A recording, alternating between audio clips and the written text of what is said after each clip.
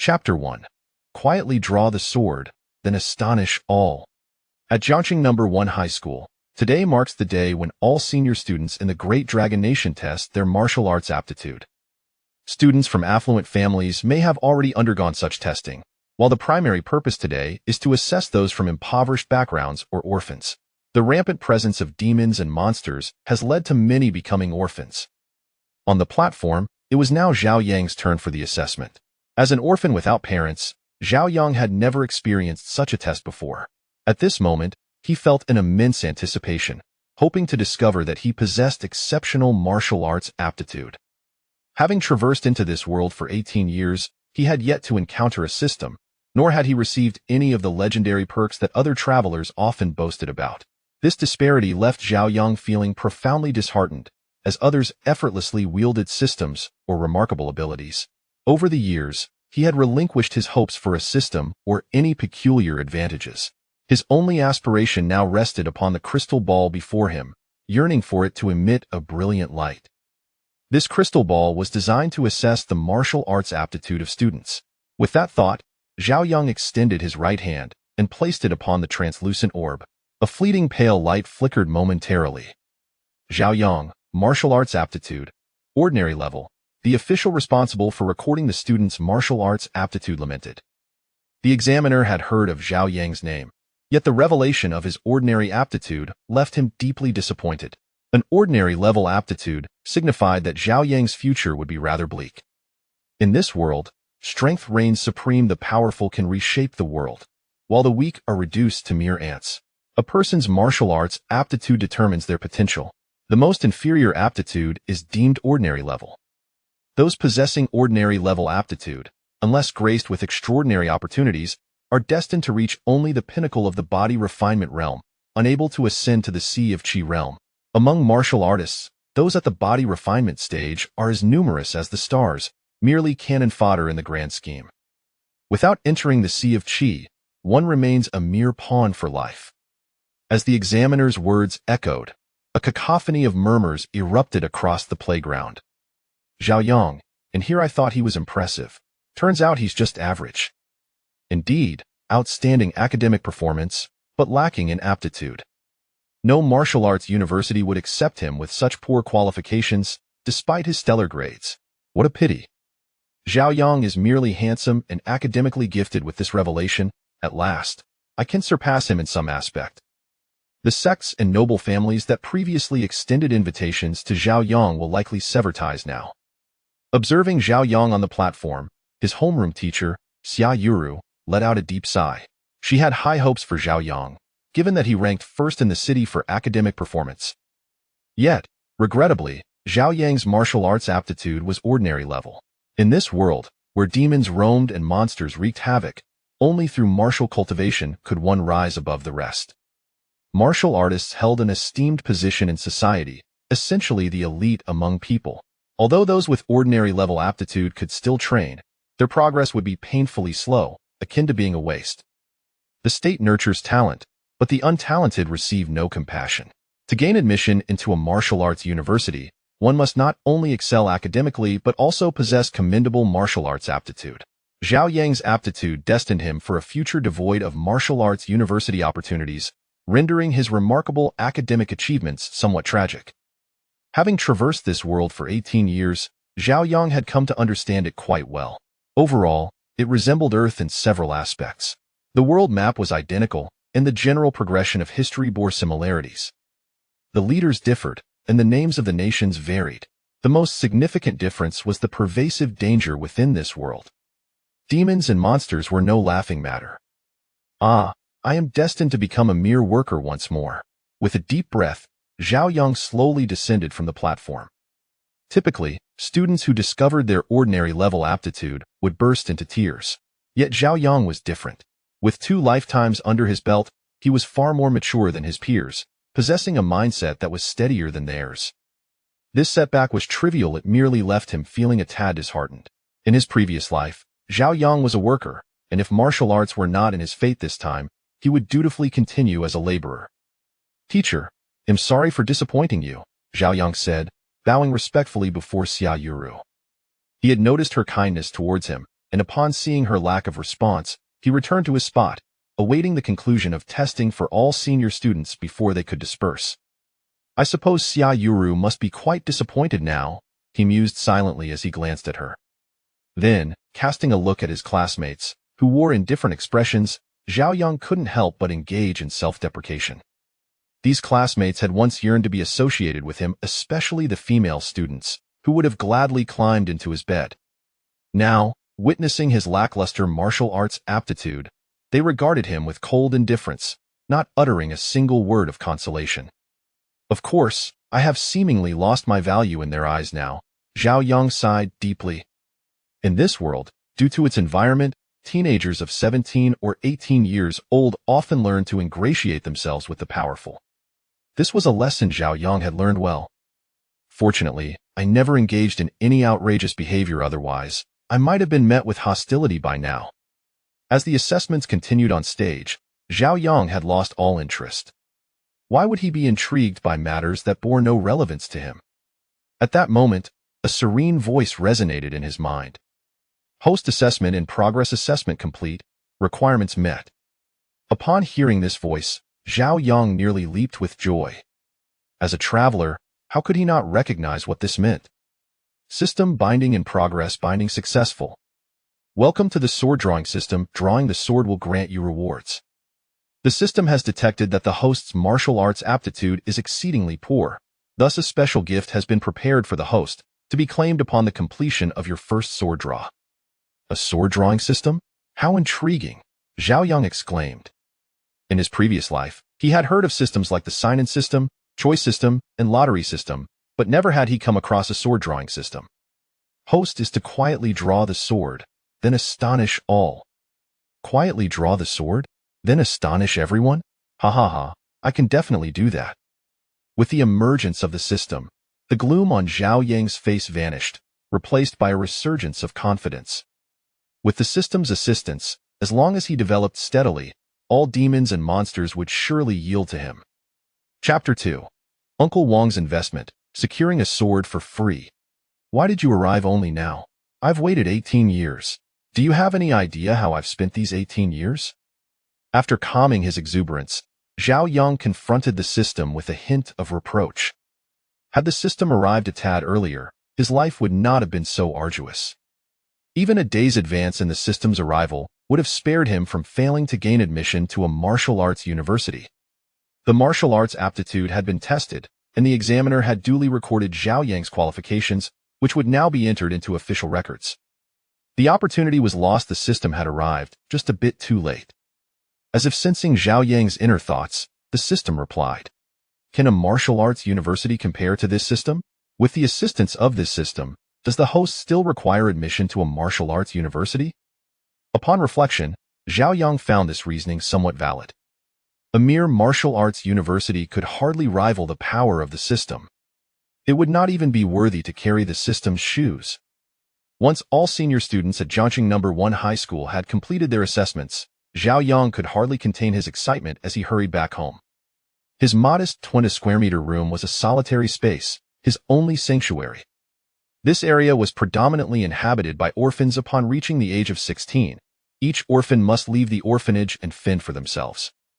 To facilitate this, the government had constructed this complex, renting it to orphans at affordable rates. There had been opportunities for Zhao Yang to be adopted, yet he had declined each time. His reasons were simple: he did not wish to call anyone father.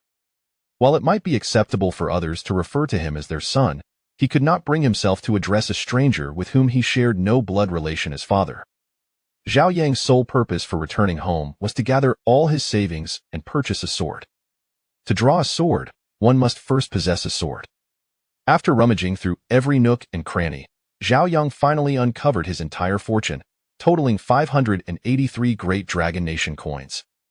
This amount represented years of hard work and frugality. 583 coins with a friendly price. I should be able to procure a decent sword. Suddenly, a thought struck Zhao Yang. I could visit the weapon shop, draw a sword, and then leave without paying. Ha ha ha, I truly am brilliant. Just a casual stroll, without the intention to enter. Warning: the host must not engage in deceitful behavior. A sword not belonging to the host is not valid, alas. With the hope of obtaining something for free dashed, Zhao Yang had no choice but to accept reality. In front of the blacksmith's forge. In this world, where martial artists abound, cold weapons are inevitable. The weapons at the blacksmith shop are reasonably priced, making it an ideal place for novice martial artists to procure their arms. At this moment, Zhao Yang found himself at the entrance of a blacksmith shop, intent on purchasing an iron sword. A standard iron sword, of course, lacks exceptional quality, otherwise, it would not be so affordable. Having previously visited this establishment for blacksmithing, Zhao Yang now sought to leverage their camaraderie to acquire a sword at a discounted price. Uncle Wang, I wish to buy a sword. Do you have any at a more reasonable price? Upon hearing Zhao Yang's call, Uncle Wang paused his work. Oh, young Zhao, have you discovered commendable aptitude? Today marked the day for testing martial arts potential, and given that Zhao Yang was in his final year of high school, Uncle Wang naturally was aware of this. Seeing Zhao Yang come to purchase a sword, Uncle Wang assumed he had tested favorably. After all, individuals with poor aptitude typically do not seek to buy weapons. Poor aptitude signifies a lack of affinity with martial arts, so why bother purchasing a weapon only to let it rust? Not quite, but I still wish to persevere, Zhao Yang replied with a grin. Seeing Zhao Yang so cheerful, Uncle Wang instinctively suspected he might be embellishing the truth. Who would believe that someone with poor aptitude would still desire to purchase weapons while wearing a smile? I've known since the moment I met you that you were destined for greatness. I merely hope that when you become a martial artist, you may extend your kindness to my humble forge, Uncle Wang remarked with a sigh. Ah, I assure you, I will, Zhao Yang nodded in agreement. Uncle Wang had treated him well, often inviting him for meals, knowing Zhao Yang was an orphan. Even without Uncle Wang's prompting, Zhao Yang would undoubtedly look after the blacksmith shop not for any ulterior motive, but simply because he felt it was worthwhile. Ha ha, you rascal, still in denial, Uncle Wang teased before inquiring. What kind of sword do you desire? I think this one looks quite fine. Zhao Yang pointed to an iron sword displayed on a wooden rack before him. The sword was utterly unremarkable, appearing quite ordinary. Zhao Yang's funds were limited, and as long as it was a sword, he had no need for extravagance. Here, take it. No need to pay, consider it my investment, Uncle Wang said as he retrieved the sword and handed it to Zhao Yang. This. Zhao Yang looked at the sword in his hands, somewhat bewildered. Zhao Yang understood Uncle Wang's words all too well. Before testing his martial arts potential, several sects and clans had sought to invest in him, all of which he had declined. In Zhao Yang's view, should his martial arts aptitude prove subpar, those sects and clans would surely retract their investments. With the power those sects and clans wielded, eliminating Zhao Yang discreetly would be a trivial matter. After the testing of his martial arts potential, those sects and clans vanished without a trace. Such is reality, because Zhao Yang's aptitude was not deemed worthy of their investment. Yet now, Uncle Wang, unaware of Zhao Yang's martial arts potential, was directly investing in him. Zhao Yang was uncertain whether Uncle Wang was overly optimistic or genuinely believed in his potential. One must understand that had he not bound himself to a system, this sword would be rendered worthless. Take it if you refuse, don't call me Uncle Wang, Uncle Wang insisted, his expression turning serious as Zhao Yang hesitated. Very well, then I shall gratefully accept it, Uncle Wang. The prospect of acquiring a sword without cost was entirely unexpected for Zhao Yang. All right, off you go. I shall return to my work. With that, Uncle Wang returned to his workbench, picking up his hammer and resuming his rhythmic clanging. Indeed, from this day forth, I shall look after this blacksmith's shop. Without pretense, Zhao Yang accepted the iron sword. Having acquired a sword, I must also procure a scabbard. The swords from the blacksmith's shop came without scabbards. If he were to spend 500 coins at a friendly price for this sword, it appeared that Zhao Yang would have to venture outside the city to hunt beasts for leather. Given Zhao Yang's current capabilities, the probability of death outside the city was exceedingly high. Now that he had obtained a sword for free, the funds he possessed could be allocated for purchasing leather. Were he to buy a sword from a weapons shop, he would not need to procure leather separately for a scabbard. Weapons from the weapons shop were sold as complete sets, which consequently made them quite expensive and beyond Zhao Yang's means. Boss, how much for this piece of leather? As he approached a butcher's shop, Zhao Yang inquired of the proprietor. Chapter 3: The moment the sword was drawn, the ancient sword manual came into play. After slaying monstrous beasts, both hunting and adventuring parties would bring their spoils to the butcher shop for sale. Aside from humanoid beasts that are not consumed by humans, all other beasts, as long as they are edible, are fair game for human consumption that are in this world. Poultry and livestock do not exist. Meat can only be derived from these monstrous creatures, which also serve to strengthen the body. The flesh of lower-tier beasts is not expensive and is generally affordable for most people. The primary issue is inflation. There is an abundance of low-tier beast meat. Otherwise, many would struggle to purchase it. The butcher assessed Zhao Yang, and upon noticing the sword in his hand, immediately discerned that Zhao Yang sought to acquire hide for a sword sheath. This piece is 300 that the butcher had no intention of overcharging Zhao Yang, nor would he dare to. Should Zhao Yang, in the future, become a martial artist, retribution would be exceedingly simple. Presently, the butcher was merely at the third level of body refinement. In his eyes, given Zhao Yang's current age, it was only a matter of time before he surpassed him. Very well, please wrap it up. I will take this piece. The hide was not particularly large, merely 1 square meter, yet its price was substantial. The hides of these beasts not only serve a practical purpose, but also provide a certain degree of defense, thus fetching a higher price than the meat itself. After paying 300, Zhao Yang returned home that a single sword sheath would not consume all that hide. He would need to cut it down to size. After trimming the hide, Zhao Yang retrieved needle and thread. As an orphan, sewing was a common task, and he had long since procured these supplies. After laboring for over half an hour to stitch together a rather unremarkable sword sheath from the beast's hide, he declared, "Here it comes, the moment of unsheathing." With that, Zhao Yang drew the sword from its sheath. Ding! Congratulations, host, on your first successful unsheathing. You have received a novice gift pack. The novice gift pack has been placed in the host system space and can be retrieved with a thought. Without hesitation, Zhao Yang summoned the novice gift pack that a pristine gift box materialized in his hands, and as he gazed at it, he felt a twinge of skepticism. Was this truly the novice gift pack? So small? How much could it possibly hold? Upon opening the novice gift pack, he was greeted with the announcement. Congratulations, host, you have received 10 body refinement pills, 1 marrow cleansing pill, 10 buckets of primordial water, and 1 Xiantier weapon, the azure-edged sword. Gasping in astonishment at the bounty before him, Zhao Yang inhaled sharply. Such a small gift box could contain so many treasures. It seemed he had underestimated the situation. The body refinement pills were self-explanatory. Their name indicated they were for use at the body refinement stage. As for the marrow cleansing pill, that was a treasure indeed. Initially, Zhao Yang had wondered where the system's grand gift had gone. But now he understood. It was all contained within the novice gift pack. The marrow cleansing pill. Its very name suggested it was a substance for cleansing marrow, capable of enhancing one's aptitude. His own aptitude had been woeful, which is why the system had prepared this pill for him.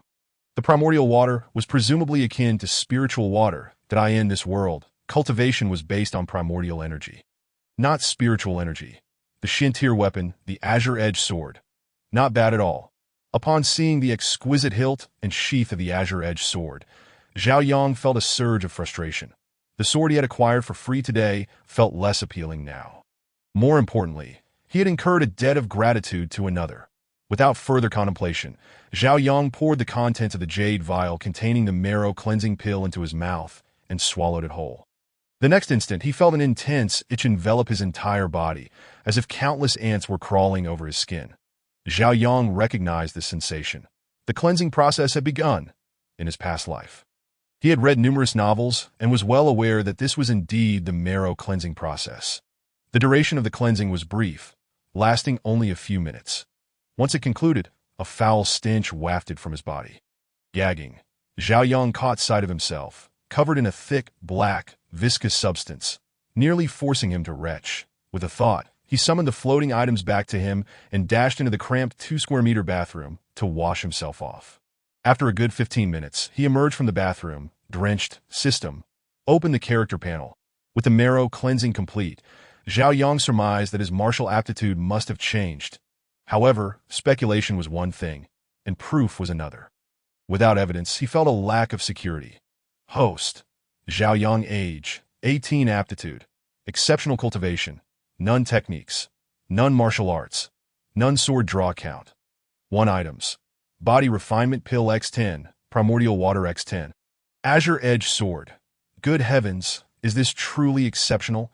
One single marrow cleansing pill had transformed Zhao Yang's ordinary aptitude into something exceptional. It felt as if he were dreaming. But Zhao Yang knew it was real. He could distinctly sense the flow of primordial energy in the world around him, that if this was not exceptional aptitude, then what was? After storing the sword he had received from Uncle Wang and the sheath he had crafted into the system space, Zhao Yang retrieved the Azure Edge sword. Unsheathing it, he felt the elegance of the finely crafted sword in his hand. The previous sword had been somewhat crude, lacking the satisfying sound of a true draw. Ding. Host has drawn the sword twice. Reward.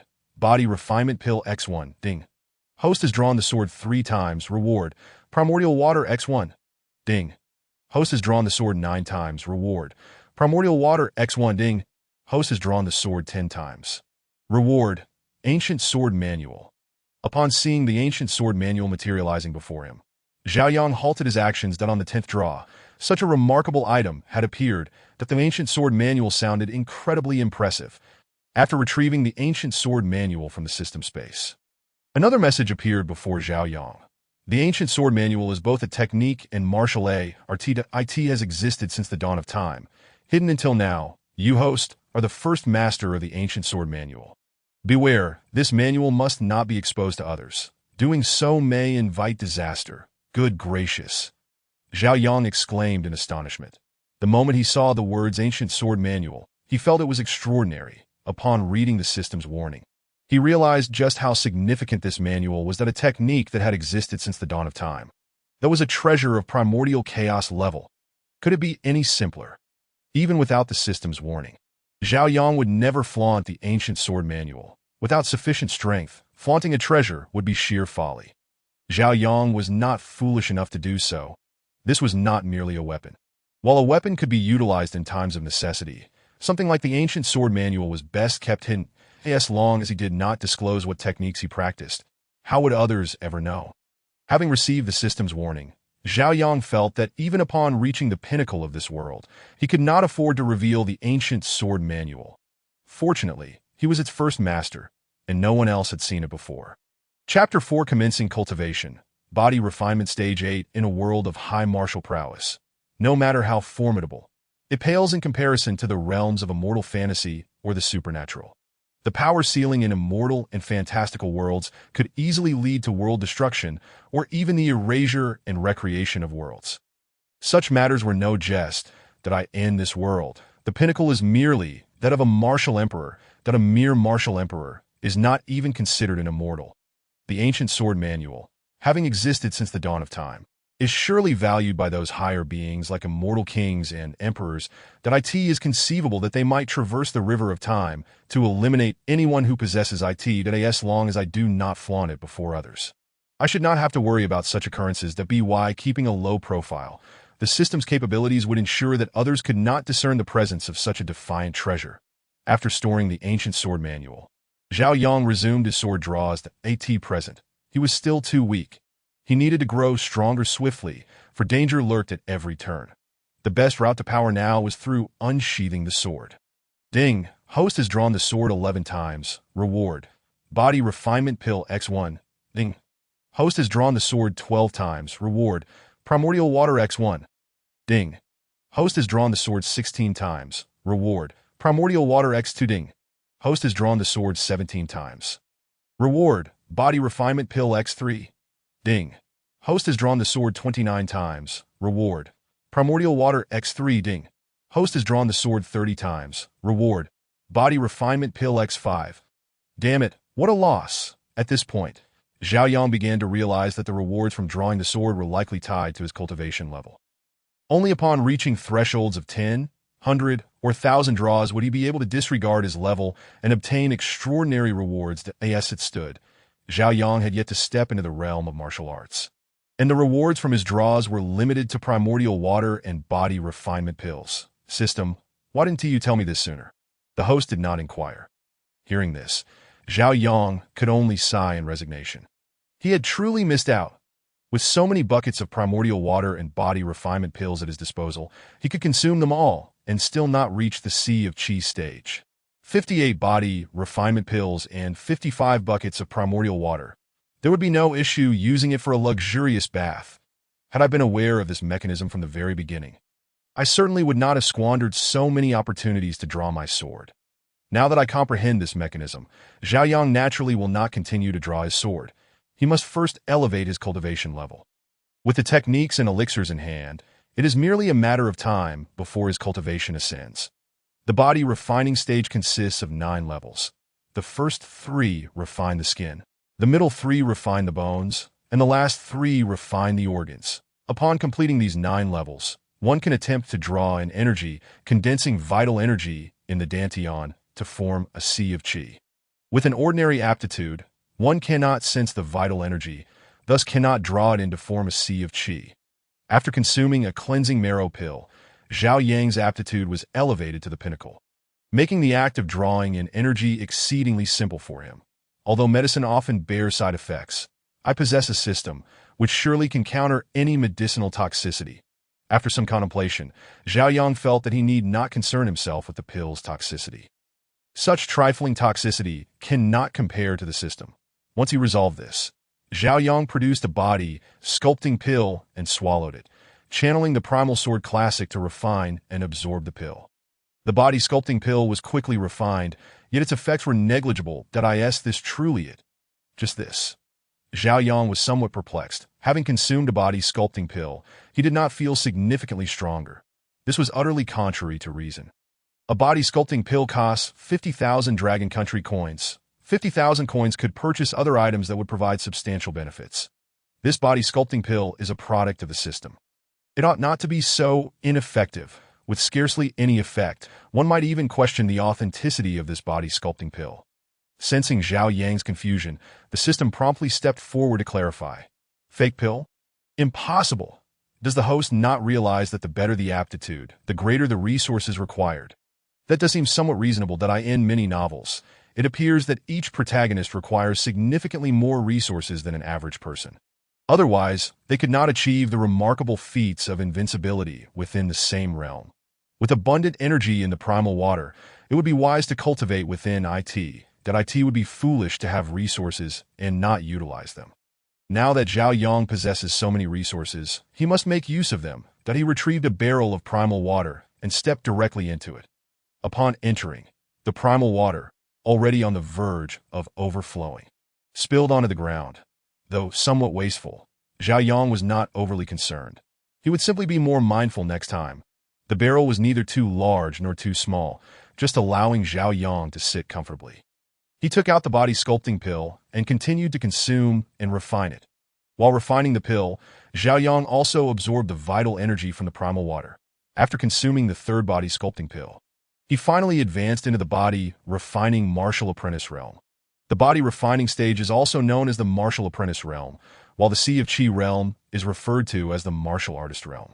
Now, Zhao Yang could distinctly sense the changes occurring within his body, that he had grown stronger. Zhao Yang could clearly feel that he could effortlessly defeat 10 of his previous self, who had yet to become a martial apprentice. Yet this was merely the beginning. The journey was far from over. Having only reached the first level of body refining, there remained 8 levels ahead.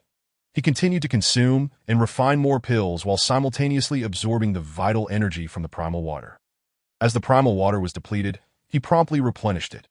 Over the course of one night, Zhao Yang's cultivation level surged from that of an ordinary person to the 8th level of body refining. This was entirely due to the consumption of pills and the absorption of vast amounts of vital energy. As dawn broke, Zhao Yang had consumed 43 body sculpting pills and depleted 20 barrels of primal water. He was left with only 15 body sculpting pills and 35 barrels of primal water. This was primarily due to the excessive consumption of pills, which led to his body developing a resistance. Otherwise, he would not have required so many body sculpting pills. At this point, Zhao Yang concluded his training. Although his cultivation process was as effortless as eating and drinking, it was all funded by real gold and silver. As he transitioned from the 8th to the 9th level of body refining, Zhao Yang did not intend to continue consuming pills. That would be too extravagant. Selling the remaining body sculpting pills could yield a considerable sum. Observing the modest 20 square meter room, Zhao Yang felt the need to find a new dwelling. After all, How could he live up to the identity of a transmigrator? To be a transmigrator living in such a manner would be utterly disgraceful. The system cautioned him that excessive pill consumption could lead to instability in his foundation, making him susceptible to the dangers of going astray in the future. While the risk of going astray was currently low due to his lower realm, it would become significantly higher as his cultivation advanced. Deepening one's foundation. Does the system have any sound suggestions? Zhao Yang inquired, that he was aware that rapid elevation of cultivation without solidifying one's foundation could lead to deviation, as many novels had indicated. Though Zhao Yang had not witnessed any protagonist fall into such a predicament, he recalled instances where, upon deviation, a stunningly beautiful woman would invariably be present, leading to a romantic entanglement.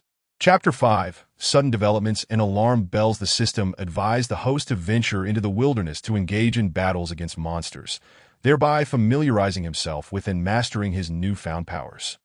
To venture into the wilderness and confront monsters. How intriguing, Zhao Yang thought, a flicker of excitement gleaming in his eyes. Since arriving in this world, Zhao Yang had never stepped foot beyond Jiang City. Ordinary people were forbidden from leaving the city. This was the law of the land. The wilderness was fraught with danger. For an ordinary person to venture out would be tantamount to seeking death. It was precisely because of this law that Zhao Yang had never left Jiang City, remaining unaware of what lay beyond, that if he did not become a martial artist, his life would remain confined to this one existence. Jiang City resembled a prison, ensnaring all ordinary individuals within its confines. Now that Zhao Yang had entered the martial apprentice realm and reached the 8th level of body refining, he was indeed capable of leaving the city. After a night of cultivation, Zhao Yang felt no hint of fatigue. Rather, he was invigorated. This was a transformation brought about by his elevated cultivation, and in the 8th level of body refining. Not only could he remain awake for a night, but even a week without sleep would pose no threat of sudden death. Without preparing any provisions, Zhao Yang took the sword he had acquired from Uncle Wang and stepped outside, to avoid arousing suspicion. Carrying a weapon was essential when leaving the city. The Qingfeng sword was a profound weapon, and given Zhao Yang's current cultivation, it was imprudent to expose it. Otherwise, others might be tempted by its value. As Zhao Yang ventured out alone, the city guards were taken aback. Who dares to leave the city alone but those who are at least innate martial masters? Even those at the Sea of Qi realm would hesitate to venture out alone. The uncertainties of the wilderness are numerous. One could easily find themselves in a life-threatening situation at any moment. This was no jest. Had Zhao Yang not appeared relatively youthful, the guards would have surely stopped him. At such a young age to have attained the 8th level of body refining, the guards regarded Zhao Yang as a prodigy from a prestigious family, and thus did not dare to impede his passage. Otherwise, they would risk their positions. A mere 17 or 18 years old and already at the 8th level of body refining. Surely, he must be a talented scion from a prominent family. Indeed, but how far can he go? The guards exchanged glances, watching Zhao Yang's retreating figure with a glimmer of hope. For them, the more prodigies there were, the better. Prodigies symbolize hope. The more prodigies there are, the greater the chance humanity has to alter its fate. They could only wonder if they would ever witness the day of human liberation. Over the years, they had witnessed many humans meet tragic ends at the hands of monsters. Had they possessed sufficient strength, they would have long desired to eradicate all monsters from this world. Upon exiting Jiang City, Zhao Yang began to wander aimlessly. Without a map, and having never ventured outside, he was oblivious to the conditions beyond the city limits. He had no knowledge of where monsters might be lurking. Thus, he could only rely on chance, hoping to encounter a solitary, low-level monster. While he could not contend with higher-level monsters, he could at least exchange blows with the weaker ones. Just as Zhao Yang searched for a lone monster, the clear blue sky suddenly erupted with deafening sounds. Boom, boom, boom. The resounding echoes captured the attention of everyone within a 100-mile radius, Zhao Yang included, who turned his gaze skyward, but he could faintly discern two indistinct figures at that moment. All within the vicinity understood that it was not thunder, but rather a battle taking place. Such a clash would undoubtedly generate such an uproar, indicating that the two combatants possessed formidable cultivation levels. The distance was too far, and apart from the parties involved, no one could ascertain their precise cultivation levels, nor would they dare to probe. Shortly thereafter, Zhao Yang heard the alarm bells ringing in Jiang City behind him that in an instant, he realized that a grave incident had transpired. Over the past 18 years, Zhao Yang had heard this level of alarm 5 times.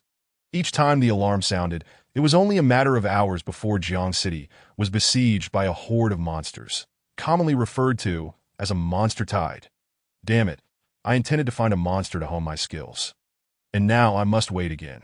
With the sky erupting in Jiang City, sounding the alarm, anyone with a modicum of sense would deduce that the two combatants had undoubtedly stirred the monsters within a 100-mile radius. As the two continued their battle, the monsters in the surrounding forests, wishing to avoid the fallout from their clash, could only flee to end their desperate escape.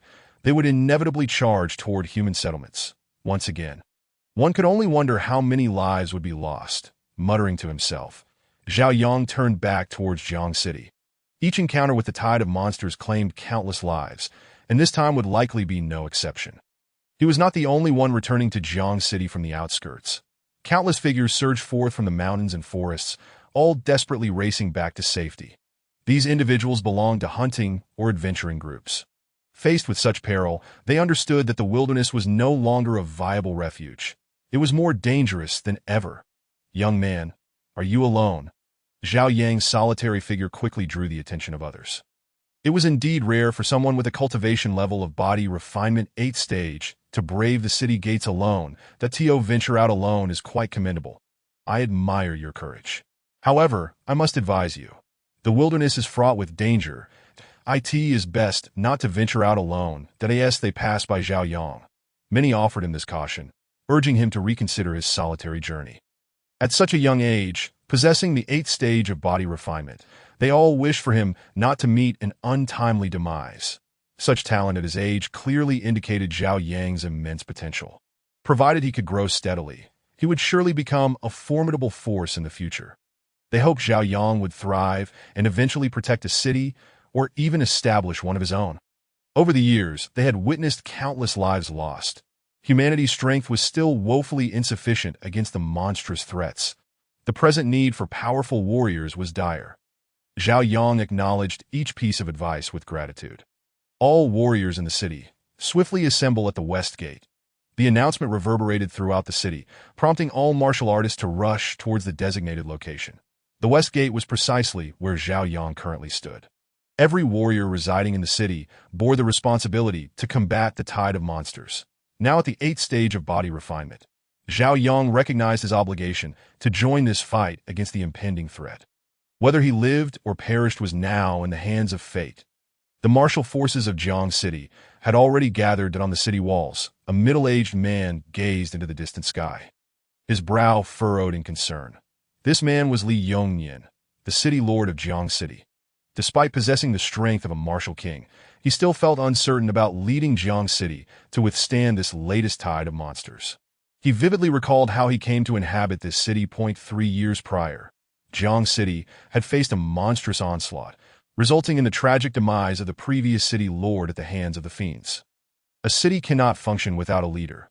Hence Li Yongnian was summoned to take charge of Jiang City.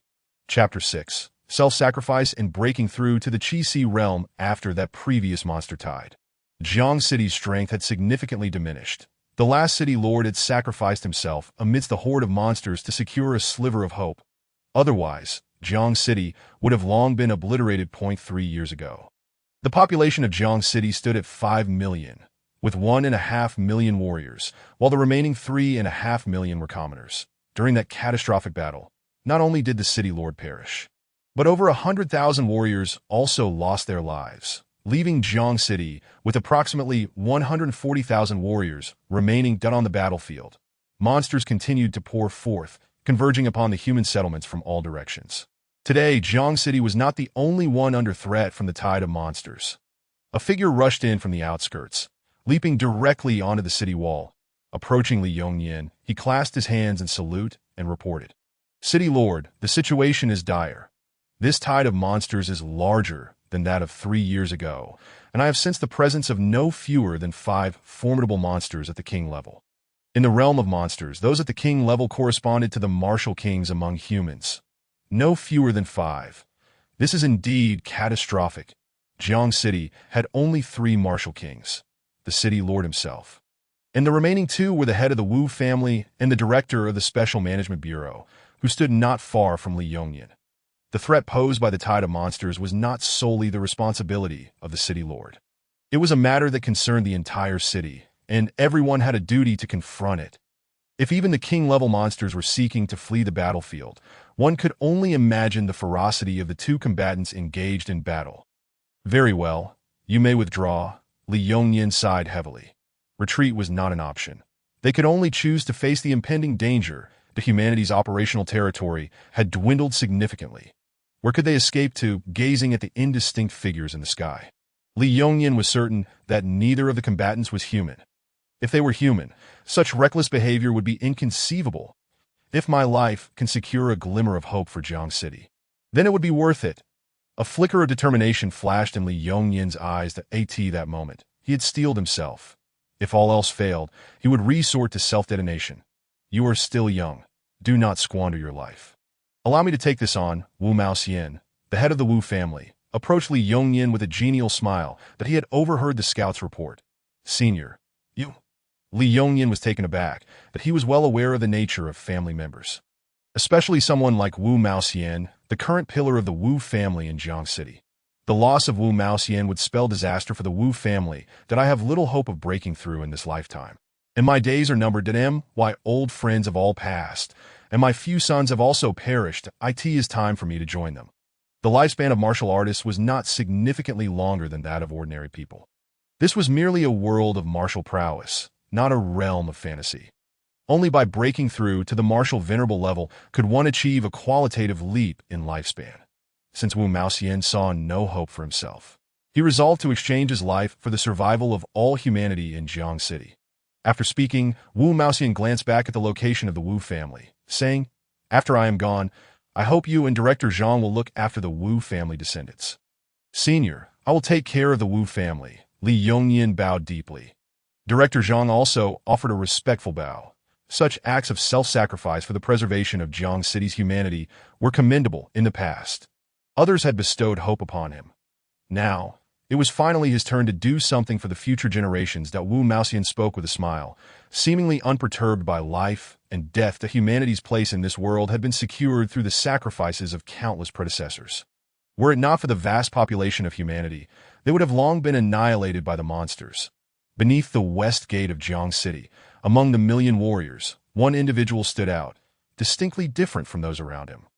While others bore expressions of tension, this person occasionally displayed a flicker of excitement that he repeatedly engaged in a singular action, drawing his sword, sheathing it, then drawing it once more. This individual was Zhao Yang. His insufficient strength could lead to his immediate demise at the hands of the monsters. The only way to rapidly enhance his power was through the act of drawing his sword. Ding! The host has drawn his sword 31 times. Reward: 1 rejuvenation bomb. Ding! The host has drawn his sword 32 times. Reward: 2 rejuvenation bombs. Ding! The host has drawn his sword 33 times. Reward: 1 bucket of primordial water. Ding! The host has drawn his sword 34 times. Reward: 2 body refinement pills. Ding! The host has drawn his sword 40 times. Reward: 1 breakthrough pill. Upon seeing these notifications, Zhao Yang's face lit up with exhilaration. With the breakthrough pill, the prospect of advancing to the Qi-Si realm seemed even more attainable. Without further thought about wastefulness, Zhao Yang surreptitiously consumed the body refinement pills that if he did not act now, he might soon find himself without the opportunity to do so. After ingesting and refining 12 body refinement pills, Zhao Yang's cultivation surged to the 9th stage of body refinement. Yet, he was not finished. He continued to consume more pills. After exhausting all the body refinement pills in his system, he still had not reached the pinnacle of the 9th stage. Thus, Zhao Yang resumed drawing his sword. Ding! The host has drawn his sword 41 times. Reward: 4 buckets of primordial water. Ding! The host has drawn his sword 42 times. Reward: sword control technique. Seeing the sword control technique, Zhao Yang's excitement rekindled. After a brief examination of the technique's description, he felt a sense of helplessness. He was currently unable to utilize it, and even if he learned it, he could not yet apply it. The sword control technique could only be wielded upon reaching the Qi-Si martial artist level. A stage Zhao Yang had yet to attain. Ding. The host has drawn his sword 43 times. Reward: 3 body refinement pills. What a fortune! With these, he could directly break through to the Qi realm. Extracting the 3 body refinement pills, Zhao Yang consumed them one by one.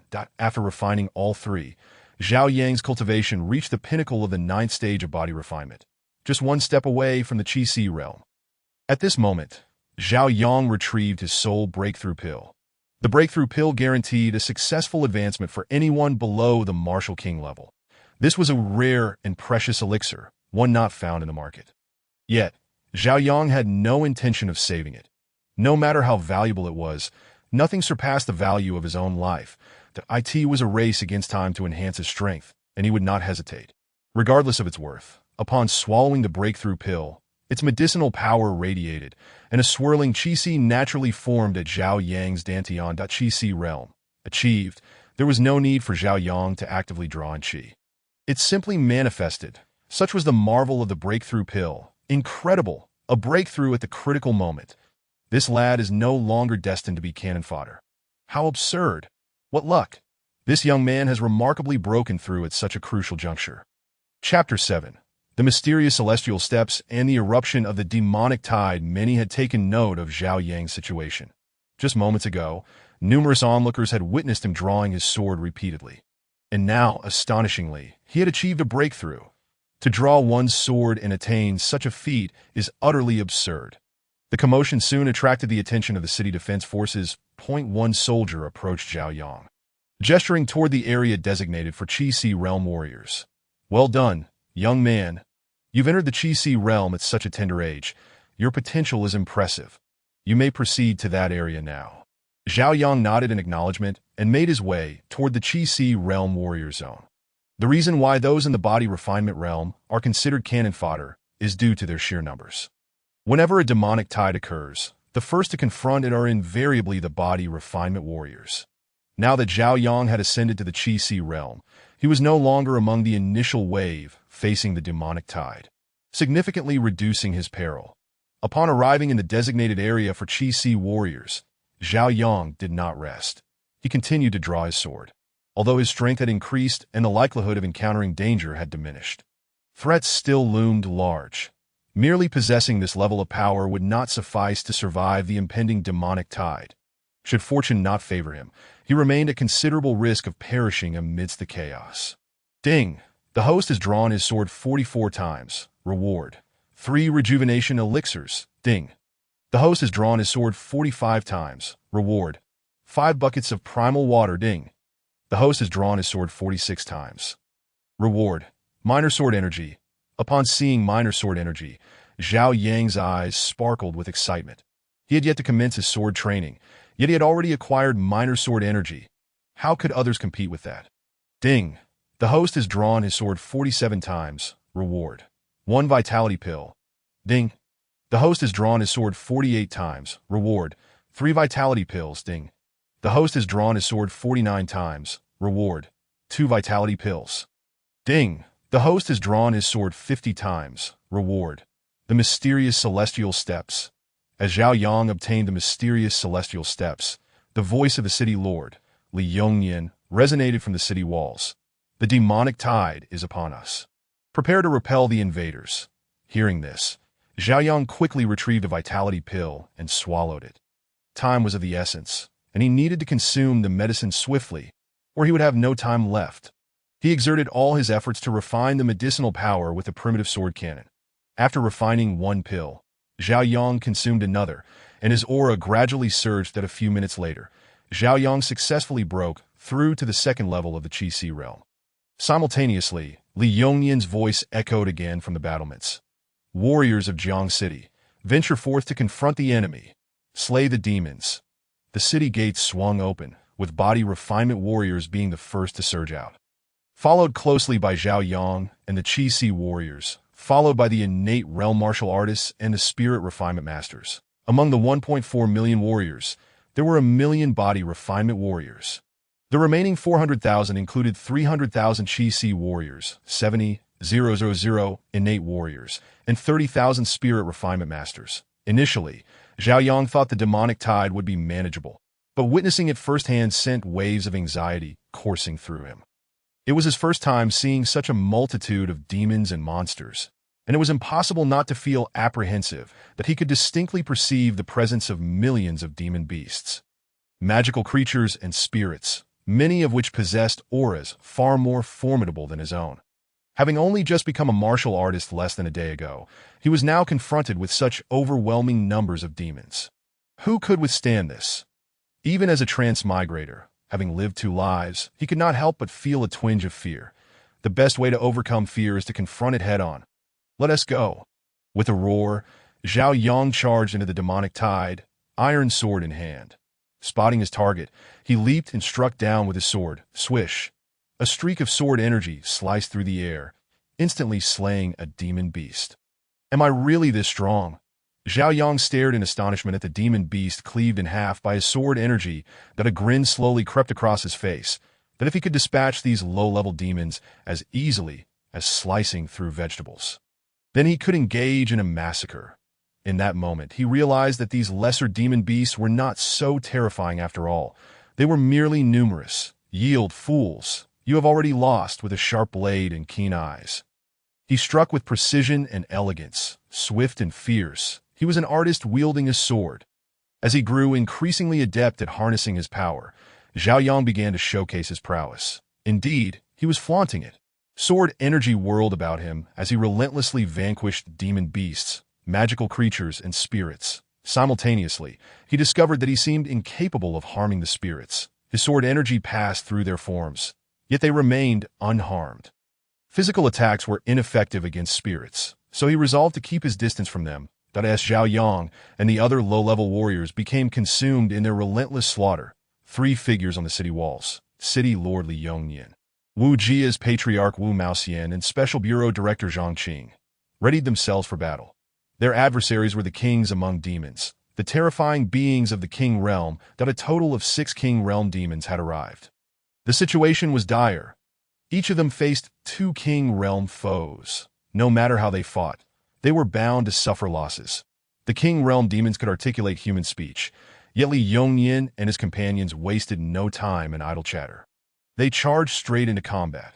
Since these 6 King Realm demons had come here, they were enemies. There was nothing more to discuss. The battlefield descended into chaos. Kill. Annihilate these beasts. Brothers, charge with me, brother. I'll go ahead. Captain, remember to look after my son. Brothers, it's my time to... Xiao Lu. Damn it. Today I will surely slay every last one of you beasts. Countless corpses fell. Demon beasts, magical creatures, and of course humans, witnessing so many lives extinguished before his eyes for the first time.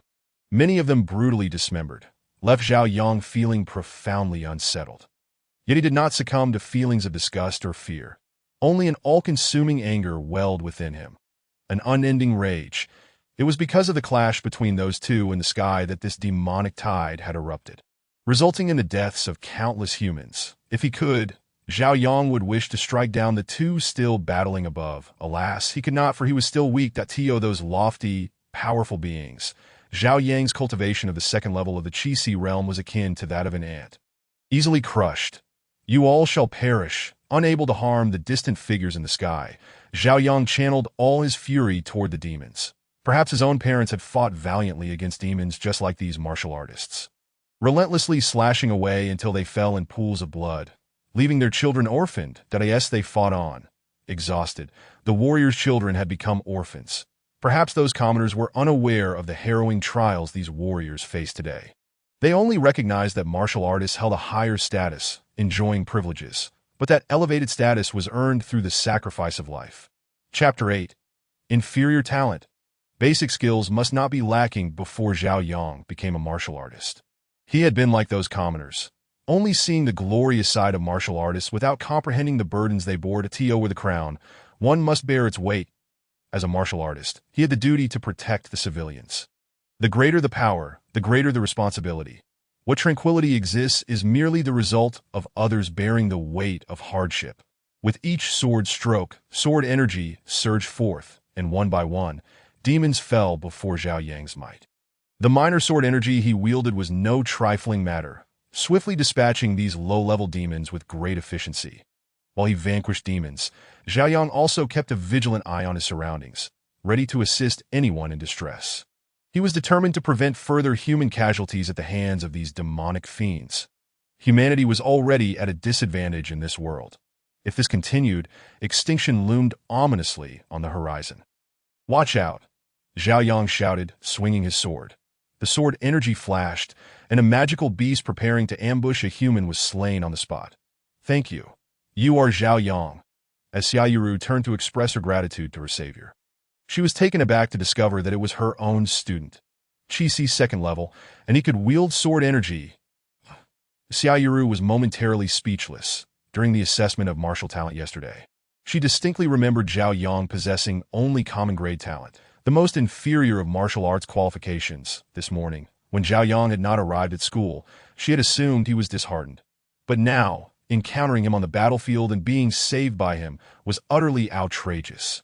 How could the most inferior talent achieve a breakthrough from a commoner to the second level of the Qi realm overnight? Not only that, but he had also comprehended sword energy. Is this what you call the most inferior talent? It is worth noting that sword energy is not something easily manifested. Even among innate realm martial artists, without innate talent, one might struggle to wield it. Moreover, the sword energy Zhao Yang had unleashed did not appear to be the product of recent comprehension.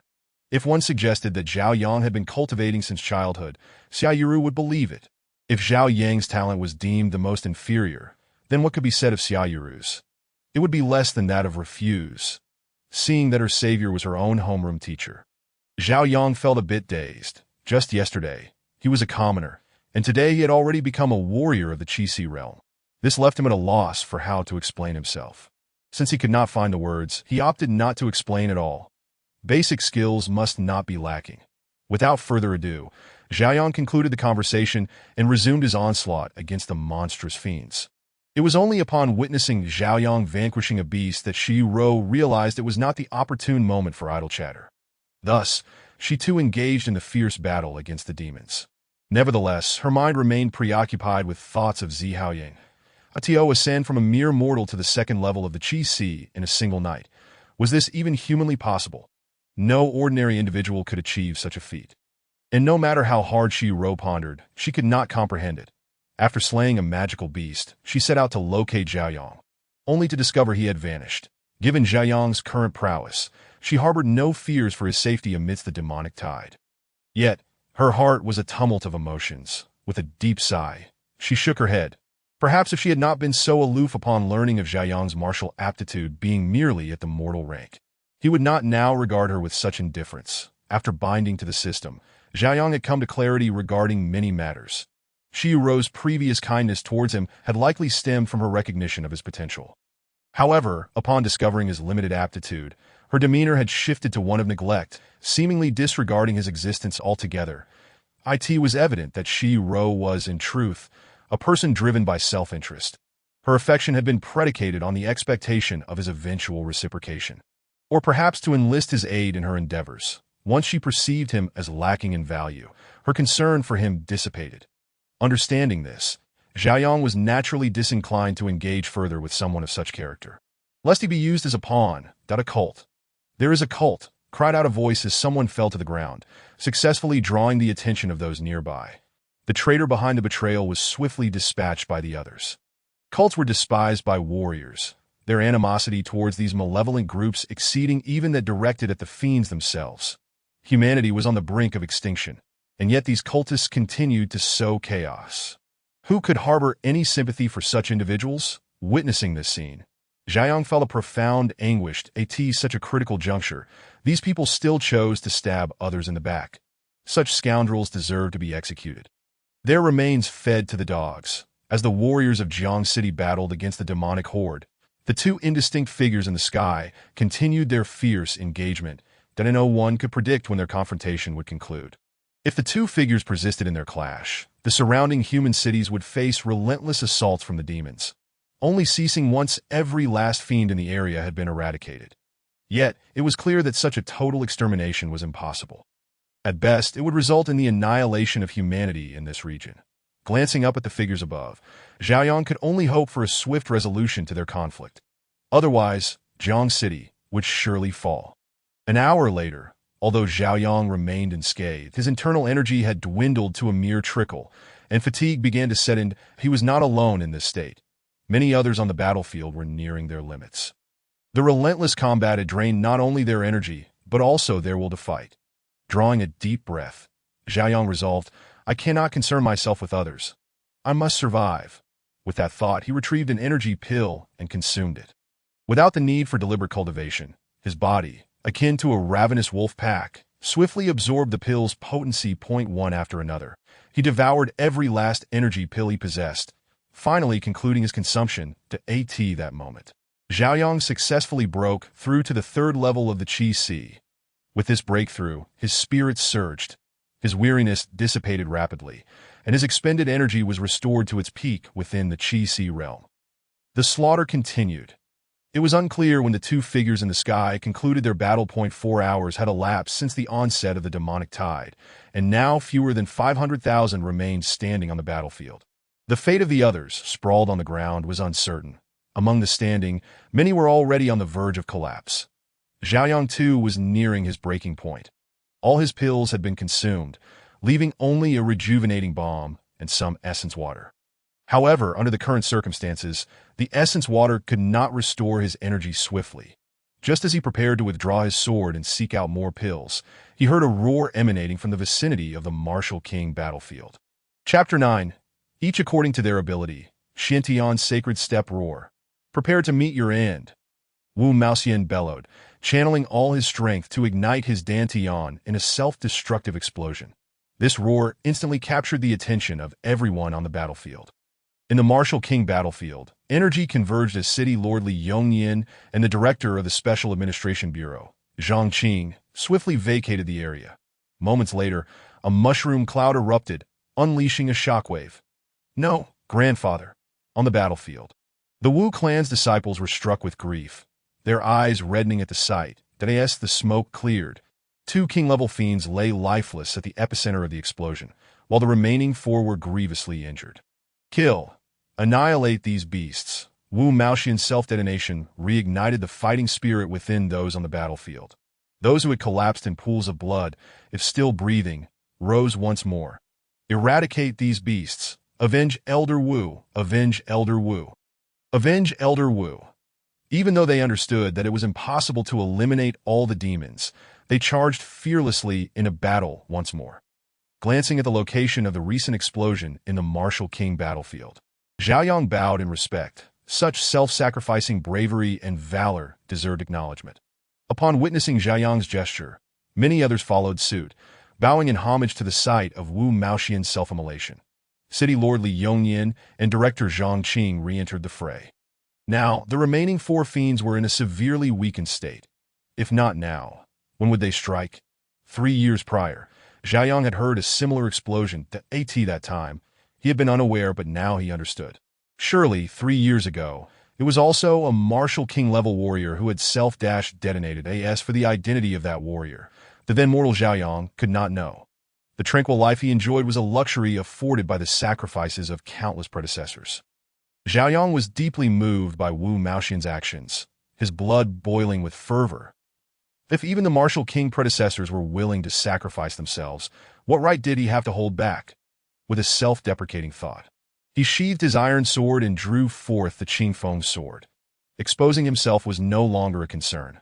The time for hesitation had passed. Ding. Host has drawn his sword 51 times. Reward, 2 energy pills. Seeing the notification before him, Zhao Yang swiftly retrieved the 2 energy pills he had just acquired from the system space. After consuming both, he charged into the throng of demons wielding his sword. The previous iron sword was now replaced by the premium Qingfeng sword of the Xian rank. The sword energy he unleashed was exponentially more powerful than before. Previously, he could only release a sword energy 1 meter in length. Now, wielding the Qingfeng sword, the length had surged to 10 meters. Now, he truly embodied the essence of sword energy. With the Qingfeng sword in hand, Zhao Yang transformed into a harbinger of death with a single swing. He could slay multiple low-tier demons. His action soon caught the attention of others. The first to notice was none other than City Lord Li Yongyan, the highest-ranked warrior present. A premium Xian rank weapon? Good heavens, it appears to be wielded by a mere lad of the Qi realm, that a premium Xian rank weapon was valued at over 10 million, but the lowest price for such a weapon was 9 million Daluo Kingdom coins. Observing a young man brandishing a weapon of such caliber, how could they not be astonished? Goodness, this lad can't be older than 20. Third level of the Qi, he is undoubtedly a genius. Upon witnessing Xiaoyang's rampage among the low-tier demons, Zhang Qing gasped in shock. City Lord Li Yongyan and Director Zhang Qing exchanged glances, both uttering in unison, each according to their ability. Both were intent on recruiting Xiaoyang. They subsequently resumed their assault on the remaining injured king-level demons. The paramount concern was still to combat the demonic tide. Boy, hand over that weapon. It is beyond your means, seeing Xiaoyang's Qingfeng sword. Many individuals turned their gaze upon him, their eyes filled with covetousness. They understood that the Qingfeng sword was a valuable item.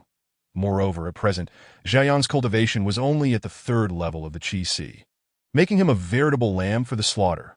On this battlefield, individuals with greater cultivation than Xiaoyang were plentiful. Even though combating the demonic tide was of utmost importance, some still couldn't resist the temptation to seize Xiaoyang's Qingfeng sword. Indeed, one hawkish man approached Xiaoyang, his words dripping with his hidden intentions, his gaze revealing unrestrained greed. Xiaoyang had anticipated such a scenario, though he had not expected it to occur so swiftly. He had only unsheathed the Qingfeng sword for less than 5 minutes. This world was not solely inhabited by selfless predecessors like Wu Maoxian. It also harbored toxic individuals like the one before him. Why should I relinquish my belongings to you? Xiaoyang cast a sidelong glance at the man, and then swiftly struck out with his sword. After delivering the blow, he retreated in haste, weaving into the throng of demons and monsters. This hawkish-nosed man was a martial artist of innate realm. And at present, Xiaoyang was not his match. Unable to prevail, escape was his only option. Damn it! I wonder how far you think you can run, the hawkish-nosed man muttered under his breath, pursuing Xiaoyang in the direction he fled. Witnessing this, the others also joined the chase. Who wouldn't covet a sword of superior quality? Even if one lacked proficiency in swordsmanship, it could be sold for a handsome sum.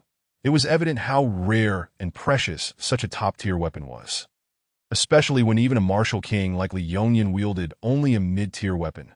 Curse it, so many people, damn. Xiaoyang glanced back, cursing audibly in that fleeting moment. He had spotted no fewer than 100 pursuers. Over 100 people were chasing him, and it was truly exhilarating. System, is there any way to extricate myself from this predicament? Host possesses the Xiantian sacred step. Why not take a look? Almost forgot. Upon hearing the system's reminder, Xiaoyang recalled the Xiantian sacred step he had obtained when drawing his sword. Time was pressing, and he had yet to peruse it before the tide of demons surged forth. He promptly retrieved the Xiantian sacred step. With Xiaoyang's aptitude, a single glance would suffice for him to memorize it. Though memorizing it did not equate to mastery, it meant he need not keep the Xiantian sacred step in hand constantly.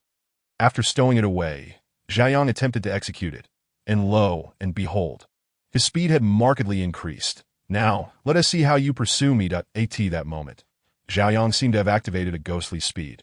With his movement accelerating dramatically, he quickly distanced himself from those behind him. How can this boy run so fast? Just when they thought they could catch up, Xiaoyang unexpectedly accelerated, widening the gap in an instant. The expression on the hawkish-nosed man's face was akin to one who had just consumed excrement, utterly grim. The prey had slipped away. This was intolerable. A mere Qi realm. I refused to believe it. The hawkish-nosed man snorted coldly, continuing his pursuit. Chapter 10. The Fall of the Kings. Escape from death without advanced body techniques. A Qi realm cultivator could never outrun the innate realm martial artists and the spirit-refining realm martial sovereigns. Xiaoyang's sudden surge in speed was, in the eyes of the hawkish-nosed man, merely a desperate struggle. Although the Xiantian sacred step was indeed advanced, Xiaoyang had only just begun to grasp its application. Barely scratching the surface, the hawkish-nosed man and the others accelerated in tandem. Xiaoyang's speed merely matched that of the innate realm martial artists, while the spirit-refining realm martial sovereigns were far swifter than him. As Xiaoyang delved deeper into the horde of demons, the pursuing spirit-refining realm martial sovereigns no longer concealed their intentions, unleashing their full speed, swiftly surpassing the hawkish-nosed man and closing in on Xiaoyang. Damn, these people are relentless. If only I had the cultivation of a spirit-refining realm, I could wipe them all out. Now, Xiaoyang could only vent his frustrations. He had no means to contend with those spirit-refining realm martial sovereigns. UV pushed me to this. A glint of determination flashed in Zhao Yang's eyes as he smirked slightly, then plunged headlong into the forest that if you seek what is mine, let us see if you have the guts. As Zhao Yang entered the forest, he did not forget to taunt them one last time. Upon seeing Zhao Yang dive into the forest, those pursuing hesitated that it was the height of the demon tide, and even at the forest's edge near Jiang City, great dangers lurked. Even the spirit-refining realm martial sovereigns were wary. If they were surrounded by a horde of spirit-refining realm demons, they would not fare well. What a pity. We'll have to wait until the demon tide recedes to search for this brat's corpse. I refuse to believe he can survive in the forest. If the demon tide had not erupted, he might have had a chance, but entering the forest now was undoubtedly a dead end. A top-tier weapon. Let us not allow the demons to snatch it away. That would be a grave loss. This boy is audacious, daring to enter the forest at such a time. In their eyes, Xiaoyang was already as good as dead, devoid of any glimmer of life. That in truth, their concerns were not unfounded. The forest was indeed perilous. Upon entering, Xiaoyang encountered dozens of spirit-refining realm demons. These demons possessed considerable intelligence and were quite cunning. Despite the demon tide, they preferred to fish in troubled waters rather than confront human martial artists directly. The battle outside the forest was mostly comprised of demons below the spirit-refining realm, while the true army of spirit-refining realm demons lay hidden within. Now that they saw a mere Qi-Si realm cultivator daring to venture into the forest, they were taken aback. A mere Qi-Si realm dares to enter the forest at this time. Is it great courage or utter foolishness? Not having spotted many spirit-refining realm demons outside the forest, Xiaoyang began to speculate. However, once inside, he realized he had underestimated the demons. They were almost entirely congregated within the forest. Perhaps due to his low cultivation, the spirit-refining realm demons, having nothing better to do, refrained from outright killing him. Being toyed with by these spirit-refining realm demons was preferable to being swiftly dispatched. Fortunately, when Xiaoyang chose to enter the forest, he had exchanged his Qingfeng sword for an iron sword. Otherwise, these spirit-refining realm demons might have attempted to seize the Qingfeng sword from him. Currently, Xiaoyang was being toyed with by dozens of demons. They attacked, but each strike was carefully measured, ensuring he would not perish. Xiaoyang was their only source of amusement. Though it was frustrating, at least he was alive. Survival signified hope that as he was being tossed about, Xiaoyang's mind was still focused on mastering the Xiantian sacred step. Moreover, he could discern that, for the time being, he would not be killed by these spirit-refining realm demons, that if he deepened his understanding of the Xiantian sacred step, perhaps he could escape this predicament. Time slipped by, and Xiaoyang's injuries worsened. Just then, a scream echoed from the martial king battlefield. A demon king had fallen. Following closely was another scream. A ghost king had also vanished from this world. The 4 king-tier demons, already left half-destroyed by Wu Maoxian's self-detonation, were no match for City Lord Li Yongnian and Special Bureau Chief Zhang Qing. With 2 king-tier demons now fallen, the remaining 2 were surely doomed. Upon witnessing the fall of 2 more kings, the spirit-refining realm demons in the forest panicked. But if they did not flee soon, one City Lord Li Yongnian and Special Bureau Chief Zhang Qing concluded their battle. They would surely be hunted down. Before fleeing, they did not forget to attempt to kill Xiaoyang. However, when they prepared to strike, they found Xiaoyang had already vanished, just moments ago, seizing the opportunity while the demons were momentarily distracted. Xiaoyang had grasped the Xiantian sacred step to a minor achievement. With a minor mastery of the Xiantian sacred step, escaping from the eyes of so many spirit-refining realm demons was merely a trivial matter.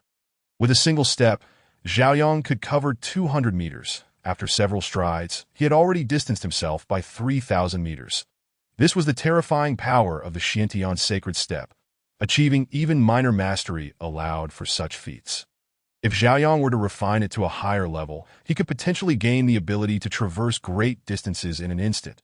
However, the consumption of the Xiantian sacred step was immense. Currently, Xiaoyang was merely at the 3rd level of Qi-Si cultivation. After a few steps, his internal energy was nearly depleted. To prevent the pursuing spirit-refining realm demons from catching up, Zhao Yang halted and immediately drew his sword. Ding! The host has drawn the sword 52 times. Reward: 3 rejuvenation ointments. Ding! The host has drawn the sword 53 times. Reward: 5 buckets of primordial water. Ding! The host has drawn the sword 54 times. Reward: 2 vitality pills. After drawing his sword 3 times, Zhao Yang finally obtained the vitality pills to quickly restore his internal energy. Without hesitation, he consumed both pills. As the vitality pills entered his system, Zhao Yang's body reacted like a starving wolf pack, ravenously absorbing the medicinal power. Mere moments later, he stepped out. Finding a concealed spot, Zhao Yang crouched down. Now, all he could do was pray that the spirit-refining realm demons would not discover him. Otherwise, with his current state, he would find it exceedingly difficult to escape again. Upon entering a hollow in a tree, Zhao Yang immediately held his breath. It was not out of fear of being discovered, but because he had spotted a pair of reflective eyes within the hollow. Chapter 11. Luxurious Healing. The City Lord's Search. Although Zhao Yang is currently a practitioner at the Qi realm, he was still taken aback by this unexpected encounter. Upon closer inspection, he did not sense any immediate danger. With a swift motion, he grasped the reflective-eyed creature and pulled it into his embrace. Thanks to the light filtering through the tree hollow, Zhao Yang finally discerned that the creature with the reflective eyes was a small fox. A white fox, to be precise, though it was now matted with blood. It was unclear whether the blood was from injuries sustained during the previous demonic tide. In its current state, the fox appeared to be on the brink of death, lacking any trace of spiritual energy. I don't know if you can understand human speech, but given our dire circumstances, it would be wise for you to remain silent, lest you find yourself accompanying me to the afterlife. Zhao Yang warned the white fox with a hint of menace. Following this admonition, both the man and the fox fell into silence. Shortly thereafter, the sound of numerous footsteps echoed from outside the hollow. Without needing to look, Zhao Yang understood that the demonic tide had subsided. A few minutes later, as the footsteps gradually receded, he finally exhaled in relief, feeling the tension within him dissipate. It seemed that the demons were preoccupied with their own escape, indifferent to his survival. "Why were you trembling just now? You nearly gave us away," Zhao Yang remarked. Upon hearing this, the white fox shot him a reproachful glance, retorting that it was he who had been shaking. Fortunately, he had remained silent. Otherwise, they both would have perished. With that, Zhao Yang tossed the white fox aside and proceeded to apply a rejuvenating balm to his numerous wounds, having suffered greatly at the hands of the formidable demons. His body bore numerous injuries, and his clothes were in tatters, resembling little more than strips of fabric. After using 20 portions of the balm, he coated every exposed area except for his head. The thick layer resembled plaster. The balm proved effective, and Zhao Yang could feel his injuries healing rapidly. While he would not be restored to full health in an instant, the speed of recovery was certainly impressive. A soak in a bath should do the trick. With that thought, Zhao Yang retrieved a barrel of primordial water. Upon seeing the water, the white fox's eyes lit up, but her expression soon fell as she watched Zhao Yang plunge directly into the barrel, causing the water to spill everywhere. This feels delightful, Zhao Yang exclaimed, reveling in the sensation as he floated in the primordial water. The white fox observed him with a conflicted expression. After a minute of internal deliberation, she ultimately succumbed to the harsh reality. Slowly, she approached and tapped the wooden barrel with her paw. "What? Do you wish to bathe as well?" Zhao Yang inquired. The white fox nodded in response. "Very well. We are both unfortunate souls adrift in this world. Why not share a barrel?" With a grand gesture, Zhao Yang conjured another barrel of primordial water, filling the hollow to the brim and leaving little room for him to move. The tree hollow was sufficiently spacious, or else it would not have accommodated both barrels. In this world, where primordial energy abounds, the flora and fauna were far larger than those on Earth, and peculiar entities could emerge, such as man-eating flowers or blood-sucking trees. Zhao Yang had learned about such phenomena in class, and felt no surprise at being in such a hollow. Observing Zhao Yang casually produce yet another barrel of primordial water, the white fox cast him a knowing glance before leaping into the barrel herself. If the barrel could fit Zhao Yang, it would certainly accommodate her as well. Noticing the white fox enter the primordial water, Zhao Yang turned his attention elsewhere. With the demonic tide over, those who had pursued him must have already entered the forest.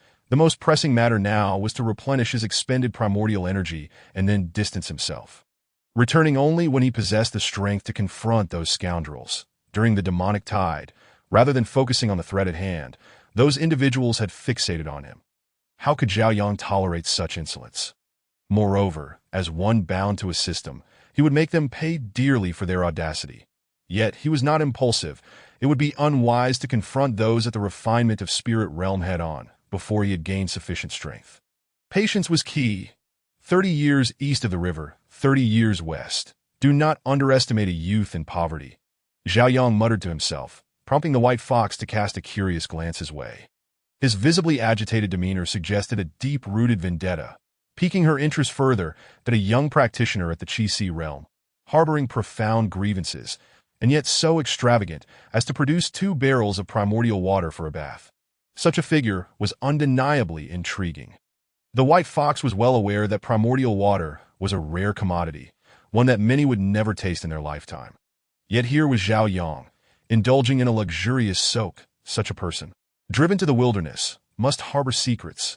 Where is that young man wielding the supreme-grade weapon? Li Yongnian, the lord of Jiangcheng, demanded, visibly furious after capturing a suspect.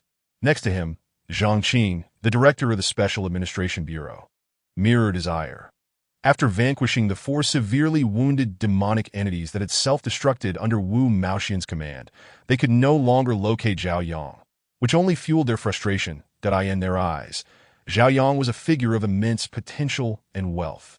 Should he grow, his combat prowess would undoubtedly surpass their. He was quite simply the hope of Jiangcheng. Yet now, he had vanished without a trace. The promising youth they had invested in had seemingly disappeared. If those behind Zhao Yang were to seek vengeance, who in this vast Jiangcheng would bear the responsibility? Indeed, both men believed that Zhao Yang was backed by formidable allies. How else could he have grasped the essence of sword energy at such a young age? And wield a supreme-grade weapon? Where could a young man procure such wealth? His background must be extraordinary. If anything were to befall Zhao Yang in Jiangcheng, they could not shoulder the consequences.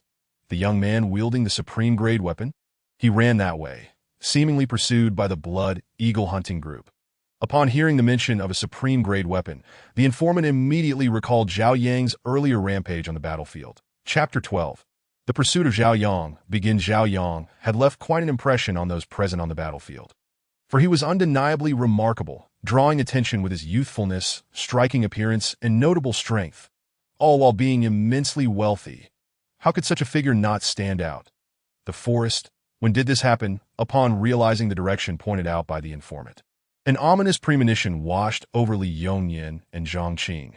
When the demonic tide has yet to dissipate. Hearing this, both men silently cursed their misfortune. They understood all too well that the forest was rife with powerful demonic entities at the refinement of spirit realm, while the tide still raged. No matter how formidable Zhao Yang might be, he was merely a youth at the Qi realm. Facing countless refinement of spirit demons could only lead to disaster. Without hesitation, Li Yongnian and Zhang Qing soared towards the forest. Damn it! These beasts, instead of focusing on the demonic tide, they only covet what belongs to others. Li Yongnian cursed vehemently that if we cannot find that boy, we shall hold the Blood Eagle hunting group accountable. Zhang Qing was equally resolute. They blamed these individuals. Otherwise, Zhao Yang would not have fled into such perilous territory. As Li Yongnian and Zhang Qing rushed towards the forest, the informant realized the gravity of the situation. He began to grasp that Zhao Yang's identity was far from ordinary. Previously, he had contemplated eliminating Zhao Yang to seize his sword, but the refinement of spirit martial artists had pursued him, leaving him with little hope of gaining anything. Moreover, the Blood Eagle hunting group was also in pursuit. Renowned as the most powerful hunting group in Jiangcheng, its leader was a master on the verge of becoming a martial king, and its members exceeded the innate realm. Just the number of refinement of spirit members alone exceeded 200. The strength of the Blood Eagle hunting group was formidable. Should he pursue, he might even lose his life. Such a reckless endeavor was simply not worth it. Captain, we have not found the boy's corpse here. Keep searching. Even if we cannot locate the body, I demand that sword be returned to me. That boy is merely at the Qi realm. He cannot have escaped far.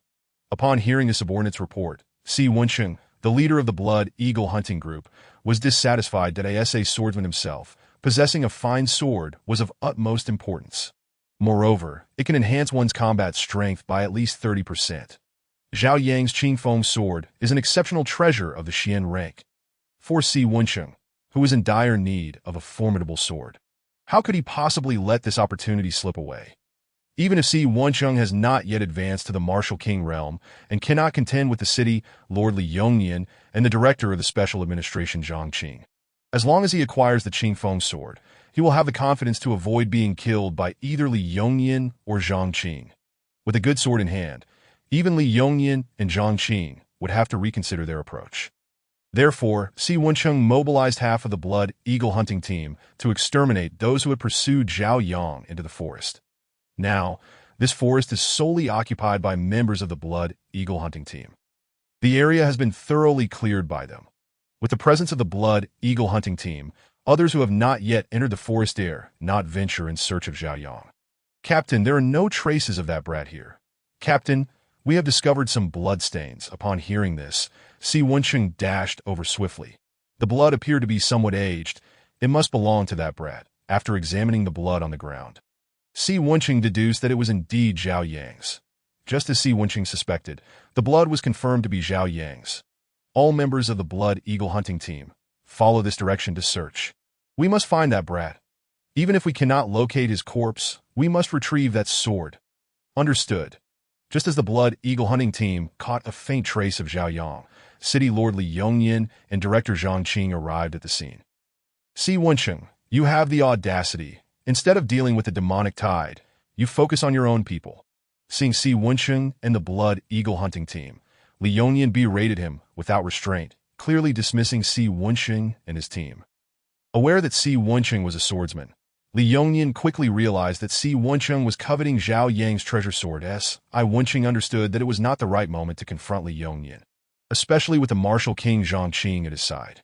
What you say is true. I have only just arrived here, and I have been waiting for the demonic tide to pass before bringing my brothers over. If you do not believe me, City Lord, you may ask those outside if I did not wait for the demonic tide to conclude before coming. In response to Li Yongnian's accusations, Si Wensheng remained composed, presenting his reasoning. Do not think I am unaware of your intentions. If you fail to find him, the Blood Eagle hunting team will certainly face dire consequences. After Li Yongnian's statement, Zhang Qing also interjected. That brat possesses an exceptional weapon at such a young age. You do not think he lacks backing, do you? Hearing this, Si Wensheng suddenly realized the implications. Indeed, how could someone so young possess an exceptional weapon? Even Li Yongnian, as the city lord, wielded only a mid-grade Xian rank weapon that if Zhao Yang had no support, where did his exceptional weapon come from? It could not have simply materialized out of thin air. Damn, I was too hasty and failed to consider this crucial point. Si Wensheng lamented internally that no matter how they speculated, they could not fathom that Zhao Yang had a system, and that the exceptional Qingfeng sword had indeed appeared out of nowhere. At this moment, Si Wensheng's heart was filled with mixed emotions. He wished he had thought things through before making decisions and not acted so impulsively. Now, with many witnesses to his leading a search for Zhao Yang in the forest, he found it impossible to clear his name, unless he eliminated all the martial artists in Jiang City, which was beyond the capabilities of Si Wensheng and the Blood Eagle hunting team. With Li Yongnian as a martial king, even he could only wield a mid-grade Xian rank weapon. The fact that Zhao Yang could use an exceptional weapon at the Qi realm indicated how formidable his backing must be. It was entirely possible that they could crush him effortlessly. The more he pondered, the more anxious Si Wensheng became. This truly was a case of losing more than he gained. If he could find Zhao Yang alive, it would be one thing. If not, he and the Blood Eagle hunting team would likely meet their demise alongside Zhao Yang. Chapter 13. Regretful Decisions and the White Fox. Given the nature of Li Yongnian and Zhang Qing, they would undoubtedly shift the blame onto him, that if he had not previously ordered the clearing of the forest, it would have been more manageable. When Zhao Yang's allies came seeking answers, at least there would have been someone to take the fall. But now, with all those in the forest exterminated by the Blood Eagle hunting team, and those outside unable to see what transpired, no one was left to bear the blame. and he was the one who had issued the order. If Zhao Yang's allies demanded accountability, he would surely be the first to suffer the consequences. At this moment, Si Wencheng was filled with regret. Seeing the distressed expression on Si Wencheng's face, Li Yongyan and Zhang Qing exchanged knowing glances. Secretly amused, "You were too arrogant. Did you truly believe that your Blood Eagle hunting team was the unrivaled hunting group in Jiang City, until they had gathered sufficient evidence against the Blood Eagle hunting team?" Li Yongyan and Zhang Qing could not take action against them. However, now that Zhao Yang had not been found, the Blood Eagle hunting team would not enjoy any favorable outcomes. "Be cautious," Li Yongyan remarked before taking flight, with Zhang Qing closely following. With the demonic tide just concluded, they had many matters to attend to and could not afford to waste time here. While Zhao Yang's fate was indeed significant, so too was Jiang City. Now that Zhao Yang's situation was causing Si Wencheng distress, they need not burden themselves with it that if calamity were to befall, Si Wencheng would bear the brunt of it. Upon their arrival, Li Yongyan and Zhang Qing were already aware that the Blood Eagle hunting team had yet to locate Zhao Yang.as for whether Zhao Yang was alive or dead. Both Li Yongyan and Zhang Qing had an inkling that he was still alive. The relatively mild scent of blood indicated that no one had died here recently, since Zhao Yang, a Qi realm martial artist, had ventured here without meeting his end. The likelihood of his death was slim. Moreover, if Zhao Yang possessed an exceptional weapon, why would he not have some means of self-preservation? Having considered these factors, Li Yongyan and Zhang Qing felt no urgency, though they refrained from sharing their thoughts with Si Wencheng. They had long harbored disdain for Si Wencheng and the Blood Eagle hunting team, and now it was time for them to feel the pressure. If the Blood Eagle hunting team could locate Zhao Yang, that would be ideal. If not, the blame would not fall upon them. At worst, Zhao Yang's allies would punish them, but their lives would not be in jeopardy. The responsibility would rest heavily on the pursuers of Zhao Yang, the Blood Eagle hunting team. Search. I want every brother of the Blood Eagle hunting team mobilized to find that brat. Alive or dead, we must see him. Once Li Yongyan and Zhang Qing departed, Si Wencheng erupted with fury, shouting at his subordinates, "Yes, sir. Even if that brat were dead, as long as he could find that sword, he might still have a chance to survive." Regaining his composure, Si Wencheng's thoughts began to crystallize that he had resolved that if he could only find Zhao Yang's corpse without locating him alive, he must at least retrieve Zhao Yang's sword. Once he possessed that sword, as a half-step martial king, Si Wencheng would have the means to survive alone in the wilderness, in this vast expanse of wilderness. Searching for a living person was akin to finding a needle in a haystack. That is, Si Wencheng could not believe that Zhao Yang's backing could turn the world upside down. Inside the tree hollow. "I have recovered sufficiently. It is time to leave." With a barrel of yuan water and 2 yuan energy pills previously consumed, Zhao Yang had nearly restored his expended energy, that he even felt a slight enhancement in his cultivation level. There are benefits to being beaten up. After all, oblivious to the happenings outside, Zhao Yang was acutely aware that someone was certainly searching for him, hoping to seize his Qingfeng sword. Having regained enough strength, Zhao Yang decided not to linger and await others to find him, that it was time to change locations. Stowing away the wooden barrel, Zhao Yang exited the tree hollow. Naturally, he also retrieved the wooden barrel used for bathing the white fox. In the wilderness, leaving a wooden barrel behind would make it evident that someone had been there. Such a blunder was not one Zhao Yang, the diligent scholar, would commit. Upon witnessing Zhao Yang collect the bathing barrel, the white fox was momentarily perplexed. Having already gifted him yuan water, was he now reclaiming the barrel? One might call Zhao Yang stingy, yet he was generous enough to give yuan water. Conversely, one might argue he was not stingy, yet he insisted on retrieving the barrel. Seeing Zhao Yang emerge from the tree hollow, the white fox hastily followed. The white fox was certain that Zhao Yang still had more yuan water. Such a precious item could not be overlooked. "Oh no, I've lost my way." Upon emerging from the tree hollow, Zhao Yang surveyed the unfamiliar surroundings, inhaling sharply in surprise. During his frantic escape, he had run haphazardly, attempting to evade the pursuing monsters, which resulted in his current inability to discern the path back. With each stride spanning 200 meters, it was indeed remarkable for him to remember any route at all. If only he could fly, he mused. Ascending to a greater height would surely allow him to spot the location of Jiangqing. Having only traversed a mere 10 steps, he had covered approximately 3,000 meters. Given the vastness of Jiangxing, and with his eyesight intact, he should have been able to locate it, provided his vision was sufficiently clear. Alas, Zhao Yang was currently limited to the cultivation of the Qi realm, rendering flight impossible. As he contemplated his next course of action, a white fox leaped onto his shoulder. Zhao Yang glanced at the creature with curiosity and inquired, "What is it?" "I am about to leave. Do you wish to accompany me?" The white fox nodded with an air of intelligence. Good heavens! As if merely siphoning off a barrel of elemental water was not enough. Now you wish to cling to me?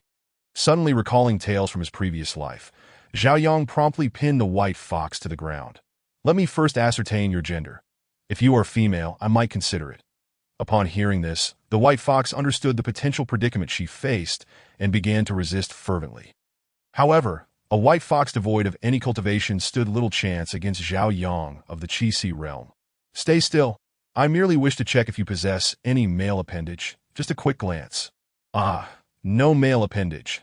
You are indeed female. Very well, I shall take you with me." With that, Zhao Yang released the white fox. Though she was incensed by his earlier lewd behavior, she recognized her inability to retaliate against him. "You leaped onto my shoulder. I am ready to depart. Otherwise, you may find it difficult to keep up." "Difficult to keep up?" The white fox perked up at this, intrigued to witness just how swift Zhao Yang truly was. Chapter 14. Awakening the Reincarnation. The white fox hopped back on his Zhao Yang's shoulder, her eyes gleaming with anticipation. With a deep sigh, Zhao Yang took another step, and in the blink of an eye, he had distanced himself by 200 meters from his previous position. Remarkable. This lad's agility is quite impressive, nearing the realm of instant teleportation. The white fox mused internally. Achieving such speed at the Qi realm spoke volumes about the extraordinary nature of his technique. Yet the white fox underestimated the Xiantian sacred step. In her eyes, she believed Zhao Yang had mastered it to its utmost limit. Little did she realize that he had merely grasped the basics of the Xiantian sacred step. With further refinement, it would only grow more formidable. Now lost, Zhao Yang felt no inclination to dwell on the intricacies of his technique. His priority was to survive within the forest, evading those who sought to hunt him down. After surveying his surroundings once more, he took another step forward. After 18 strides, Zhao Yang came to a halt. Not due to a lack of will, but because his internal elemental energy had been nearly depleted. Insufficient to support another movement, the Xiantian sacred step, while efficient for both escape and pursuit, required considerable energy.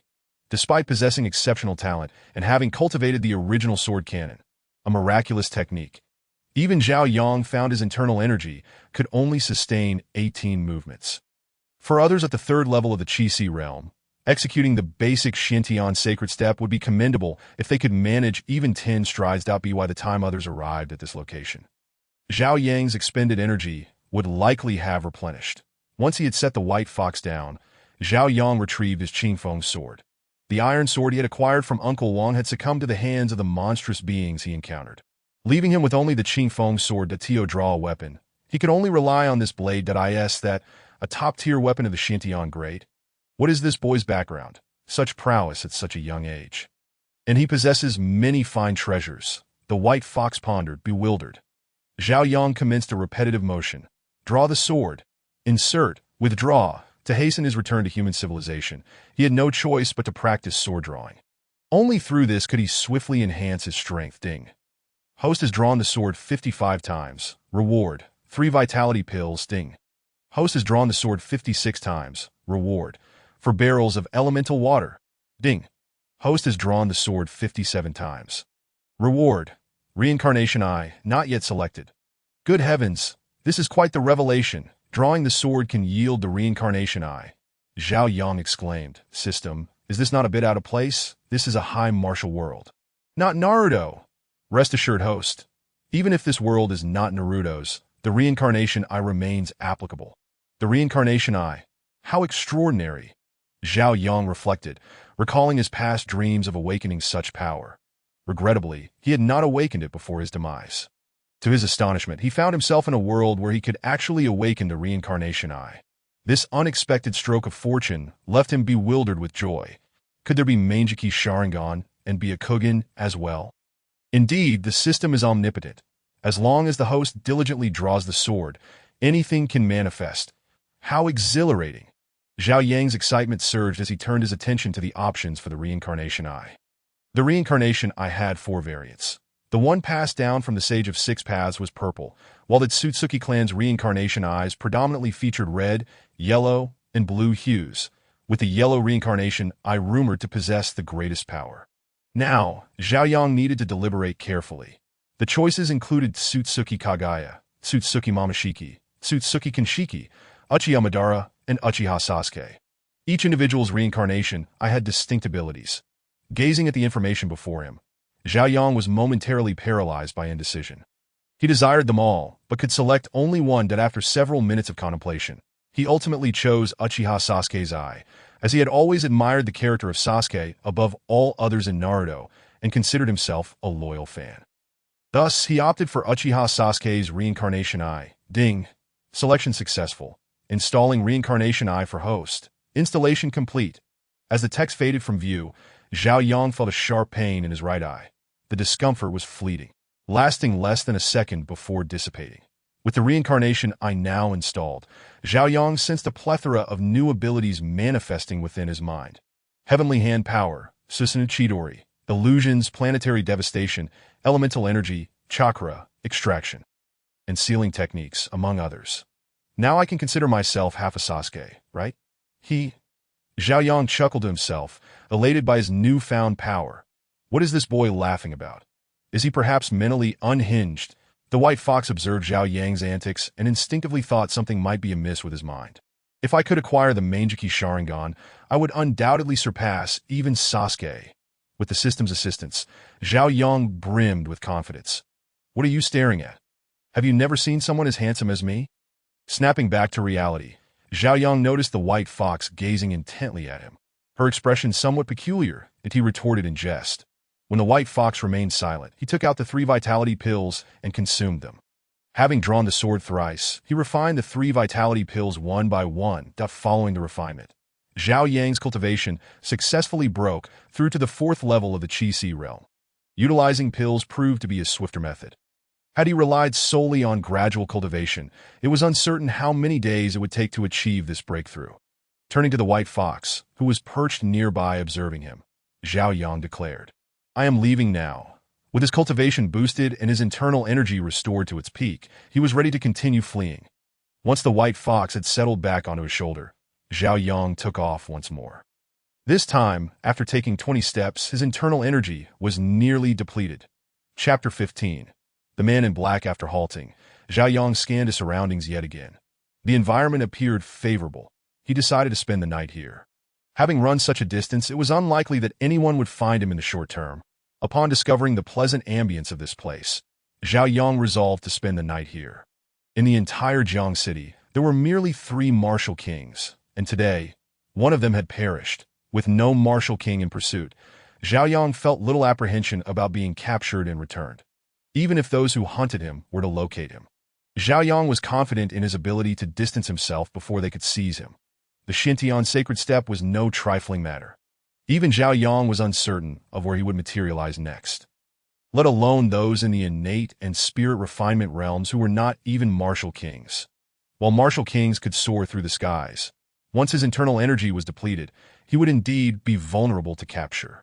As time was fleeting, he needed to contemplate his dinner. Naturally, before embarking on the hunt for demonic beasts, Zhao Yang had to first restore his expended internal energy.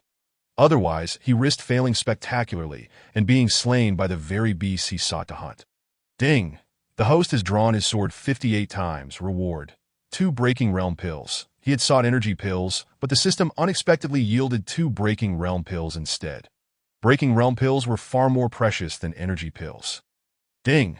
The host has drawn his sword 59 times. Reward: 2 energy pills. Fortunately, this time he received energy pills, allowing him to replenish his internal energy.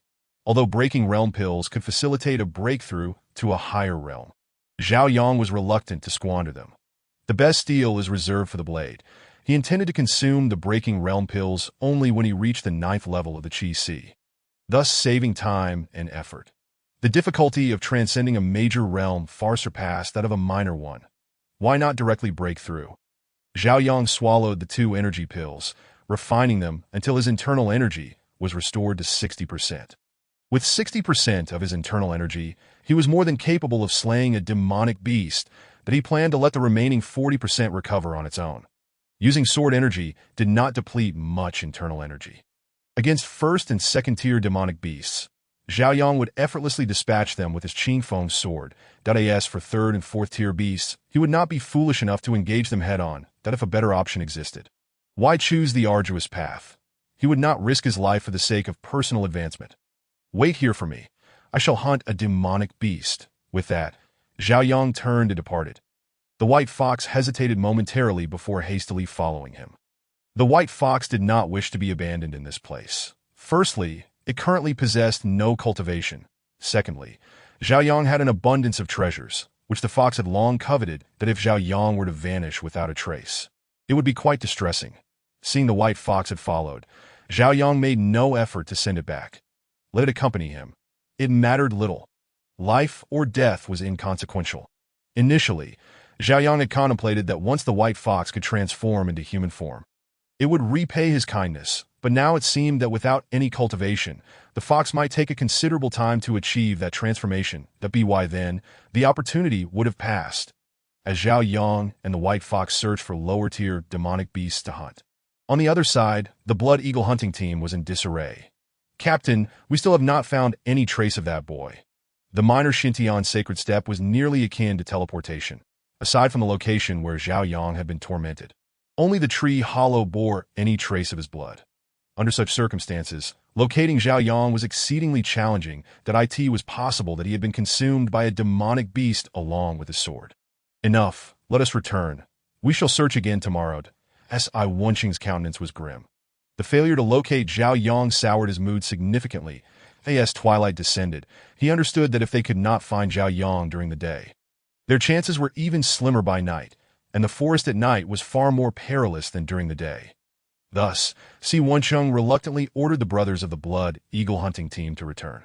Otherwise, if night fell and they suffered losses, it would be unbearable. Having taken only a few steps, an arrow suddenly shot towards Si Wenqing. A half-step martial king. How could he be harmed by such trivial antics? He reached out and grasped the arrow's shaft firmly. Just as he prepared to vent his anger, he noticed a letter affixed to the arrow. Upon extracting and opening it, he read the contents within. Immediately, Si Wenqing addressed the members of the Blood Eagle hunting team. You all return. Do not concern yourselves with me. With that, he set off towards the address specified in the letter. Seeing Si Wenqing's determination, the members of the Blood Eagle hunting team had no choice but to comply. Yes. Although he instructed the others to return, it was in fact Si Wenqing who took the lead. Before the rest of the Blood Eagle hunting team even entered Jiang City, Si Wenqing had already arrived at a clandestine location. Who are you? Si Wenqing furrowed his brow at the figure clad in black. The black-clad man was also a half-step martial king, yet Si Wenqing could not discern his background. In Jiang City, there were not many half-step martial kings. Only a handful. Si Wenqing was familiar with nearly all of them. However, this black-clad man exuded a sense of unfamiliarity, as if they were meeting for the first time. This indicated that the black-clad man was not one of the known half-step martial kings in Jiang City, but rather an unknown entity. Jiang City was not vast. Yet Si Wenqing, having lived there for most of his life, had failed to notice the emergence of such a figure. This realization heightened his vigilance. Initially, upon reading the letter, Si Wenqing had presumed it was one of the half-step martial kings in Jiang City, seeking to engage in clandestine cooperation. However, upon arriving here, he understood that it was not the familiar faces seeking cooperation, but rather an unknown half-step martial king who sought him out. Who I am is of little consequence. What matters is that you understand I harbor no hostility towards you. The black-clad man intoned in a low voice from the shadows. Despite the man's assertion of goodwill, Si Wenqing remained on guard that an unfamiliar half-step martial king was someone he knew nothing about.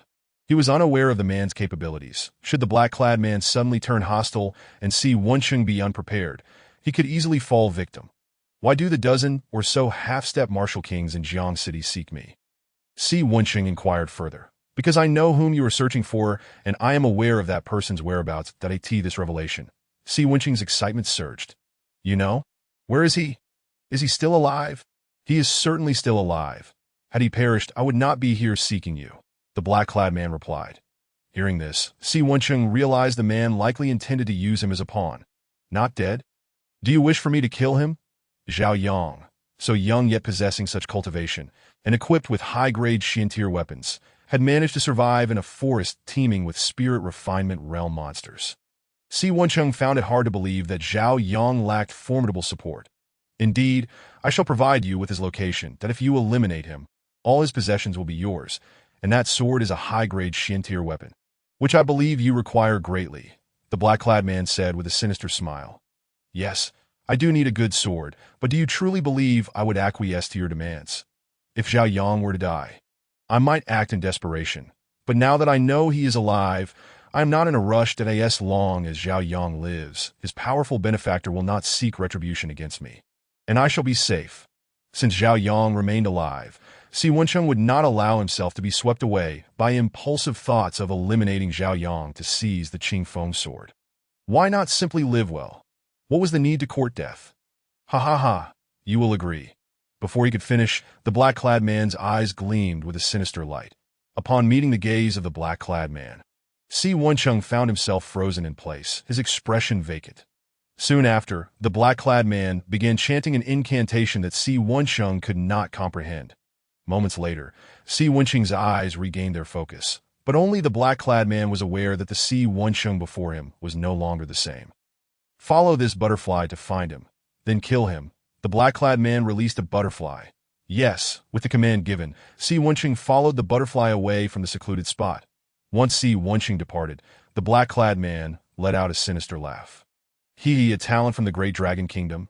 Now that I have discovered you, how could I allow you to live? After searching for so long, he had finally found a suitable prey, from the very beginning of his quest to find demonic beasts. Zhao Yang encountered only those that were either of the innate realm or the spirit refinement realm, or beasts that humans cannot consume, or humanoid monsters. Zhao Yang was unable to contend with the beasts of the innate and spirit refinement realms. As for the magical beasts, their flesh was tainted with demonic energy, and consuming them before purging this energy could lead to dire consequences that as for the humanoid creatures, they were simply too repulsive for Zhao Yang to even consider eating. Thus, he continued his search until he finally stumbled upon a quadrupedal beast, a mere second-tier demonic creature that a second-tier beast corresponded to a martial artist's Qi realm. Such a beast could be effortlessly slain by Zhao Yang with a single strike. As he unleashed his sword, the blade's energy cleaved through the air, and the body of the white rock lion nearby was severed in two, without a moment's response. For Zhao Yang, dispatching such a lowly beast was a trivial endeavor. The white rock lion measured 5 meters in length and stood approximately 3.5 meters tall, far surpassing the size of lions on Earth. Should Zhao Yang consume this lion alone, he could not fathom how long it would take to finish it. Fortunately, Zhao Yang possessed a system space that could store the carcass of the beast, allowing him to eat at his leisure without the worry of the meat spoiling. He discarded the head, but the body was stored within his system space.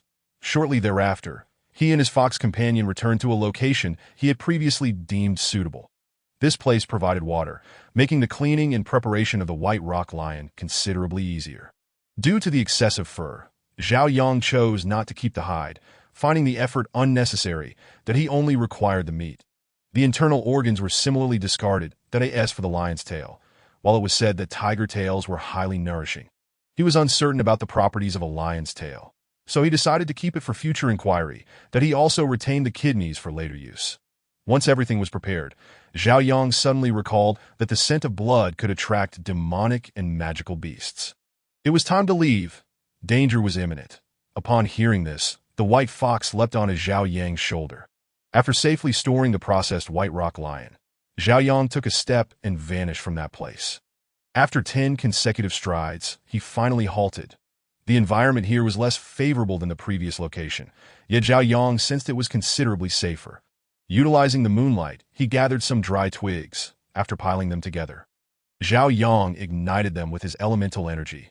Before he acquired the reincarnation eye, he may not have managed this feat, but with the reincarnation eye installed, igniting the twigs was a trivial task. It is known that the possessor of the reincarnation eye commands both yin and yang, and possesses at least 6 variations of chakra nature. Although this world lacks chakra, It does have elemental energy, which is a form of energy not vastly different in nature from chakra. And it too possesses attributes: metal, wood, water, fire, earth, wind, thunder, ice, and so forth. Now endowed with a reincarnation eye, akin to that of Uchiha Sasuke, who often unleash fire. How could Zhao Yang falter in wielding a modicum of fire elemental energy? It was hardly a challenge. Once the dry twigs were ablaze, Zhao Yang sliced the white rock lion's meat into chunks, skewering them with wooden sticks and roasting them over the fire. Lacking the means to procure cumin, he made do with what he had. In truth, even without salt or spice, the meat of the demonic beast was extraordinarily fragrant, for it contained elemental energy. Like humans, demonic beasts absorb the essence of the world to cultivate. The recently deceased beast retained its elemental energy, making its flesh immensely palatable. "Shall we eat?" After the meat was roasted, Zhao Yang inquired of the white fox. The fox shook its head, indicating its disinterest in eating. "Suit yourself, but don't come to me when you're hungry." Ignoring the white fox, Zhao Yang sat beside the fire, relishing the feast with unabashed delight, his mouth glistening with juices. Mere minutes later, he heard the sound of footsteps approaching from his front, a rustling that signified the presence of another. Someone's coming. Zhao Yang sprang to his feet. From the sound alone, he discerned that it was a human, not a demonic beast, as the latter would not tread so lightly. "Let us go." Without waiting for the stranger to draw near, Zhao Yang abandoned the unfinished meat, scooped up the white fox, and swiftly leaped away from the scene. That it was late at night. He could only speculate whether the others had been drawn by the light of the fire. Yet, Zhao Yang knew he was in peril. The fire still blazed, and the meat remained uneaten. "So you are indeed here." The newcomer was none other than Si Wensheng, the leader of the Blood Eagle hunting group. While Zhao Yang had been preparing the white rock lion and roasting its meat, Si Wensheng had been racing towards him with all his might. Now he had finally arrived, upon witnessing the scene before him. A glimmer of red light flickered in Si Wensheng's eyes. "You cannot escape," he cackled ominously. With that eerie laugh, Si Wensheng continued to chase after the butterfly that fluttered before him. Chapter 17. Lighter and cigar, as Zhao Yang sensed his elemental energy dwindling perilously low. He decided to halt. Without elemental energy, he could not run swiftly. He needed to recuperate first. Ding! Host has drawn the sword 60 times. Reward for vitality pills. Upon receiving the vitality pills, Zhao Yang promptly consumed them and began the process of refining their energy. The longer he delayed, the greater the danger. He could not shake the feeling that the person from earlier might be able to track him down, that it was not merely the firelight that had led them to him. System: is there a mark or aura left on me?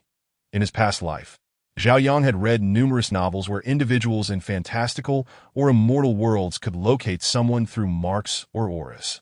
Now, he suspected that he might have been marked in a similar manner. The host is quite astute. "You have finally discovered it. Zhao Yang, where are you? Can you help me get rid of it?" There exists a cursed insect within your body, and with your current cultivation, you cannot detect its presence nor expel it.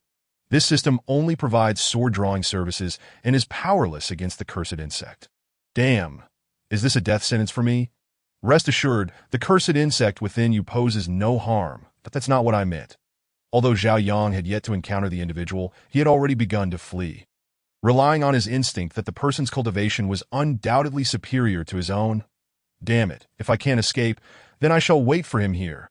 If others could locate him, then until Zhao Yang eliminated the cursed insect within him, he would be tracked no matter where he fled. Continuously running was not a viable strategy. Furthermore, if he were caught before his elemental energy was fully restored, he would be in serious trouble. Rather than fleeing, it would be wiser to await the arrival of that individual and confront him. Whether or not he could win was secondary.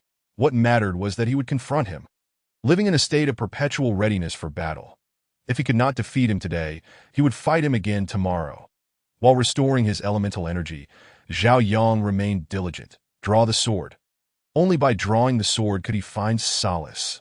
Should something formidable emerge like a rocket launcher, that would be ideal. He could strike that individual with a powerful shot. Even if it did not kill him, it would surely injure him. Ding. Host has drawn the sword 61 times. Reward: 5 buckets of elemental water. Ding. Host has drawn the sword 62 times. Reward: 5 rejuvenation ointments. Ding. Host has drawn the sword 63 times. Reward. For vitality pills. Ding. Host has drawn the sword 64 times. Reward. Perfected sword energy. Perfected sword energy. Has it truly reached perfected status? Others typically took an indeterminate amount of time from the initial cultivation of sword energy to its perfection. Yet for Zhao Yang, he had achieved minor sword energy that morning, and now it had transformed into perfected sword energy in less than a day. The system is truly remarkable. With perfected sword energy, Zhao Yang felt confident in challenging those at the first 3 levels of the innate realm. Those at the 3rd level of the innate realm could also be confronted. However, he suspected that the individual was not of the innate realm, but rather of the spirit refinement realm. With a deep sigh, Zhao Yang continued to draw his sword. With his current strength, he might not be able to vanquish that individual outright. Ding. Host has drawn the sword 65 times. Reward. 3 vitality pills. Ding. Host has drawn the sword 66 times. Reward. 1 breaking through pill. Ding. Host has drawn the sword 67 times. Reward. 1 permanently usable lighter. A lighter. It has even appeared, and a permanent one at that, so he would not need to worry about running out of fuel. Incredible. This is truly remarkable. Ding. Host has drawn the sword 68 times. Reward. An endless supply of cigars. Good heavens. Zhao Yang could only exclaim in wonder. First a lighter, then cigars. Was this system suggesting that he should smoke while waiting for that person to arrive? This world had tobacco, though it was a scarce commodity, that as an orphan, Zhao Yang could hardly afford to indulge in smoking. Even the cheapest cigarettes cost hundreds per pack that in his previous life. Zhao Yang had a smoking habit. But upon arriving in this world, he had no funds to purchase cigarettes and had thus quit. Yet now, the system had gifted him a lighter and a box of cigars. Well then, he could smoke again. Moreover, there is no need to worry about the cigar being consumed. The term endless cigars, as its name implies, suggests an inexhaustible supply. For every cigar taken, another materializes within the box that I extract a cigar, placing it between my lips and retrieve my lighter. With a satisfying click, the lighter ignites. Its vintage design is quite stylish, and lighting a cigar with it feels exceptionally delightful. After abstaining from smoking for 18 years, the sensation remains as pleasurable as ever. Exhaling a smoke ring, Zhao Yang wears an expression of pure enjoyment. By the way, I currently possess 4 breakthrough pills, allowing me to advance through 4 minor realms consecutively. If not now, when else? Zhao Yang suddenly recalls that he still has 4 breakthrough pills stored in his system space. At this critical juncture between life and death, it is indeed time to utilize the breakthrough pills. The higher one's strength, the greater the chances of survival. With this thought, Zhao Yang promptly retrieves a breakthrough pill and swallows it for refinement. The white fox, squatting nearby, gazes at this scene in astonishment. Is it really safe to consume pills in such a manner? Just moments ago, Zhao Yang had swallowed 4 pills, and now, less than 2 minutes later, he begins to ingest another. Will this not lead to explosive demise or cause him to fall into madness? In the white fox's memory, even the manufacturers of these pills would not dare to consume them in such a reckless fashion that if everyone could consume pills this way, why bother with slow cultivation? Just swallow the pills and break through, right? As the white fox stands in shock, Zhao Yang's cultivation swiftly ascends, from the 4th to the 5th, then the 6th, and finally the 7th level of the Qi realm. It is astonishing that he has surged through 4 realms consecutively, starting from the 3rd level of the Qi realm. The white fox has never witnessed anyone achieve such a feat, breaking through from the early to the late stages of the Qi realm in mere minutes. This fellow's constitution is truly terrifying. How can he consume pills in such a manner without perishing? Furthermore, there are no signs of him going mad. The white fox muses inwardly. This young man undoubtedly harbors secrets. As Zhao Yang's cultivation ceases to grow, a vortex of vital energy begins to gather around him. Having broken through 4 realms consecutively, the surrounding vital energy is insufficient to support the significantly expanded Qi within Zhao Yang. Thus, he requires even more vital energy. This leads to the current spectacle.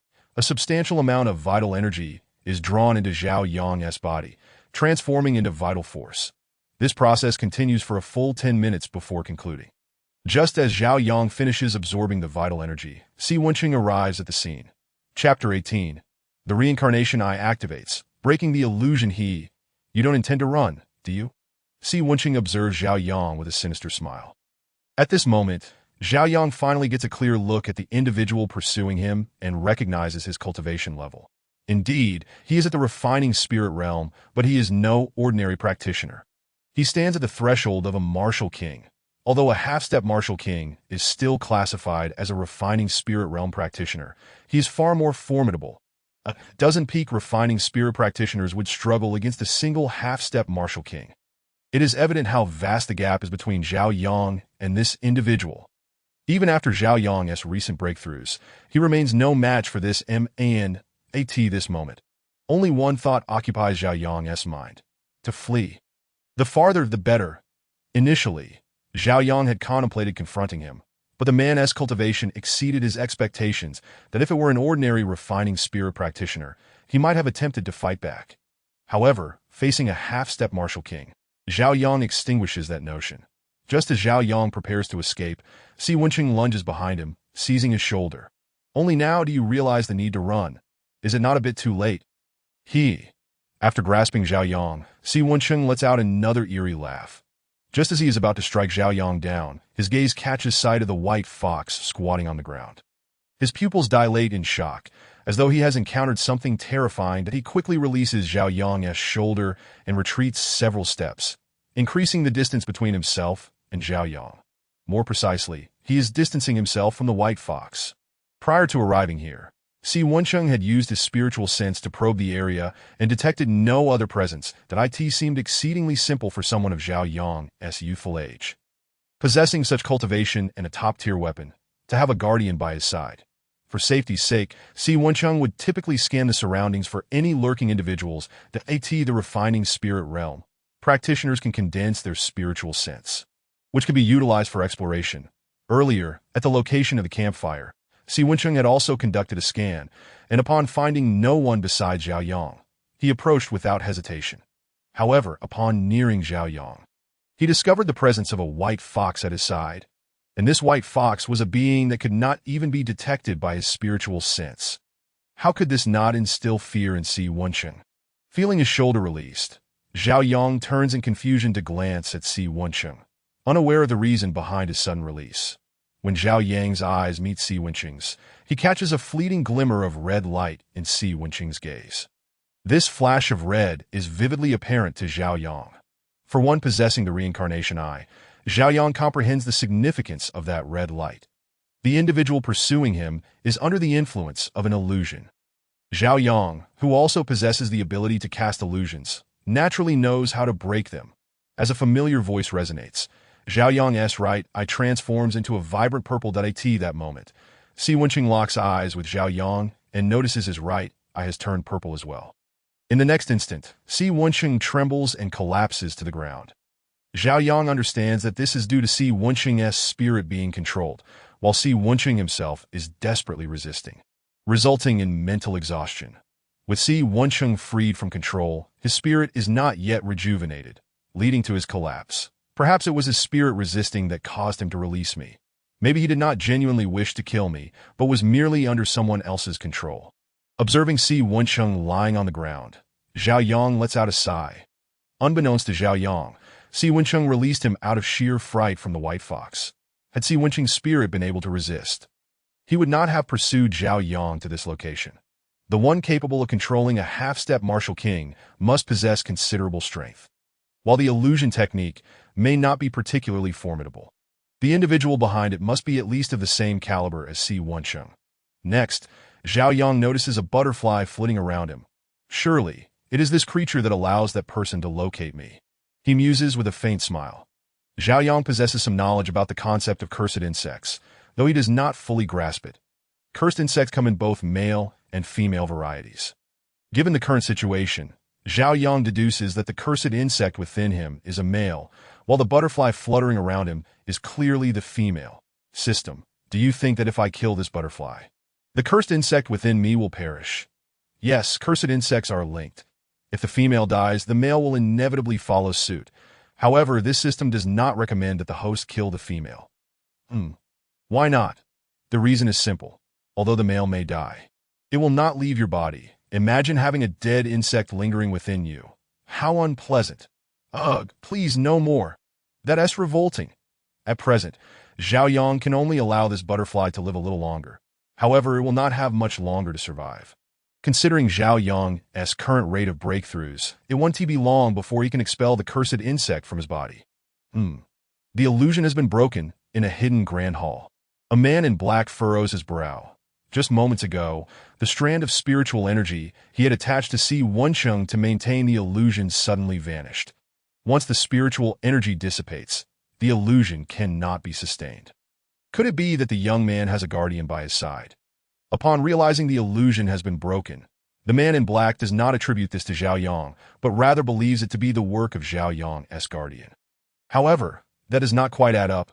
If the young man had a guardian, that guardian should have detected his meddling and eliminated it. Why did they not do so? Could it be? Lost in thought, the man in black suddenly realizes something, and panic washes over his face. Baka! The people of the great dragon nation are truly treacherous. They are attempting to trace my whereabouts. Baka! This is utterly detestable. I must hide well for a time. Otherwise, it will be perilous.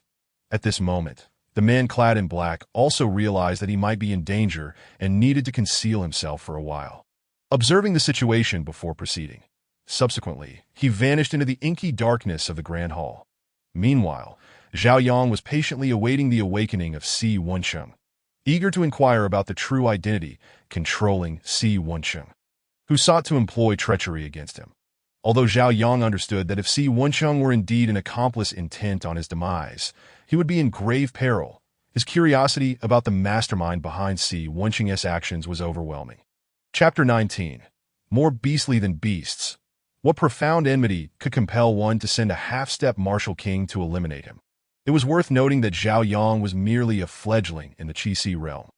While the highest cultivation level in the entire Jiang city was that of a martial king, that a half-step martial king was a being of significant stature, one who stood above countless others. Yet this formidable figure was being manipulated to pursue his life. Such a person must think highly of Zhao Yang. He mused that in Jiang city, the highest cultivators were merely martial kings. The one controlling this individual must either be a martial king or another half-step martial king. However, Zhao Yang had not offended anyone in Jiang city, let alone those exalted half-step martial kings and martial kings. Before he became a martial artist, he had only interacted with the teachers at his school. With no signs of Si Wencheng awakening, Zhao Yang gradually fell into deep contemplation that if someone wished to kill him and seize his Qingfeng sword, they could easily send a cultivator at the late stage of the refining spirit realm, which would be more than sufficient. Moreover, this person had gone so far as to implant a goo worm within him that it appeared that their intentions were far more sinister than merely stealing his sword. They aimed to bring about his demise. As an academic prodigy, Zhao Yang's thought process was remarkably clear. Without much time passing, he deduced the underlying threat. Within Jiang city, few could control a half-step martial king. The current martial king, the head of the Wu family, had perished, and the Wu family no longer possessed a half-step martial king, that he had not wronged anyone from the Wu family. Thus they could be eliminated from suspicion. The remaining martial kings in Jiang city were only the city lord, Li Yongnian, and the director of the Special Administration Bureau, Zhang Qing. Both of these individuals appeared quite familiar, and given their immense power in Jiang city, they had no need to resort to such underhanded tactics against him. They could simply fabricate a charge against him and execute him without a second thought. Thus, Li Yongnian and Zhang Qing could also be dismissed. With martial kings ruled out, only the remaining several half-step martial kings remained. The mention of half-step martial kings brought Zhao Yang some discomfort. Even Si Wencheng before him was the leader of the Blood Hawk hunting group, a fact Zhao Yang was oblivious to. Regarding the other half-step martial kings, his ignorance was even more pronounced. Before he became a martial artist, he had not mingled with society and had only heard his teachers speak of the three martial kings in Jiang city. He knew nothing of the other individuals or factions, and he had certainly not offended any of these unfamiliar half-step martial kings. Having never met them, how could he have wronged them? Wait, it seemed he had overlooked something. What was it? Ah, the cult. Yes, the cult. It had to be the work of cultists. After a moment of silence, Zhao Yang burst into laughter, leaving the white fox utterly bewildered, unsure whether Zhao Yang had lost his mind. The white fox had encountered other human martial artists before, but none were like Zhao Yang. so enigmatic that his next move was utterly unpredictable. Just as this thought crossed her mind, she saw Zhao Yang extend his hands toward her. "Muwa, I truly am brilliant. Wouldn't you agree?" Zhao Yang exclaimed, lifting the white fox and planting a kiss on her. The white fox, caught off guard, found her mind blank, as though her brain had short-circuited. After Zhao Yang had previously pinned her down for an inspection, he had now gone so far as to kiss her. What would happen next? Would he go even further? A beast. He was nothing short of a beast. No, he was even more beastly than that. As her thoughts regained coherence, the white fox contemplated whether she should hastily distance herself from Zhao Yang. Though he possessed numerous treasures and exuded an air of mystery, staying near him was fraught with peril. After kissing the white fox, Zhao Yang set her down. Feeling no sense of impropriety that in his former life, he often embraced and kissed adorable cats and dogs. And it had never seemed to miss. The act of implanting a goo worm and plotting to eliminate him could only point to cult involvement. Only cultists would engage in such despicable acts, employing goo worms and illusion techniques to control others. No one else would stoop so low. In truth, Zhao Yang's deductions were not far from the mark. The black-clad man who used illusion to control Si Wensheng and implanted a goo worm within him was indeed a cultist. And he was the leader of the cult operating within Jiang City. The higher echelons of Jiang City were aware that the cult leader was at least a half-step martial king. Yet they had no knowledge of his identity. Previously, they had suspected Si Wensheng due to his extreme and reckless behavior, but without evidence, the matter was left unresolved. Even so, Li Yongnian and Zhang Qing continued to harbor suspicions regarding Si Wensheng. As for why Zhao Yang had surmised that a cult was orchestrating these events, the reasons were straightforward. First, since his school days, he had been warned by his teachers that cults often targeted individuals with exceptional talents. While having good knowledge was inconsequential, possessing overwhelming talent could make one a target. There had already been numerous cases of gifted martial arts students in Jiang City mysteriously dying. Were these truly accidents? Only a fool would believe in such coincidences. Secondly, the presence of the goo worm itself posed a question. What sort of person would engage in breeding goo worms and placing them on others? Moreover, Jiang City was thousands of kilometers away from the Miao region. Would someone from Miao travel such a distance to kill him? It was utterly implausible. More importantly, the goo techniques from Miao were far superior. If someone from Miao wished to deal with Zhao Yang, they would not resort to such convoluted means. Not to mention, Zhao Yang had never offended anyone from Miao, and there were no Miao individuals in Jiang City. Thirdly, there was the matter of illusion techniques. Those well-versed in such arts knew that cults excelled at brainwashing individuals, compelling them to join their ranks, much like pyramid schemes. Within cults, there were numerous experts in brainwashing. Otherwise, how could they have amassed such a following? Brainwashing often employed illusion techniques, making it easier to manipulate minds. Thus, it was entirely plausible for cultists to possess such skills. Zhao Yang's analysis was astute. Just then, he thought, how did I end up here? Si Wensheng suddenly awoke from his stupor. Chapter 20. Do you hear the words of others? You actually survived. Upon seeing Zhao Yang unharmed, Si Wensheng was taken aback. Although he had already learned from the black-clad man that Zhao Yang was alive, witnessing him unscathed still astonished him.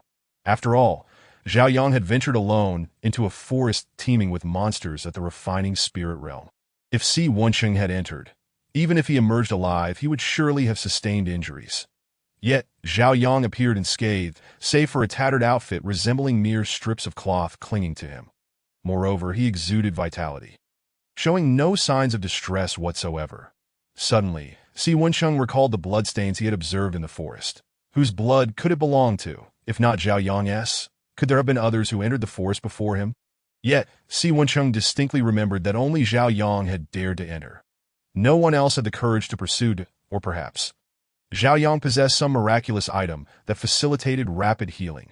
With this thought, Si Wensheng felt reassured that it was not surprising for someone like Zhao Yang, at his level, to possess a high-grade weapon capable of extraordinary feats. The instant Si Wensheng awoke, Zhao Yang swiftly distanced himself from him. After all, it was still uncertain whether Si Wensheng harbored any animosity towards him. Although Zhao Yang knew that this distance was trivial for a half-step martial king like Si Wensheng to bridge, he felt it necessary to maintain some separation for his peace of mind, that it was merely a stroke of good fortune. Xiaoyang was naturally aware of why Cai Wenqing made such a statement. Entering a forest teeming with malevolent creatures of the spirit refinement realm all alone, while his cultivation at that time was merely at the second level of Qi, and managing to escape alive from a horde of such formidable foes. Anyone would be taken aback.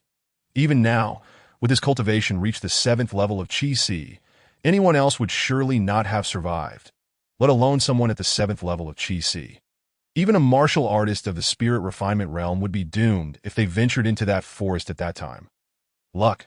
To escape from a group of malevolent creatures of the spirit refinement realm purely by luck. Cai Wenqing could not possibly believe Xiaoyang's claims. However, he refrained from pressing further. He was well aware that Xiaoyang harbored secrets. Since Xiaoyang had no intention of divulging them, Cai Wenqing deemed it inappropriate to pry. Pursuing the matter would only serve to heighten Xiaoyang's aversion towards him. Now that Xiaoyang had survived, Cai Wenqing had no inclination to take any action against him. To do so now would only invite trouble. Once he made a move against Xiaoyang, he might find himself living in hiding for the rest of his life. Unbeknownst to Xiaoyang, in the eyes of Cai Wenqing and his associates, he was someone of considerable backing. Suddenly, Cai Wenqing's eyes widened in disbelief. The moment the demon surge erupted, when Cai Wenqing first took note of Xiaoyang, the latter's cultivation was merely at the 2nd level of Qi. Yet now, Xiaoyang's cultivation had astonishingly reached the 7th level of Qi. To achieve a continuous breakthrough of 5 realms within a single day? This was simply unprecedented. Does such a prodigious talent truly exist in this world? To break through 5 realms in a single day? This is something that, if spoken of, would likely be met with disbelief. Cai Wenqing himself could hardly wrap his mind around it, let alone anyone else. Before Xiaoyang could utter a word, Cai Wenqing inquired, "Could it be that you have been concealing your true cultivation all along?" Only in this way could it be explained. Otherwise, Xiaoyang would indeed be defying the heavens. Upon hearing this, Xiaoyang's mind sparked with clarity, as he had been pondering how to account for his sudden surge in cultivation. Unexpectedly, Cai Wenqing provided the explanation for him. "Daha! If only more people were like this, I would have no need to worry about my secrets." Xiaoyang mused. With a deep sigh, he looked up at the moon and spoke. "Indeed, my aptitude is remarkable, and I am so young. If I were to reveal my true cultivation, I would surely be targeted for assassination. The harm may be minimal, but the insult would be profound. Do you hear? Is it not so? How excessively ostentatious." However, Cai Wenqing accepted Xiaoyang's explanation without question. Indeed, he believed it wholeheartedly. This notion was less impactful than the idea of Xiaoyang breaking through 5 realms in a single day. Had Cai Wenqing known that Xiaoyang had actually not merely broken through 5 realms today, he might have fainted from shock. Comparatively, it was infuriating. This morning, when Xiaoyang left the city, he was only at the 2nd level of Qi, and by this moment he had reached the 7th level. One could say Xiaoyang had consecutively broken through over 10 realms today. After all, Xiaoyang had been cultivating through the night, and the breakthroughs made in the early hours counted as part of today. To break through over 10 realms in a single day, TSK, apart from Xiaoyang, who else could possibly achieve this? As for why Xiaoyang chose to reveal his cultivation now, Cai Wenqing had already arrived at an answer in his mind. Since he was already being hunted, what difference did it make if his cultivation was exposed? Ultimately, he had already drawn the ire of those seeking his life. Concealing his abilities further served no purpose.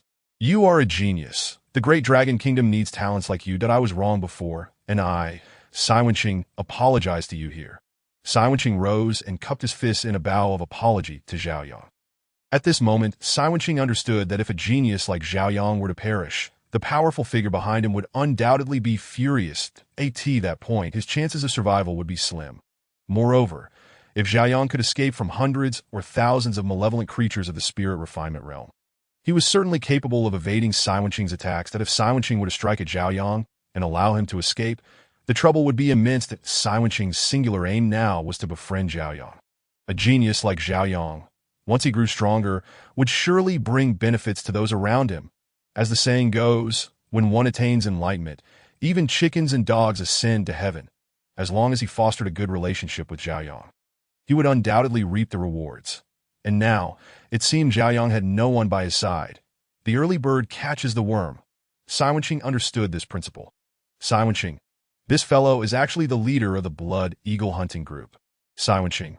Although Zhao Yang claimed to not be involved in the underworld and did not know who Sai Wenqing was, he had heard of his name. After all, he was the leader of the Blood Eagle hunting group. And the Blood Eagle hunting group was the most powerful hunting group in Jiang City. Zhao Yang vaguely remembered that Sai Wenqing was reputed to be the foremost individual beneath the martial king in Jiang City. Yet now, such a person was actually being controlled by another. This was utterly absurd. What happened to being the foremost individual beneath the martial king? In truth, it was not incorrect to call Sai Wenqing the foremost individual beneath the martial king, as the man in black did not count as a resident of Jiang City. Chapter 21. Target confirmed, cult leader of the evil cult. However, now was not the time to concern oneself with the foremost individual beneath the martial king. You are not yourself? Were you not under control? In Zhao Yang's eyes, Sai Wenqing was pursuing him precisely because he was under someone else's control. I know, it is just that I was also interested in your sword. Young mastered. As Sai Wenqing still did not know Zhao Yang's name. He could only refer to him as young master. Did I ask that so? Then what is your intention now? Zhao Yang's demeanor instantly turned vigilant, that if Sai Wenqing still harbored interest in his Qingfeng sword, he might very well launch a surprise attack against him. He could not afford to be careless. Observing Zhao Yang's expression grow cold, Sai Wenqing quickly reassured him. Young master, rest assured, I no longer have such intentions. Speaking of which, I must thank you for helping me break the illusion. Otherwise, I would have been nothing more than a puppet, subject to the whims of others. Upon hearing this, Zhao Yang relaxed somewhat, yet he remained guarded against Sai Wenqing. He could not simply trust someone based on a single statement, especially when his life was at stake. He needed to tread carefully. Very well. Then you may leave, since you claim to no longer have designs on my sword. Then there is no reason to keep you here, is there? What would two grown men do, staring at each other? Young master, are you not returning? It is quite late. Sai Wenqing was somewhat taken aback. A martial artist at the Qixi realm spending the night in the perilous wilderness was indeed rather bold. However, considering the secrets Zhao Yang harbored, Sai Wenqing held his tongue. Sometimes, knowing too much could be detrimental. Many had met their demise simply for knowing too much. That do not concern yourself with me. Zhao Yang waved his hand. He understood the dangers of the wilderness, but human hearts were even more inscrutable. Who could say whether Sai Wenqing might suddenly turn hostile? Even if Zhao Yang wished to return to Jiang City, he did not intend to do so alongside Sai Wenqing. It was far too dangerous. Very well, then I shall take my leave. Farewell. Sai Wenqing cupped his hands in a gesture of parting and turned to leave. However, after taking just a couple of steps, he was halted by Zhao Yang's voice. Wait, first answer me two questions. Upon hearing this, Sai Wenqing halted. Young master, please speak. Who were the individuals that pursued me before? If possible, could you provide me with a list? Although Zhao Yang was aware that his request was somewhat abrupt. Given that he and Sai Wenqing were not particularly familiar, he was nonetheless eager to know. After all, those individuals had forced him into the forest, and it would be unreasonable not to seek retribution against them. Moreover, Zhao Yang had the assistance of a system, so it was only fitting to repay enmities and grievances. Otherwise, how could he justify his identity? Upon hearing this, Sai Wenqing felt an immense relief that he had not acted with lethal intent. Otherwise, he would have had quite the headache. Being targeted by a genius like Zhao Yang would surely keep him awake at night. The cultivation speed of a genius was unparalleled. Otherwise, how could they be deemed a genius? Not to mention Zhao Yang had a powerful figure backing him. Those individuals have all been dealt with by me, as I initially intended to take them all for myself, so you understand. Sai Wenqing chuckled, that he believed that being forthright with Zhao Yang would enhance the latter's favor towards him. Even if it did not increase goodwill, it could eliminate previous misunderstandings. Did I ask that so? Then do you know who was behind your control to kill me? Zhao Yang was not particularly surprised by Sai Wenqing's words.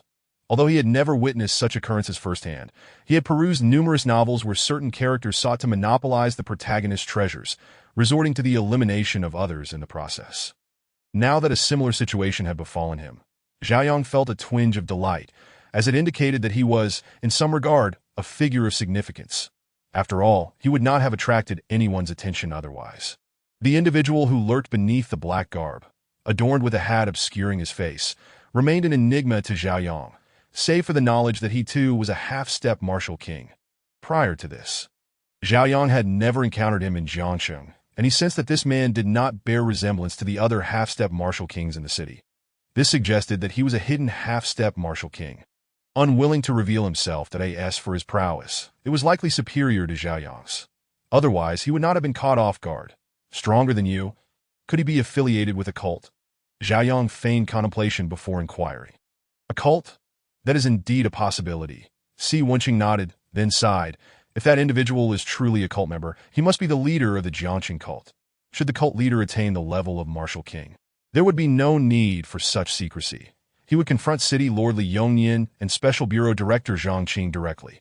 The fact that the cult operates in the shadows indicates that the leader lacks the strength to face Li Yongnian and Zhang Qing openly, suggesting that his cultivation must be below that of a martial king.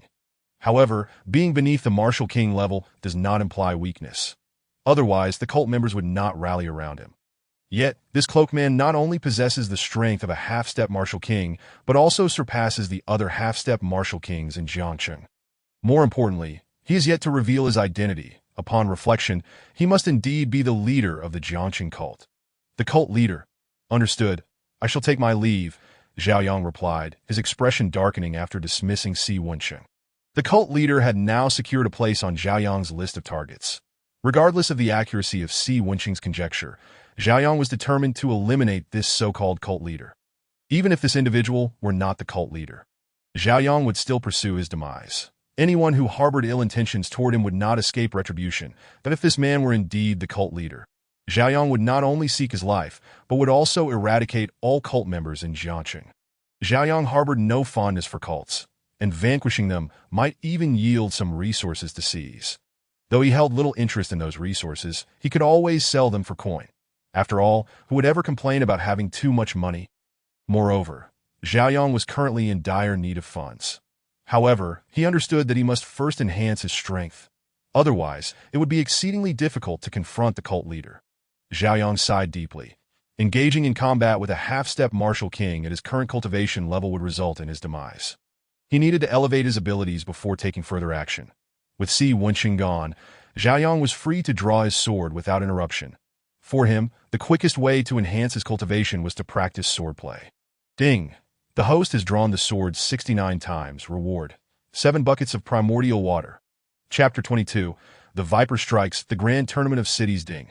The host has drawn the sword 70 times. Reward: 6 rejuvenation ointments. Ding! The host has drawn the sword 71 times. Reward: 7 vitality pills. Ding! The host has drawn the sword 72 times. Reward: 1 pair of indestructible red underwear. Zhao Yang was taken aback. Am I destined to follow the path of the extraordinary? Indestructible red underwear? Why not throw in a pair of indestructible shorts to transform me into the Hulk? Ugh! I refuse to be green. He mentally scoffed. This night was destined to be another sleepless one. Sleeping outdoors was perilous, and Zhao Yang had no intention of slumbering. Moreover, he planned to return to Jiangqing the following day, so lingering in the wilderness was hardly advantageous. Before heading back, he needed to bolster his strength to avoid falling victim to any covert assassination attempts by the cult. Ding! The host has drawn the sword 73 times. Reward: 1 pair of indestructible shorts. What the hell? System, are you serious? Upon witnessing the notification, Zhao Yang erupted in expletives. Was this mere coincidence? He found it hard to believe. Zhao Yang suspected the system was playing tricks on him. Otherwise, how could his thoughts manifest so precisely? It was utterly ridiculous. The white fox, who had been ready to sleep, was startled awake by Zhao Yang's sudden outburst. Bewildered, it gazed at him, unsure of the cause of his outburst or whom he was cursing.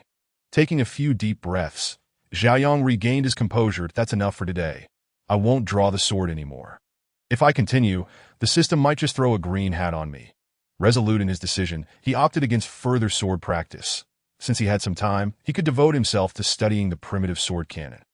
To date, he had yet to learn a single move from it.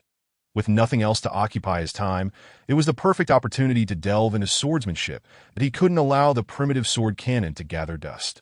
The primitive sword cannon comprised 360 techniques, each surpassing the last. While one could rely on pills to enhance their cultivation, mastering martial arts required personal insight and diligence. The first technique of the primitive sword cannon was the Viper Strike, a single target attack. It was swift and precise. The potency of this technique was directly proportional to the practitioner's swordsmanship. If a swordsman who had yet to comprehend sword energy attempted this move, its impact would be no different than a regular thrust, merely faster and with a slightly higher chance of hitting. However, if a swordsman who had attained sword energy executed this technique, their sword energy would take on a tangible form, striking as swiftly and accurately as a viper. A target selected by the practitioner would find it exceedingly difficult to evade. After reviewing the introduction to the first technique, Xiaoyang commenced repeated practice. This single technique alone could rival celestial-grade martial arts. Unlike other martial arts, which demanded considerable energy, sword techniques consumed significantly less. The disparity between sword practitioners and blade practitioners had long led to fierce rivalry. Neither would readily concede superiority to the other. It could be said that when a swordsman encountered a blade practitioner, an unexplainable compulsion would arise, igniting a desire to engage in battle. Of course, such confrontations would not occur if the difference in realms were vast, as that would be grossly unfair.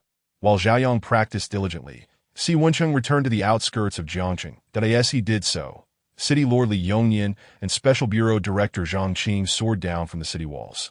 They were quite concerned about Xiaoyang's situation. After all, he represented the hope of Jiangqing, and they certainly did not wish for him to come to harm. As soon as Si Wenqing returned, they intercepted him, eager to inquire about Xiaoyang. "Where's that kid? Did you not find him?" Li Yongnian asked, his tone tinged with urgency upon seeing only Si Wenqing return. "After searching all night, you didn't uncover any leads?" Zhang Qing pressed, equally anxious for news. Their eagerness to learn about Xiaoyang stemmed not only from their desire for a talented individual, but also from the fact that they wished for Xiaoyang to represent Jiangqing in a grand tournament. The Grand Tournament of Cities. Despite its name, the tournament featured cities beyond the mere 100. To say it was a national competition would be somewhat of an exaggeration, as certain cities opted out, while others lacked the qualifications to participate. A city needed a minimum of 500,000 martial artists to qualify. If anything had happened to Xiaoyang, Li Yongnian and Zhang Qing would be at a loss for whom to send to the tournament. Participants in the Grand Tournament of Cities must be under 20 years of age. Among the youth of Jiangqing, neither Li Yongnian nor Zhang Qing had encountered anyone with cultivation and strength surpassing Xiaoyang's. "I found him alive and well, without a scratch on him. It seems he simply does not wish to return, and I am powerless to change that," Si Wenqing shrugged, exuding a sense of helplessness. Alive and well? Although both Li Yongnian and Zhang Qing had braced themselves for this possibility, they were still taken aback by the revelation. They were left wondering how Xiaoyang had evaded the countless demons and monsters from the refining spirit realm.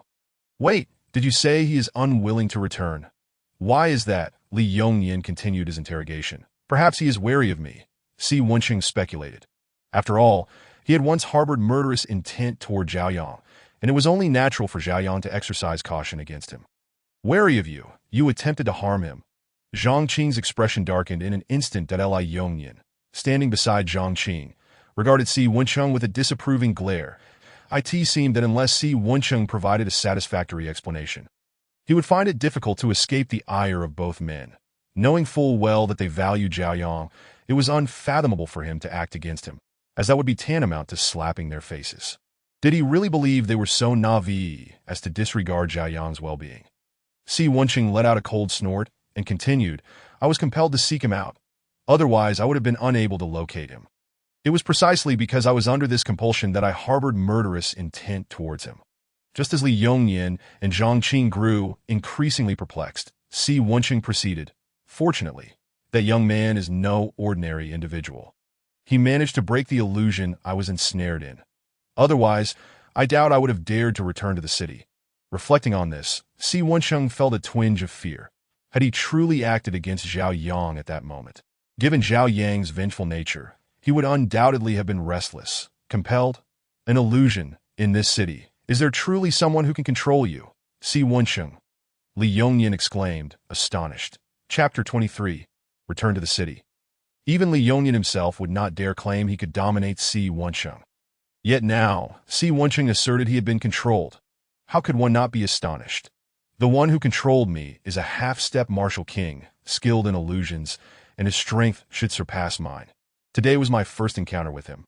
He is not among the 10 or so publicly recognized half-step martial kings. Si Wenqing clarified. Upon hearing this, Zhang Qing murmured, a half-step martial king. Not among the publicly recognized. That must be the leader of a cult. You are aware of his existence?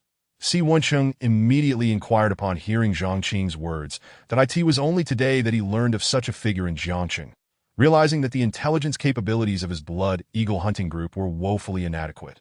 He mused internally. What do you expect? Otherwise, why would I even establish this Special Administration Bureau? Zhang Qing shot Si Wenqing a disdainful glance that if the Special Administration Bureau could not obtain even this bit of information, it would be better to disband on the spot. However, although Zhang Qing was aware of such a figure in Jiangqing, he was ignorant of his whereabouts. It seems that young man was not mistaken. He truly is a member of a cult. The cult is in trouble now, Si Wenqing chuckled, relishing the thought of the cult's predicament. What do you mean by that? Li Yongyan frowned. That young man holds grudges. When he returns, he will undoubtedly seek revenge. The cult is likely to be quite troubled. The cult leader who previously controlled me might very well have gone into hiding by now, Si Wenqing remarked with a smile. Upon hearing this, both Zhang Qing and Li Yongyan chuckled. Zhang Qing commented, So, according to you, he bears no animosity towards you? I apologized, and he accepted it. I should have nothing to worry about. That may be uncertain. What if he has his sights set on the resources of your blood eagle hunting group? At this remark, Si Wenqing suddenly fell silent. Indeed, he had only offered an apology and had yet to provide any reparations. What if Zhao Yang truly had his eyes on the resources of the blood eagle hunting group?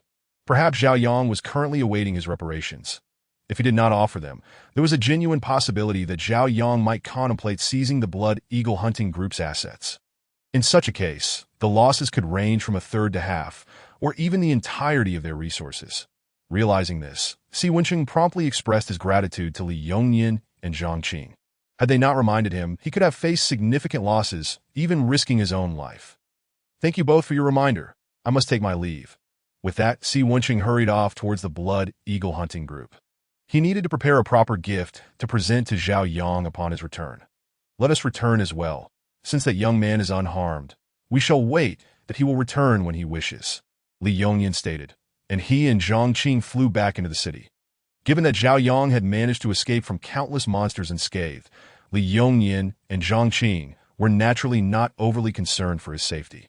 The recent monster tide had resulted in the loss of 6 king-level monsters, making it unlikely for another tide to occur for at least a decade. Furthermore, with the absence of king-level monsters in Zhao Yang's vicinity, the dangers he faced were significantly mitigated. The following morning as the sun rose, Zhao Yang had just finished his sword training. After countless repetitions throughout the night, he had finally mastered the technique of the venomous snake strike. At that moment, he was drenched in sweat. He retrieved a bucket of elemental water and immersed himself in it. Having just completed his training and worked up a sweat, a proper wash was in order. With no river water available, Zhao Yang had to use elemental water for both washing and bathing. Upon witnessing this scene, the white fox exhibited a knowing expression. Previously, she had guessed that Zhao Yang must possess more elemental water. And now, seeing him prepare to bathe in it, confirmed her suspicion. The white fox approached Zhao Yang, her gaze fixed upon him. Understanding her desire, Zhao Yang generously produced another bucket of elemental water for her. After all, this white fox might very well become his girlfriend one day. Future girlfriends must be nurtured properly, and even if she did not become his girlfriend, she would still be his pet. What harm was there in treating her to a little something? Once Zhao Yang produced the elemental water, the white fox promptly jumped in. After both had enjoyed their bath for half an hour, Zhao Yang declared, I must return. Are you coming? He gathered the wooden bucket and looked at the white fox. Wild animals often harbor a disdain for human cities, and Zhao Yang was unsure if the white fox would wish to accompany him. If not, it would not be a great loss. After all, he had merely spent 2 buckets of elemental water. The white fox did not respond verbally, but instead demonstrated her intent through action by leaping onto Zhao Yang's shoulder. Satisfied, Zhao Yang nodded.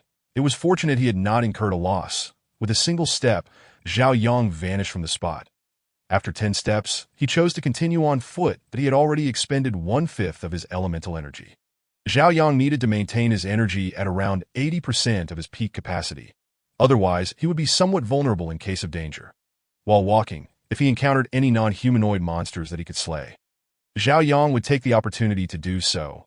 The meat from these monsters would serve as his future sustenance. With sufficient meat, he would no longer need to purchase food from the market. Once his energy was sufficiently replenished, Zhao Yang continued his journey using the Xiantian sacred steps. Thus, when Zhao Yang returned to the outskirts of Jiangsheng, it was already 9 in the morning. Along the way, he had dispatched over a dozen monsters. Had he not seen Si Wensheng returning the previous night, he might have struggled to discern the direction of Jiangsheng. Upon arriving at the outskirts, Zhao Yang still wielded the exceptional grade Qingfeng sword. Yet no one dared to approach and snatch it from him. Given the events of the previous day, many were aware that Zhao Yang was favored by the city lord and the head of the Special Administration Bureau. Who would dare attempt to seize his sword? That would be tantamount to opposing the city lord and the Special Administration Bureau. Moreover, Zhao Yang had not only survived entering the forest, but had also spent an entire night there unscathed. Setting aside the fact that he had ventured into the forest during the monster tide, anyone bold enough to endure a night in the forest without incident had to be at least a spirit-refining realm warrior. Yet Zhao Yang was merely at the Qi-Si realm. At times, one's cultivation level does not necessarily reflect their true potential. Since Zhao Yang was able to survive a night in the forest, it was evident that his strength must be at least on par with a spirit-refining realm warrior. Although this might seem unrealistic, the evidence was undeniable. They could not ignore this fact. Thus, even upon spotting Zhao Yang, no one dared to obstruct him. Chapter 24. Entering the City Lord's Mansion. City Lord, the young man has returned and is about to enter the city. Upon seeing Zhao Yang approach with his sword, the guard on the city wall immediately called the City Lord, Li Yongnian. Yesterday, Li Yongnian had instructed the guards that as soon as Zhao Yang returned, they were to report it immediately.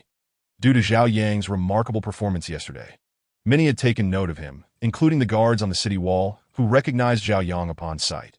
The individuals making the calls were not only guards, but also members of other factions. Director, that young man has returned. He has just reached the outskirts of the city. Team leader, that young man has returned. He is preparing to enter the city. Young master, that young man has returned. He truly did not perish.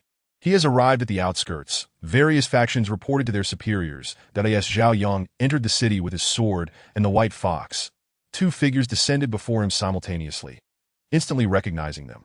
Zhao Yang knew they were none other than Li Yongnian, the city lord, and Zhang Qing, the head of the Special Administration Bureau. These two were frequent speakers at schools, making it difficult not to recognize them.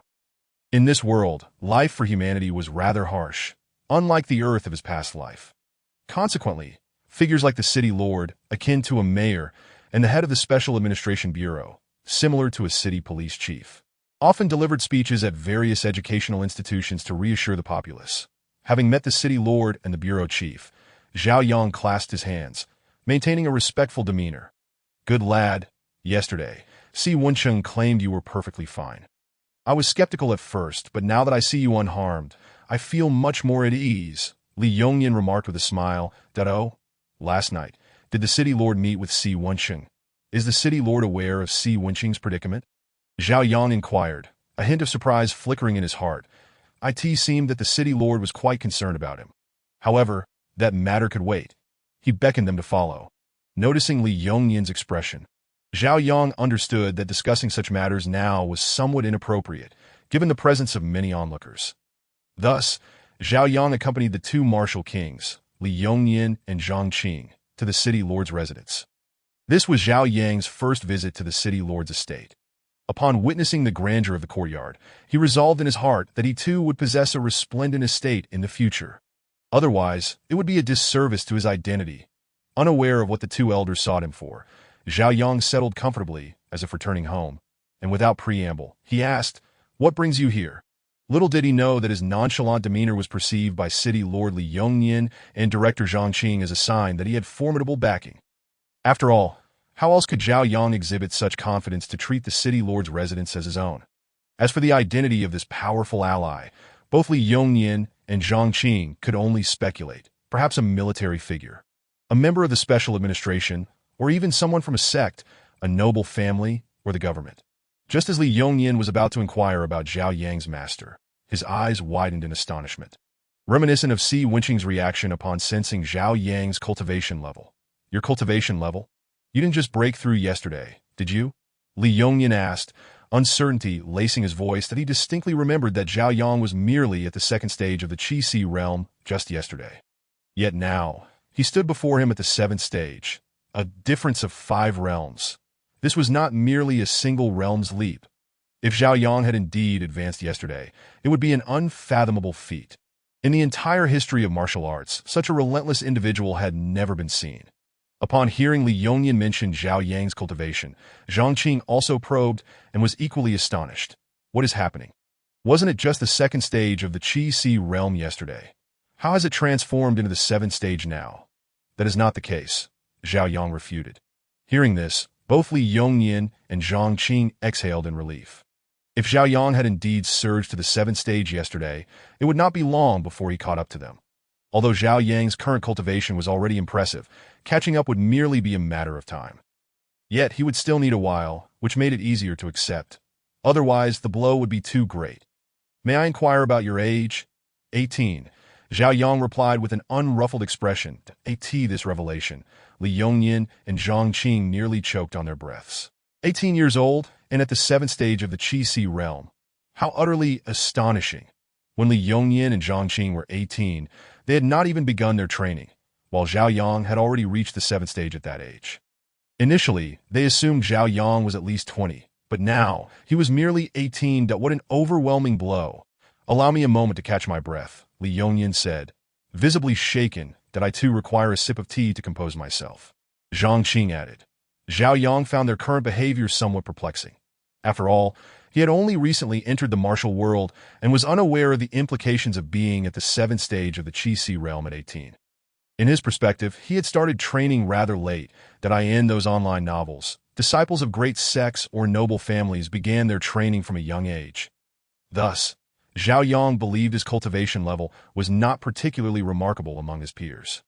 Not only Li Yongnian and Zhang Qing were nearly breathless, but also the white fox perched on Zhao Yang's shoulder was similarly affected. Zhao Yang was indeed quite young. However, the white fox was aware that Zhao Yang's cultivation had just surged yesterday, and he had broken through several realms in one go, with his energy whirlpool even manifesting. It was precisely Zhao Yang's composed demeanor, stemming from his experiences in 2 lifetimes, that led others to perceive him as being around 20. Were it not for his youthful appearance, others might have presumed him to be in his 50s, especially if he sported a receding hairline and a pot belly. You are 18, which means you should still be in your final year of high school. Correct? After calming his excitement, Li Yongnian continued his inquiry. Yes, I just underwent a martial aptitude test the day before yesterday. Zhao Yang nodded. You just had a martial aptitude test? That shouldn't be the case. Why is there no record of you here? Li Yongnian furrowed his brow. Those students with promising aptitude had their information forwarded to Li Yongnian, which naturally included photographs, yet he had not seen Zhao Yang's image. I attended Jiangqing No. 2 High School. When I took the martial aptitude test, it indicated that my aptitude was only at the mundane level, so it is understandable that the city lord has no record of me. Zhao Yang explained, mundane level? Are you certain you are not jesting? At your age, with this level of cultivation, if your aptitude is truly mundane, what does that make us? Chapter 25. 10 million sees the championship he. That cannot be the case. When I underwent the martial aptitude test, the examiner stated it was mundane level. What could I do about it? Zhao Yang sighed and continued. Perhaps the testing crystal had some issues. Upon hearing this, Li Yongnian fell silent for 2 seconds before speaking. Do you know your martial aptitude?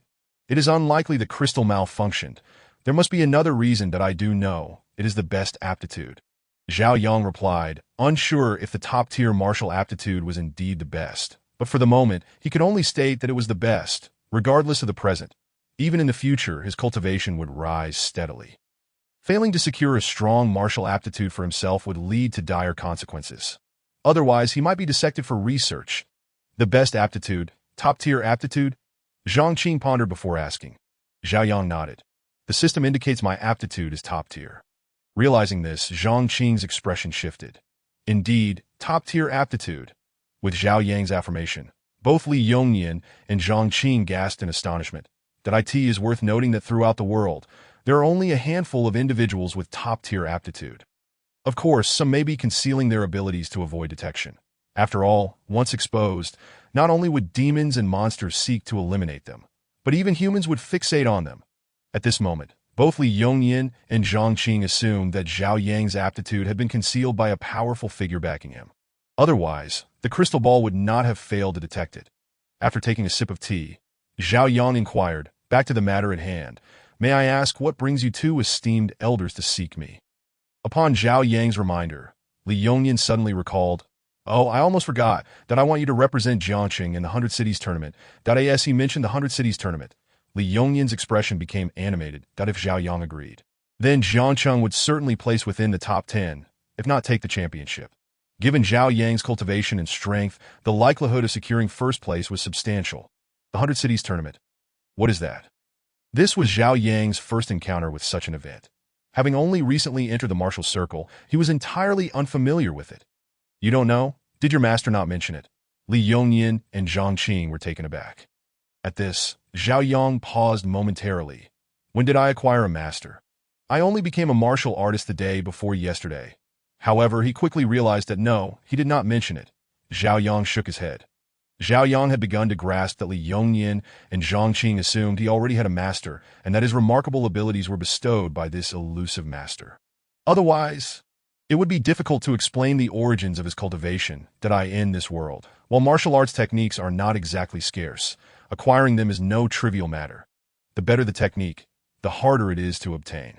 Sometimes even money cannot buy it. Zhao Yang also recalled his top-tier Xintier Qingfeng sword, that a mere 18-year-old possessing a technique was one thing, but wielding a top-tier weapon could only mean he had substantial backing. As a scholar, Zhao Yang's intelligence was sharp, and he quickly understood why Li Yongyan would say such things. It seemed both Li Yongyan and Zhang Qing held great respect for his ethereal master. Since others had assigned him an identity, Zhao Yang could only acquiesce respectfully in this manner. He could later leverage this identity to his advantage. Perhaps your master does not wish for you to participate in such events at a young age. Considering you are only 18, although the Grand City competition is held annually, many individuals choose not to participate until the last moment, as the rules stipulate that each contestant may only enter once in their lifetime. Furthermore, participants must not exceed the age of 20, leading many to wait until their 20th year to compete. Why delaying their entry, they can significantly enhance their skills, thereby securing a better ranking in the past. There was a prodigy who, at the age of 19, entered the Grand City competition and triumphed decisively, claiming first place. The following year, at 20, he participated once more, and the spectacle repeated itself as he again seized the top position. The Grand City competition, in a favorable light, offers the new generation an opportunity to make a name for themselves. Conversely, it can be viewed unfavorably as a means for the offspring of prestigious sects and families to gain an advantage. The resources and techniques available to these prominent sects far surpass those of the average person, and their disciples typically begin their martial training at an early age. Consequently, the champions of the Grand City competition are often the scions of these influential families. The greater the renown of a sect's disciple, the more benefits accrue to the sect itself, as it attracts more talent. However, the emergence of that prodigy, who claimed victory for 2 consecutive years, resulted in significant losses for these prominent sects, prompting them to enforce the rule that each individual may only compete once in their lifetime. From that point onward, each contestant is limited to a single participation in the Grand City competition. "Do you wish to participate in the Grand City competition now?" Li Yongyan inquired. Since Li Yongyan mentioned the Grand City competition, Zhao Yang had already begun to piece together some details in his previous life. There had been a similar competition in esports, akin to the Grand City competition. The distinction lies in the fact that this event involves real combat, whereas the former was merely a game. It is essentially a clash of talents from various cities, where the fiercest competitor emerges as the champion. Zhao Yang finds himself somewhat eager for this real-life PK, player versus player, scenario. However, he would only participate if it offered him some advantage. Is there any benefit? Zhao Yang asked. Upon hearing this, Li Yongyan felt a wave of relief that he feared Zhao Yang might outright refuse, but as long as he did not decline. Discussions could continue. If you can secure a place in the top 10 of the Grand City competition, in addition to the rewards from the competition, I will personally offer you a cash prize of 1 million, along with the honorary title of City Lord of Jiang City. The title of Honorary City Lord, while it sounds prestigious, is essentially a hollow accolade, devoid of real power. Zhao Yang understood this but was not concerned. What mattered to him was the money. He aspired to acquire a grand estate, and without funds, that would be impossible. As long as the money was available, negotiations could proceed smoothly. 1 million. How about 10 million? I will bring you back the championship, Zhao Yang asserted after a moment of contemplation. Chapter 26. As long as I lack morality, I shall not be shackled by it. Naturally, Zhao Yang was dissatisfied with merely securing a top 10 finish. If he was going to compete, he aimed for first place. Anything less would be an affront to his identity. With techniques such as the great accomplishment sword Qi, the reincarnation eye, and the original sword cannon, failing to clinch first place would be tantamount to a self-inflicted demise. Zhao Yang was not overly confident. He genuinely believed in his capabilities. Among his peers, he was uncertain if anyone surpassed him. But that was inconsequential. The Grand City competition had likely not yet commenced, and he was unsure of the exact start date, though he estimated it to be some time away, merely 2 days. Zhao Yang had advanced from an ordinary person to the 7th level of the Qi Sea. Given a little more time, who knows how much further he could progress. At that point, he would be able to dominate effortlessly. Without waiting for Li Yongyan's response, Zhao Yang continued, "The top 10 warrants 1 million.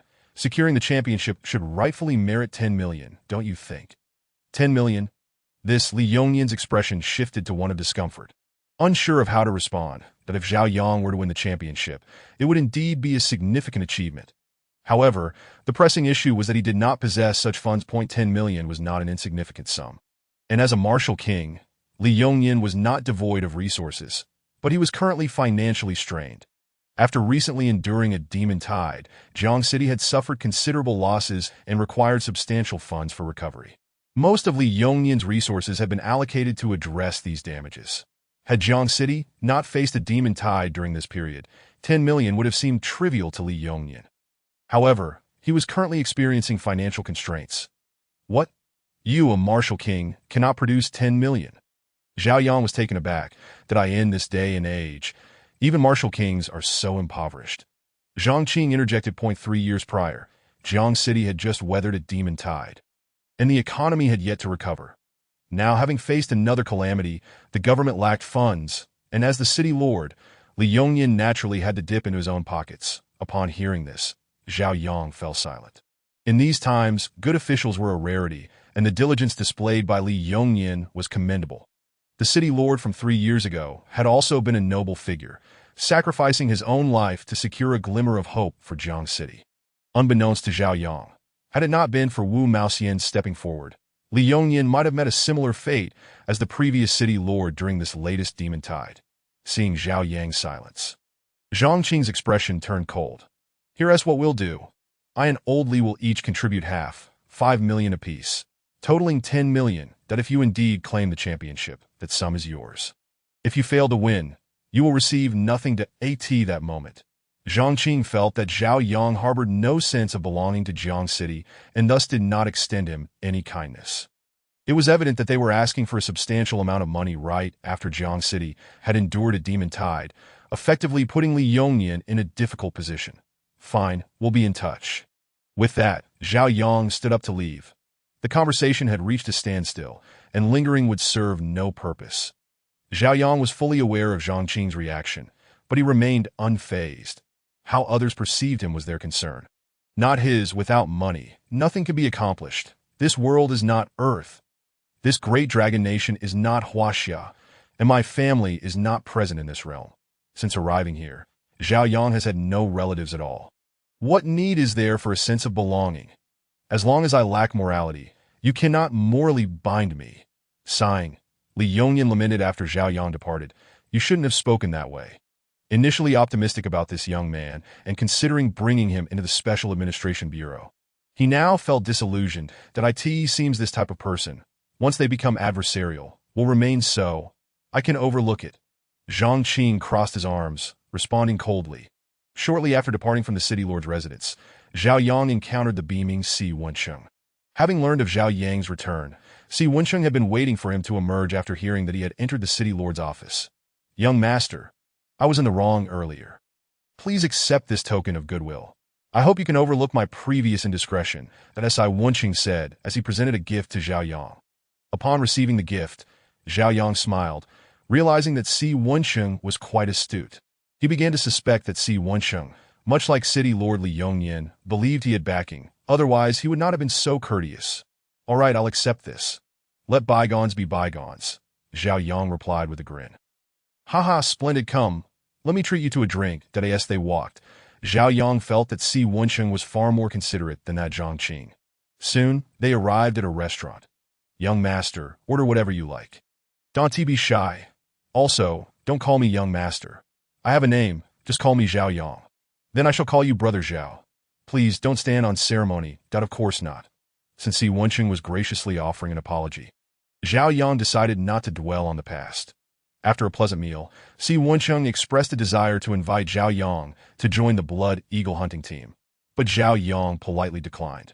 After parting ways with Si Wensheng, Zhao Yang was soon confronted by another individual blocking his path.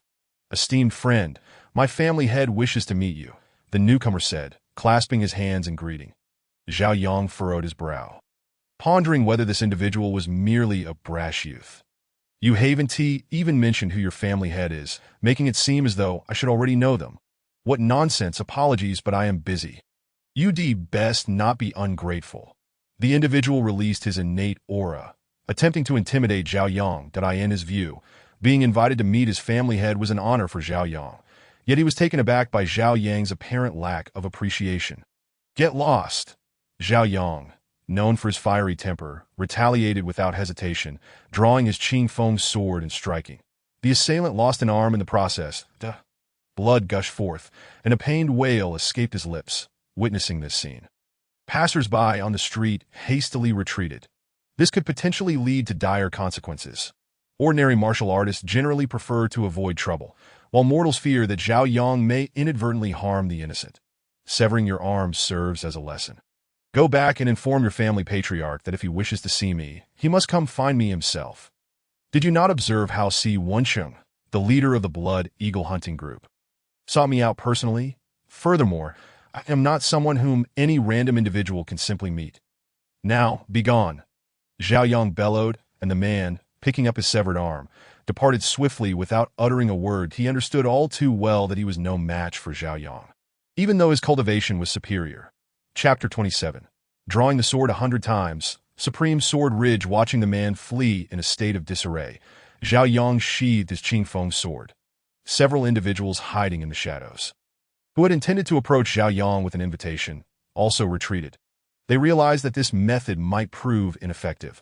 Enticing Zhao Yang would not be an easy task. Moreover, Zhao Yang had just stated that even Si Wensheng, the leader of the Blood Eagle hunting group, had come to see him in person. For now, they could only return to report to their respective masters and determine their next steps. Who exactly is this person? Such terrifying strength, able to casually sever the hand of a practitioner in the innate realm with a single strike. Once Zhao Yang departed, various discussions erupted in the area, regardless of where one is. The onlookers are never lacking. The problem is he is still so young, with boundless potential. The man whose hand was severed earlier seemed to belong to the Hua family, which boasts a half-step martial king. This individual is likely in trouble. Indeed, no matter how high one's potential, if one meets an untimely demise along the way, it would all be for naught. What a pity. Did you all catch what he said? Si Wensheng, the leader of the Blood Eagle hunting group, a half-step martial king. He actually came to see him in person. Do you think he fears the Hua family? After this incident, Zhao Yang encountered no further disturbances on his way home. The effect of killing the chicken to scare the monkey had taken hold. Upon returning to his humble rented room, Zhao Yang changed into a fresh set of clothes. Wearing tattered rags was rather unseemly. Upon entering the small abode, the white fox curiously observed everything around her. It was her first time in someone else's home, and she was filled with wonder at the various items within the room. At the same time, the white fox found it perplexing that a person of such remarkable talent would reside in such a modest space.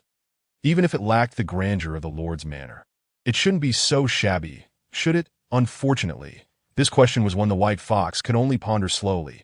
After changing into better attire, Zhao Yang began to draw his sword. With nothing else to occupy his time, he could only entertain himself with swordplay, hoping to uncover some valuable items in the process. Ding! The host has drawn the sword 74 times. Reward: 1 gathering yuan pill. Ding! The host has drawn the sword 75 times. Reward: 1 enhancing yuan pill. Ding. The host has drawn the sword 76 times. Reward: 1 heavenly yuan pill. Drawing the sword 3 times in succession yielded previously undiscovered elixirs. Upon reviewing the descriptions, Zhao Yang realized that the gathering yuan pill, when ingested, could accelerate the absorption of the world's elemental energy by 10% for an hour. Such a pill was rather useless to Zhao Yang. He had never properly cultivated since becoming a martial artist. He had always relied on elixirs. Hence, the gathering yuan pill would likely go to waste for him. The enhancing yuan pill and the vitality pill served similar purposes, differing only in that one was intended for the Qi realm, while the other was for the innate realm. This type of elixir was Zhao Yang's favorite. If he could consume elixirs, he would resolutely avoid actual cultivation. The thrill of reaping without labor was the most pleasurable as for the heavenly yuan pill. That was also of no use to Zhao Yang. It was intended for a half-step martial king seeking to break through to the martial king realm. The probability of a half-step martial king successfully advancing to a martial king was quite low. Perhaps only 2 or 3 out of 10 would succeed. The disparity between the number of half-step martial kings in Jiang City illustrates this well. Several half-step martial kings, yet only 2 or 3 martial kings, that if a breakthrough fails, it requires a lengthy recovery period, ranging from 3 to 5 years, or even up to a decade or more. Ingesting the heavenly yuan pill increases the chances of a half-step martial king successfully advancing to the martial king realm by 30%. Regrettably, such pills were not sold in this world. Otherwise, there would not be so few martial kings that if there existed a pill that could directly enable a half-step martial king to break through to the martial king realm, then the heavenly yuan pill would seem rather inferior. Zhao Yang mused that, of course, Zhao Yang was still unaware of whether such a pill existed, but if it did not, then the heavenly yuan pill was still quite valuable. Ding! The host has drawn the sword 77 times. Reward: 1 heavenly yuan pill. Ding! The host has drawn the sword 78 times. Reward: 1 heavenly yuan pill. Ding! The host has drawn the sword 79 times. Reward: 1 heavenly yuan pill. Drawing the sword 3 times consecutively yielded 3 heavenly yuan pills, causing Zhao Yang's eyes to widen in astonishment. Is this to forge an army of martial kings? However, this notion seemed rather appealing. After all, given my status, there are certain matters I cannot personally attend to, lest I diminish my own value. With this thought, Zhao Yang smiled that if there were indeed an army of martial kings, would that not allow for an unimpeded sweep across the land? It is important to note that martial kings are quite scarce in this world, that if it were possible to mass-produce martial kings, then facing the tide of monsters would not be so daunting that a single martial art from a martial king could fell a multitude. I shall keep these for now, awaiting the right moment to utilize them once I have secured reliable subordinates. Without further contemplation, Zhao Yang continued to draw his sword. Ding! The host has drawn the sword 80 times. Reward: 1 gathering chi pill. Ding! The host has drawn the sword 81 times. Reward: 7 vitality pills. Ding! The host has drawn the sword 82 times. Reward: 1 heavenly yuan pill. With each draw of the sword, rewards continue to be bestowed upon him. While Zhao Yang practiced, the white fox remained focused on him, puzzled as to why he repeatedly performed the same action. Surely, one does not train in swordsmanship this way. Could it be that merely drawing the sword could increase one's strength? The white fox was utterly baffled by Zhao Yang's actions. Ding! The host has drawn the sword 99 times. Reward: 10 heavenly yuan pills. Upon reaching the 99th draw, having obtained 10 heavenly yuan pills, alongside the 8 previously acquired, Zhao Yang now possessed a total of 18 heavenly yuan pills, sufficient to allow 18 half-step martial kings to break through to the martial king realm. However, the next draw would be the 100th, which was what he eagerly anticipated. Let me see what rewards await me for this 100th draw. Previously, Zhao Yang had speculated that certain milestones, such as the 10th, 100th, or 1000th draw, would yield exceptional rewards. Now was the moment to test that theory. Drawing the sword. Ding! The host has drawn the sword 100 times. Reward: Supreme Sword Ridge. As the words appeared before Zhao Yang, an incredibly sharp sword aura erupted from him, soaring into the sky. The white fox, who had been observing Zhao Yang intently, was taken aback. This sword aura was truly chilling. Her thoughts plunged into a void. Drawing the sword can indeed make one stronger. This is utterly absurd. Is this even human? Merely drawing the sword can lead to such strength. How can others possibly compete? Simultaneously, powerful martial artists within a 1,000-mile radius turned their gaze toward Jiang City. The city, the Lord, Li Yongyan, and the head of the special administration, Zhang Qing, immediately soared from their homes. Looking toward the orphan district. Chapter 28. Sword Saint Fiyang, Blade Saint Yanghua in the magic capital. Within the elf family in a dim room, an elder who had not opened his eyes for 5 years. Sensed the sword aura erupting from Zhao Yang and finally opened his eyes. This was the aura of the supreme bone. The emitted energy was sword aura, suggesting it was likely a sword bone. The elder glanced at the pitch-black ceiling, a faint smile appearing on his lips. It had been many years since he had witnessed such a prodigious talent. After sweeping through the 100 Cities tournament in his youth, that competition lost its allure. Now, with the emergence of this born supreme, one could only wonder how much turmoil the 100 Cities tournament and the martial world would soon experience. With a long sigh, the elder chose not to make his way to Jiang City, the magic capital. It was not just this elder who reacted to Zhao Yang's sword aura. Others above the Martial King realm did as well. At that moment, thousands of individuals flew from the magic capital, all heading toward Jiang City. Such a genius's emergence certainly warranted their attention. Jinling, the Wang family's ancestral elder, having been in seclusion for 7 to 8 years. Alongside many others, soared into the sky. At a glance, their numbers reached into the hundreds. That area must be Jiang City. It remains unclear who awakened the supreme bone. Elder, should we go investigate the emergence of a born supreme? After some contemplation, the Wang family's elder waved his hand, saying, "You all go. I shall not accompany you." Understood.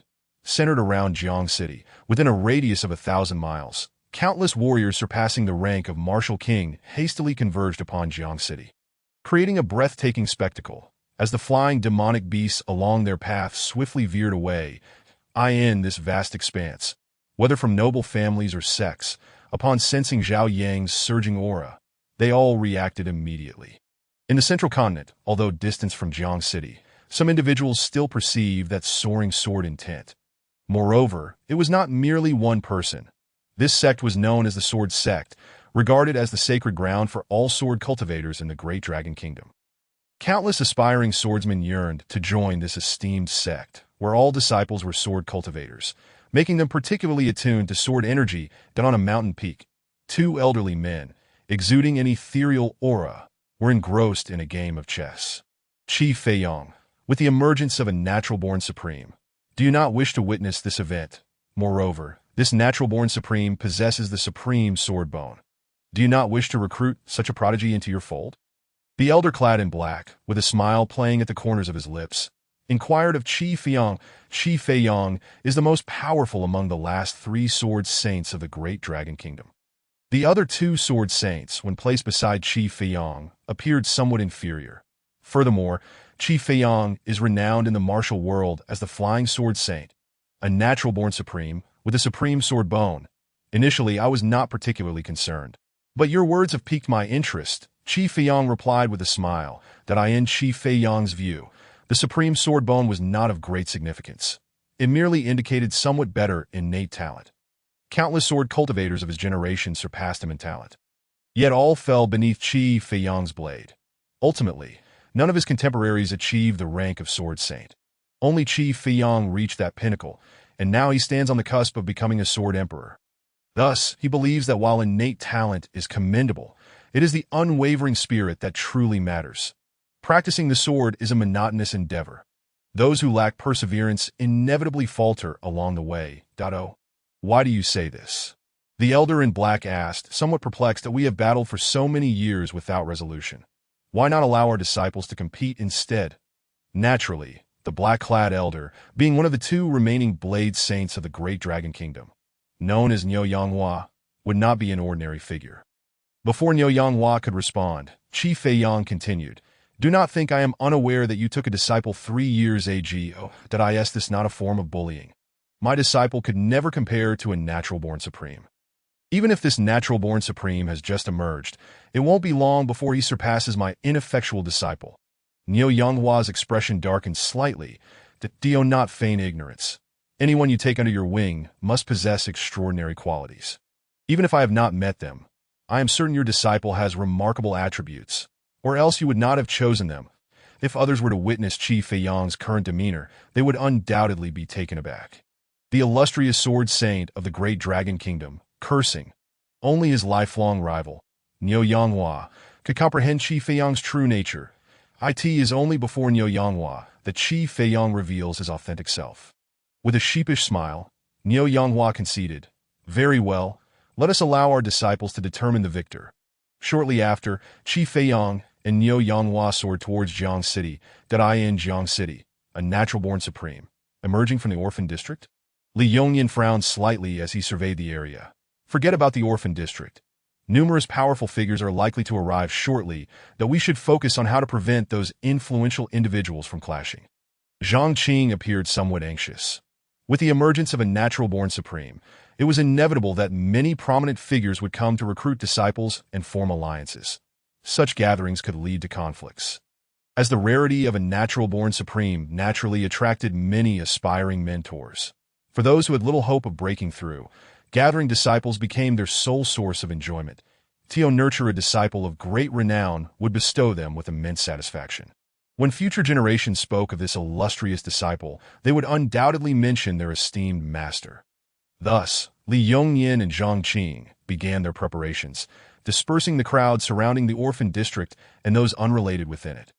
To prevent panic among the citizens, they issued direct announcements and instead sent individuals to notify residents door to door, urging them to vacate the area temporarily.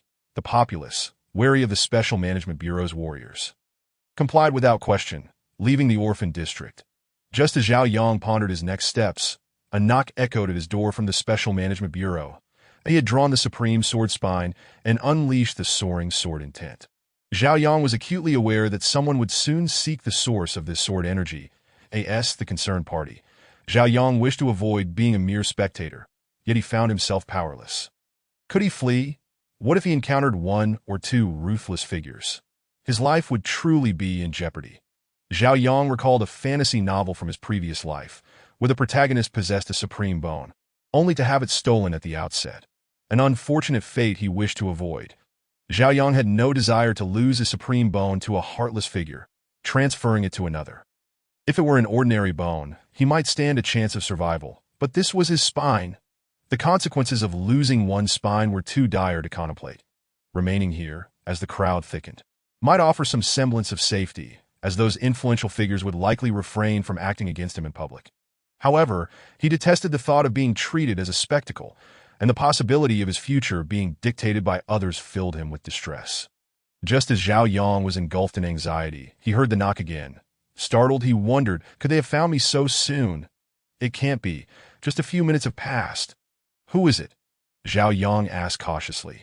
If the situation seemed dire, he would make a swift escape through the window, if even to show he had attempted to resist. The Special Management Bureau. Some events may transpire in this area. We kindly ask you to vacate for a while. Upon hearing this, Zhao Yang's eyes brightened. This is splendid. Just what I needed.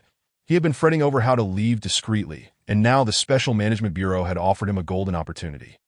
Such an event would undoubtedly prompt many to exit the orphan district, allowing him to blend into the crowd and make his departure safely and unobtrusively.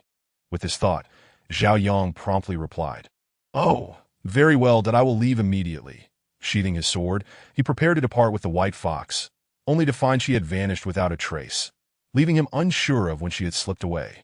In this moment, Zhao Yang had no time to ponder the white fox. His priority was to leave. As he exited his room, the Special Management Bureau personnel cast a surprised glance at Zhao Yang. They had taken note of him during the demonic tide, but were astonished to discover he resided in the orphan district. Typically, orphans who became warriors would leave this area, as it was not suitable for those of martial caliber. Though surprised, they did not suspect that Zhao Yang was the very individual they sought. Thus, Zhao Yang successfully blended into the crowd and departed the orphan district. Once outside, he did not look back but dashed directly towards the bustling streets, where the throngs provided ample cover. However, he did not intend to linger on the streets. Rather, he aimed to escape the city entirely. Only by distancing himself from trouble could he feel secure that, if possible, he would have flown away from this city altogether. Upon exiting the city, Zhao Yang beheld a multitude of figures soaring through the sky, each emanating an aura surpassing that of the martial king. Upon witnessing these individuals, Zhao Yang's face briefly flickered with tension. After taking a couple of deep breaths, he managed to calm his nerves. These people seemed oblivious to the fact that he was the person involved. Unbeknownst to Zhao Yang, as long as he distanced himself from the orphan district, it would be exceedingly difficult for the average person to recognize him as the one who had unleashed the soaring sword energy. The supreme bone typically manifests only with the birth of an infant. If one is not born with it, the chances of acquiring it later are virtually non-existent.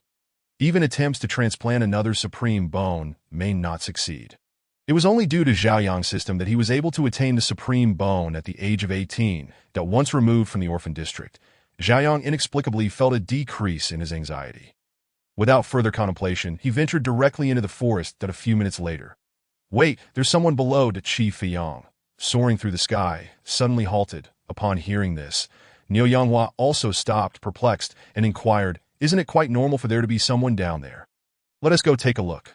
Without further ado, Qi Feiyang descended towards the ground, and Niu Yanghua followed suit, his mind filled with confusion and questions. How could an ordinary person possibly compare to a natural-born supreme? After all, that individual was a natural-born supreme. If they were late, what if someone else got there first? As Zhao Yang encountered two inscrutable elders blocking his path, a wave of vigilance surged within him. In an effort to avoid drawing attention to himself, he refrained from unsheathing the Qingfeng sword or employing the Xintian sacred steps, opting instead to tread cautiously deeper into the forest.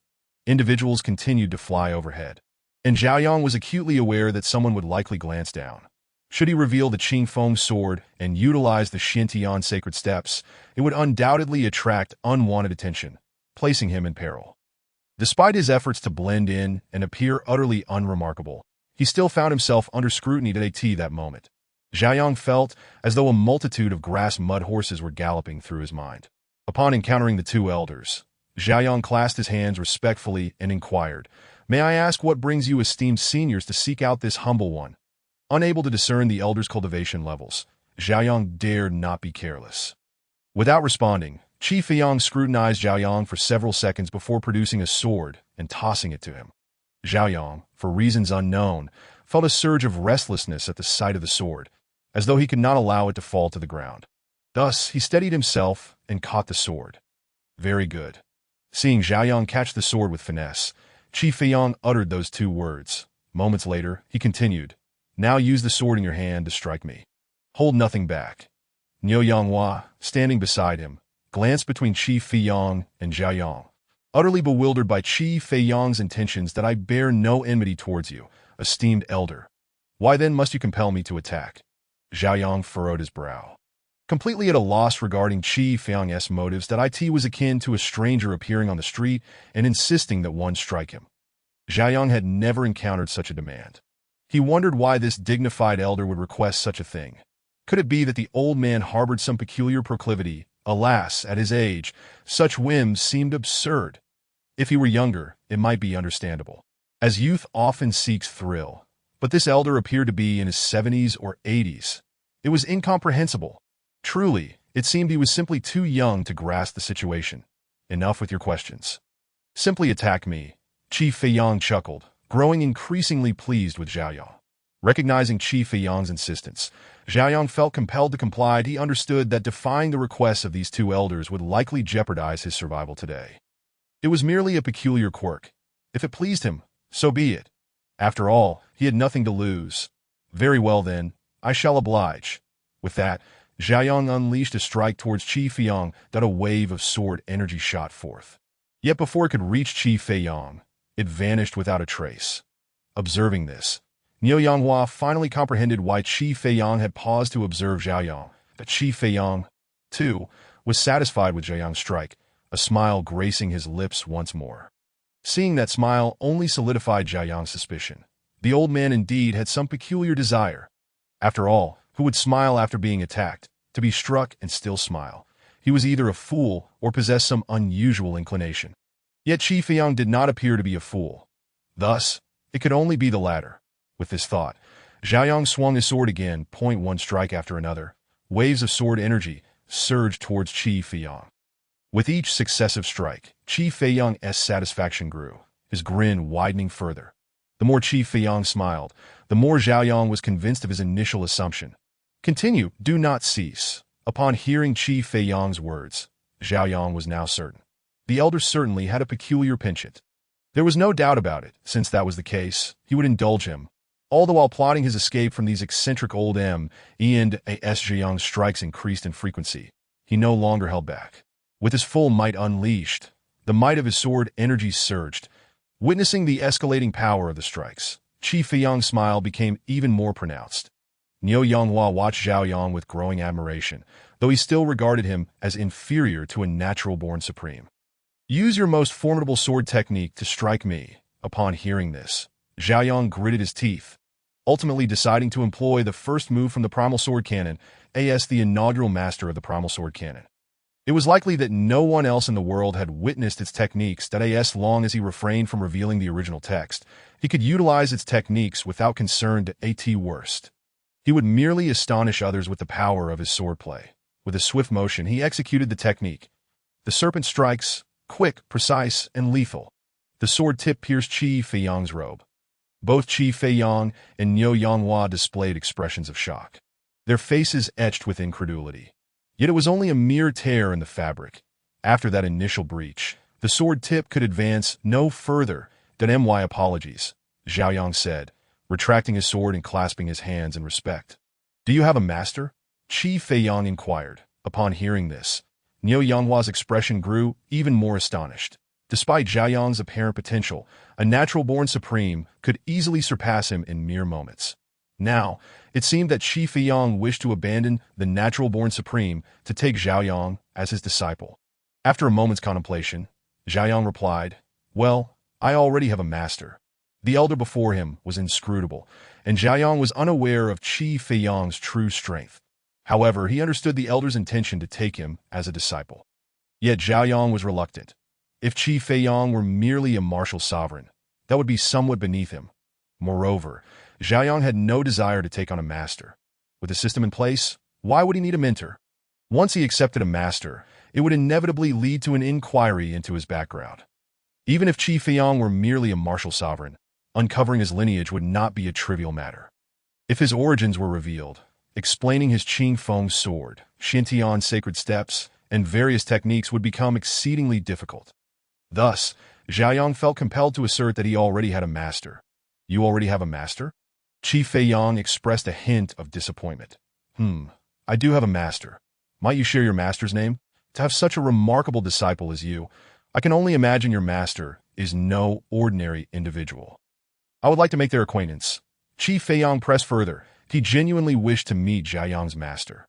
Given Zhao Yang's exceptional swordsmanship at such a young age, it was likely that his master was a highly skilled swordsman as well. Qi Feiyang was aware of many proficient swordsmen, yet none had mentioned taking on such a disciple, that he understood their personalities. Had any of them accepted Zhao Yang, they would have proudly boasted of it by now. Now, Qi Feiyang surmised that Zhao Yang's master must be a reclusive swordsman of extraordinary skill. Such a master would certainly pique Qi Feiyang's interest. That my master forbids me from revealing his name, Zhao Yang replied. Forbidden to speak? That simply won't do. You must disclose it today. Otherwise, you shall not leave. Niu Yanghua, with a fiery temper, was instantly displeased upon hearing Zhao Yang's response. The path of the sword is often characterized by a domineering style, and those who wield swords are frequently bold or hot-headed. Niu Yanghua was no exception. Naturally, he wished to meet a swordsman of exceptional prowess and was intensely curious about their capabilities. Having another formidable sword rival would also benefit his own path of the blade. Currently, among sword practitioners and sword wielders, only Qi Feiyang could be considered Niu Yanghua's equal. Damn it. Not letting me leave if I don't speak. How infuriating. Zhao Yang silently cursed. How am I to respond? I never had a master in the first place. Do you expect me to fabricate a name? The sun blazed fiercely. Since you are pressuring me so much, I shall resort to invoking a name of unparalleled renown. My master is the sword Saint Feiyang. Zhao Yang proclaimed nonchalantly, his heart unwavering. Although the sword Saint Feiyang had not made an appearance for a considerable time, His name and exploits were still chronicled in textbooks. That it was precisely because the Sword Saint had long been absent from the world that his name was easily wielded to deceive others. After all, no one could ascertain its veracity. Now, Zhao Yang invoked this illustrious name, intending to intimidate the two elderly gentlemen. Upon hearing the name Sword Saint Feiyang, both Qi Feiyang and Yo Yanghua were momentarily taken aback. Noticing their stunned expressions, Zhao Yang assumed they were frightened. Thus, with an air of arrogance, he declared, "Well, are you afraid now? If my master were to find out how you have bullied me, you two would certainly face dire consequences." Observing Zhao Yang's audacious demeanor, Qi Feiyang and Yo Yanghua exchanged glances, their faces a blend of amusement and incredulity. Chapter 31. Is there no customary greeting? In Jiang City, the orphan district, where is the born supreme? Bellowed a burly man. Ever since entering Jiang City, these individuals had begun to probe the entire city with their primordial spirits, seeking the elusive born supreme. After conducting their search, they found no trace of such a being, which ignited their fury. In response, the city lord of Jiang City, Li Yongnian, stepped forward. Esteemed seniors, fellow cultivators, the aura of the supreme bone indeed erupted from here, yet our personnel from the Jiang City Special Administration have found no trace of the born supreme. Not even a newborn infant. Humph. Are you suggesting that the soaring sword energy from the eruption of the supreme bone is a fabrication? How could such a significant figure simply vanish without a trace? Do you think we are so easily deceived? Retorted another middle-aged man with a cold snort. Esteemed senior, the sword energy from the eruption of the supreme bone is genuine. However, it is also a fact that our Jiang City Special Administration could not locate it. As for why the born supreme has disappeared, I too am at a loss. Li Yongnian responded with a respectful gesture. A loss. This is your territory, and yet you claim ignorance? I suspect you concealed the born supreme before we arrived. Be wise and surrender the born supreme. As a mere martial king, what can you teach him? Spoke a dark-skinned man with an icy demeanor. Indeed, Lord Li, you should hand over the born supreme, for whom the born supreme chooses as a master. That is his prerogative. Your actions are inappropriate, chimed in a Taoist nun wielding a whisk. Among the throngs present, the majority believed Li Yongnian had hidden the born supreme away. Esteemed nun, I truly do not know. Li Yongnian lamented. He had not even seen a recently born infant, let alone the elusive born supreme. That moment, an elderly man in white robes stepped forward. Everyone, please disperse. It is likely that someone has already taken the born supreme away. And it is not Lord Li who has done so. I have sensed no sword energy from him. This elderly man held significant sway among the crowd, and upon hearing his words, those who had earlier questioned Li Yongnian now felt a twinge of shame. However, they did not offer any apologies that he owed them. Li Yongnian was merely an ordinary martial king. Apologize? Not a chance. Disperse. What a wasted trip. Didn't he even catch a glimpse of the born supreme? Such a pity. I had hoped to take on a promising disciple. Departing, they lamented the fortune of whoever had gotten ahead of them. Most had begun to leave. Li Yongnian bowed deeply to the elderly man who had come to his defense. This venerable figure was none other than the renowned sword saint of the great dragon kingdom, He Feng. It was precisely due to He Feng's stature as a sword saint that the multitude did not question his assertions. Had it been anyone else, their credibility would not have been as formidable. He Feng nodded at Li Yongnian, sighed heavily, and turned to depart. The absence of the born supreme left He Feng feeling somewhat regretful. Given that the supreme bone was a sword bone, having such a talent under his tutelage would have been ideal. Yet now, he had not even caught a glimpse of the born supreme. After He Feng's departure, those who lingered gradually made their exit. Among them were those who suspected He Feng intended to act with ulterior motives. Meanwhile, outside Jiang City, 3 minutes earlier, Qi Feiyang and Yo Yanghua had come to realize that Zhao Yang did not actually possess a master. All of this was mere fabrication on Zhao Yang's part, and the reasons behind his deception remained a mystery to them. Young man, you claim your master is the sword Saint Feiyang. Do you know who stands before you? Yo Yanghua inquired with a smile. That I do not know. Zhao Yang shook his head. How can I be expected to know every Tom, Dick, and Harry? If they lack any renown, who would recognize them? Although the sword Saint Feiyang is recorded in textbooks, there are no portraits of him. which is why Zhao Yang did not realize that the elder before him was indeed the Sword Saint Fei Yang himself. You don't know? And yet you dare assert your master is the Sword Saint Fei Yang. Niu Yanghua teased, looking at Zhao Yang with an amused expression. Are you suggesting that he could possibly be my master, the Sword Saint Fei Yang? Zhao Yang scoffed. Upon hearing this, both Qi Feiyang and Niu Yanghua erupted into laughter. Qi Feiyang chuckled. Indeed, the name of Sword Saint Fei Yang is my moniker in the martial world. My true name is Qi Feiyang. This revelation. Zhao Yang felt as if the ground had crumbled beneath him. What an astonishing coincidence. The very figure he had boasted about was standing right before him, listening to his grandiose claims. Zhao Yang had never imagined he would encounter the reclusive Sword Saint Fei Yang after so many years. I beg your pardon for borrowing your esteemed name. Senior, I had long wished to be your disciple, but upon hearing you had withdrawn from the martial world, I had no means to approach you. Until I found you, I did not wish to take on a master, which led to my earlier comments that I hope you can forgive me, Zhao Yang said, offering an awkward smile and bowing to Qi Feiyang. Shortly thereafter, Zhao Yang turned to the elder standing beside Qi Feiyang. This esteemed senior must be the illustrious Sword Saint Yanghua of the martial world, correct? I have the honor of meeting both of you. Zhao Yang bowed once more, this time to both Qi Feiyang and Niu Yanghua together. Both were martial saints, and having caused such a blunder earlier, it was only right to apologize to these venerable figures. In the martial world, invoking another's name was a significant taboo.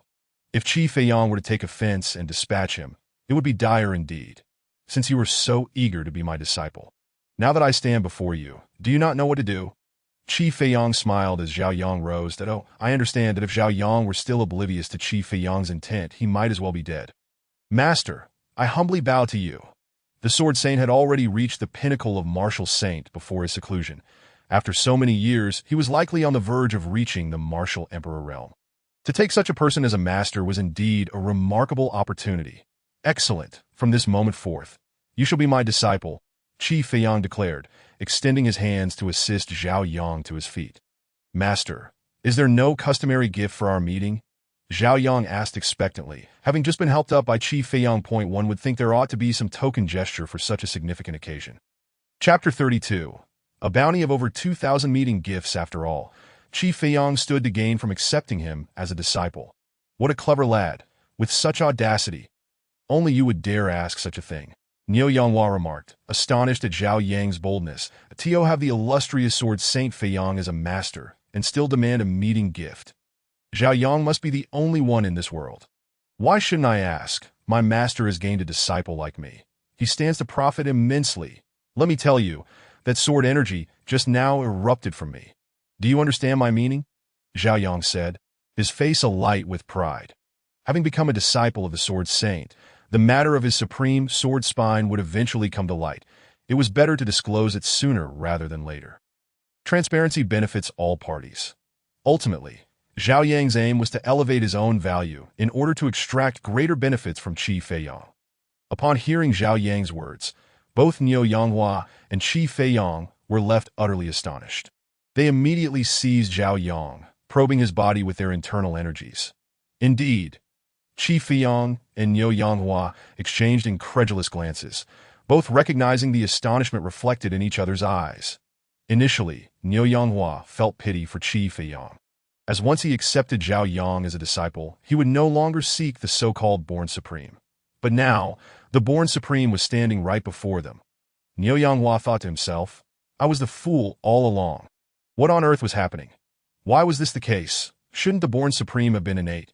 Why had it manifested after birth? This, I am not entirely certain about. Previously, while practicing my swordplay, I felt a warmth radiating from my spine, which ultimately culminated in the eruption of the soaring sword energy. Upon unleashing this formidable force, I became acutely aware that I might attract unwanted attention, potentially leading to coercion into apprenticeship. Consequently, I made my escape. Zhao Yang remarked, shaking his head. Hiss, could it be that our understanding is fundamentally flawed? Niu Yanghua began to doubt his existence. The world is vast and full of wonders.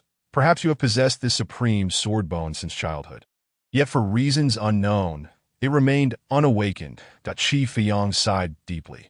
Only such an explanation would suffice. Otherwise, the notion of being innately supreme would lose its meaning. Someone approaches that Qi Feiyang suddenly lifted his gaze to the heavens. I have come to pay my respects, Senior Feiyang and Senior Yonghua. Not merely one, but hundreds, if not thousands, descended toward them, and the number continued to swell. Before Qi Feiyang and Niu Yonghua, these individuals were but juniors. Upon witnessing the two esteemed figures, they naturally dared not fly past them. Should either Qi Feiyang or Niu Yonghua take offense, they could easily meet their demise, and no one would dare utter a word of protest. In this world, strength commands respect. The weak who offend the strong face immediate destruction. Defying authority is intolerable. Even among these individuals, a few may be martial saints, yet before Qi Feiyang and Niu Yonghua, they were merely fledglings. Whether they could withstand a single blow remains uncertain. Who is this? The crowd turned their attention toward Zhao Yang, who stood beside Qi Feiyang and Niu Yonghua. This is my newly accepted disciple, Qi Feiyang declared, turning to Zhao Yang and inquiring, by the way, what is your name? I am Zhao Yang, the junior, and I pay my respects to all esteemed seniors, he replied, bowing to the multitude. So you are the disciple of Senior Feiyang. At such a tender age, you possess remarkable cultivation. Quite impressive. I had to leave in haste this time and didn't bring anything of value, so please accept this as a token of our meeting, said a Taoist maiden wielding a whisk, as she presented Zhao Yang with a mid-tier Xing greatsword. Upon witnessing this, others also began to present gifts to Zhao Yang, being chosen by the sword Saint Feiyang as a disciple. It is only natural that Zhao Yang's future achievements will be remarkable. Presenting a gift at this juncture would surely enhance their favor. Without pretense, Zhao Yang graciously accepted each offering. Becoming a disciple of a prominent figure indeed comes with substantial advantages. In this manner, Zhao Yang received over 2,000 gifts, including elixirs, weapons, talismans, and various rare materials that he stored all these treasures within his system space. As Zhao Yang made each item vanish, a flicker of astonishment passed through the eyes of the onlookers. Even Qi Feiyang and Niu Yonghua were no exceptions. It is worth noting that Zhao Yang possesses no storage ring. The ability to collect items without one is quite astonishing. However, no one dared to inquire how Zhao Yang accomplished this, for he is indeed a disciple of Qi Feiyang. With Zhao Yang under the wing of Qi Feiyang, his backing extends beyond a single individual. The entire sword sect supports him, besides the sword sect. There is also the knife Saint Niu Yonghua. After all, Niu Yonghua and Qi Feiyang share a profound friendship. If anything were to befall Qi Feiyang's disciple, he would undoubtedly intervene. Even though Niu Yonghua is a solitary practitioner, none dare to underestimate him. He is a legendary figure, rivaling Qi Feiyang. Once the gifts were concluded, the gathering gradually dispersed. Within mere moments, only Zhao Yang, Qi Feiyang, and Niu Yonghua remained in the vicinity. Master, uncle, since others have presented their gifts, might you too offer something as well? Zhao Yang blinked eagerly, his face alight with anticipation. You impudent rascal, you truly have the audacity to request gifts from me. However, since you have addressed me as uncle, I shall not be remiss. With that, Niu Yonghua produced a small dagger and handed it to Zhao Yang, saying, take this. It can withstand 3 attacks from a martial saint. Upon receiving the dagger, Zhao Yang inspected it and replied, but with both master and uncle's reputations, what martial saint would dare to lay a hand on me? Zhao Yang spoke the truth. After all, Qi Feiyang and Niu Yonghua are the pinnacle of martial saints in this world. Who would dare provoke them? While human martial saints may respect us, the demons and monsters of the 4 clans certainly would not extend us the same courtesy. In fact, should they discover you are the disciple of Sword Saint Feiyang, your fate would be far worse. Niu Yonghua's expression turned grave. Years ago, Qi Feiyang had vanquished countless demons and monsters, incurring their wrath. Were it not for his overwhelming strength, the 4 clans would have long since sought his demise.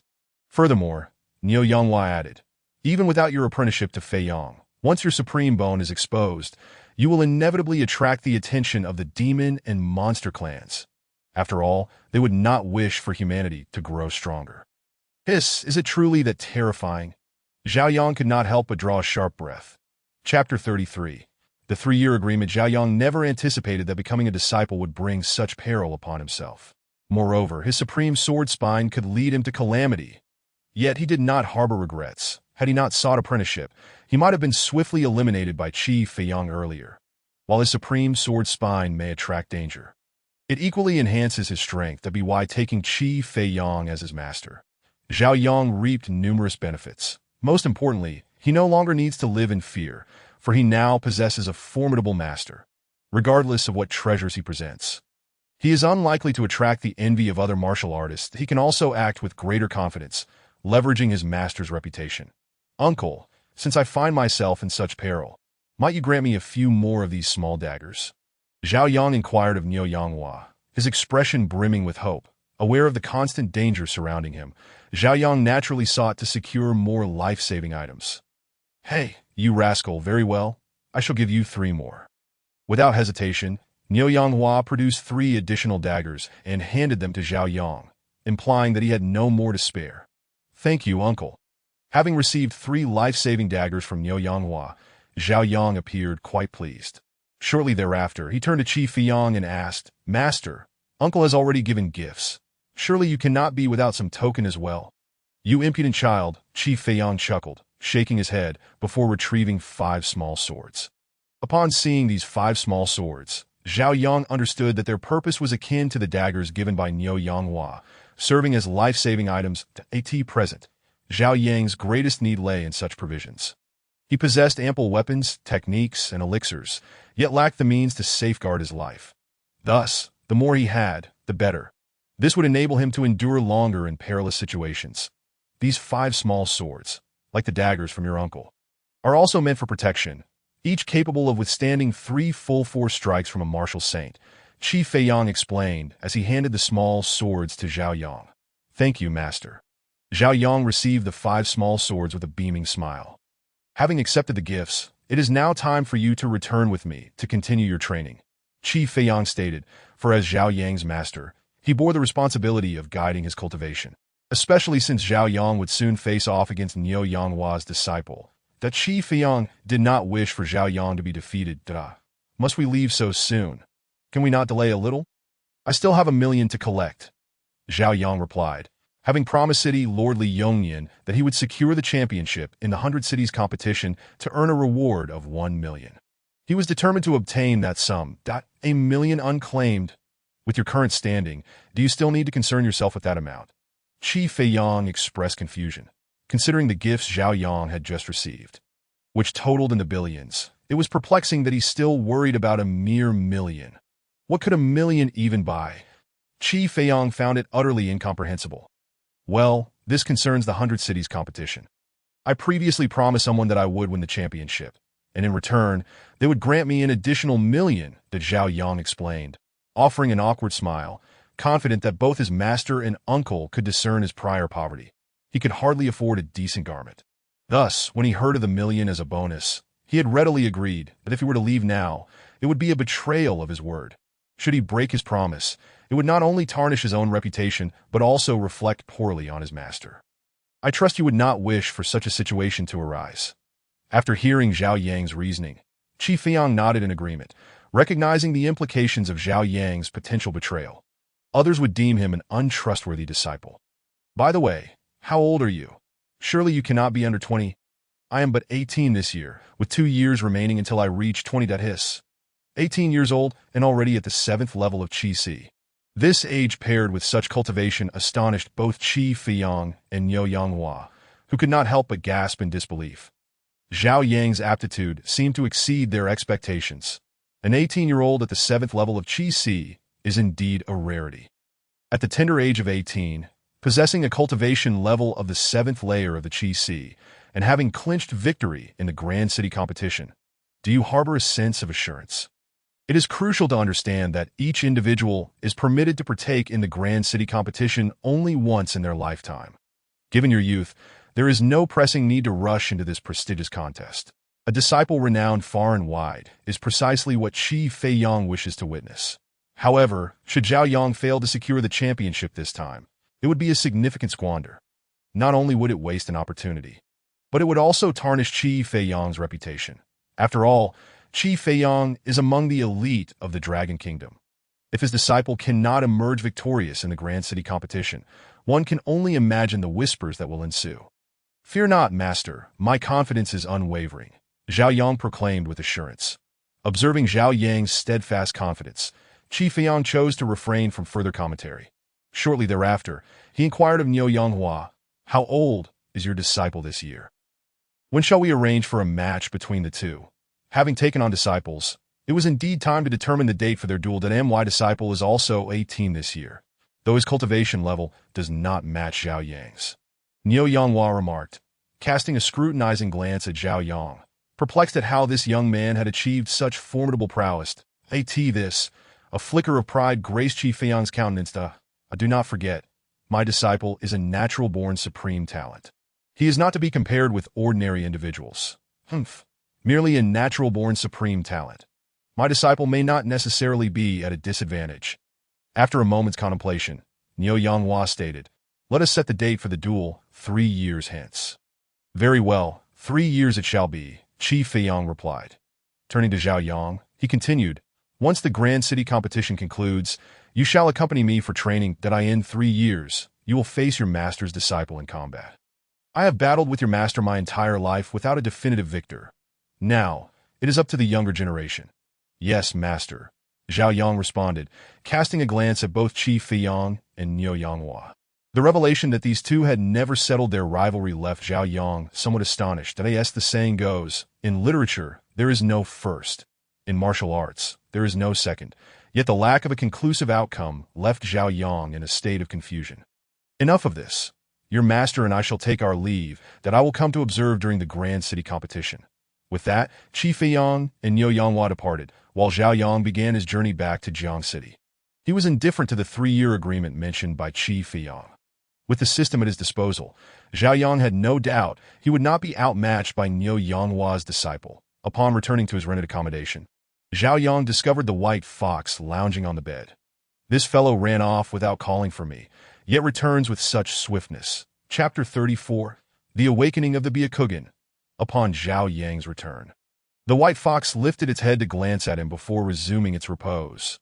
Cursing the white fox under his breath, Zhao Yang drew forth his Qingfeng sword and began to unsheath it. Previously, due to the emergence of the supreme sword spine, Zhao Yang had been unable to draw his sword for some time. At last, that matter was behind him, and he could resume his practice. Ding! The host has unsheathed the sword for the 101st time. Reward: Breath Concealment Technique. Breath Concealment Technique. What is this? Zhao Yang promptly opened the introduction for the Breath Concealment Technique. The Breath Concealment Technique, once mastered, allows one to conceal their cultivation level. Only individuals surpassing the host by 5 major realms can discern the host's true power. Hiss! Upon reading this description, Zhao Yang inhaled sharply. This technique was invaluable for him. With this ability, he would no longer need to fear being captured for research due to the rapidity of his cultivation, with 5 major realms as the benchmark. Given Zhao Yang's current Qi realm, once he mastered the breath concealment technique, individuals below the martial saint level would be unable to perceive his true cultivation. After Zhao Yang broke through to the innate realm, even martial saints would be oblivious to his power. Once he reached the spirit refinement realm, even martial emperors would be incapable of discerning his true level. With the breath concealment technique, I shall no longer worry about others discovering my accelerated cultivation speed. Zhao Yang mused inwardly. Naturally, receiving such a boon brought him immense joy. After a while, Zhao Yang ceased unsheathing his sword and began to delve into the breath concealment technique. The sooner one learned such a technique, the better. The breath concealment technique was neither overly complex nor exceedingly simple. Zhao Yang grasped its essence in nearly an hour. His current Qi 7th layer cultivation had already been revealed, so there was no need for concealment. However, once he broke through, he could hide his subsequent realm. Having mastered the breath concealment technique, Zhao Yang resumed unsheathing his sword that he needed to acquire elixirs to enhance his cultivation. Otherwise, martial saints would still be able to discern his specific level. In this world, martial saints were not a rarity, but neither were they overly common. Just in the Dragon Kingdom alone, there were over 30 martial saints. Only individuals of the martial emperor tier were truly scarce. In total, the entire world boasted no more than a couple of martial emperors. Coincidentally, The Dragon Kingdom possessed one martial emperor. That it was precisely because of this martial emperor that the Dragon Kingdom ranked prominently among the nations of the world. Once Zhao Yang broke through to the innate realm, as long as he did not encounter a martial emperor, no one would be able to ascertain his specific cultivation level. Ding. The host has unsheathed the sword for the 102nd time. Reward: 5 vitality elixirs. Ding. The host has unsheathed the sword for the 103rd time.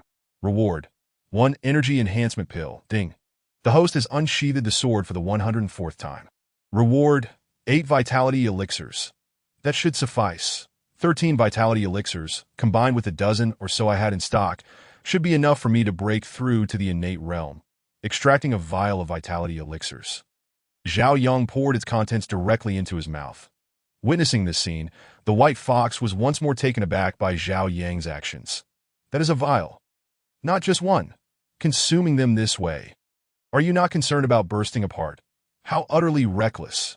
After swallowing the vitality elixirs, Zhao Yang began to refine and absorb their essence. That as he continually refined and absorbed the elixirs, Zhao Yang's aura began to rise steadily. Having broken through to the 8th layer of the Qi Si, his aura continued to climb. That as he observed the dwindling supply of the vitality elixirs, Zhao Yang retrieved another vial and poured it into his mouth. Minutes later, Zhao Yang successfully broke through to the 9th layer of the Qi Si. However, the breakthrough was not yet complete. His aura continued to surge. Zhao Yang resolved to press on and directly attain the innate realm. Thus, he once again retrieved a vial of elixirs and consumed it. The white fox, lying on the bed, began to question its own existence at this sight. Is this even human? Consuming 3 vials of elixirs in succession. The fact that he has not exploded is one thing. There are no signs of him going berserk either.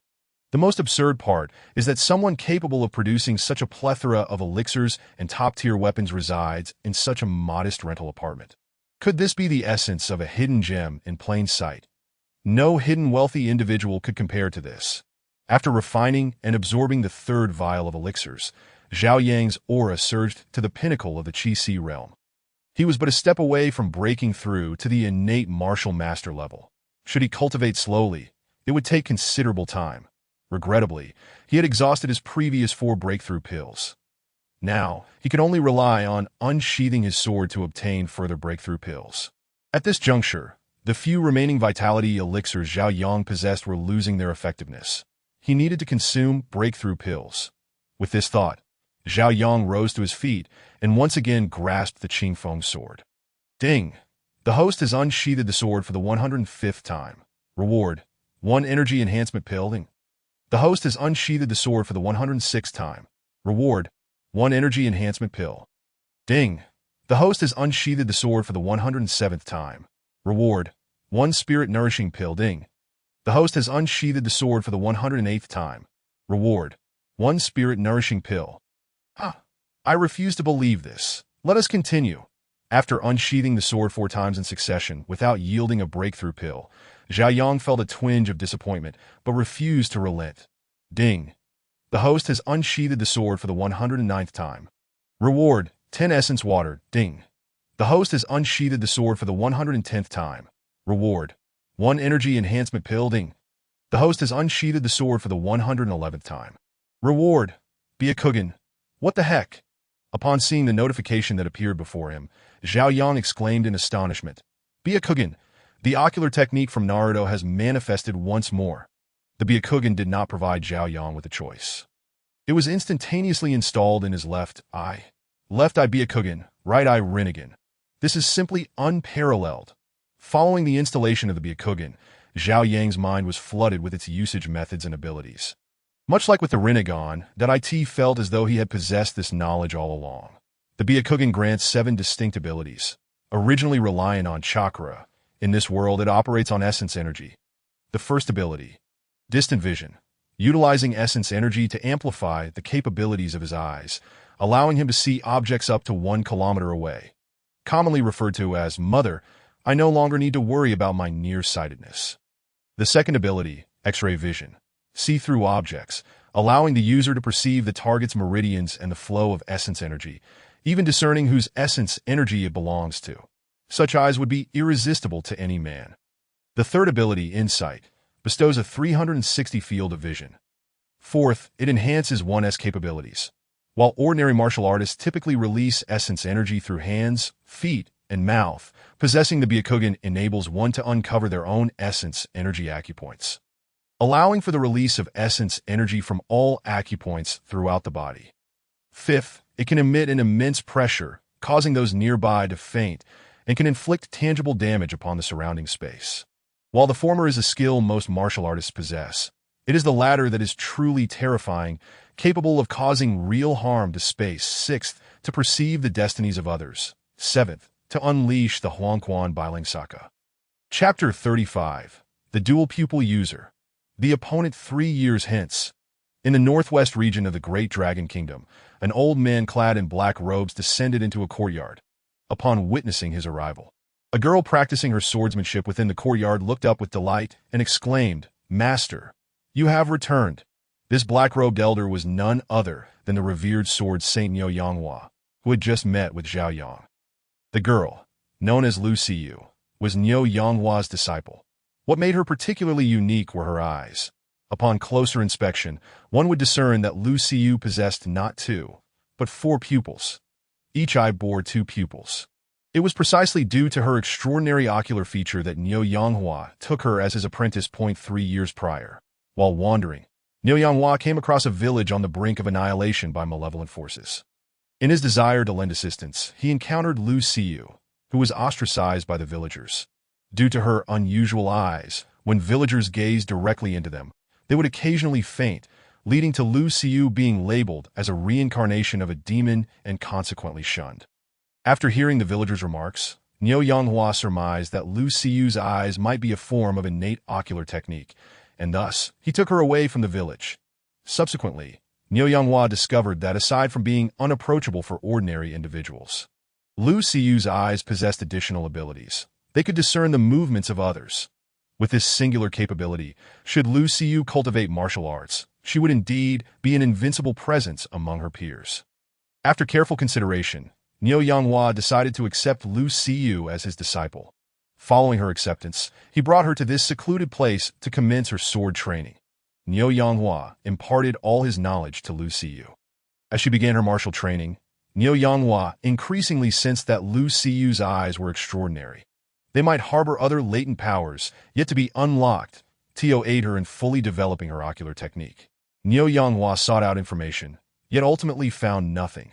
Throughout history, there had been no record of anyone possessing eyes akin to Lu Xiyu's. This left Niu Yanghua feeling quite helpless. Hence, the exploration of her unique abilities was left solely to Lu Xiyu herself. "Ah, you have returned," Niu Yanghua said, nodding at Lu Xiyu with a look of satisfaction. "Master, how long will you stay this time?" Lu Xiyu inquired. Ever since Niu Yanghua had brought her here, she had mostly been living alone. In this remote wilderness, devoid of human presence, Lu Xiyu felt a profound lack of security and often experienced boredom. Thus, she earnestly wished for Niu Yanghua to stay longer. With him around, she could engage in conversation whenever she felt lonely. "This time, I plan to remain for quite a while," Niu Yanghua replied with a smile. Upon hearing this, Lu Xiyu's joy intensified. "Really? That would be wonderful. Indeed, it is true that I have made arrangements with a dear friend of mine. 3 years hence, you will spar with his disciple. To my return is to assist you in enhancing your strength at this." Lu Xiyu pondered for a moment and asked, "Master, is that opponent 3 years from now very strong?" Previously, Niu Yanghua had told Lu Xiyu that she was invincible among her peers. Now, however, he spoke of aiding her in strengthening herself, which surprised her. "Yes, that lad is quite formidable. He is also 18 years old. Yet he has already attained the 7th level of the Qi-Si realm, and he is a natural supreme, being that as he spoke, Niu Yanghua recalled Zhao Yang's audacious demeanor and added, moreover, he possesses a rather thick skin. 18, 7th level of the Qi-Si, a realm higher than mine. Lu Xiyu nodded, then inquired, "What does it mean to be a natural supreme being?" A natural supreme being signifies that from the moment of their birth, their destiny is such that they will never be weaker than any of their peers in the same realm. For them, overcoming challenges of higher tiers is a simple feat provided he develops smoothly. He is destined to rise to that supreme position. As Niu Yanghua spoke of natural supreme beings, a sense of envy surfaced within him. Historically, those who successfully ascended to such a status were not mere figures. To date, only 3 natural supreme beings have left a significant mark in history. The rest met untimely ends, often succumbing to overwhelming assaults. Thus, you must strive even harder, aiming to defeat him in the battle 3 years from now, bringing an end to the legend of the invincibility of natural supreme beings among their peers. Yes, master, I will surely double my efforts, Lu Xiyu vowed. Ever since Niu Yanghua declared her to be invincible among her peers, Lu Xiyu had gradually lost interest in martial arts. Invincibility can be a lonely state. Now, with a formidable opponent on the horizon, her passion for martial arts was rekindled. Meanwhile, in Jiang City, Zhao Yang, having just awakened his Byakugan, was still in a state of euphoria, unaware that his opponent 3 years hence would be a dual pupil user. With the Byakugan, I can not only perceive the meridians of others but also my own. Does this mean I can identify the hidden goo worms within my body? After contemplating, Zhao Yang deemed it plausible and decided to give it a T, or Wada, to his astonishment. He indeed discovered the goo worm lurking within him. It was a small creature. No wonder Zhao Yang had previously been oblivious to its invasion. After extracting the goo worm, Zhao Yang promptly exterminated it. Shortly thereafter, he also eliminated the mother worm, the butterfly. Feeling significantly better now, the discomfort in Zhao Yang's heart dissipated. After relishing his victory for a moment, he resumed his sword practice. Ding! The host has drawn his sword 112 times. Rewarded with a yuan-enhancing pill. Ding! The host has drawn his sword 113 times. Rewarded with a yuan-enhancing pill. Ding! The host has drawn his sword 114 times. Rewarded with a breakthrough pill. Goodness! The breakthrough pill has finally arrived. Upon receiving the breakthrough pill, Zhao Yang immediately consumed it and began the process of refining it. In no time, his aura surged, breaking through to the first level of the innate realm. Shortly after, Zhao Yang utilized the concealment technique to mask his cultivation aura, transforming it into the 7th level of the Qi-Si realm.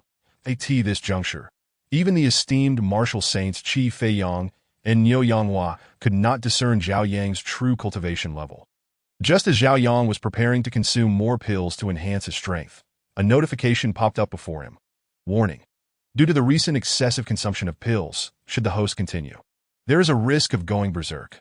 Mild cases may result in loss of humanity, while severe cases could lead to sudden death. Probability of going berserk. 85. What? An 85% probability. Perhaps I should reconsider. An 85% chance is indeed significant.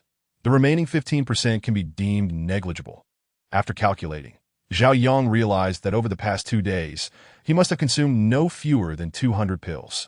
If not more, it truly felt as though he was treating pills as his daily sustenance. Had Zhao Yang's current realm not been relatively low, such reckless consumption could have resulted in severe repercussions. Even without going berserk in this world, many individuals have lived their entire lives without consuming as many pills as Zhao Yang had in just 2 days. Continuing this way would inevitably lead to dire consequences. It was best to take a step back and wait until the warning subsided before resuming pill consumption. With a deep sigh, Zhao Yang resigned himself to reality. Even with a system at his disposal, he could not treat pills as if they were mere food. Subsequently, he abandoned the notion of further enhancing his cultivation and instead turned his focus towards studying martial arts that if he could not elevate his cultivation, he could still improve his strength in other ways. Cultivating martial arts could also bolster his capabilities. Several hours later, as dusk approached, Zhao Yang finished his dinner and promptly retired for the night. Having gone 2 days without sleep, despite his cultivation continuously advancing, he still felt a tinge of fatigue. The next day, before Zhao Yang had even awakened, a knock resounded from outside his door. "Who is it?" Zhao Yang called out as he rose. Is this Zhao Yang? "I am Xian Mao, the principal of second high school." "What? How did the principal find my home?" Zhao Yang's spirit was instantly invigorated, the drowsiness vanishing. After all, Jiang City's second high school was a place he had once attended. It was only natural that he would meet the principal. "Good day, principal. Please come in and make yourself comfortable," Zhao Yang said, opening the door to invite Xian Mao into his home, albeit a small one, and he hoped the principal would not mind. "Oh, not at all." Xian Mao smiled amiably. Previously, Zhao Yang, as the top student in the humanities across the city, had naturally met Exo and Mao on numerous occasions. Upon noticing an outsider entering Zhao Yang's home, the white fox sprang out from its nest, its eyes filled with curiosity as it regarded Exo and Mao. Even when Zhao Yang faced the martial king, his demeanor towards them was not as respectful as it was towards this elderly gentleman, despite Exo and Mao's cultivation level being merely at the innate stage. He commanded Zhao Yang's respect, which piqued the white fox's curiosity. After the white fox emerged, Exo and Mao also took note of it and inquired, "You keep pets?" "Yes, I just got it 2 days ago," Zhao Yang replied succinctly. Following this, Exo and Mao got straight to the point. "Little Zhao, I have come to urge you to return to school for your studies. The college entrance examination is tomorrow, and I hope you will participate, even if you are at the mortal tier. Qi C 7th layer? You have already reached the Qi C 7th layer." It was only halfway through his statement that Exo and Mao realized Zhao Yang had not only become a martial artist, but had also progressed to the Qi C 7th layer. He was instantly taken aback, staring at Zhao Yang in disbelief, but he was well aware of Zhao Yang's age. Only 18. To have attained the Qi C 7th layer at such a young age. How could one possibly label him as possessing mere mortal talent? In truth, I have been a martial artist for some time. I simply chose not to reveal it.as for the martial arts aptitude test that day. The results were fabricated. Zhao Yang elucidated.as he spoke. Zhao Yang employed the concealment technique to completely mask his cultivation level that a mere second later. He emitted no trace of vital energy whatsoever in Exo and Mao's eyes. Zhao Yang now appeared to be an ordinary person who had yet to embark on the path of martial arts. Why? Why would you do such a thing? Do you not wish to attend university? Or is there another reason? Exo and Mao could not fathom why Zhao Yang would choose to hide his abilities, that I believe that I may no longer need to pursue a university education. I already have a master, and he is quite formidable, Zhao Yang sighed. Before acquiring the system, he had aspired to attend university, but now that desire had dissipated. Even if he had not taken Feiyang Sword Saint as his mentor, Zhao Yang would still not wish to go to university, that he had already experienced university life in his previous life, rendering further exploration unnecessary. Perhaps, within the confines of university, his cultivation would not progress as rapidly as it could now. More importantly, after the 100 Cities tournament, he would be taken away by Qi Feiyang to train and learn under him. Very well. If you possess such cultivation at this age, it is evident your master is impressive. I shall not press further. Exo and Mao sighed in resignation that it would be best if Zhao Yang participated in the college entrance examination tomorrow. However, it was clear that he was reluctant to do so, and Exo and Mao felt powerless to change that. This was Zhao Yang's choice, and he had no authority to interfere. Will you be able to return for the graduation ceremony? You are the pride of No. 2 High School, and it would be an honor for the school to have a student like you, sure, when the day after tomorrow, in the afternoon. All right, I will return to school then. Zhao Yang acquiesced to this request. After 3 years of camaraderie, regardless of how detached he felt from his classmates, he felt the need to return. After all, from this point onward, it was likely that he would have no further interactions with them. Just like in his previous life, after the college entrance examination, classmates would go their separate ways. Those without talent or financial means would lead mundane lives, while those with potential would strive towards the martial universities of the Great Dragon Kingdom. Zhao Yang's path diverged from theirs, and he was set to soar while they could only walk. Well, I shall take my leave and return to school. The students have an exam tomorrow that I'll see you out. After escorting the principal out of the community, Zhao Yang returned home. Just as he was about to settle in for a brief nap, a knock resonated at the door once more. Who is it? Zhao Yang asked, somewhat annoyed that is it too much to ask for a decent morning's rest. Help, please, help. What is going on? Are you seriously escaping to my doorstep? What a coincidence. Zhao Yang activated his wide-eye technique. Peering outside, he discovered a woman standing at the door, her face awash with panic. Even though she was clothed, Zhao Yang could clearly discern her veins and skeletal structure, but a surge of blood rushed to his head. At 18, it was indeed a time of hormonal upheaval. Although the scene before him resembled a dissection, he could not help but feel a physiological response, primarily due to the woman's striking beauty and figure. However, Zhao Yang did not let desire cloud his judgment, but he noticed that the energy channels within the woman were unstable, the rhythm of her movements unnatural, and she harbored the energy of another within her. This woman was undoubtedly suspicious. Aside from her, Zhao Yang also spotted several individuals lurking around the staircase corner. Chapter 37. Elimination of the New World members drawing forth his Qingfeng sword. Zhao Yang opened the door. With his white-eye technique still active, he observed the woman's every move that as soon as the door swung open, he pressed the Qingfeng sword against her throat. "Hey there, little sister, fleeing to my doorstep? What a pity, for I am no good man," Zhao Yang said with a mischievous grin. Upon hearing this, the woman appeared taken aback that wasn't the intelligence report supposed to portray Zhao Yang as an inexperienced youth. Something felt off. Yet she did not suspect that Zhao Yang had uncovered their plot. What bewildered her was the fact that Zhao Yang's left eye was white. It resembled a false eye, yet the report did not mention him being blind in one eye. Moreover, the veins beneath his left eye were bulging, giving him a peculiar appearance. Nevertheless, she thought little of it. "Anything you desire, just don't kill me, please. I will do whatever you ask," she pleaded, her expression more frantic than ever.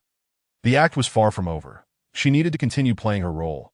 Given that the situation diverged from her expectations, she resolved to adapt. 4 individuals at the early innate stage posed little challenge for Zhao Yang. However, he refrained from immediate action, wanting to discern their intentions anything I desire. Zhao Yang scanned her from head to toe, a lewd grin spreading across his face. Observing Zhao Yang's gaze, the woman felt a flicker of joy rather than disgust. If he were indeed a lecherous old man, it would be easier to manipulate him. "Yes, as long as you let me in, I will do anything you wish, or you may treat me however you like," she said, a blush creeping on her cheeks that if Zhao Yang were truly a depraved individual, he might have pulled her inside without hesitation, embarking on an unsavory escapade. Women only slow my sword's draw. With no woman in my heart, my blade will naturally be swift. What a ridiculous notion. Do I look like that sort of person? Zhao Yang's eyes filled with disdain as he regarded the woman. Initially, he had been perplexed as to why her energy channels mixed with another's. Now, he understood. Such a wretched being was beneath his notice, regardless of her beauty or figure. Afterward, Zhao Yang turned to the staircase. "The 3 of you hiding around the corner, come out. No need to lurk." Upon hearing this, both the woman before Zhao Yang and the 3 individuals concealed at the staircase corner realized that he was far from the simpleton depicted in the intelligence reports.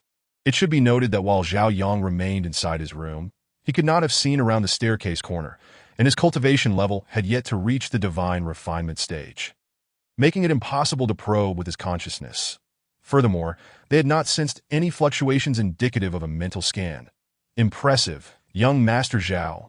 I didn't expect you to discover us," the woman in front of Zhao Yang remarked, her expression gradually regaining composure. With the situation unfolding as it was, they could no longer adhere to the script. Thus, the woman spoke plainly. "Since you have uncovered our presence, I will be forthright. We are members of the New World, and we have come to invite you to join us." She then swayed her body provocatively and added, "As long as young Master Zhao joins our New World, you may indulge in my body as you please." "New World? What is that? I have never heard of it," Zhao Yang replied, his expression one of disdain as he regarded her. "With your sword, I wouldn't even consider it." The term 10,000 riders was something the woman had heard countless times before in the past. She might have erupted with fury upon hearing it. However, at present, she had come to accept the reality of her situation.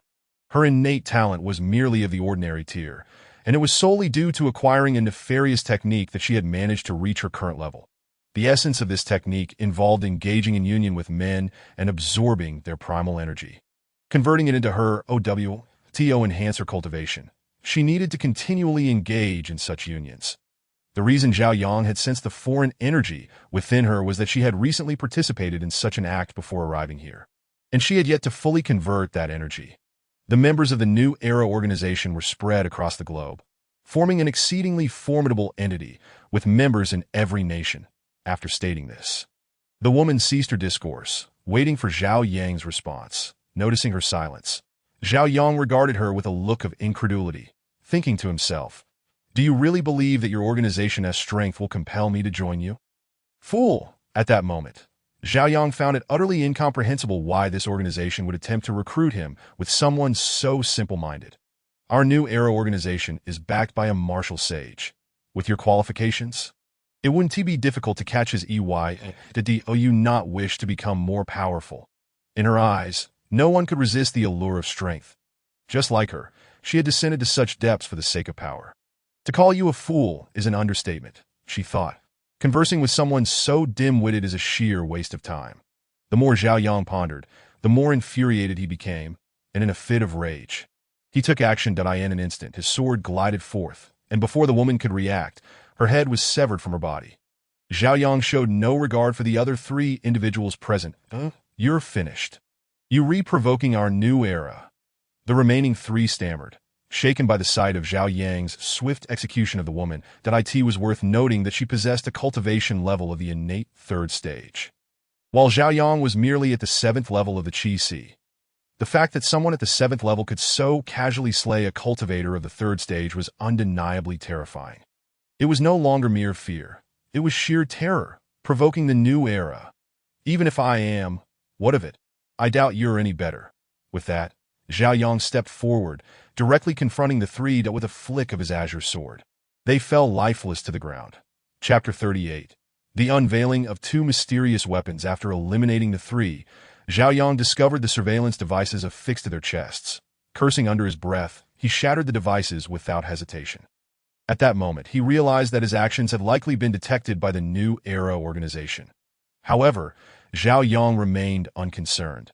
His cultivation was advancing rapidly, and if the New Era sought to hunt him down, it would merely be delivering a package to him.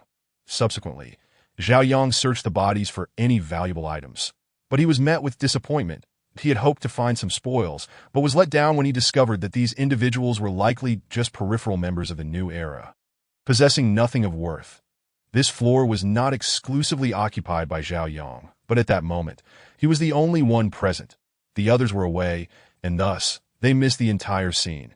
Having committed murder, it was imperative to dispose of the bodies. After storing them in a system space, Zhao Yang washed down the corridor with water. Naturally, the bloodstains needed to be cleaned up, otherwise, it would incite panic among others.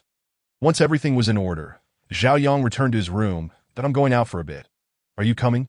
Zhao Yang inquired of the white fox. Upon hearing this, the white fox leapt on Zhao Yang's shoulder. At present, Zhao Yang's system space was filled with various gifts bestowed upon him by others, all of which he found largely unnecessary. Thus, he intended to sell these items. Additionally, he planned to purchase a mobile phone and set up a bank card. Upon arriving at the shopping mall, Zhao Yang instantly became the center of attention, primarily due to the white fox perched on his shoulder. In this world, few people kept pets, and Zhao Yang's exquisite white fox was particularly eye-catching. It was nearly impossible not to attract attention. Ignoring the gazes of the crowd, Zhao Yang scanned his surroundings and ultimately selected a relatively large store catering specifically to martial artists. Although Zhao Yang had lived in this city for 18 years, it was his first time visiting this mall. Previously, he had been without funds, rendering any visit futile, so he had refrained from coming. "Boss, do you buy items?" Zhao Yang approached the counter and asked the proprietor. "We do. What do you intend to sell, young man? My store is part of a nationwide chain, and I assure you, the price will satisfy you," the owner replied with a smile. Hearing this, Zhao Yang scoffed internally.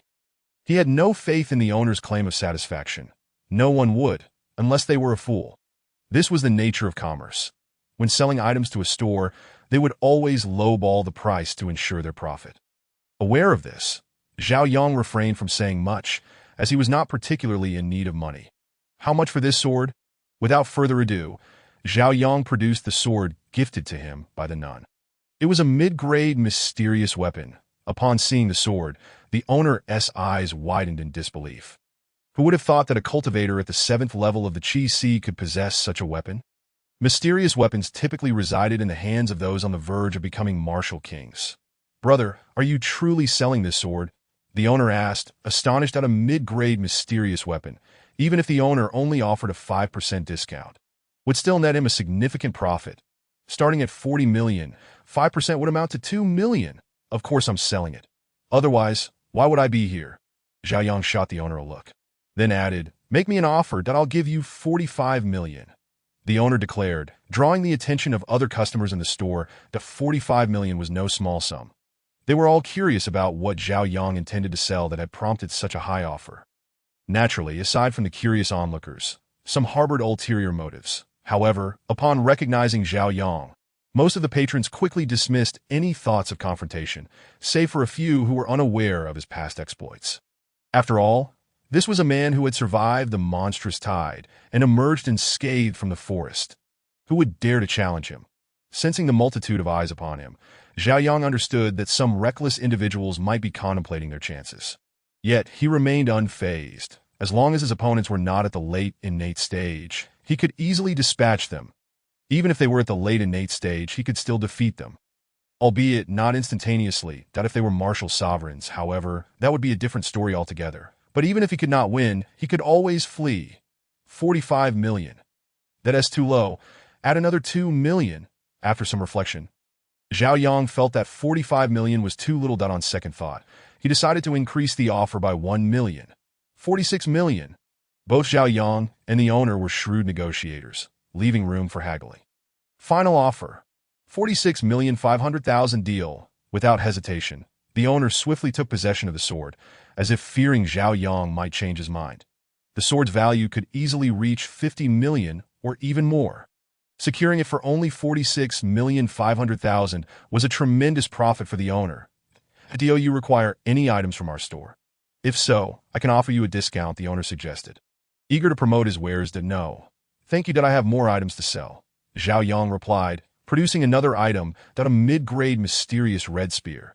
This was yet another gift he had received as soon as the spear was unveiled. Murmurs rippled through the store. Wow, this is the second mid-grade mysterious weapon. Each one was valued at over 40 million. Damn. How is it that some people are so fortunate while I struggle to even possess a single mid-grade weapon? They pull out two at once. Hey, this kid still has a top-grade mysterious sword he hasn't revealed. What, he possesses another top-grade weapon? Indeed, how enviable. Wait a moment, that spear. Wasn't it wielded by the notorious martial king who was previously wanted? Could it be that this young man killed that martial king? Good grief. I hadn't even realized. This spear was indeed the weapon of that wanted martial king. Gosh, this young man entered the forest during the monstrous tide and returned the next day alive. I am starting to suspect that he might have killed that martial king. What did you just say? This young man entered the forest during the monstrous tide. Not even half-step martial kings would dare to do such a thing. Upon the utterance of these words, those who harbored intentions of taking action against Zhao Yang, yet remained oblivious to his deeds, were dissuaded from their thoughts of confrontation. Is it not evident that engaging him would lead to one's demise? Chapter 39. The Pursuit of the New Era. Moreover, Zhao Yang was suspected of having slain a martial king. There were not even half-step martial kings who would dare to confront Zhao Yang head-on. They did not even dare to test him.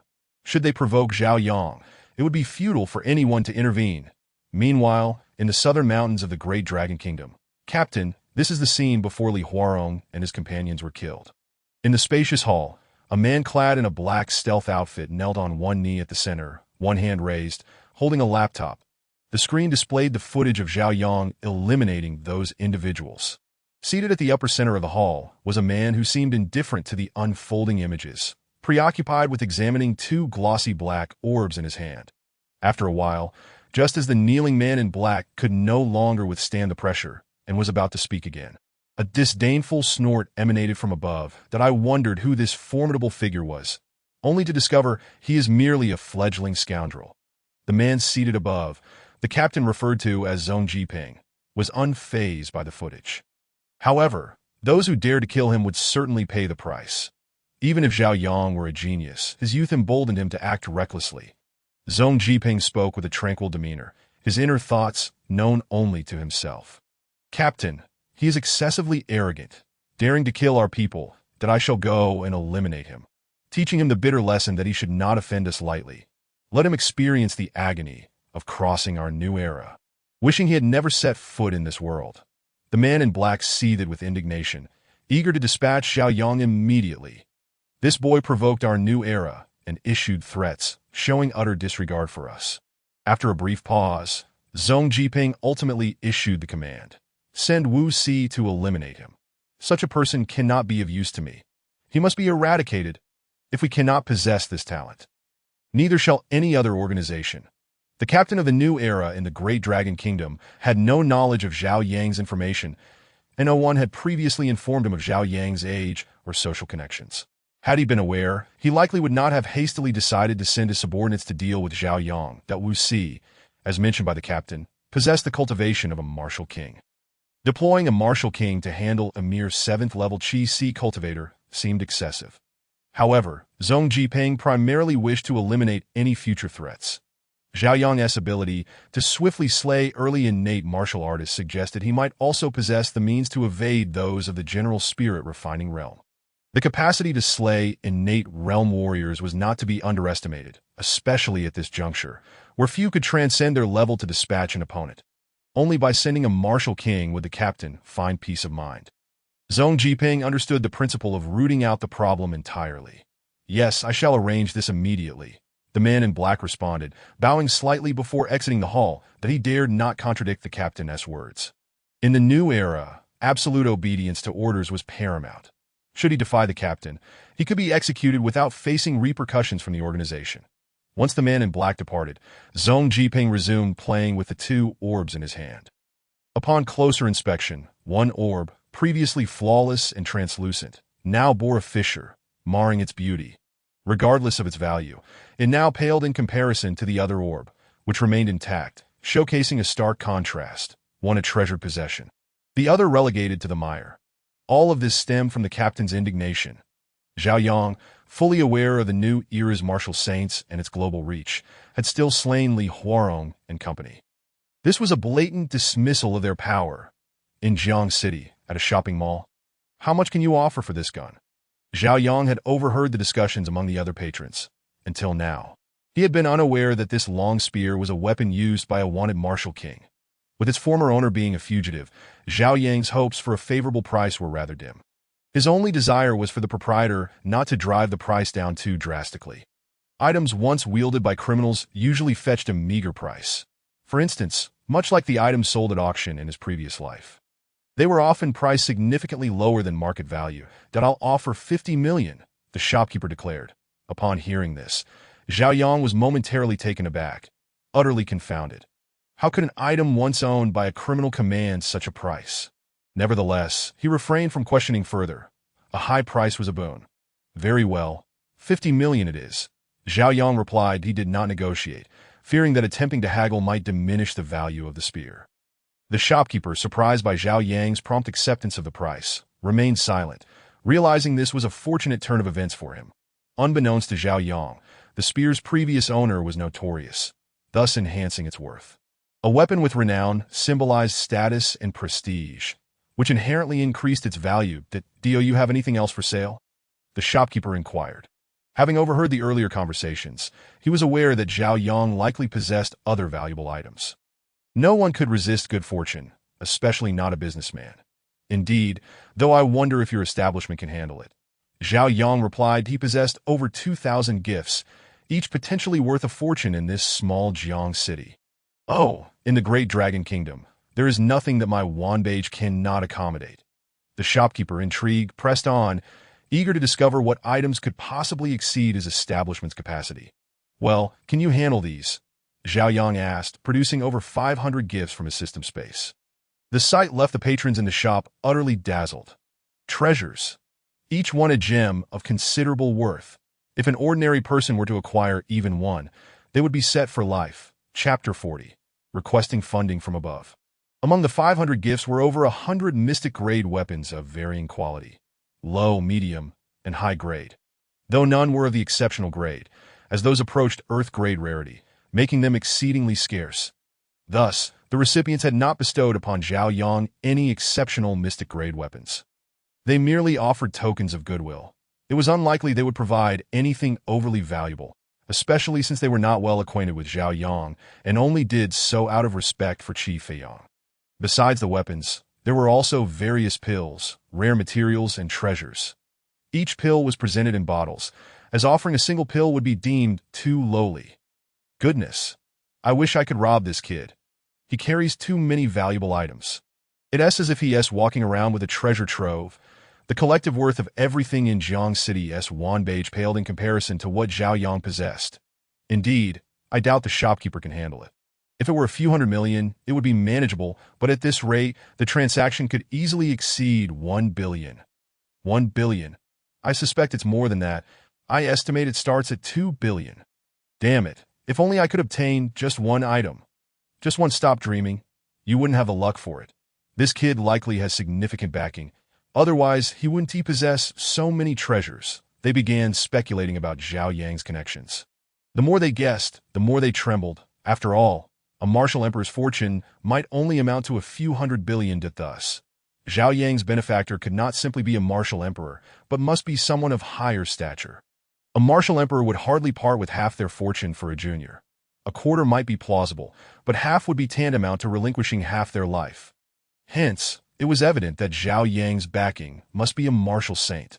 As for which martial saint it was, they could not ascertain. My young brother, please accompany me to the VIP room for a detailed discussion. After taking a few deep breaths, the shopkeeper regained his composure, though his heart raced with excitement. A transaction valued at over 2 billion. Should he finalize this deal, he might never have to remain a mere branch manager in this small Jiang city again. After retracting the more than 500 items that had just been displayed, Zhao Yang followed the owner of Wanbao Pavilion into the back hall. Despite Zhao Yang showcasing his immense wealth, no one dared to covet what belonged to him. When he had previously revealed 1 or 2 mystical-grade weapons, a few audacious souls might have entertained thoughts regarding Zhao Yang. However, at this moment, not a single person dared to entertain such notions. Setting aside Zhao Yang's cultivation, merely the financial power he exhibited was sufficient to render them all utterly subdued. Such financial prowess implied that the individuals backing Zhao Yang would undoubtedly be aware of his existence. Even if one could eliminate Zhao Yang, escape would be impossible, with life to take, but no life to spend. Might I inquire as to the esteemed individual behind you? The owner asked Zhao Yang after pouring him a cup of tea upon entering the VIP room. In response, Zhao Yang remained silent and instead produced a small sword gifted to him by Qi Feiyang. If this proprietor possessed an eye for quality, he would likely recognize it. If not, Zhao Yang would be at a loss. The reason Zhao Yang refrained from speaking was simple. He was primarily concerned that Qi Feiyang might feel displeased to flaunt Qi Feiyang's name in a boastful manner would surely provoke his ire. Is this the protective talisman of the sword Saint Feiyang? After a careful examination, the owner recognized it was not due to the proprietor's extensive knowledge, but rather because the words Feiyang were inscribed on the small sword. If he could not identify it, he might as well perish. The credibility of a small sword might not be very high. After a moment's contemplation, Zhao Yang retrieved the small knife given to him by Niu Yanghua. Is this the protective talisman of the blade Saint Yanghua? Upon seeing the words Yanghua inscribed on the knife, the owner exclaimed in astonishment once more. First a small sword, then a small knife. The identity of Zhao Yang's backers was becoming increasingly apparent. It was uncertain whether it was the sword Saint Feiyang or the blade Saint Yanghua, but that seemed inconsequential, for both were formidable figures and close associates. Suddenly, an astonishing thought struck the owner. What if both the sword Saint Feiyang and the blade Saint Yanghua had imparted their lifelong teachings to Zhao Yang? Contemplating this, the owner became increasingly unsettled that if that were the case, Zhao Yang's potential would be truly terrifying. Both the sword Saint Feiyang and the blade Saint Yanghua were titans, the combined knowledge of two such remarkable individuals. If Zhao Yang were to grow wielding a sword in one hand and a knife in the other, the scene would be unimaginable. After returning the small sword and small knife to Zhao Yang, the owner extended his right hand. It is indeed an honor to meet you, my young lord. I am Pei Leong. May I ask for your esteemed surname? Zhao Yang extended his right hand and briefly shook Pei Leong's hand. Then I shall address you as young Master Zhao. Are you truly intending to sell all the items you just presented to our establishment? Yes, but I am uncertain whether your Wanbao Pavilion can accommodate such a transaction. Zhao Yang replied with a smile and a nod. Please, young master, allow me a moment to consult with my superiors. I must secure the necessary funds, or else we may indeed be unable to proceed. Pei Leong remarked with an awkward smile. 200 billion was a sum that the Wanbao Pavilion branch in Jiangcheng could scarcely afford. That is acceptable, Zhao Yang replied. Given the size of the transaction, it could not be rushed in Jiangcheng. Regardless of which establishment Zhao Yang visited, such a transaction required consultation with higher-ups. Unfortunately, Jiangcheng was impoverished. If Zhao Yang were to sell these 500 items, he would undoubtedly become the richest individual in Jiangxing, far surpassing the second wealthiest by over 200 billion. Meanwhile, as Pei Leong was in conversation with the higher-ups of Wanbao Pavilion, in the southern mountains of the Great Dragon Nation. At the New Era base, a man in black spoke to Wu Si. "I have a task for you. I have already sent you the photo to go to Jiangxing and take care of it. This is the order from the leader." "Understood." Wu Si's voice came through on the line. Upon hearing this, the man in black abruptly ended the call. With arrangements made, there was no further need for his involvement. After concluding the call, Wu Si began to sift through the photos sent by the man in black. Just yesterday, he had visited Jiangxing, and now he was required to return upon seeing the photo. Wu Si's pupils constricted. The person in the photo was none other than Zhao Yang, and Wu Si had just met him the day before, so he remembered him well. Damn it. They want me to kill the disciple of the sword Saint Feiyang? How audacious! Wu Si swore vehemently. Just yesterday, he had presented Zhao Yang with a gift, and now he was ordered to eliminate him. Chapter 41. Wu Si's choice. The Wu family's plight if it were an ordinary person. Killing them would be straightforward. However, Zhao Yang was the disciple of the sword Saint Feiyang. Offending the sword Saint Feiyang, no one in the entire Great Dragon Nation would dare. Now, Wu Si was beginning to doubt whether the leader had lost his mind. How could he possibly think to send him to kill the disciple of the sword Saint Feiyang? Even the leader of the new era would likely lack the courage to do so. If Zhao Yang were to be slain, it would not merely be the sword Saint Feiyang that would be offended.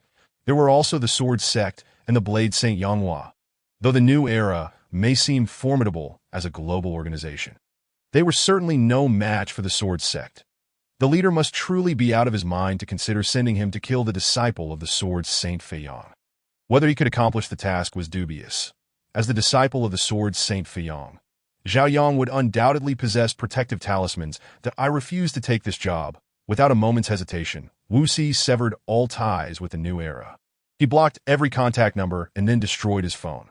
This tactic was known as vanishing from the mortal realm. Rather than face the organization's pursuit, Wu Si feared the wrath of the sword Saint Feiyang even more. That would be tantamount to being ground to dust. Damn the new era. Damn the leader. You can play your games alone. He cursed inwardly before soaring towards Jiangxing. Now that he had betrayed the new era, Wu Si knew he needed to seek a new patron. Otherwise, it would be challenging to evade the organization's pursuit, but he had already decided on his new patron, Zhao Yang. Aligning himself with Zhao Yang would equate to aligning himself with the sword Saint Feiyang. Zhao Yang was still quite weak and undoubtedly required a protector, a martial king at the 7th level. Wu Si could easily provide protection for Zhao Yang in a place like Jiangxing. Jiangxing, a few moments later. "Young Master Zhao, please hold on. The higher-ups will be with you shortly," Pei Leong said, casting an expectant glance at Zhao Yang. Noticing Pei Leong's gaze, Zhao Yang retrieved the more than 500 items he had previously presented. A flat price of 238 billion. This includes the 2 mystical-grade middle-tier weapons from earlier, Zhao Yang stated calmly. While he was not entirely certain of the value of these items, he estimated that it would exceed his quoted price. In fact, that was indeed the case. At this price, Wanbao Pavilion would stand to profit by at least a few billion. Upon hearing this price, Pei Leong promptly agreed. "Excellent. It's a deal. 238 billion. He then produced a diamond purple crystal card, handing it to Zhao Yang. "This is our diamond membership card. With this card, regardless of which Wanbao Pavilion you visit, you will enjoy the highest tier of discounts. Everything at just 80 of the price. Please accept it." This diamond purple crystal card was unique to Pei Leong. According to Wanbao Pavilion's regulations, he had never anticipated that he would part with it. To earn a diamond purple crystal card, one had to meet one of 3 conditions. First, one must be a martial saint or above. Second, one must conduct a single transaction with Wanbao Pavilion exceeding 200 billion. Third, one must accumulate a total transaction volume of 300 billion at Wanbao Pavilion. Zhao Yang had perfectly fulfilled the second condition. The aforementioned transactions included not only purchases, but also sales to Wanbao Pavilion. Pei Leong could hardly believe that such a remarkable individual as Zhao Yang had emerged in this small Jiangxing. "Right, when will the funds arrive?" Zhao Yang inquired after accepting the diamond purple crystal card. He was not particularly concerned about the card itself. It was merely a discount, and whether he would shop at Wanbao Pavilion in the future remained uncertain. What truly mattered to Zhao Yang was when the 200 billion plus fortune would be credited to him. Please provide me with your card number, and I will transfer the funds immediately. Oh, could you arrange for someone to issue me a new card? Zhao Yang replied, having left home directly for the shopping mall. He had not yet obtained a card, and thus had none on him. Certainly, I will make the arrangements right away. Please wait a moment, young Master Zhao. Pei Leong responded, eager to fulfill the request of such a valued customer. After finishing his words, he turned and left. Soon after, Pei Leong returned to the VIP room, holding a bank card. The over 200 billion had already been transferred to Zhao Yang's account. Young Master Zhao. Here is your card. The funds have been deposited, and the password is 6/8. After putting away the bank card, Zhao Yang asked, do you sell phones here? I wish to purchase one. Yes, young Master Zhao. Please follow me. Shortly thereafter, Zhao Yang followed Pei Leong out of the VIP room and made his way to the mobile phone display area in the hall. The previous onlookers had not dispersed. They were eager to witness whether Zhao Yang had indeed struck a monumental deal with Wanbage. Upon seeing Zhao Yang and Pei Leong emerge together, both beaming with smiles, and Pei Leong displaying utmost respect towards Zhao Yang, the crowd began to grasp the gravity of the situation. It became clear that Zhao Yang's substantial transaction with Wanbage had been successful. Over 200 billion, a staggering sum indeed. Wanbage had truly swallowed such a fortune. The keen-eyed spectators quickly noticed Zhao Yang toying with Wanbage's diamond amethyst card, leading to an exclamation of astonishment. Holy moly! That lad is holding Wanbage's diamond amethyst card. This is the highest tier membership card at Wanbage. With it, one enjoys a 20% discount on purchases. Good heavens! A single transaction worth 200 billion. There's no doubt about it. That young man is now the richest in Jiangxing, and so young too. I wish I could cling to his coattails. Dream on. You don't stand a chance. Holy moly! Someone's going over to strike up a conversation. With that, all eyes immediately turned to the young beauty approaching Zhao Yang. It was her, Wu's family heiress, Wu Wanxiu. What? The heiress of the Wu family, Wu Wanxiu. The distinguished young lady is now resorting to making the first move. How infuriating! I had once regarded her as a goddess. And now the goddess is actively engaging with someone else. Bro, if you want to cry, just let it out that my goddess has already run off with an old man. The Wu family has indeed fallen from grace. Otherwise, Wu Wanxiu would not have to lower herself to approach someone else. Naturally, Wu Wanxiu heard the murmurs of the crowd, but she felt powerless to do anything. Engaging Zhao Yang was something she had to do. Regardless of what others might say, she had to act. The Wu family had indeed seen better days. After her grandfather, Wu Maoxian, had exploded, not even a corpse remained.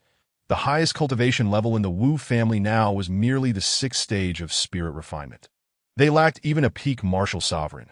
Just yesterday afternoon, internal strife had erupted within the Wu family that Wu Maoxian had left Noel behind, resulting in her cousins fighting fiercely over the family wealth and the position of head of the family.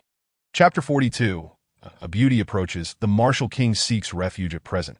Her cousins were still vying for the headship, that Wu Wanxiu naturally desired her share of the family fortune and leadership, even as a woman. Yet, being the youngest among her generation, she found it difficult to compete with her older male cousins. Initially, she had planned to give up, but encountering Zhao Yang changed everything to that moment.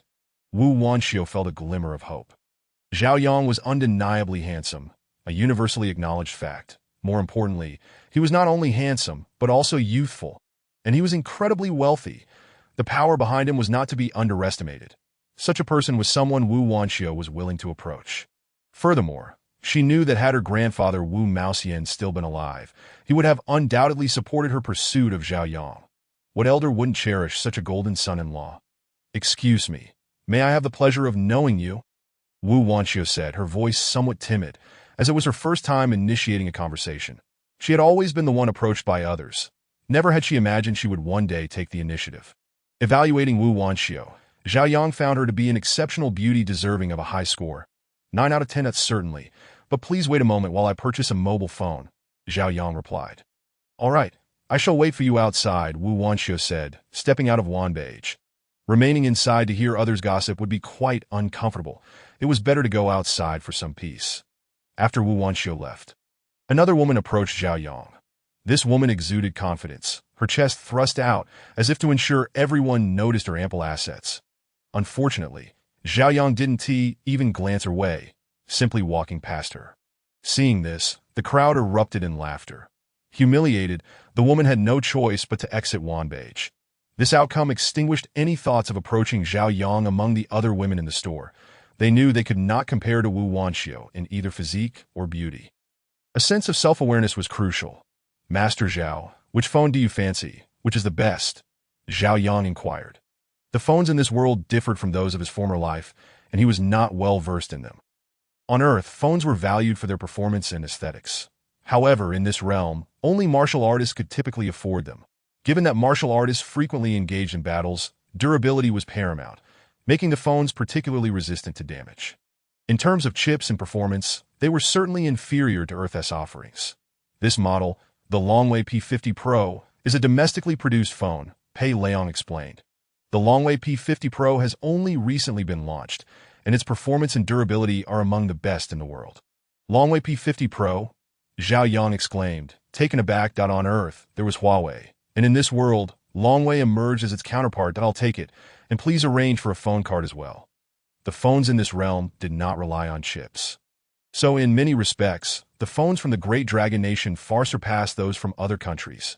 After receiving the phone card, Zhao Yang inserted it and was about to make a payment when Pei Leong interjected.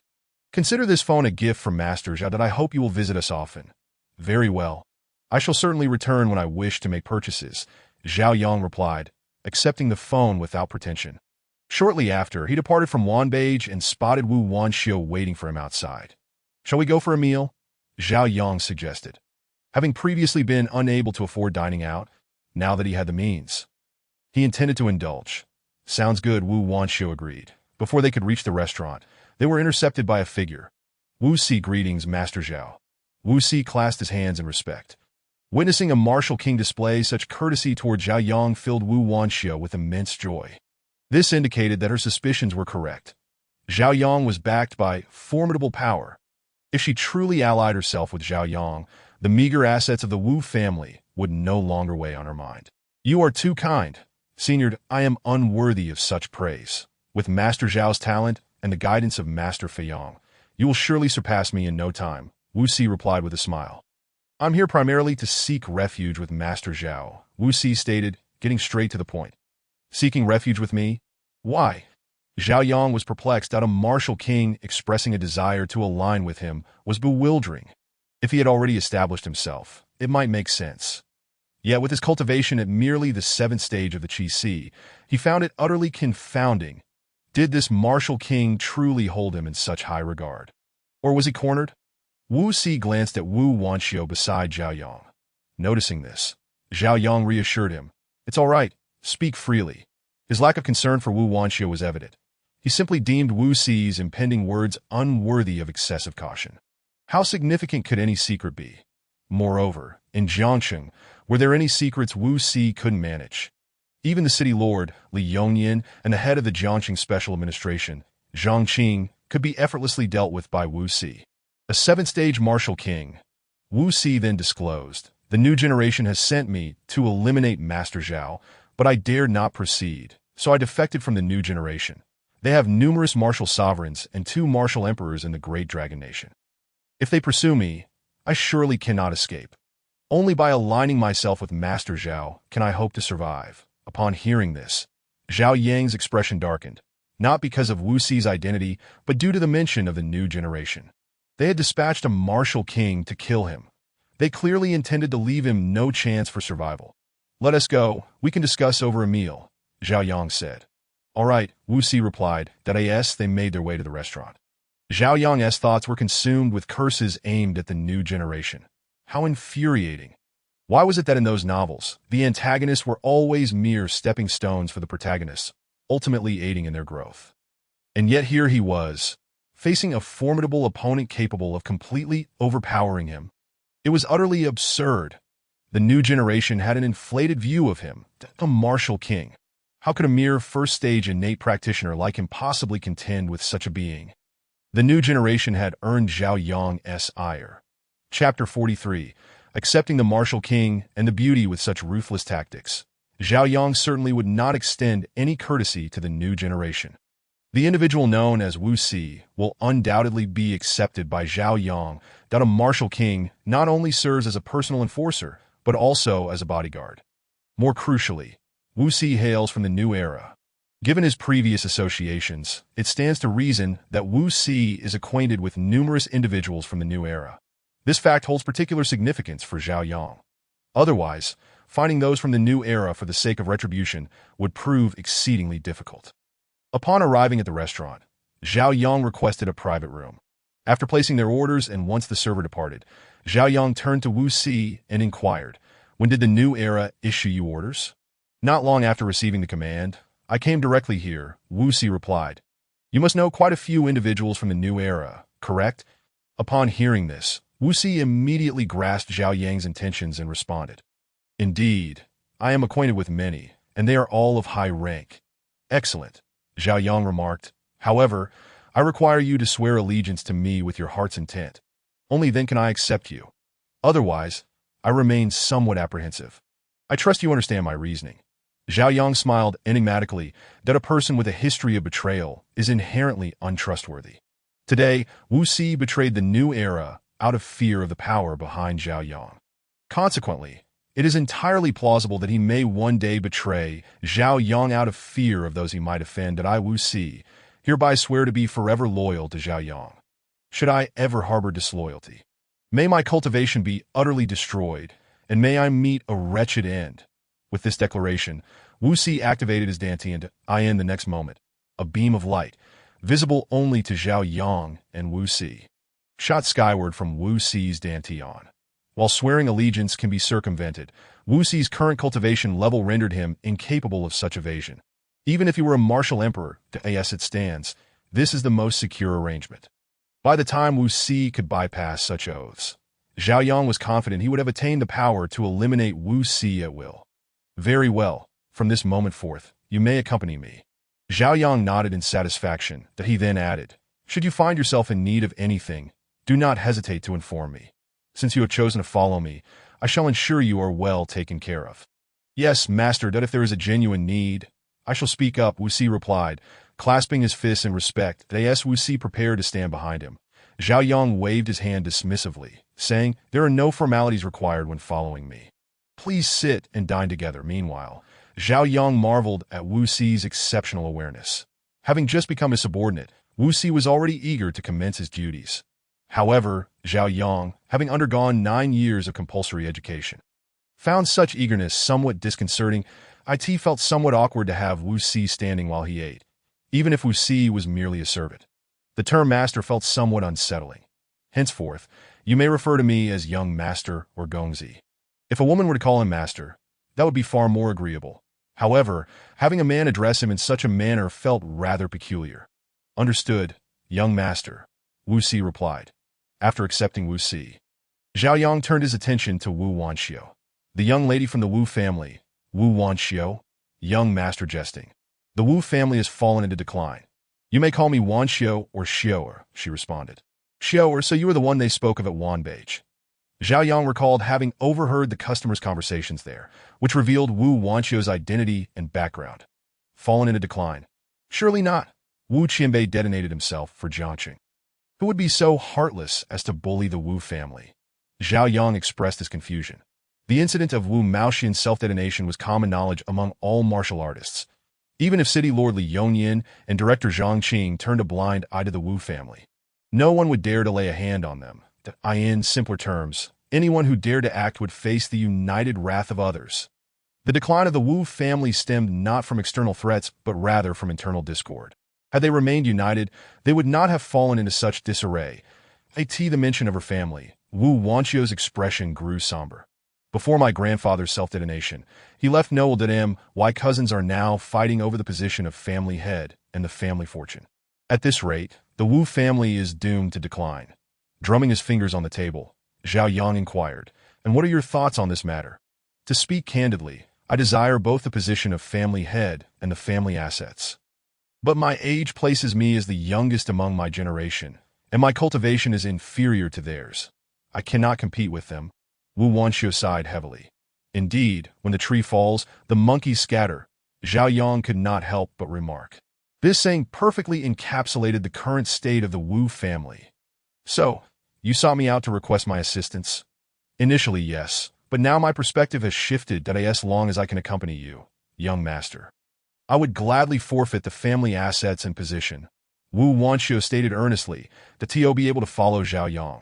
The meager assets of the Wu family seemed trivial. Even if she could not become Zhao Yang's primary consort, it mattered little to her. Had Zhao Yang been privy to Wu Wanxiu's current thoughts, he would undoubtedly offer her his praise. Such clarity of thought is truly commendable. May I inquire about your martial talent? Zhao Yang asked. He could not afford to accept someone devoid of potential. A liability would only hinder his progress.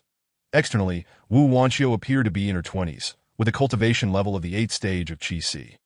Zhao Yang was uncertain about her innate talent, given her age and cultivation that of high quality. She responded. High quality, indeed quite promising. Zhao Yang complimented before continuing. Now, swear allegiance with your heart's intent, just as he did. He gestured towards Wu Si.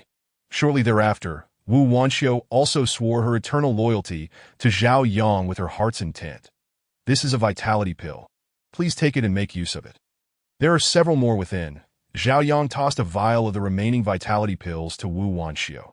Now possessing innate strength, these pills were of little use to him, and he preferred to use them to cultivate his subordinates.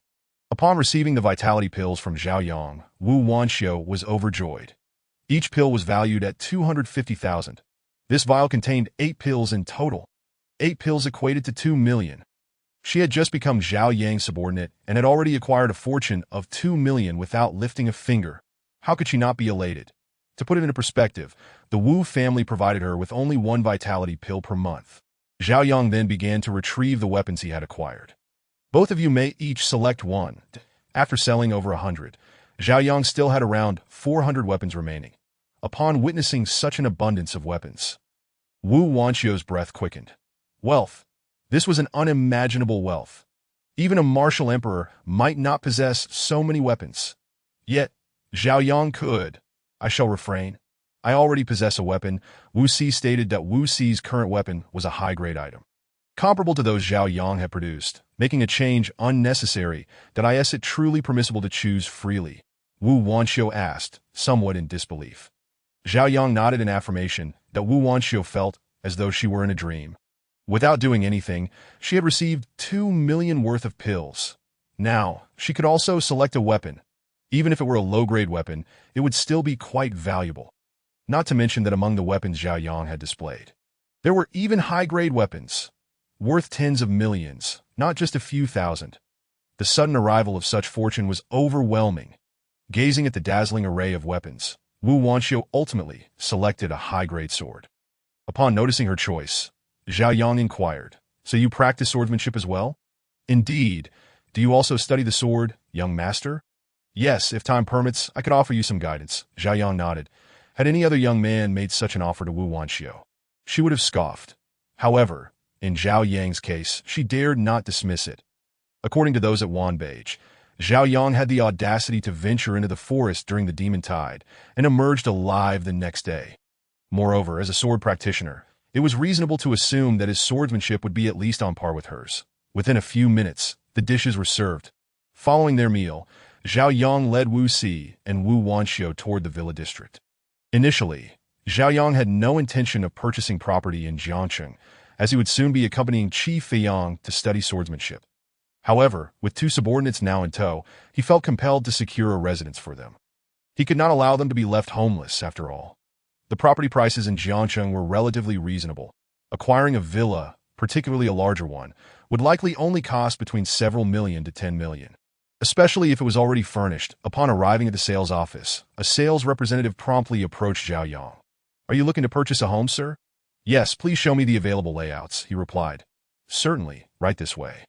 After a thorough tour, Zhao Yang ultimately selected the largest villa available in the Jiangshan Yujing community. With a total area of 2,200 square meters, including the yard, it featured 7 levels, 2 underground and 5 above ground, along with a swimming pool in the backyard. How much for this one? This property is quite expensive, as it is fully furnished. It is priced at 15,800,000 without haggling. Zhao Yang simply produced his bank card. 15,800,000 was a trivial sum for him. Unworthy of negotiation. Upon encountering Zhao Yang, the sales personnel appeared somewhat uneasy at the absence of haggling. However, they refrained from expressing their discomfort, for the higher the property was sold, the greater their commission would be. Zhao Yang's decision not to negotiate was, in fact, a favorable development. After settling the payment and receiving the property deed, the sales personnel guided Zhao Yang and his companions to the villa he had just purchased. Following a brief tour, the sales personnel left with a beaming countenance. This villa was equipped with comprehensive amenities tailored for martial artists, and the basement had been transformed into a training facility, complete with private quarters. Zhao Yang was quite pleased with this arrangement. After selecting the master bedroom and allowing Wu Si and Wu Wanxiu to choose their own rooms, Zhao Yang and his companions departed from the villa, as they still needed to procure some clothing. Previously, Zhao Yang had made do with garments that had been worn for 3 years, patched and mended repeatedly. Now that he had the means, it was only natural to invest in better attire, especially training attire, which he had yet to acquire. Young Master Zhao, what a coincidence! Are you here to shop as well? Exclaimed Si Wensheng, the leader of the Blood Eagle hunting group, as Zhao Yang emerged from a clothing store. Indeed, Zhao Yang replied that it was then that Si Wensheng noticed Wu Si and Wu Wanxiu trailing behind Zhao Yang. Being acquainted with Wu Wanxiu, a member of the Wu family, he recognized her, but Wu Si, an unfamiliar martial king, was unknown to him. May I inquire as to your esteemed title, Elder? Si Wensheng inquired, offering a respectful gesture to Wu Si. I am but a subordinate of the young master. You may call me Wu Si. Wu Si responded with a cupped fist gesture that in the past, Wu Si would have dismissed someone like Si Wensheng without a second thought. However, now that he served Zhao Yang, and given their acquaintance, he maintained the appropriate decorum. By the heavens, a subordinate of a martial king, not merely a protector. It seems Zhao Yang's background is even more formidable than I had imagined. Si Wensheng pondered internally. Young Master Zhao, I had intended to seek you out, but since we have fortuitously crossed paths, I shall speak candidly that I have located the place where I was previously restrained. Within it lies a secret passage. I suspect that those who controlled me are hiding therein. With that, Si Wensheng's expression turned awkward. While he yearned for vengeance against those who had captured him, he lacked the confidence to confront the dark-clad figure alone. Now, with Zhao Yang and a martial king by his side, he saw an opportunity. Lead me there. Zhao Yang replied that he understood Si Wensheng's intentions. Fearful of confrontation, yet eager for retribution, Zhao Yang himself harbored a desire to eliminate the individual who had sought his life. Such a foe warranted swift action. After a brief journey, the quartet arrived at the location where Si Wensheng had been held captive. Along the way, Zhao Yang had been vigilant, sensing the area was quite secluded. This region, inhabited by mortals, typically remained untouched by martial artists. The disdain martial artists held for mortal dwellings meant they had never considered residing here. Perhaps this was why City Lord Li Yongyan and the head of the Special Administration Bureau, Zhang Qing, had never suspected that the headquarters of the cult lay within such a locale, resulting in a lack of investigation. Even if they could probe the entire city with their spiritual senses, they would hesitate due to the potential invasion of privacy. Young Master Zhao, this is the place. Si Wensheng indicated a door. Zhao Yang did not rush in, but instead activated his white eye, peering through the door. The enhanced vision allowed him to perceive the environment beyond clearly. His sight penetrated deeper. He observed a grand hall situated underground, though it was currently unoccupied. Upon inspecting the hall's rear, a revelation emerged. Indeed, someone lurked within, albeit just one individual, possessing the strength of a half-step martial king. Recognizing this figure, Zhao Yang deduced that this must be the very person who had manipulated Si Wensheng in an attempt on his life. Wu Si. There is a grand hall below, and behind it is an individual of half-step martial king caliber. Retrieve him, Zhao Yang commanded decisively.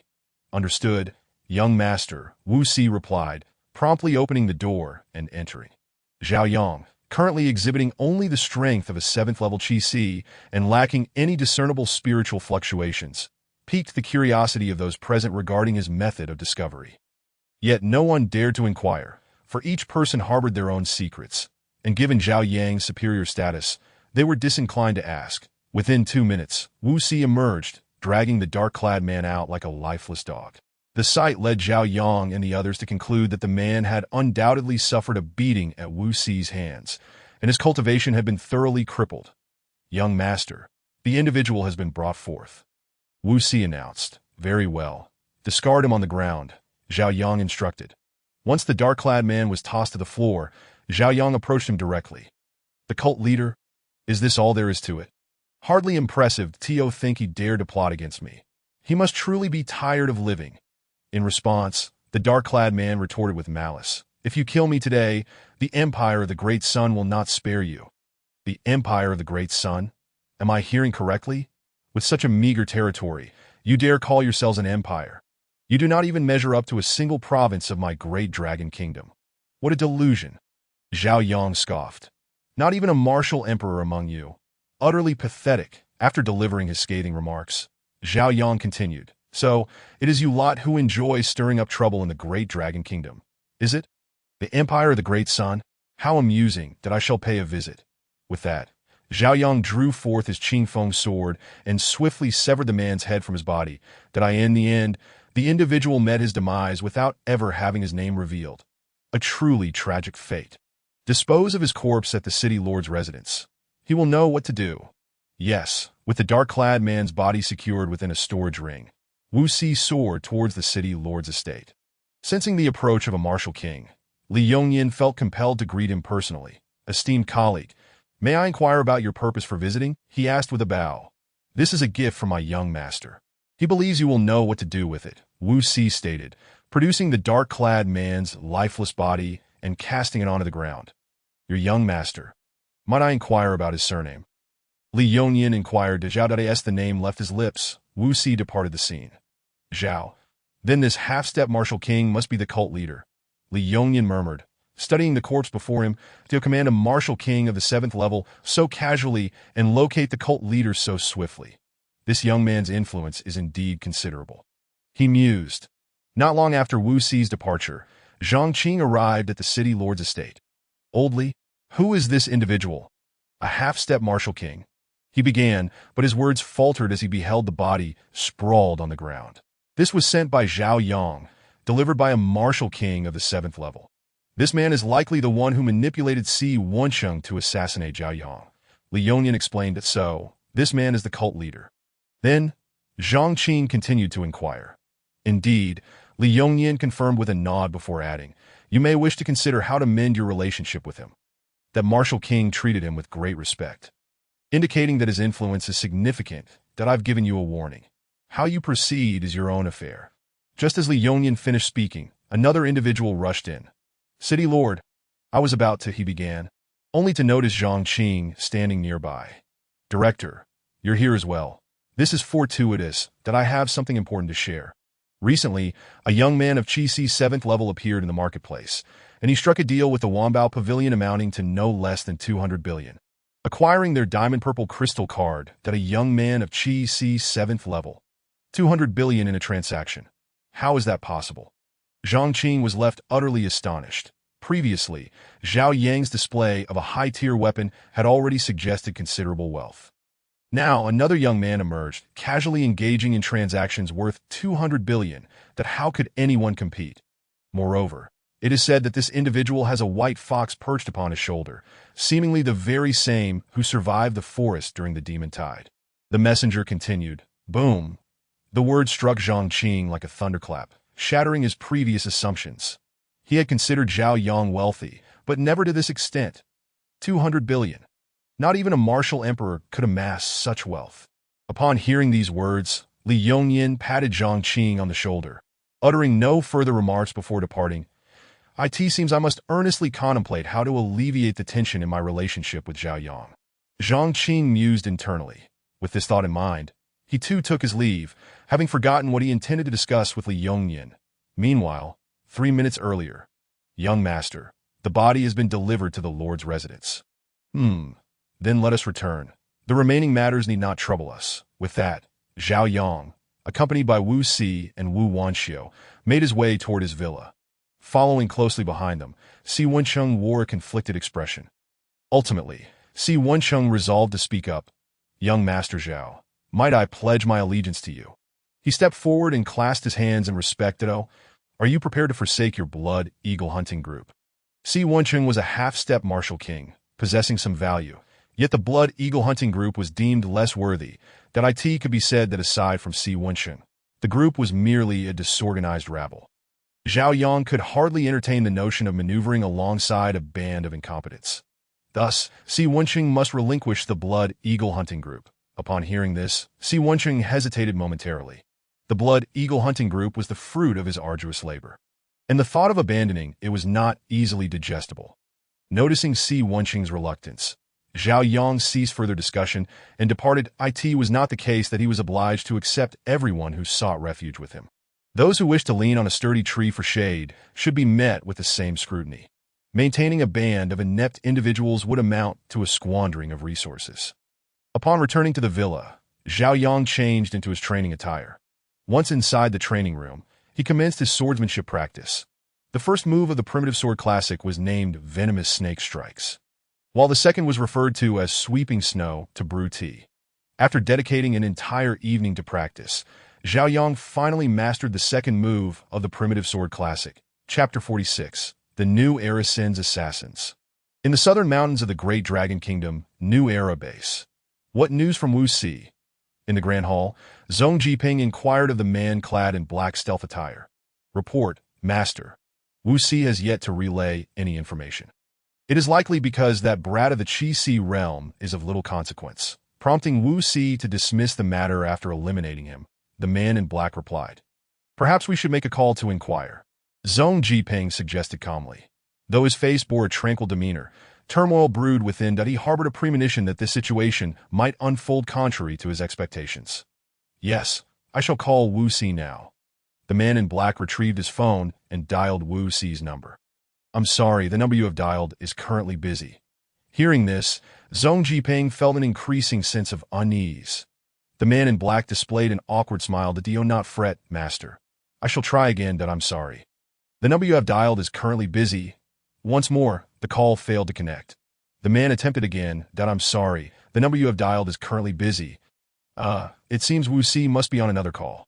There's no need to continue. If Wu Si isn't in trouble, then he has betrayed us. Zhong Jiping's expression darkened instantly. Betrayal. How dare he? In Zhong Jiping's eyes, Wu Si was merely an inconsequential martial king. And now this martial king had the audacity to betray him, to betray the new era, betray Wu Si. That seems improbable. The man in black's voice trailed off, clearly beginning to waver in certainty. At this early hour, who could Wu Si be speaking with? If he isn't hanging up, then it means he has blocked my number.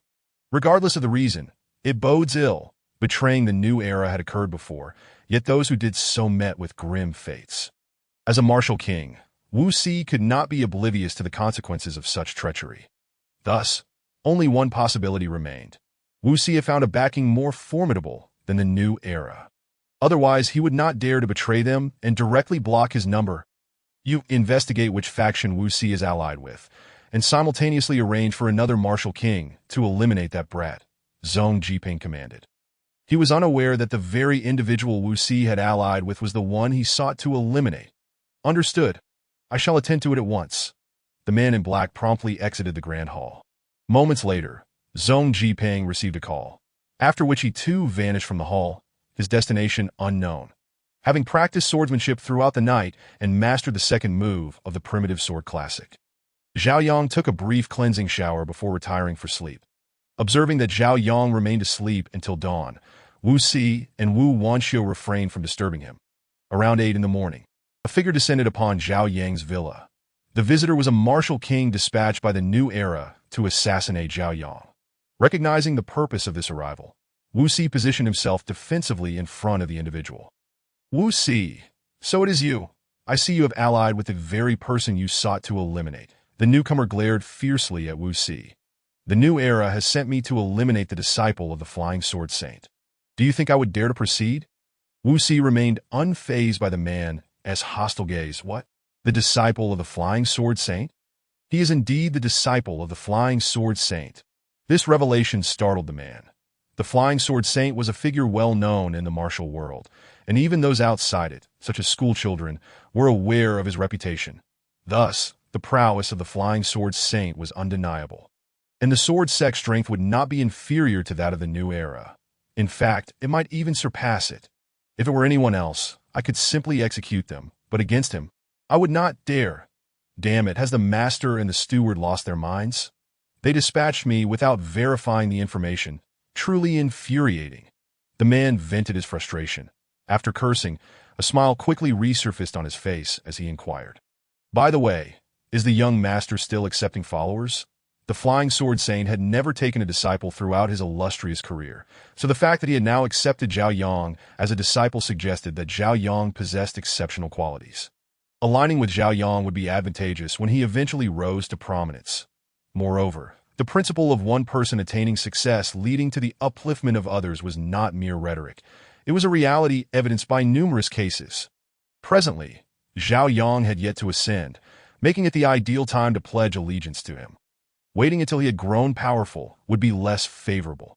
Enhancement is far less impactful than timely assistance. I am uncertain. My young master is still asleep. Perhaps you may inquire once he awakens. Very well. The man acquiesced and found a place to sit, waiting patiently for Zhao Yang to rouse at T3 in the afternoon. Zhao Yang awoke. Who might you be? Zhao Yang regarded the unfamiliar martial king with curiosity that he had no recollection of this individual. Thankfully, he sensed no murderous intent from him. Otherwise, he might have presumed this person was sent by the new era to assassinate him. I am Kong Zijuan, formerly of the new era, that I have come to seek your allegiance, young master. Kong Zijuan clasped his hands in salute to Zhao Yang. Young master, this individual initially intended to kill you, but changed his mind upon discovering you are the disciple of the Flying Sword Saint. Wu Si explained, approaching Zhao Yang, that, "Oh, so he is truly from the new era. It seems the reputation of the Flying Sword Saint is even more formidable than I imagined." Zhao Yang mused inwardly. "Swear upon your Tao heart to be eternally loyal to me. If you cannot, then so be it." Zhao Yang replied calmly, seemingly unperturbed by Kong Zijuan's presence, that if he could recruit several high-ranking members and elites from the new era, it would undoubtedly benefit Zhao Yang. "Since you dared to act against me, do not blame me for poaching your personnel." At Zhao Yang's words, Kong Zijuan immediately swore upon his Tao heart, without a hint of hesitation. Following Zhao Yang would surely yield a more promising future than remaining within the new era, that if he hesitated now, the opportunity might slip away. There was only one Zhao Yang, yet many sought to align with him. I, Kong Zijuan, vow today to be eternally loyal to. Upon reaching this point, Kong Zijuan glanced at Zhao Yang, who he still did not know the name of. Zhao Yang, did I, Kong Zijuan, vow today to be eternally loyal to Zhao Yang. Should I ever harbor treacherous thoughts, may my cultivation be rendered void, and may I meet a most unfortunate demise. After declaring this, Kong Zijuan summoned his Danin.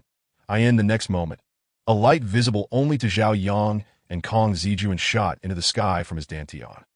Chapter 47. The Spark Plan excellent. From this moment forth, you may accompany me. Zhao Yang nodded once Kong Zijuan completed his oath.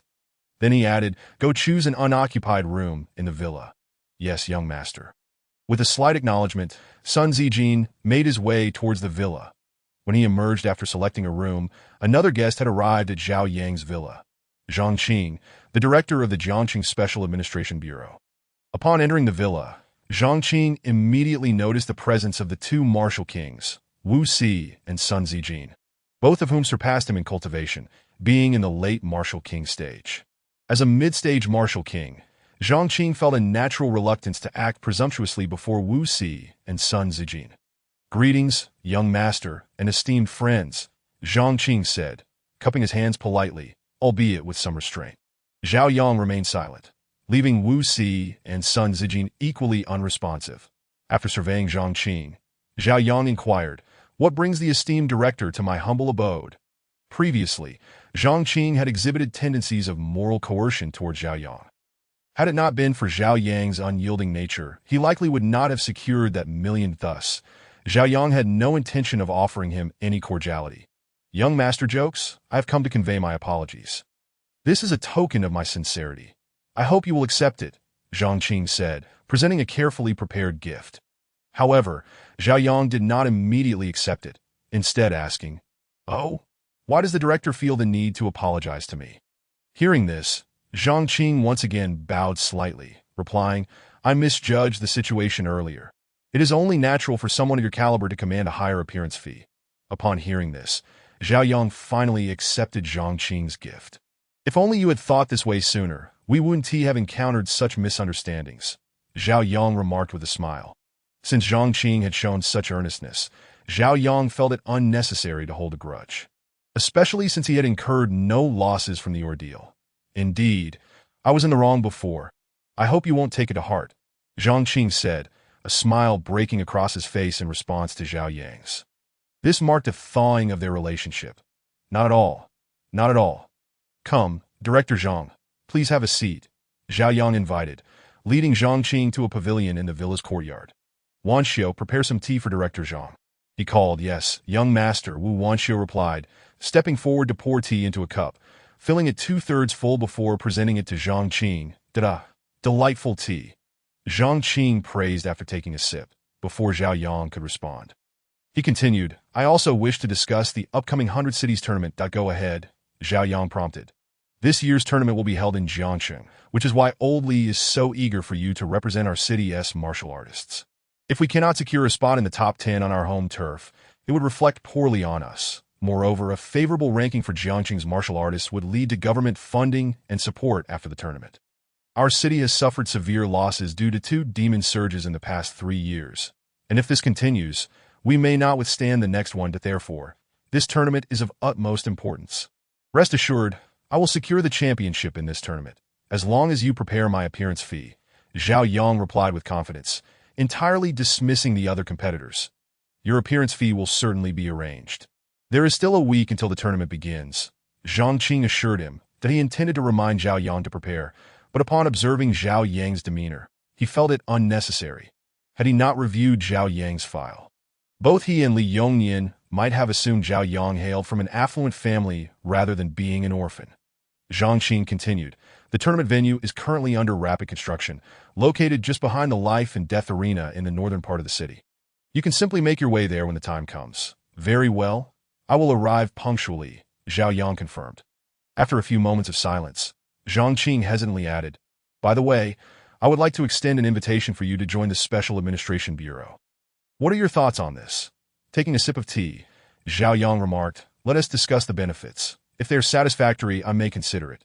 The Special Administration Bureau functions somewhat like a hybrid of the police and supervisory agencies, tasked not only with apprehending criminals, but also overseeing all martial artists in the Great Dragon Kingdom. Its authority is considerable, as the nation is broadly divided into 3 sectors: the government, the military, and the Special Administration Bureau. With your exceptional talents, young master, you would only need to complete 3 tasks a month after joining the Bureau, Zhang Qing explained, and the monthly salary is 100,000, which increases with your cultivation level. Although this may seem trivial to you, the real value lies elsewhere. Zhang Qing continued, for someone of your caliber, I could also secure a spot for you in the Seed Project, which I believe you have heard of. The mention of the Seed Project, Zhao Yang felt a surge of excitement. He had encountered references to it in novels during his previous life, and was astonished to discover that this world had also begun preparations for such an initiative. Given the current circumstances, humanity appeared capable of contending with the 4 demon clans, not yet having reached a dire state. Was the situation truly as critical as it seemed? Zhao Yang inquired. Unfortunately, I cannot say for certain, as my cultivation and position are too low for such insights, Zhang Qing replied. With a deep sigh, Zhao Yang recollected a phrase. When heaven bestows a great responsibility upon an individual, it must first temper their spirit, exhaust their muscles and bones, starve their body, and deprive them of all comforts, before granting them skills or a mentor, thereby cultivating their resolve and enabling them to save the world. After reflecting, Zhao Yang declared, I agree to join the Special Administration Bureau. The notion of saving the world was not a task he could undertake immediately, that if he were still unprepared when the demons invaded, where could he possibly escape? Chapter 48. Another martial king joins. Having more options and paths is prudent, for no one knows when the apocalypse may strike, perhaps in the next moment, or tomorrow, or the day after. Thus, Zhao Yang must be prepared for contingencies. Should the end truly arrive before he has the ability to resist, he would have no choice but to rely on the Seed Project to survive. Only by surviving can one harbor hope. Living is hope. Excellent. I shall return now to arrange your credentials and onboarding paperwork for the Special Administration Bureau. That I will also report your details. And once your credentials are ready, I will have someone deliver them to you. Zhang Qing announced, rising to leave. Wan Xiu, please see Director Zhang off, Zhao Yang instructed. Yes, young master, Wu Wanxiu replied, escorting Zhang Qing out. After pouring himself a cup of tea and drinking it in one go, Zhao Yang turned to Wu Si and Sun Zijin, asking, are you two aware of any information regarding the SEED project? As a global organization, the New World might possess some knowledge about it. Master, I have only heard of the SEED project, but do not have any detailed information. Wu Si responded that I, too, have only heard whispers. We are merely martial kings, and such matters are beyond our reach, Sun Zijin added. Upon hearing their responses, Zhao Yang let out a deep sigh. For now, he could only hope that the apocalypse would not descend too soon. Otherwise, his survival might hinge entirely upon the SEED project that I end the following 2 days. Zhao Yang received the credentials for the Special Administration Bureau sent by Zhang Qing. During this time, he diligently practiced the sword techniques from the primitive sword canon. He had already mastered the third technique, step back and draw sword, the fourth technique, counterstrike, and the fifth technique, waves of flowers. During these days, Zhao Yang inadvertently drew his sword several times, earning various rewards such as yuan-enhancing pills, spirit-soothing pills, yuan water, rejuvenation ointment, and heaven's yuan pills, among others. Fortunately, there were no strange rewards that on the third day, just as Zhao Yang had mastered the sixth technique, catching the moon in water, he sensed the presence of an unfamiliar martial king entering his villa. Similar to Sun Zijin, Zhao Yang felt no murderous intent from this newcomer. With the guest arriving, it was only fitting for the host, Zhao Yang, to make an appearance that Wu Si, Sun Zijin, I didn't expect to find you both here. Zhao Yang remarked as he stepped out from the training room.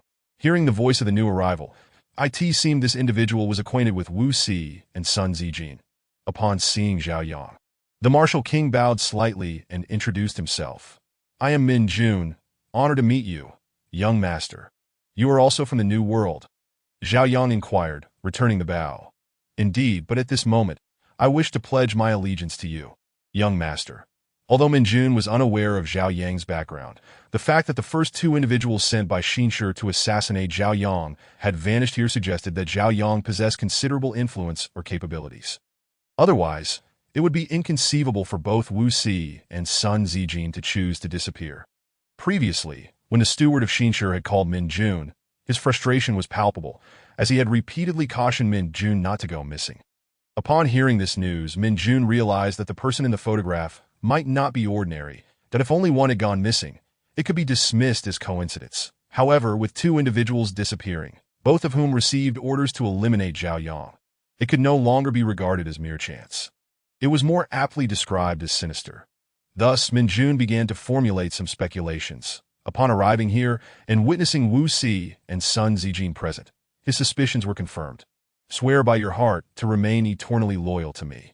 If you cannot fulfill this, you may leave, Zhao Yang stated with a demeanor of indifference, seemingly unperturbed by Min Jun's presence.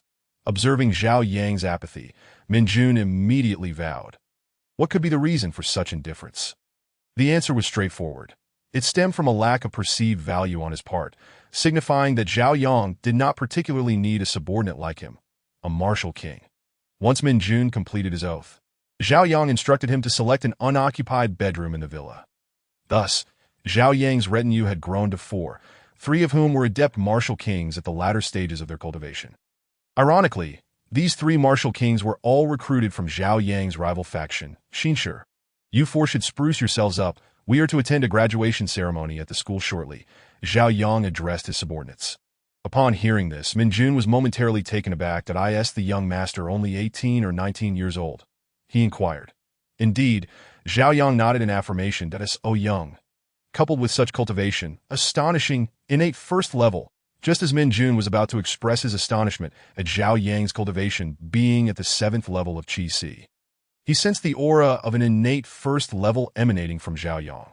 Zhao Yang had intentionally revealed his original level of cultivation, prompting Min Jun's outburst, now that the 4 were comrades. Revealing his true cultivation level was inconsequential. It would only serve to enhance their respect for him. With the young master's age and this level of cultivation, he has shattered the records of human martial artists. Wu Si exclaimed in awe.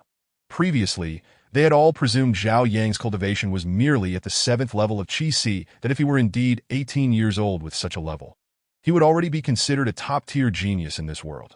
However, the four of them unilaterally declared that Zhao Yang stood alone as the pinnacle of genius in this realm, with all others trailing behind. Maintain a low profile. It's sufficient for you to know. Even my master is unaware of my precise cultivation. Zhao Yang chuckled at a young master. May I inquire who your master is? Minjun asked, without answering the question. Zhao Yang tossed him a small sword given by Qi Feiyang. Feiyang Sword Saint. It is indeed the Feiyang Sword Saint, Minjun exclaimed, realizing why Wu Si and Sun Zijin had defected. Offending the Feiyang Sword Saint and the Sword Sect was preferable to crossing Xinshi. After returning the small sword to Zhao Yang, the four of them went to change clothes. Zhao Yang himself also needed to don a more sophisticated outfit, as he was no longer the same person he had been before. Moreover, given the manner in which Xn Wenmao had invited him to the graduation ceremony, he might have to say a few words that it was imperative to prepare adequately.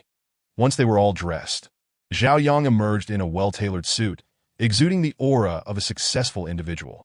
With his handsome features enhanced by the attire, he appeared even more distinguished.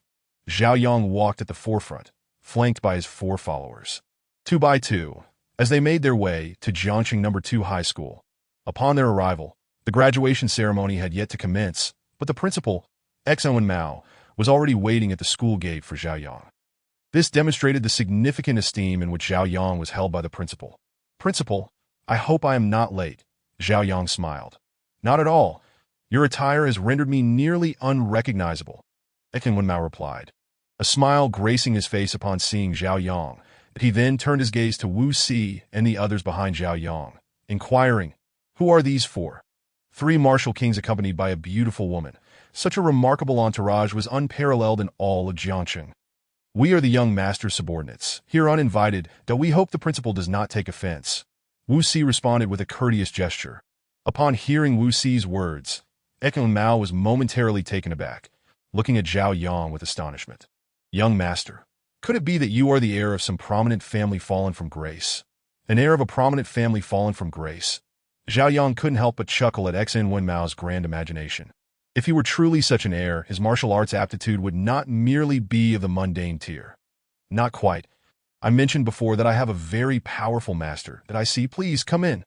Xn Wenmao welcomed Zhao Yang and his companions into Jiangxing No. 2 High School, his mind racing with thoughts of what manner of master could arrange for 3 martial kings to safeguard Zhao Yang's well-being. As for Wu Wanxiu, a martial artist at the Qi Si realm, she was subconsciously overlooked by Xn in his eyes. A young and beautiful woman like Wu Wanxiu was merely a decorative vase for Zhao Yang. Is that Zhao Yang? I thought he never came to school. Why is he here today? Look at him all dressed up in a suit. But remember, without martial prowess, he is nothing. One student remarked that I should remind you that Zhao Yang has indeed become a martial artist and possesses the cultivation of the 7th level of Qi Si. Another student interjected, pointing out that he could discern Zhao Yang's level of cultivation, though he could not perceive the prowess of Wu Si and the others. What? Zhao Yang has actually become a martial artist. And at the 7th level of Qi Si? How can that be? Wasn't his martial arts aptitude only mundane? Another exclaimed, incredulous. Not only has Zhao Yang achieved the 7th level of Qi Si, but the 3 men following him are no ordinary individuals. I cannot gauge their cultivation. After saying this, he scanned his surroundings before continuing. Those 3 men, with such high levels of cultivation and accompanying Zhao Yang, resemble his bodyguards. Do you think Zhao Yang could be an heir of some prominent family or powerful faction that has come into the open? Indeed, it is quite plausible, considering Zhao Yang has no parents and grew up in an orphanage. What a shame, if only we hadn't said those things when Zhao Yang was testing his martial arts aptitude. How wonderful it would have been. Now, I suppose he wouldn't even glance our way. Zhao Yang's achievements are remarkable. It's clear he is destined for greatness that I was short-sighted and missed the opportunity to befriend him. The students lamented internally that in contrast to the despondent atmosphere among the male students, the mood among the female students was markedly more cheerful. Previously enamored by Zhao Yang's handsome appearance and outstanding academic performance, they had maintained their admiration even when his martial arts aptitude was revealed to be mundane. Now, witnessing Zhao Yang's transformation into a tall, affluent, and handsome figure. Their excitement was palpable. If they could align themselves with Zhao Yang, it would not be impossible to join a prestigious family. Many girls, particularly in a small town like Jiangcheng, yearned for a better life. While they fantasized about joining the elite, most were acutely aware of their limitations, recognizing that such aspirations were merely dreams. Before Zhao Yang's transformation, he had remained indifferent toward them, and now, with his newfound stature, he was even less inclined to show interest among the group of girls. A graceful young woman gazed at Wu Wanxiu, who stood behind Zhao Yang, lost in thought. That woman behind Zhao Yang bears a striking resemblance to my aunt. Just then, Wu Wanxiu turned her face slightly. It truly is my aunt. Upon recognizing Wu Wanxiu, the young woman rushed toward Zhao Yang, ostensibly to greet her aunt, but with the ulterior motive of capturing Zhao Yang's attention. Having already concluded that the three men were formidable martial kings, she associated the imposing aura she felt with her great-grandfather Wu Maoxian, who had once been a martial king himself, and despite having fallen, the oppressive presence was unmistakable. It is indeed a remarkable feat to have three martial kings serve as bodyguards. Given Zhao Yang's esteemed lineage, one can easily surmise that he hails from a prominent family. "Aunt, what brings you to our school?" Wu Jingxian exclaimed, bounding towards Wu Wanxiu, successfully capturing Zhao Yang's attention. "Did I ask this your niece?" Zhao Yang inquired. "Indeed, young master. She is the daughter of my elder cousin," Wu Wanxiu replied. Hearing her aunt refer to Zhao Yang as young master only heightened Wu Jingxuan's excitement, though it was tinged with a hint of apprehension. Wu Wanxiu's figure and beauty were unparalleled in Jiangcheng, and now she was drawing close to Zhao Yang. If her aunt were to vie for family assets against her father and the others, aligning with Zhao Yang would undoubtedly guarantee victory. Casting a discerning glance at Wu Jingxian, Zhao Yang immediately sensed that the girl harbored ulterior motives, which he found quite unappealing. While one ought not to judge by appearances, there exists a saying that one's visage reflects the heart. Zhao Yang preferred to assess others based on their looks. "Handle it yourself," he said coldly. "Yes, young master. I shall take care of it," Wu Wanxiu responded, leading Wu Jingxian aside. "This is hilarious." Wu Jingxian approached her aunt, attempting to draw Zhao Yang's attention. Yet he clearly disdains her. Judging by his expression, he might even feel repulsed. Ha ha ha. This behavior did not go unnoticed, particularly by Wu Jingxuan's rival from the Hu family, Huaxin Shui, that in the past, while Wu Maoxian was still alive, Hu Xinxue had consistently overshadowed Wu Jingxian. Now that Wu Maoxian had passed, Hu Xinxue no longer feared the Wu family's influence. After making her remark, a few girls who were friendly with Hu Xinxue joined in ridiculing Wu Jingxian. Without waiting for Wu Wanxiu, Zhao Yang and the others continued towards Principal Xian Wenmao's office. Observing Zhao Yang's retreating figure, Wu Jingxian felt a pang of disappointment. "Did I trust you've noticed? Young master holds no affection for you," Wu Wanxiu remarked to Wu Jingxian. She was well aware of Wu Jingxuan's intentions and had no intention of allowing her niece to get close to Zhao Yang. After all, Zhao Yang was a man she had set her sights on. Why would she relinquish him to her own niece? Wu Wanxiu then added, "Given the current strife among your father and uncles, it is only a matter of time before the Wu family declines that I have aligned myself with the young master, and I have no interest in the meager assets of the Wu family. I want to enlist the young master's aid to seize them, so do not seek me out again. Consider me as though I were no longer your aunt. With that said, take care of yourself." With her words hanging in the air, Wu Wanxiu hurried off in Zhao Yang's direction. The Wu family's downfall was now inevitable, and Wu Wanxiu wished to avoid entanglements. Otherwise, it could provoke Zhao Yang's disdain. "If you can approach Zhao Yang, why can't I?" Wu Jingxian scoffed, watching Wu Wanxiu's receding figure. "Young master, it's handled," Wu Wanxiu reported immediately upon returning to Zhao Yang's side. "Well, as long as it's taken care of." Zhao Yang nodded, offering no further comment. Moments later, they arrived at Principal Xian Wenmao's office. "The graduation ceremony will commence in half an hour. Please take a moment to rest here," Xian Wenmao instructed Zhao Yang and the others. After Zhao Yang settled in, he invited Wu Si and the others to sit, and they complied. Observing this, Xian Wenmao furrowed his brow, but chose not to inquire further. After pouring a cup of tea for each, he joined them at the table. With a long sigh, Xian Wenmao said, "Although you have an excellent mentor, I still hope you will continue your university education, that if you wish to pursue further studies. Even if you miss the college entrance examination, I can secure a recommendation for you to attend the Martial Arts University in Modu. Upon hearing Principal Xian's offer, Zhao Yang recalled a similar opportunity he had encountered in his previous life. In the past, I was presented with a recommendation to Peking University, yet I declined. Firstly, I was not fond of the cold climate there, and secondly, I was not the intended recipient of that recommendation. Principal, whether I attend university is not of great significance, that I understand your desire for me to serve the nation, yet there are myriad ways to do so. For instance, joining the military or the Special Administration Bureau can also be considered serving the country. I have already joined the Special Administration Bureau. Zhao Yang replied with a smile, that you've joined the Special Administration Bureau. That is splendid, Xian Wenmao responded, chuckling at Zhao Yang's words. Every nation requires talent. And the same holds true for the Great Dragon Nation, where such individuals are invaluable. After 20 minutes, it will be time.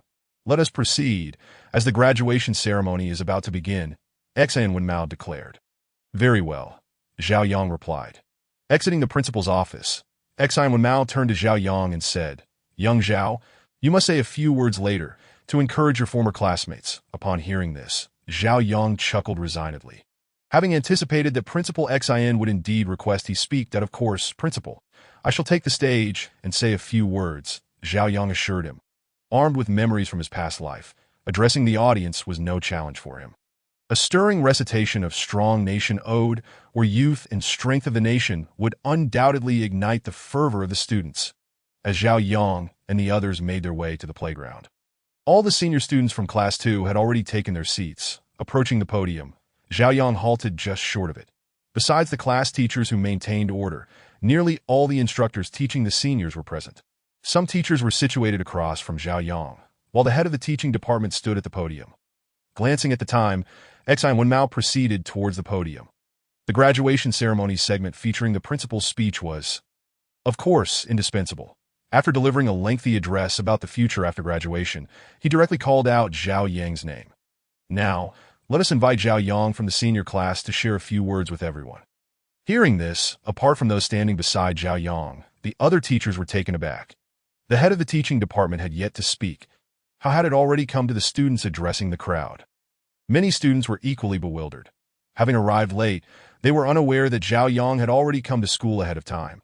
They also did not know that Zhao Yang had been invited to the principal's office for tea. As everyone searched for Zhao Yang's figure, he had already ascended the podium. Earlier, he had not been more than 200 meters from the stage, and with the application of Xintian's sacred steps. He arrived in but a second. What the heck? How did Zhao Yang appear there? This is like magic. Why didn't he even see him move?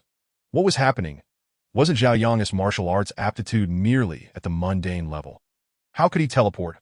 Wait, Zhao Yang has already attained the 7th level of Qi-Si cultivation. Teleportation? Can one teleport with just the 7th level of Qi-Si? Wow. Zhao Yang has become even more handsome. Now a 7th level martial artist. What to do? I'm feeling butterflies. As Zhao Yang vanished from sight, only to reappear on the podium, Wu Si, Sun Zijin, and Min Jun were all left in awe. The speed was simply astonishing. It happened in the blink of an eye. Even if they exerted themselves to the utmost, they could not match such velocity. The three martial kings exchanged glances, recognizing the astonishment reflected in each other's eyes. But they were not the only ones astonished. Many martial artist teachers and students were equally taken aback. Just as Xian Wenmao had called Zhao Yang's name, Zhao Yang was suddenly at his side. Leaving the principal startled yet maintaining his composure. Handing the microphone to Zhao Yang, Xian Wenmao stepped down from the podium. Observing Wu Si and the others still in a state of shock, Xian Wenmao understood that they too were unprepared for Zhao Yang's remarkable display. It was simply inconceivable. It was nearly teleportation. Such a feat could only be accomplished by those above the martial emperor level. However, not every martial emperor could achieve teleportation. It required a certain understanding of spatial dynamics. Cough, cough. Everyone, please remain calm. With a couple of light coughs, Zhao Yang commanded the attention of the entire school. This was what one might call charisma. Some individuals possess such a presence that when they speak, everyone eagerly anticipates their next words, leading to an inevitable silence as they listen intently. Esteemed school leaders. Teachers and cherished classmates, good afternoon to you all. This classic opening line, while seemingly unremarkable, exuded a touch of elegance. We, the vibrant youth, are the hope of our nation. We are the future of our homeland. The intellect of the youth signifies the wisdom of the nation. The prosperity of the youth heralds the wealth of the nation. The strength of the youth fortifies the nation. The independence of the youth ensures the nation's autonomy. The freedom of the youth embodies the nation's liberty. In the majestic expanse of Kunlun, one gazes into the depths of tranquility. The pure yang of heaven and the steadfast equilibrium of earth prevail. The vast land of the divine land, encircled by the seas. The sacred peaks of Huashan, uniting the landscape in harmony. Observe the steadfastness of heaven and earth illuminating the sun's radiance, while the sun and moon cycle through their celestial paths. The rivers flow eastward, creating waves. The winds sweep across the four seas, stirring the tides. The lineage of the Huazong flourishes, as the 3 sovereigns and 5 emperors shine with brilliance. The mighty lion roars, resonating across the wilderness with awe. For 5 millennia, this ancient civilization has endured, transforming with the tides of time. With a population of 14 billion, the legacy continues to thrive. The children of the Dragon Nation soar like phoenixes and dragons. Dedicated to the cause of salvation and preservation, they emerge victorious in every endeavor. The unification of the motherland, a cherished dream, the relief of the world's suffering, a quest for global harmony. Thus, with no distance too far to embrace, the great nation bears its responsibilities, and with thoughts of submission, the Huazong practices humility.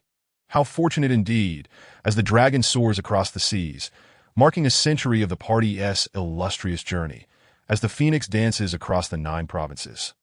Illuminating the great achievements of the nation with resplendent glory, as the final word of Zhao Yang fell, the entire schoolyard erupted in enthusiastic applause. No one was coerced. It was entirely spontaneous. Primarily, Zhao Yang's eloquence was exceptional, delivering a powerful ode to the nation that instantly ignited the fervor of these passionate youths. Not only were the inexperienced students moved by Zhao Yang's artistic expression, but the teachers of the second school were equally inspired. Regarding Zhao Yang's mention of the Huazong, they naturally identified with the people of the Dragon Nation, although they were unsure why Zhao Yang referred to the Dragon Nation's populace as the Huazong. It was of little consequence. Aside from the discrepancy with the term Huazong, everything else resonated with truth, and they unconsciously overlooked this detail. After bowing deeply to his audience, Zhao Yang stepped back, passing the microphone to the director of education. From that point onward, Zhao Yang's role was concluded. Zhao, did you compose those words yourself? As soon as Zhao Yang descended, Ekin Wenmao immediately inquired. If indeed Zhao Yang had authored it, then his literary talent was extraordinary, capable in both arts and martial prowess. Hearing this, Zhao Yang smiled and replied, "It came from the heart. Being someone who traversed time, what was wrong with emulating the literary talents of others? Many characters in novels had done so, and Zhao Yang felt it was his turn. From the heart, your eloquence is truly remarkable." One teacher praised, "Indeed, it surpasses even us teachers." Another chimed in, Zhao's talent is unparalleled among the youth." Other teachers joined in the commendations. No one doubted Zhao Yang, for such an ode to a powerful nation had never been encountered in this world. Moments later, Wu Si approached Zhao Yang and whispered, "Young master, unidentified individuals have infiltrated from the back of the school." Upon hearing this, Zhao Yang furrowed his brow. Were there disruptions even during the graduation ceremony? Were these individuals truly so idle? How many? What level of cultivation? Zhao Yang inquired. Point 2, both at the mid-level of martial kings. Wu Si responded. Point 2, martial kings? What could they possibly intend? Zhao Yang pondered. You and Sun Zijin should keep a close watch and ensure those 2 martial kings do not harm anyone. Understood, young master. Wu Si's words indicated that the 2 martial kings were not from the new era. The cult in Jiangcheng could not possibly have martial kings. Otherwise, they would have already made their presence known. As for the origins of these 2 martial kings, that was uncertain. However, as long as Zhao Yang was present, he would not allow them to harm the teachers and students at the school.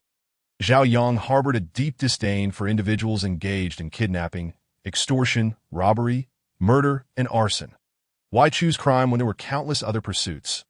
Furthermore, as a member of the special administration, he bore responsibility for the safety of ordinary citizens.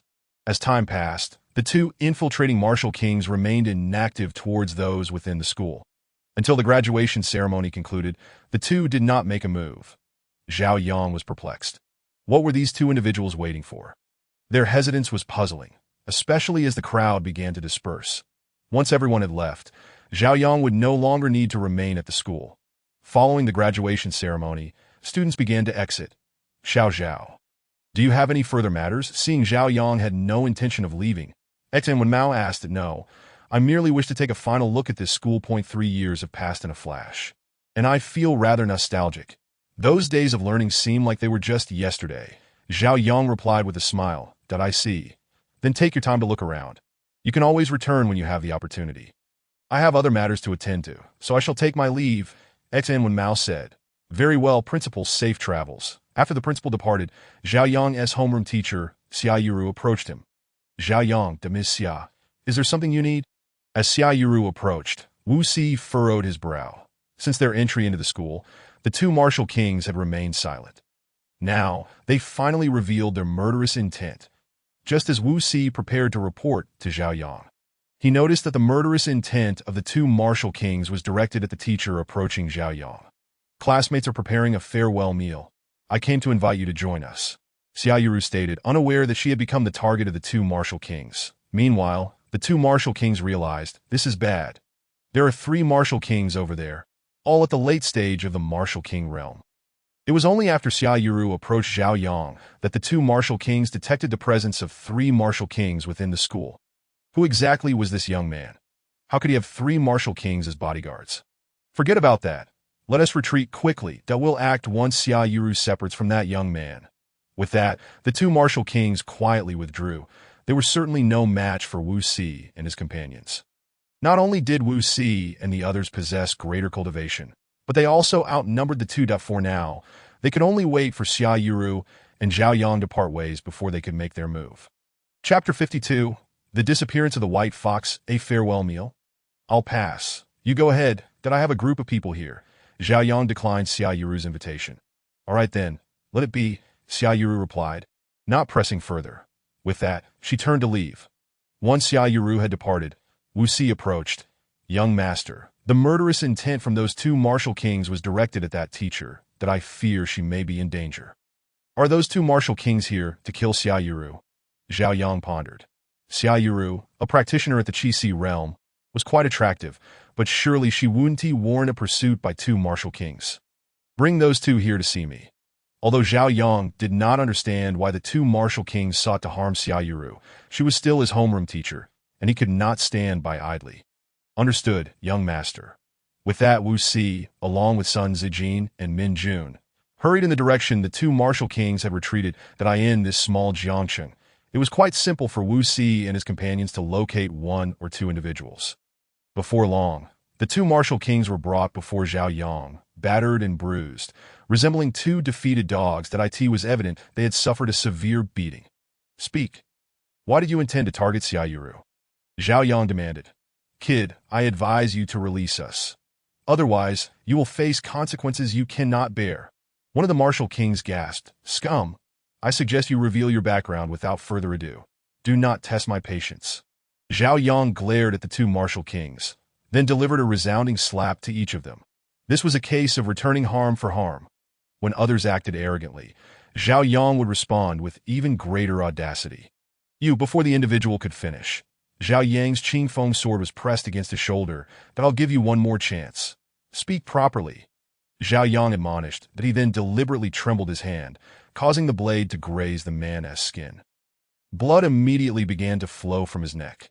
Had Zhao Yang's strike been deeper, it might have severed an artery. Startled by Zhao Yang's intimidation, the man flinched. This flinch resulted in his artery being cut by the Qing Feng sword, causing blood to flow more rapidly. Oh dear, how careless of me, Zhao Yang said with a mischievous grin, showing no concern for the martial king's fate. Boldly, how dare you treat us this way? We are from the Xia family. The other exclaimed, attempting to intimidate Zhao Yang. The Xia family? Is it notable? Zhao Yang asked Wu Si, the sword still poised at the neck of one martial king, showing no intentions of lowering it. Zhao Yang was unfamiliar with the Xia family. However, he could surmise that the two individuals had pursued Xia Yiru due to internal conflicts within the Xia family, and Xia Yiru was likely part of that family. Young Master, the Xia family is one of the 10 prominent families of Huaxia. Their ancestor is a martial sage. However, in the presence of your master, the Xia family is insignificant, Wu Si informed. Wu Si replied. Emboldened by Zhao Yang's presence that in the past, he would never have dared to so casually belittle a martial saint. However, now he could assert that, aside from a select few martial saints, all others paled in comparison before the Flying Sword Saint, rendering them as mere refuse. This was not mere bravado. It was an undeniable truth. There had once been a martial saint.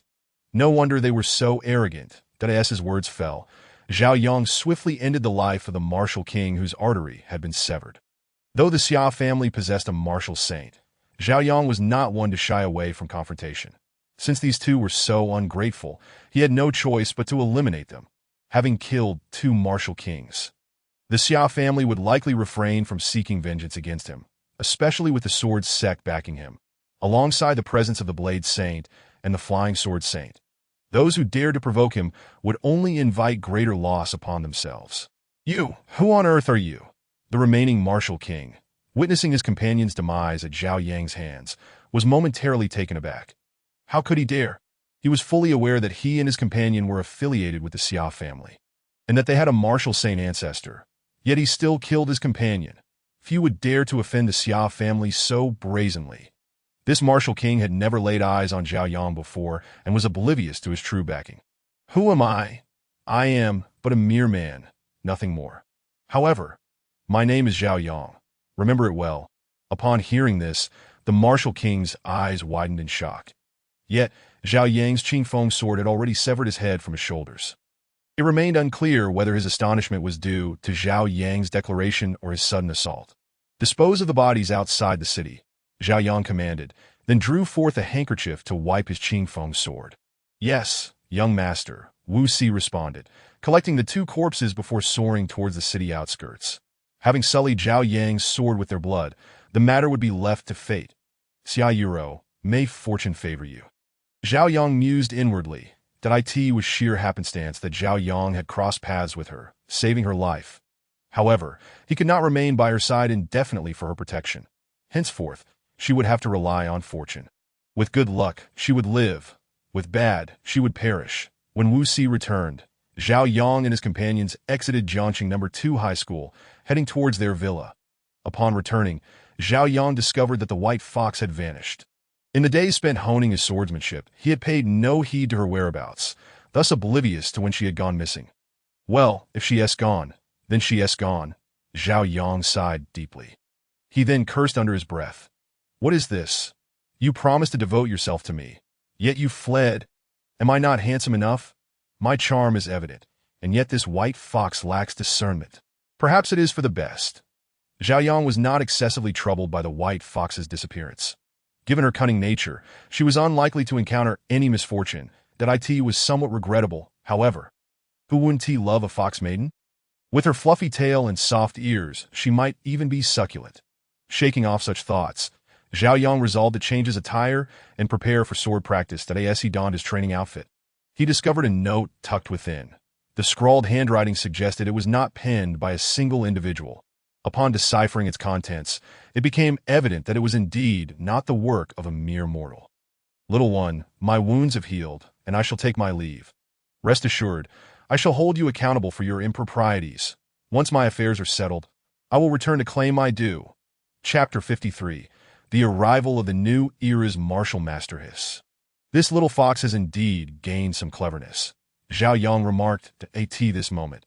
He realized that the white fox was not as simple as he had initially presumed. If she were truly that uncomplicated, she would not have learned to write, especially in the language of the great dragon kingdom. You wish to settle scores with me? Will you come to me, or shall I come to you? Setting the note aside, Zhao Yang did not dwell on it further. After changing into his training attire, he entered the practice room, resuming his monotonous sword training that he had mastered the first 6 moves of the primitive sword manual. Snake's tongue. Sweeping snow to brew tea, retreat and draw, counterstrike, flowers in the waves, and catching the moon in water. Now he commenced his practice of the seventh move, flowers before the moon. By the time he had perfected this move, it was already past 7 o'clock the following morning. After a simple breakfast prepared by Wu Wanxiu, Zhao Yang succumbed to slumber. 18 noon. An envoy from the new era personally arrived in Jiangxing. 3 individuals had gone missing consecutively. He had to ascertain just how Zhao Yang had managed to make Wu Si, Sun Zijing, and Min Jun disappear, with the leader of the new era absent from their base. He was at a loss and could only come to eliminate Zhao Yang himself. Scanning Jiangxing with his spiritual sense, the envoy swiftly located Zhao Yang's hiding place. Upon discovering Zhao Yang, he also found Wu Si, Sun Zijing, and Min Jun, his fists clenched in fury. All 3 had betrayed him. How could he not be enraged? To remain calm would be an insult to the new era organization. Upon spotting Wu Si and the others, the envoy flew angrily towards Zhao Yang's villa. What audacity! You dare betray the new era! Do you not comprehend the consequences? Upon reaching Zhao Yang's villa, the envoy's voice resonated in the ears of everyone present. Zhao Yang was startled awake. Roused from slumber, he dashed into the courtyard, clad only in indestructible red undergarments and shorts. Recognizing the envoy's words, Zhao Yang understood that a formidable expert from the new era had arrived. He could not afford to be careless in the face of such power. Gazing at the envoy from the new era, Zhao Yang inquired, "I was unaware of the esteemed presence of the new era's expert. I apologize for my lack of a proper welcome." Despite the envoy's higher cultivation, Zhao Yang felt no trepidation. With the protective talismans granted by the Flying Sword Saint and the Blade Saint, as long as the envoy was not a martial emperor, he posed no threat to Zhao Yang. Furthermore, should the talismans be attacked, both the Flying Sword Saint and the Blade Saint would be alerted and would undoubtedly rush to his aid. With 8 talismans at his disposal, each capable of withstanding 3 attacks from a martial saint, the envoy's displayed cultivation aura indicated he did not possess that level of strength. Thus, the number of attacks each talisman could endure would increase exponentially. Before the talismans were depleted, the formidable powers of the Flying Sword Saint and the Blade Saint would surely arrive. Therefore, Zhao Yang had no reason to fear. A mere Qi realm cultivator managed to sway 3 martial kings to his side. Your methods must be extraordinary. The envoy from the new era scoffed. At this juncture, he realized that Zhao Yang was not to be underestimated. Otherwise, he could not have persuaded 3 envoys to defect. Even now, despite his presence, Wu Si and the others stood resolutely before Zhao Yang, preventing him from approaching. This demonstrated that Zhao Yang possessed considerable influence. Your praise is unwarranted, esteemed expert. My methods are quite simple. I merely had them swear an oath of loyalty to me using their hearts. Zhao Yang replied with a grin, brimming with pride, completely disregarding the envoy's presence. Silver-tongued, I am eager to discover who stands behind you. Bold enough to oppose the new era. A cultivator of the Qi realm like Zhao Yang would not dare to confront the new era without backing. There must be a reason behind everything. Now, the envoy believed that someone behind Zhao Yang had orchestrated these events. Who stands behind me? If one must speak, then I can only say it is my master, the Flying Sword Saint, and my uncle, the Blade Saint, Zhao Yang declared with a smile. Upon hearing the names of the Flying Sword Saint and the Blade Saint, the envoy from the new era was momentarily taken aback. The renown of the Flying Sword Saint and the Blade Saint was undeniable. As a native of the Great Dragon Kingdom, anyone who had attended school would be familiar with their names. The envoy, too, was a product of the Great Dragon Kingdom. You claim your master is the Flying Sword Saint. The envoy from the new era found it hard to believe. The Flying Sword Saint had long since withdrawn from the affairs of the martial world, leaving the management of the sword sect to his disciple. Now, Zhao Yang unexpectedly claimed that his master was the Flying Sword Saint. This was indeed hard to accept. Nevertheless, the envoy no longer exhibited the same level of anger as before as an envoy of the new era. He understood well the importance of knowing whom one should never offend. The Flying Sword Saint was undoubtedly among that select group. Do you think I would dare to oppose your organization without a powerful master behind me?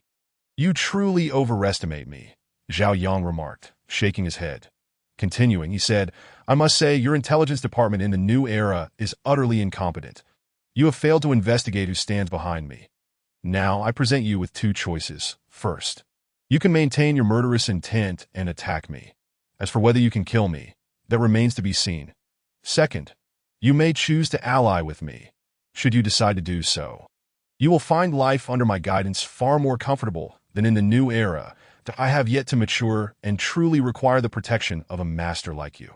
Please give it serious thought. But I advise you not to disregard my counsel." With that, Zhao Yang fell silent, patiently awaiting the response from this esteemed individual of the new era. The steward of the new era, upon hearing Zhao Yang's words, also plunged into contemplation that he glanced at Wu Si and the others, who merely smiled without speaking. Observing this, the steward of the new era became increasingly conflicted that he was aware of the consequences of betraying the new era.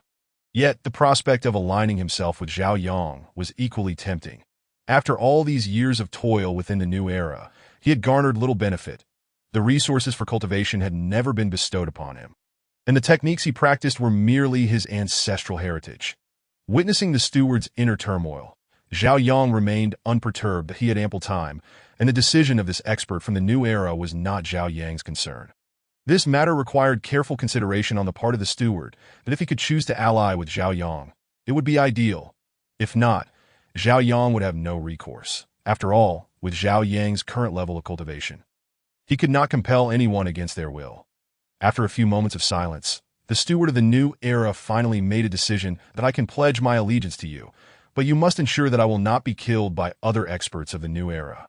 You need not worry about that, Zhao Yang replied. He was eager for the individuals of the new era to come forth, ready to be swayed to his side. Zhao Yang continued, "However, you must swear an oath with your Tao heart, pledging eternal loyalty to me. Only then will I accept you that if you cannot fulfill this condition, then you may leave to become one of Zhao Yang's followers. An oath of loyalty was a requirement." The steward of the new era did not refuse this demand. Albeit with some reluctance, he complied. Shortly thereafter, the steward Su Xiaoming made his oath with his Tao heart that if the leader of the new era were to discover that his most trusted subordinate, Su Xiaoming, had betrayed him, he would likely be driven to madness. "I'll find a vacant room to stay in and begin my cultivation," Zhao Yang stated before turning to leave. Da Wu Si and the others in the courtyard exchanged smiles with Su Xiaoming, who reciprocated with a grin. Everything was left unspoken that I end the training room. Zhao Yang was not the only occupant, but Wu Wanxiu was also present. Dressed in a form-fitting training outfit, Wu Wanxiu glistened with perspiration, presenting a unique allure that it was unclear whether she had come to train or to entice Zhao Yang. However, Zhao Yang paid her little heed, merely glancing at her for half an hour before immersing himself in the study of the original sword classics techniques. Enhancing his strength was of utmost importance. Ding.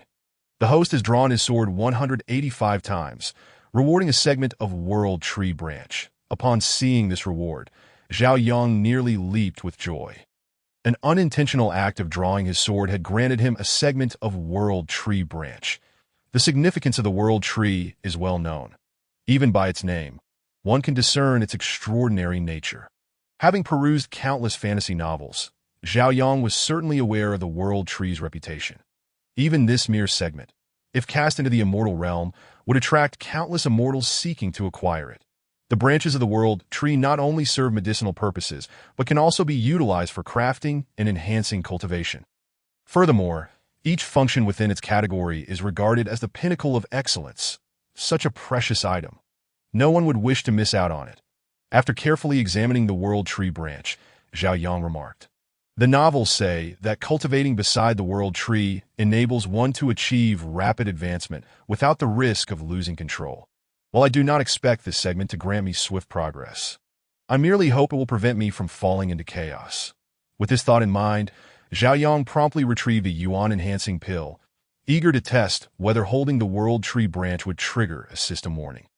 Upon taking out the yuan-enhancing pill, no warning appeared before Zhao Yang's eyes. This outcome filled him with elation. No warning meant he could continue consuming pills to enhance his cultivation. Quickly swallowing a yuan-enhancing pill, he began the process of refining it. This procedure unfolded without incident. Exhaling a breath, Zhao Yang felt considerably more at ease and no mishaps. It was safe to consume. The previous days had been spent monotonously practicing swordplay. And now that he could resume taking pills, Zhao Yang's enthusiasm returned. Casting a glance at Wu Wanxiu nearby, he exited the main training hall and entered a smaller training chamber. From this point forward, His cultivation would soar, and it was best to keep this secret hidden. After all, the level of cultivation Zhao Yang displayed was already astonishing, that he laid out all the yuan-enhancing pills he possessed in a line.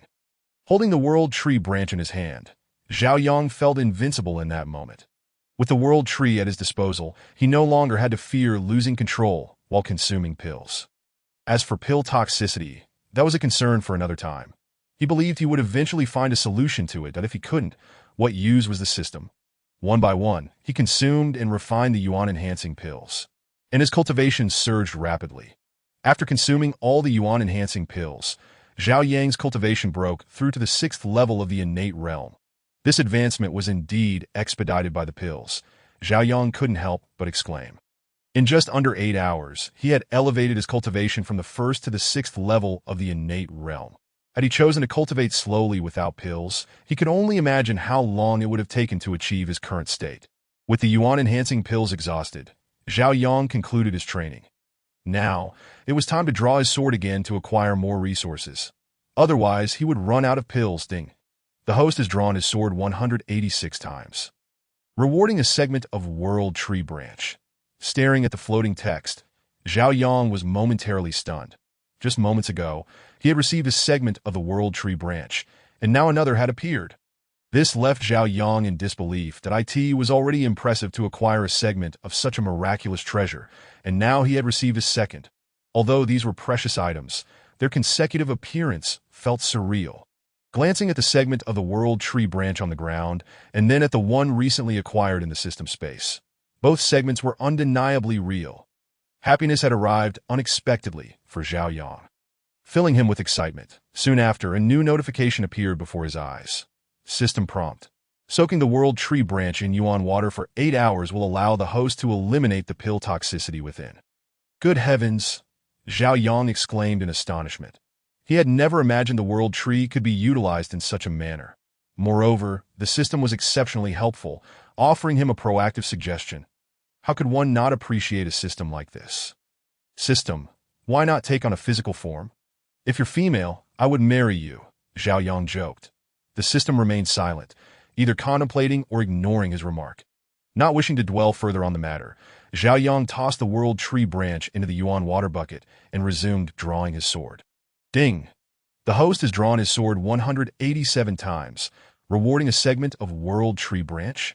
Zhao Yang. Another one. Ding! The host has drawn his sword 188 times, rewarding a segment of World Tree branch. Ding!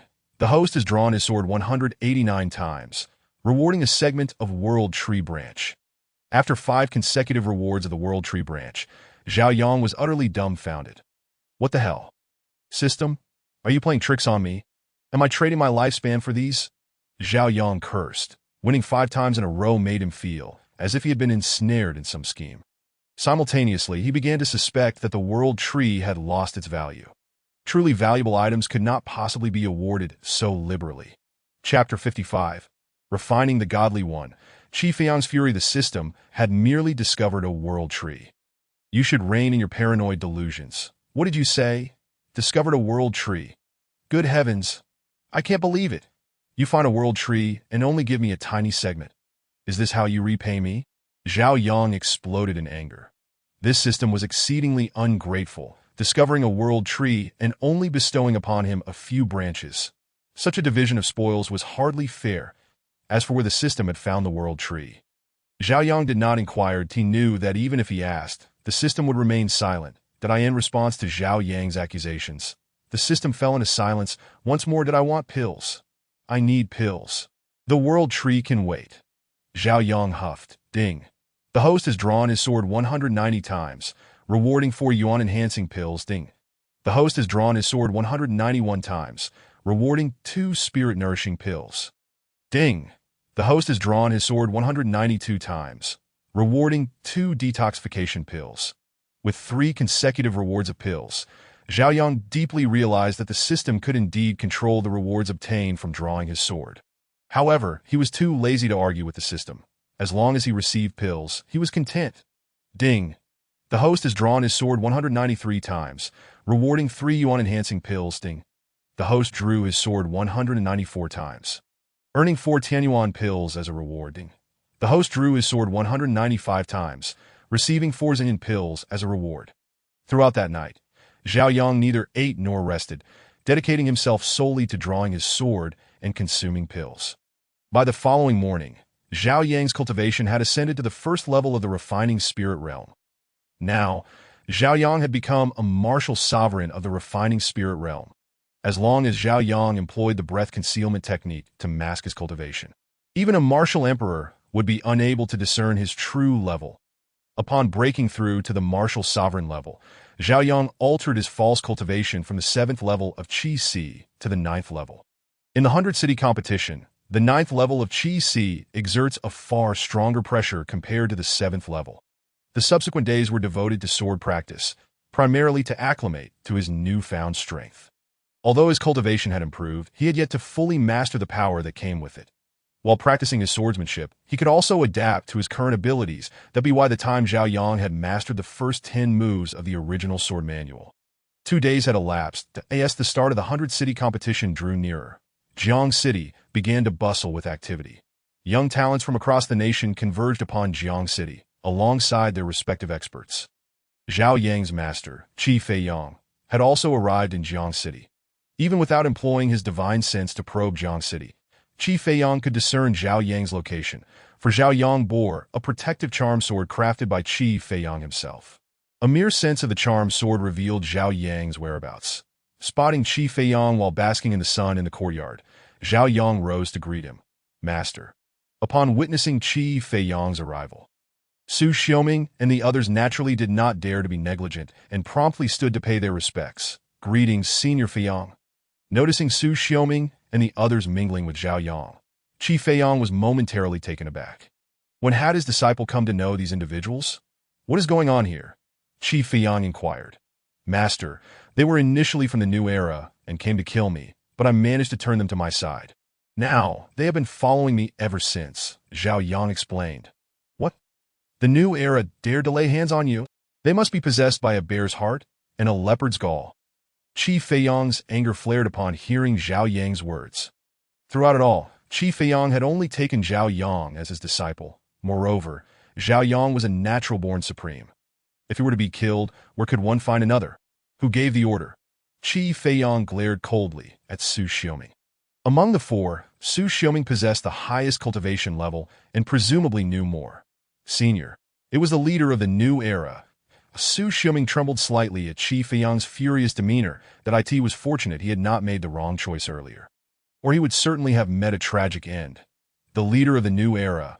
A mere leader dares to lay a hand on my disciple. They must truly be tired of living. After uttering this, Qi Feiyang added, Could it be that I have been absent from the world for too long, and others have forgotten about me? He then turned to Zhao Yang and said, Disciple, wait here. I shall go to the New Era's headquarters to demand their heads. With that, Qi Feiyang soared away.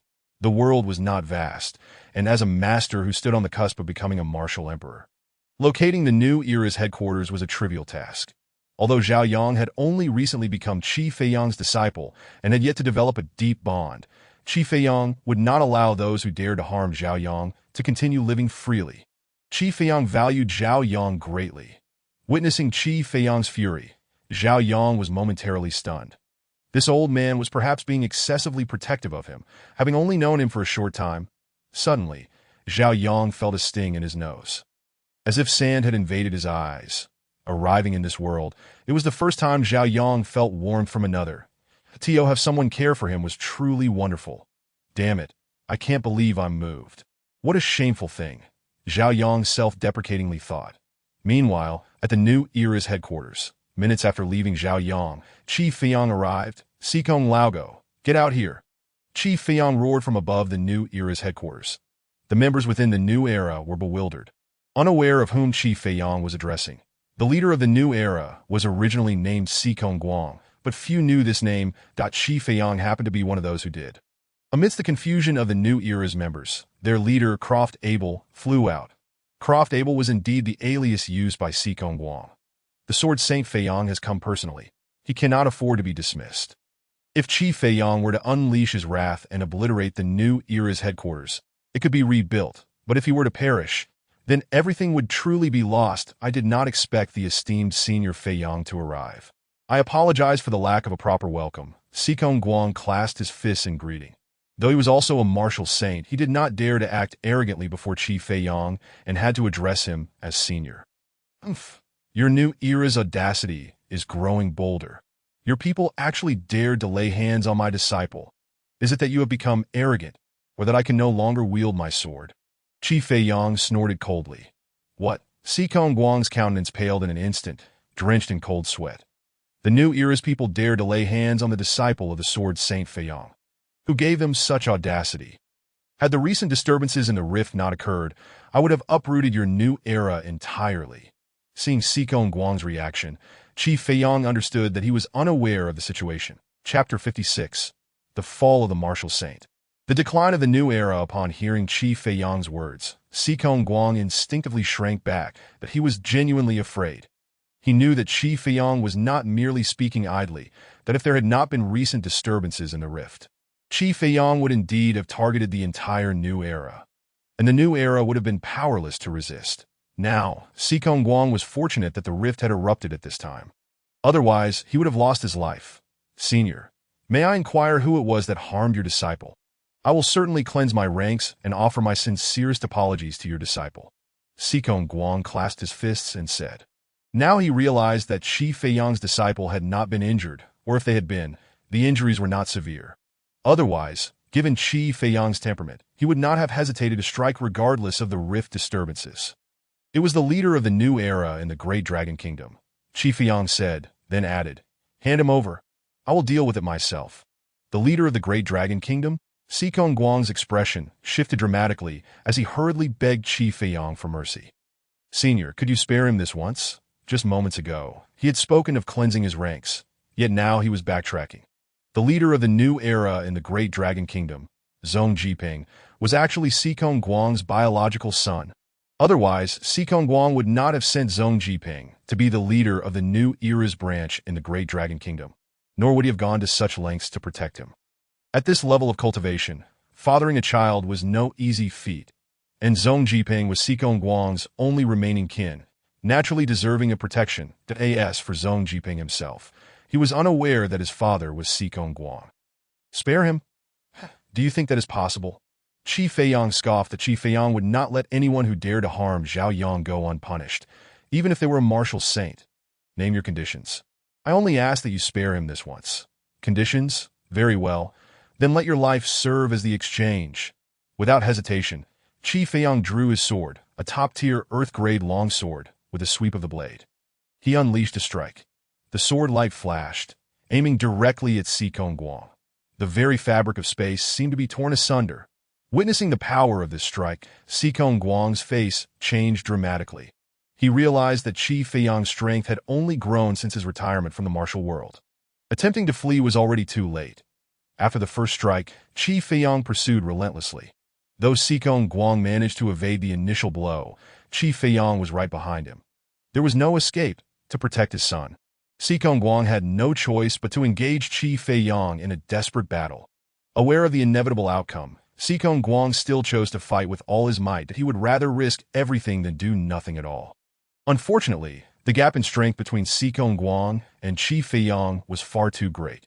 Within 10 exchanges, Sikong Guang's head was severed by Qi Fei Yang. Having slain a martial saint, Qi Fei Yang felt no particular emotion. This was not his first time executing a martial saint. The number of martial saints Qi Fei Yang had slain had reached double digits. Among the martial saints he had defeated were both demons and humans. Witnessing their leader being so casually dispatched, the members of the new era were instantly thrown into disarray. Without the martial saint Sikong Guang, given their past transgressions, it was only a matter of time before their enemies would come knocking. Who knows the whereabouts of the Great Dragon Kingdom's leader? Qi Fei Yang's voice echoed in every ear. Noticing no one responding, Qi Fei Yang swung his sword towards the new era's headquarters. The entire base of the new era was instantly cleaved in two, creating a chasm 100 meters deep. Who knows the whereabouts of the Great Dragon Kingdom's leader? Qi Fei Yang asked again. Still, no one replied. Witnessing this, Qi Fei Yang's fury intensified. Damn it, are you all ignoring me? Then let you all perish. Upon witnessing Qi Feiyang once more raise his sword, sounds finally echoed from the ground that we do not know. We implore you, senior, to show mercy. This plea came from a foreigner. Speaking in broken Chinese, whose origins remained a mystery that do not know. Are you incapable of making a phone call? Fool! Qi Feiyang retorted sharply. Hearing this, those who had contact with Zhong Jiping immediately dialed his number. Yet, Zhong Jiping's phone went unanswered. Recognizing the futility of relying on them, Qi Feiyang let out a long sigh and took flight, but he chose not to eradicate these individuals completely. Allowing them to fend for themselves seemed more prudent. The fissure stirred ominously, and perhaps in the near future, these individuals would be needed to contribute in mere minutes. Qi Feiyang returned to Zhao Yang's villa. The leader of the Dalong Nation's branch eludes me. But I have already slain the leader of the new era, Qi Feiyang declared. Upon hearing this, Su Xiaoming and Wu Si were momentarily taken aback. The leader is dead. The new era has fallen just like that. In less than half an hour. Is it truly so swift? Simultaneously, they felt a sense of relief regarding their choices. The sword Saint Feiyang remained as fearsome as ever, ready to unleash carnage at the slightest provocation. Master, leave the Dalong Nation's leader to me. It won't be long before I can slay him, Zhao Yang said. Zhao Yang was somewhat surprised by Qi Feiyang's feat of killing a martial saint. Not because Qi Feiyang was capable of such a deed, but rather because he had done it for Zhao Yang's sake. However, Zhao Yang did not wish to owe Qi Feiyang too much. Accustomed to solitude, he found it somewhat disconcerting to suddenly have someone treat him well. Very well, the leader of the Dalong Nation shall serve as your whetstone, Qi Feiyang replied, nodding in agreement, increasingly pleased with Zhao Yang. Instead of immediately informing him of the threat, Zhao Yang chose to handle it himself. Suddenly, Qi Feiyang paused. Your cultivation. How did you break through to the 9th layer of the Qi Sea? At that moment, Qi Feiyang noticed that Zhao Yang's cultivation had changed from their previous encounter. When Qi Feiyang first met Zhao Yang, he was only at the 7th layer of the Qi Sea. Now, Zhao Yang was at the 9th layer. It was hard to believe that less than a week had passed since then. In such a short time, Zhao Yang had advanced 2 whole levels. How could this not astonish Qi Feiyang? I just recently broke through, Zhao Yang chuckled. In reality, Zhao Yang's true cultivation was at the 1st layer of spirit refinement, but concealed by the breath-holding technique, only revealing the 9th layer of the Qi Sea. Even Qi Feiyang, a peak martial saint, could not discern Zhao Yang's true level. With your mastery of swordsmanship and martial arts, there will be no opponents in the 100 City Tournament. Not even those hidden geniuses, Qi Feiyang praised. Hidden geniuses were those who remained out of sight, concealed to evade the monstrous 4 clans that sought to eliminate human talent. These 4 clans certainly did not wish for human geniuses to thrive. Whenever given the opportunity, they would undoubtedly eliminate any emerging human talent. Chapter 57. 100 City Tournament. Contestant number 1. In response to Qi Feiyang's words, Zhao Yang merely smiled, saying nothing. Genius, regardless of your status, you are but a junior in my presence. Not only did Zhao Yang's cultivation surpass his peers, but even if it were not so, his reincarnation I and Byakugan were formidable assets. Moreover, in recent days while practicing swordsmanship, Zhao Yang had subtly touched upon the essence of sword intent. As a swordsman, sword energy was essential. Without it, one could hardly claim to be a swordsman. However, sword intent was another matter entirely. Those who could perceive and master sword intent were the elite among swordsmen. In this world, how many swordsmen who could sense sword intent had not lived for decades, even centuries? Yet here was Zhao Yang, at the tender age of 18, already brushing against sword intent. Zhao Yang believed that it would not be long before he could master a form of sword intent. However, he knew that it was the result of the supreme sword spine's influence. Without it, he could not have grasped sword intent so swiftly. Once he mastered sword intent, his combat prowess would double. Currently, with only the 1st layer of spirit refinement, Zhao Yang was confident he could defeat a half-step martial king in a one-on-one duel. Once he mastered a form of sword intent, even if it were only the rudimentary level, he believed he could take down a martial king with his current cultivation. Zhao Yang vaguely recalled that the Supreme Bone in novels possessed a unique treasure ability, yet he had yet to unlock the potential of his supreme sword spine. If he could, his combat strength would soar even higher. While we still have time, demonstrate your sword techniques. I can offer you guidance, Qi Feiyang suggested. Intrigued, Zhao Yang welcomed the opportunity. Since becoming a martial artist, he had not had much time to hone his practical experience. This lack of experience often left him vulnerable against ruthless adversaries. Although he could crush his foes with overwhelming strength, he still faced challenges. Now that Qi Feiyang offered to mentor him, Zhao Yang was eager to learn. The following 2 days passed with Zhao Yang enduring a rigorous training regimen under Qi Feiyang's watchful eye. However, this arduous process proved to be immensely beneficial, blending pain and pleasure. Time flew by, and the 100-city tournament arrived as scheduled. The streets of Jiang City swelled with crowds, should a demon tide break out at that moment. The 4 monstrous clans would undoubtedly suffer substantial losses. "Let us go. It is time to enter," Qi Feiyang stated. Shortly thereafter, Zhao Yang and his companions departed from the Jiangshan Yujing complex, making their way to the newly constructed arena. Upon their arrival at the tournament venue, the arena was already packed to capacity. "Goodness, how lively!" Zhao Yang exclaimed. The sheer number of spectators reminded him of the Olympic Games on Earth in his previous life, where attendance was similarly vast. The Olympics were global in scope, with even more attendees than the current 100-city tournament. "Young Master Zhao, you have finally arrived." Upon spotting Zhao Yang, City Lord Li Yongyan and Director Zhang Qing of the Special Management Bureau promptly approached. "Greetings, seniors," Zhao Yang replied. Noticing Qi Feiyang beside Zhao Yang, Li Yongyan and Zhang Qing deduced that this inscrutable elder must be Zhao Yang's master, S martial kings. They recognized that someone whose cultivation was beyond their perception must be either a martial saint or someone even greater. Given that the Dalong nation had only one martial emperor, this elder was likely a martial saint. The oppressive aura emanating from Qi Feiyang made Li Yongyan and Zhang Qing acutely aware of his formidable strength as a martial saint. "There is no need for formalities." Qi Feiyang waved his hand dismissively. Subsequently, Li Yongyan glanced at Su Xiaoming and the others behind Zhao Yang, saying, "We have prepared seats for you all. Please follow me." Earlier, Li Yongyan had instructed his people to secure several hundred seats, and now he simply needed to ask a few individuals to vacate some spots for Zhao Yang and his companions. Moments later, Zhao Yang and his entourage followed Li Yongyan to the designated area. After Li Yongyan called away the others, Zhao Yang and his companions took their seats in succession about a little over 10 minutes later. The announcement rang out. "Welcome everyone to the 100-city tournament. Please await the appearance of our contestants." With that, the host discreetly exited, leaving the stage for the competitors. The contestants were seated amongst the audience, taking the stage only when their names were called. The 100-city tournament had a long-standing history, and the rules were well known to all except Zhao Yang. Contestant number 1, Zhao Yang. Please take the stage. "Wow, I'm the first one." Zhao Yang was taken aback at being the inaugural contestant. Logically, such a strong competitor should have been placed later in the lineup. How could he be the first? Zhao Yang could not fathom that City Lord Li Yongyan had manipulated the order to deliver a significant blow to the other cities. Without further thought, Zhao Yang leaped into the arena. As he did so, gasps of astonishment erupted from the audience. The 9th layer of the Qi Sea? Which city does this person hail from? Such high cultivation. I haven't heard of him before. Could he be a dark horse? Damn it, the 9th layer of the Qi Sea. How are we supposed to compete? I'm only at the 3rd layer, facing such a formidable opponent right from the start. Many in the audience began to lose confidence. How intriguing. A young individual with such cultivation.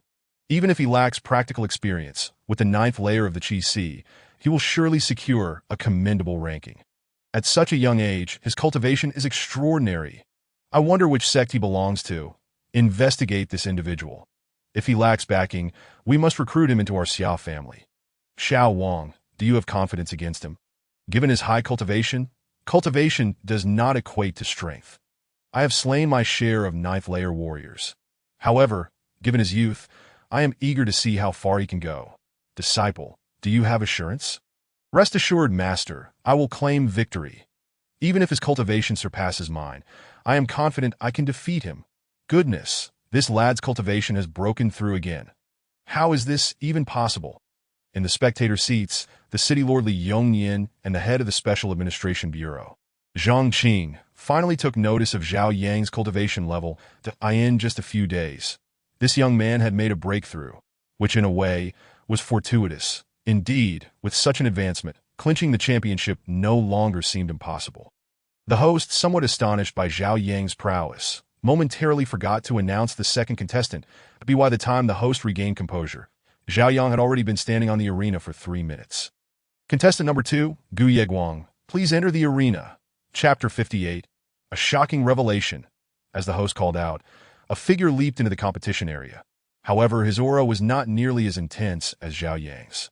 Merely in terms of momentum, he had already been outclassed by Zhao Yang.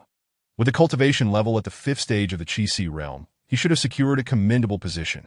Yet he had the misfortune of facing Zhao Yang, a dark horse of unheralded reputation, in the very first round. That it was indeed a pity, but who knows, perhaps a miracle might occur. In the arena, upon seeing his first opponent enter, Zhao Yang offered a polite salute. Jiangcheng, Zhao Yang, he introduced himself to Gu Yeguang. What? This Zhao Yang hails from Jiangcheng. A small place like Jiangcheng could produce a talent of this caliber. Unbelievable. This year's Grand City competition was held in Jiangcheng, and with Zhao Yang representing the city as contestant number 1, it seemed the city lord had intended to deliver a significant blow to the other competitors.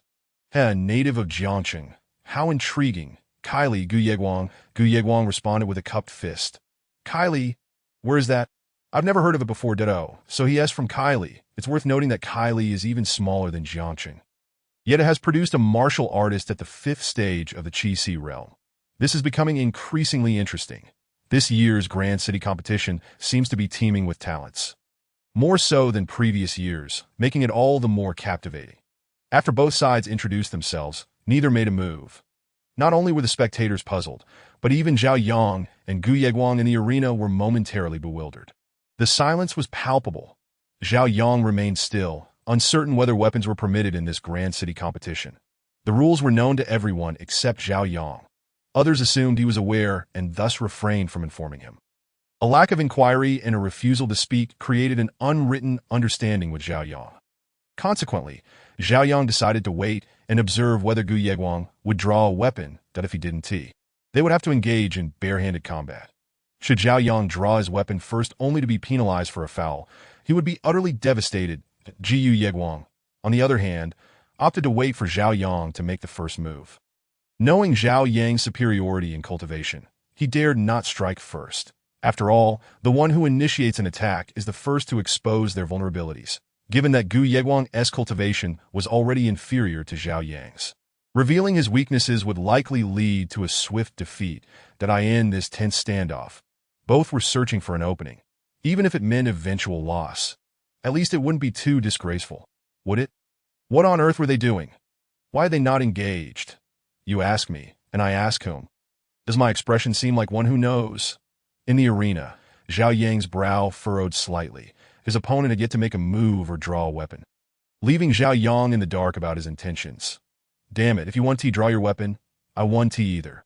Very well, let us engage in unarmed combat, punch for punch.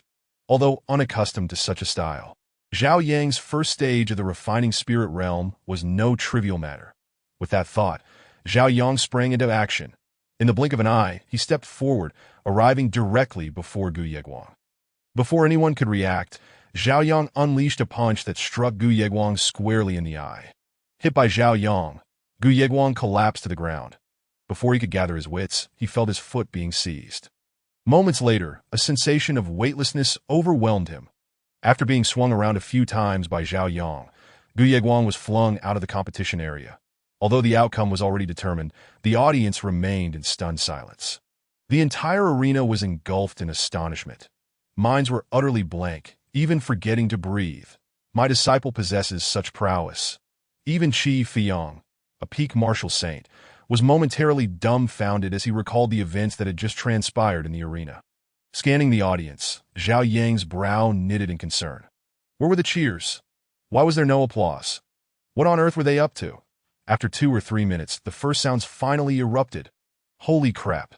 Following that, a cacophony of voices filled the stands. Unbelievably fast. Absolutely insane.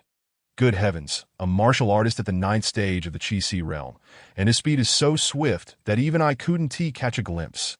Was that instantaneous movement just now? My word. A mere 9th stage Qi martial artist exhibiting near instantaneous speed.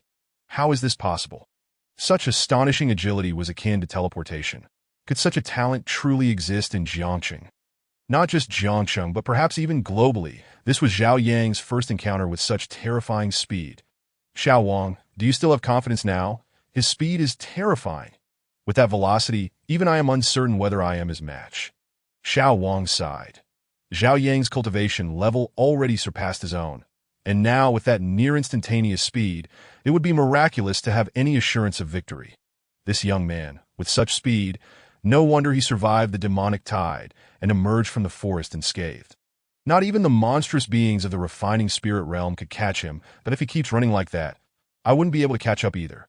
City Lord Li Yongyan and Bureau Chief Zhang Qing exchanged glances, both revealing expressions of excitement.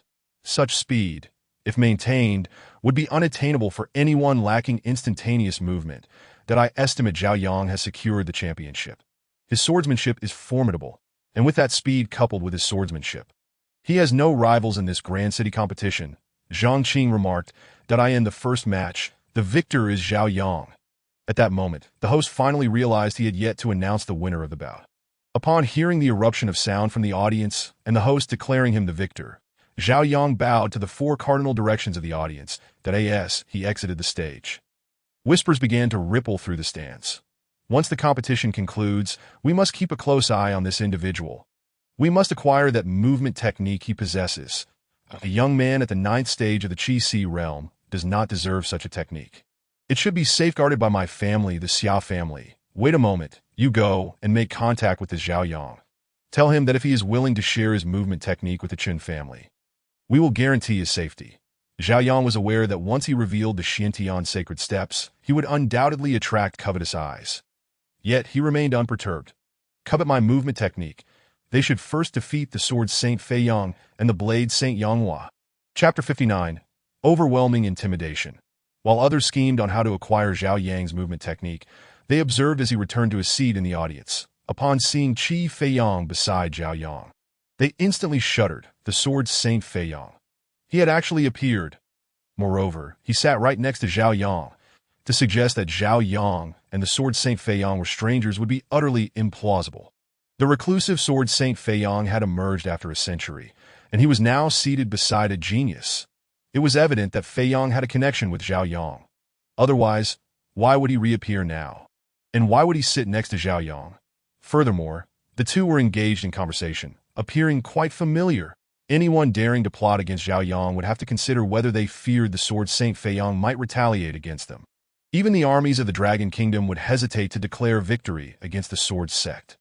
With a force capable of contending with the army, coupled with a sword Saint Fei Yang, one must ask whether they felt intimidated.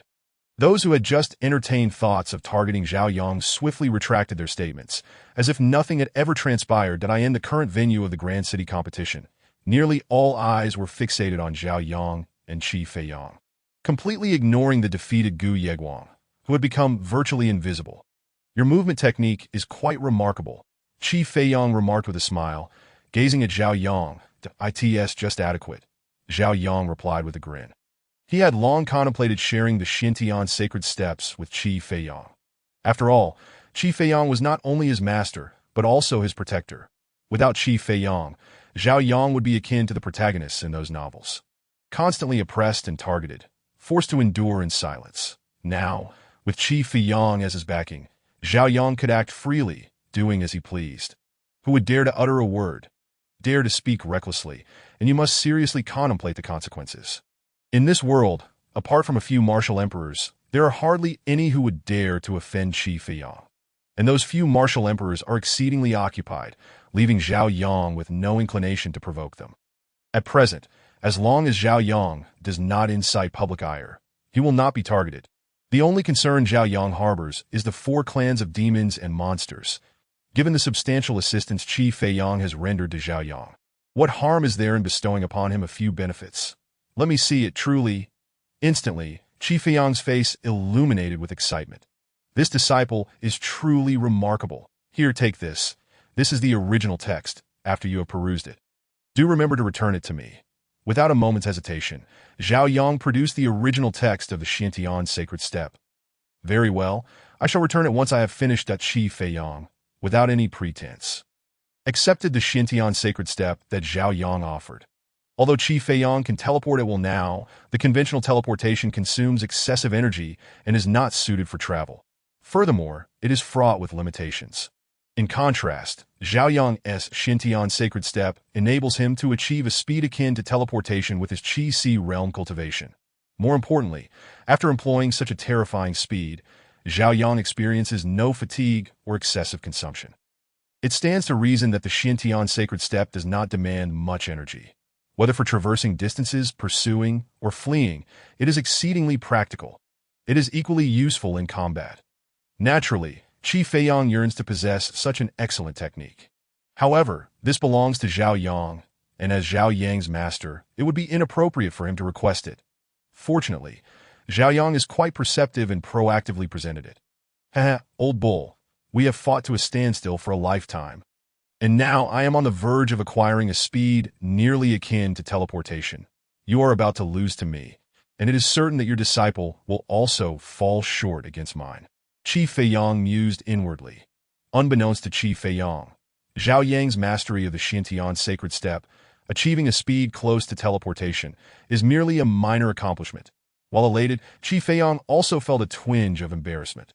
He had yet to impart anything significant to Zhao Yang, and here he was taking Zhao Yang's property, albeit willingly offered by Zhao Yang, which still made him feel somewhat awkward. The second match featured contestant number 3, Mu Lihi, against contestant number 4, Tang Zheng. Please enter the arena to commence battle. The two contestants in this second match both possess a cultivation level of merely the third layer of Qi Si, and their strengths are closely matched. Their fight is intensely contested. Compared to Zhao Yang's swift resolution of his previous battle, the struggle between these two appeared to stretch on considerably. Ultimately, contestant number 4, Tang Zheng, narrowly triumphed over Mu Lihi, successfully advancing to the second round. The third, fourth, and fifth matches were similarly prolonged. Zhao Yang found himself growing drowsy. Upon reaching the 10th match, Zhao Yang realized that there was only a single arena. With hundreds of cities nationwide and no fewer than 100,000 contestants participating in the 100 Cities tournament each year, how long would it take to battle through every single match? Even with continuous fights day and night, it would likely take several months. By then, they might as well celebrate the new year right there. Master, is the 100 Cities tournament truly conducted in such a manner? Zhao Yang inquired. Of course not. The second day of the tournament will commence the Illusion Realm mode, which is the second round. The first day of the tournament serves merely as a warm-up. Hence the necessity of a full day of battles, concluding at midnight that if the matches proceed swiftly, there will be a greater number of participants on the first day. Many prefer not to have their numbers drawn early, as losing on the first day means forfeiting their qualification for the second round. Qi Feiyang replied. As soon as he finished speaking, Qi Feiyang realized that his disciple, Zhao Yang, seemed unaware of the rules of the 100 Cities tournament. Had he been informed, he would not have asked.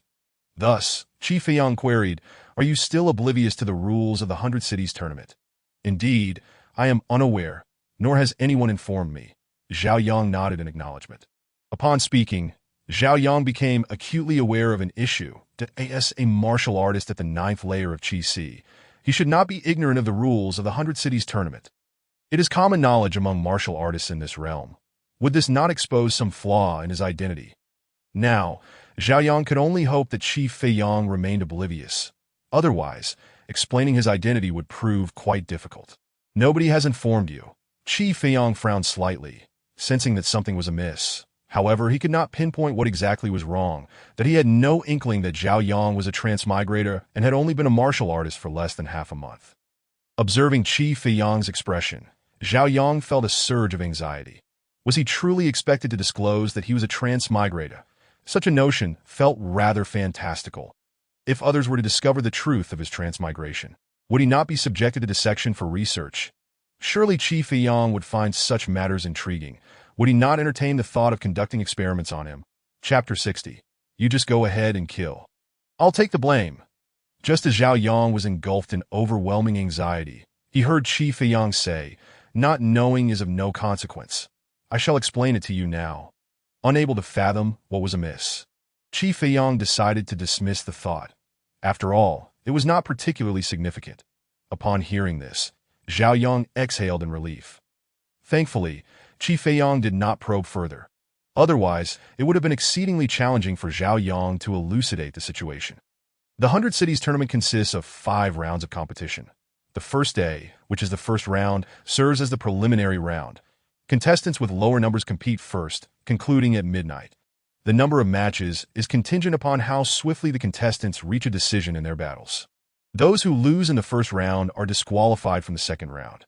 While this may seem somewhat unfair, absolute fairness is a rarity in this world. The strong remain strong and will not falter in the first round. The second round, known as the Illusion Realm mode, takes place on the second day. The Illusion Realm mode is also divided into sessions, with 10,000 participants in each session, lasting 3 hours, following the conclusion of the first round. The organizers will set up an Illusion Realm in the competition arena. The contestants on the second day will directly enter the arena, which has been arranged into an Illusion Realm. This round tests one's inner demons and desires. Upon entering the arena, each individual perceives different scenes. For those with resolute wills, this second round is relatively easy. Conversely, those lacking determination who cannot surpass the second round will be eliminated from the tournament. The timing for commencing the third round is contingent upon when the second round concludes. The third round is a free dash for dash all.in this round. The number of eliminations increases significantly. Each session hosts 1,000 participants. And as long as 100 individuals remain standing on the battlefield, they advance to the next round. The commencement of the fourth round is also dependent on the conclusion of the third round. The fourth round consists of team battles. After the third round, the number of contestants dwindles. Drawing lots determines teammates, with 50 individuals forming a team. The winning side advances. The fifth round, which is the final round, begins when the fourth round concludes. The final round is similar to the preliminary round, consisting of one-on-one matches, but the arena will be divided into 10 platforms. Each match will involve 20 participants, with the winners having the option to continue defending their platform. Successful consecutive defenses will double the points earned. The final round employs a ranking and point system. The first successful defense earns 1 point. The second 2 points, the third 4 points, the fourth 8 points, and so forth. Every participant begins with 1 point. Once their points are depleted, they are eliminated. If the defender is defeated, they lose only 1 point. The final round concludes when no one remains to challenge the defender. The participant with the highest score emerges as the champion. Naturally, defenders may also challenge one another. If a challenger disputes the defender's standing and wins, they may usurp their rank. Once Qi Fiyang finished explaining, Zhao Yang inquired, "Master, is killing permitted in the 100 Cities tournament?" Zhao Yang had already observed contestants brandishing weapons in the arena, yet he had not heard the referee declare any foul play. At this moment, Zhao Yang realized that weapons could indeed be used in the 100 Cities tournament. However, he was uncertain whether killing was allowed. Killing is permissible. You may kill at will, regardless of which sect's disciples are slain during the 100 Cities tournament. The forces behind them are powerless to intervene. If one is killed, it is merely a matter of skill, Qi Fiyang responded.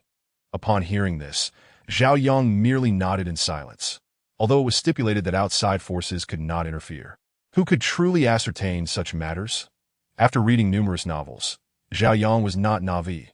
When the geniuses of those major factions are slain, they would surely not remain passive, as long as they do not reveal themselves. Who would know who struck? Without a formidable backing, it is wise not to provoke the geniuses of those major factions. Fortunately, Zhao Yang's support is solid, allowing him to proceed without worry regarding those forces. If a killing is warranted, then do it. Pursue your desires without hesitation. Following this, Qi Fiyang added, every strong individual emerges from a sea of bloodshed.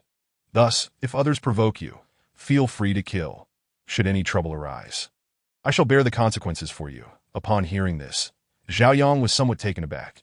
This old man, Qi Fiyang, is rather protective. However, this approach seems quite favorable, reflecting on the protagonists in those novels after slaying the geniuses of major factions. They often found themselves in flight. But here with Zhao Yang, it's a simple declaration. You may kill at will. If trouble arises, I will take the blame. Fortunately, Zhao Yang possesses a light disposition towards violence. Otherwise, encountering the fiercely protective Qi Fiyang, an elder with a penchant for safeguarding his own, could have resulted in catastrophic consequences.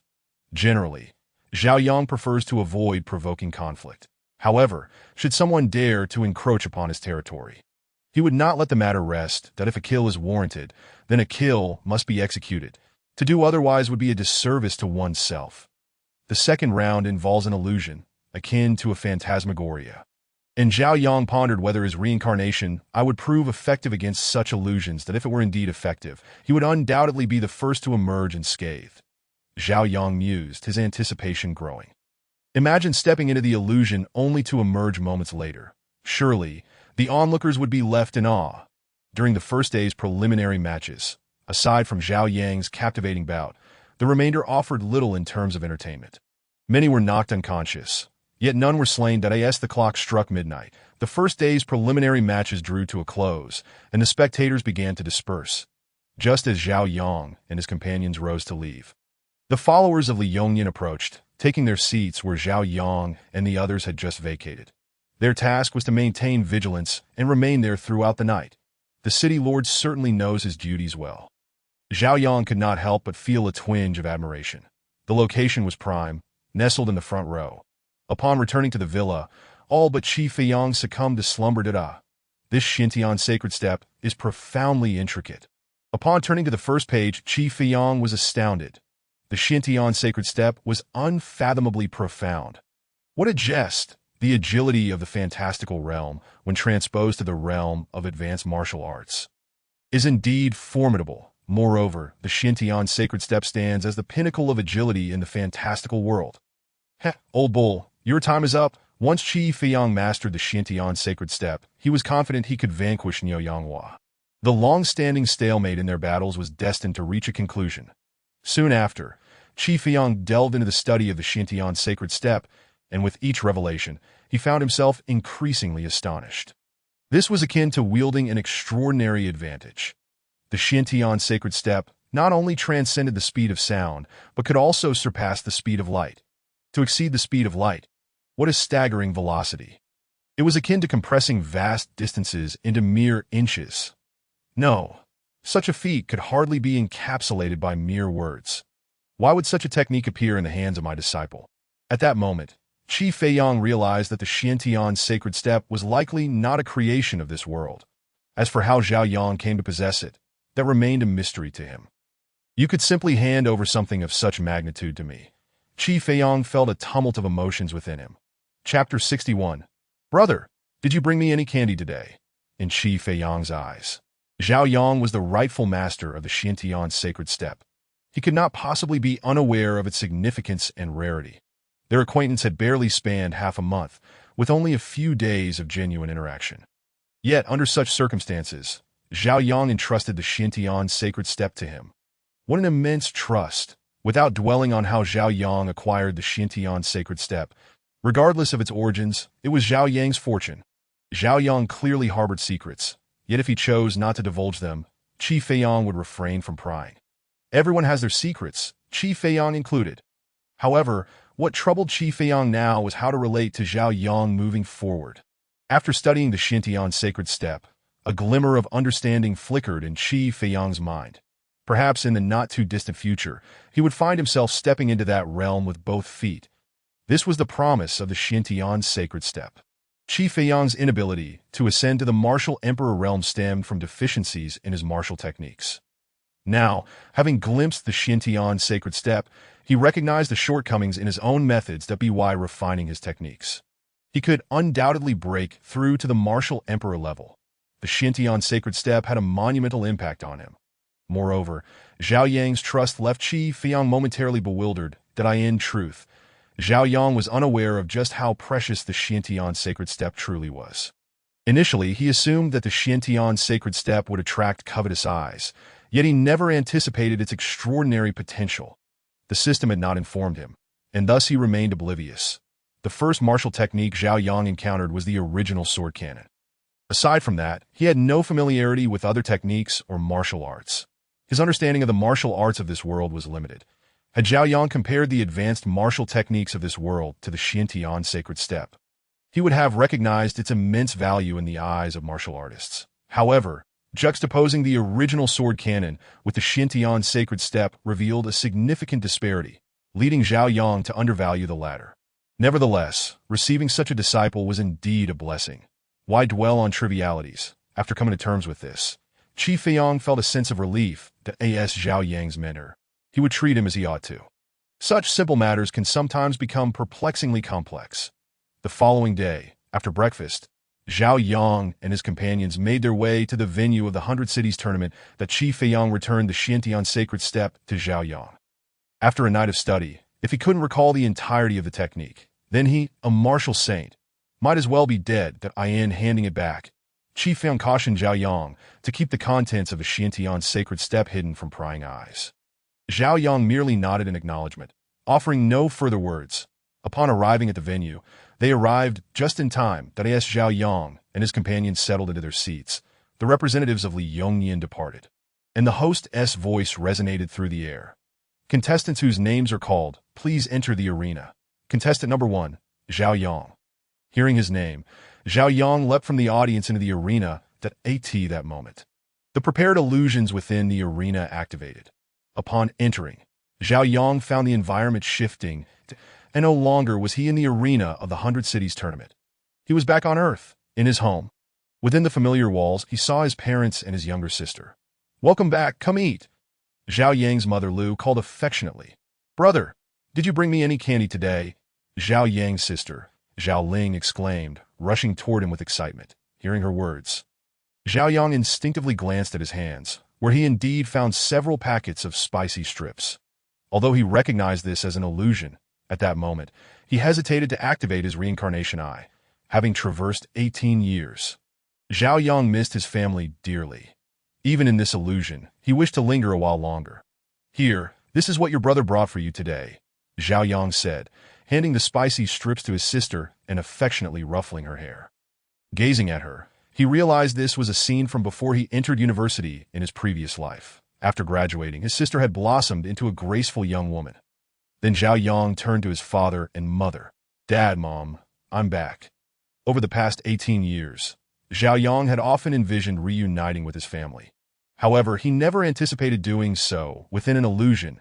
It dawned on him that his deepest desire was simply to return home and see his loved ones.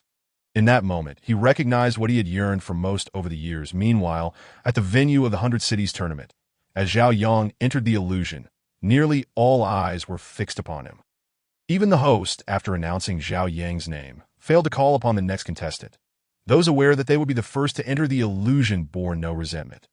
Zhao Yang not only possessed the highest cultivation level in this year's tournament, but also had connections to the Sword Saint Feiyang.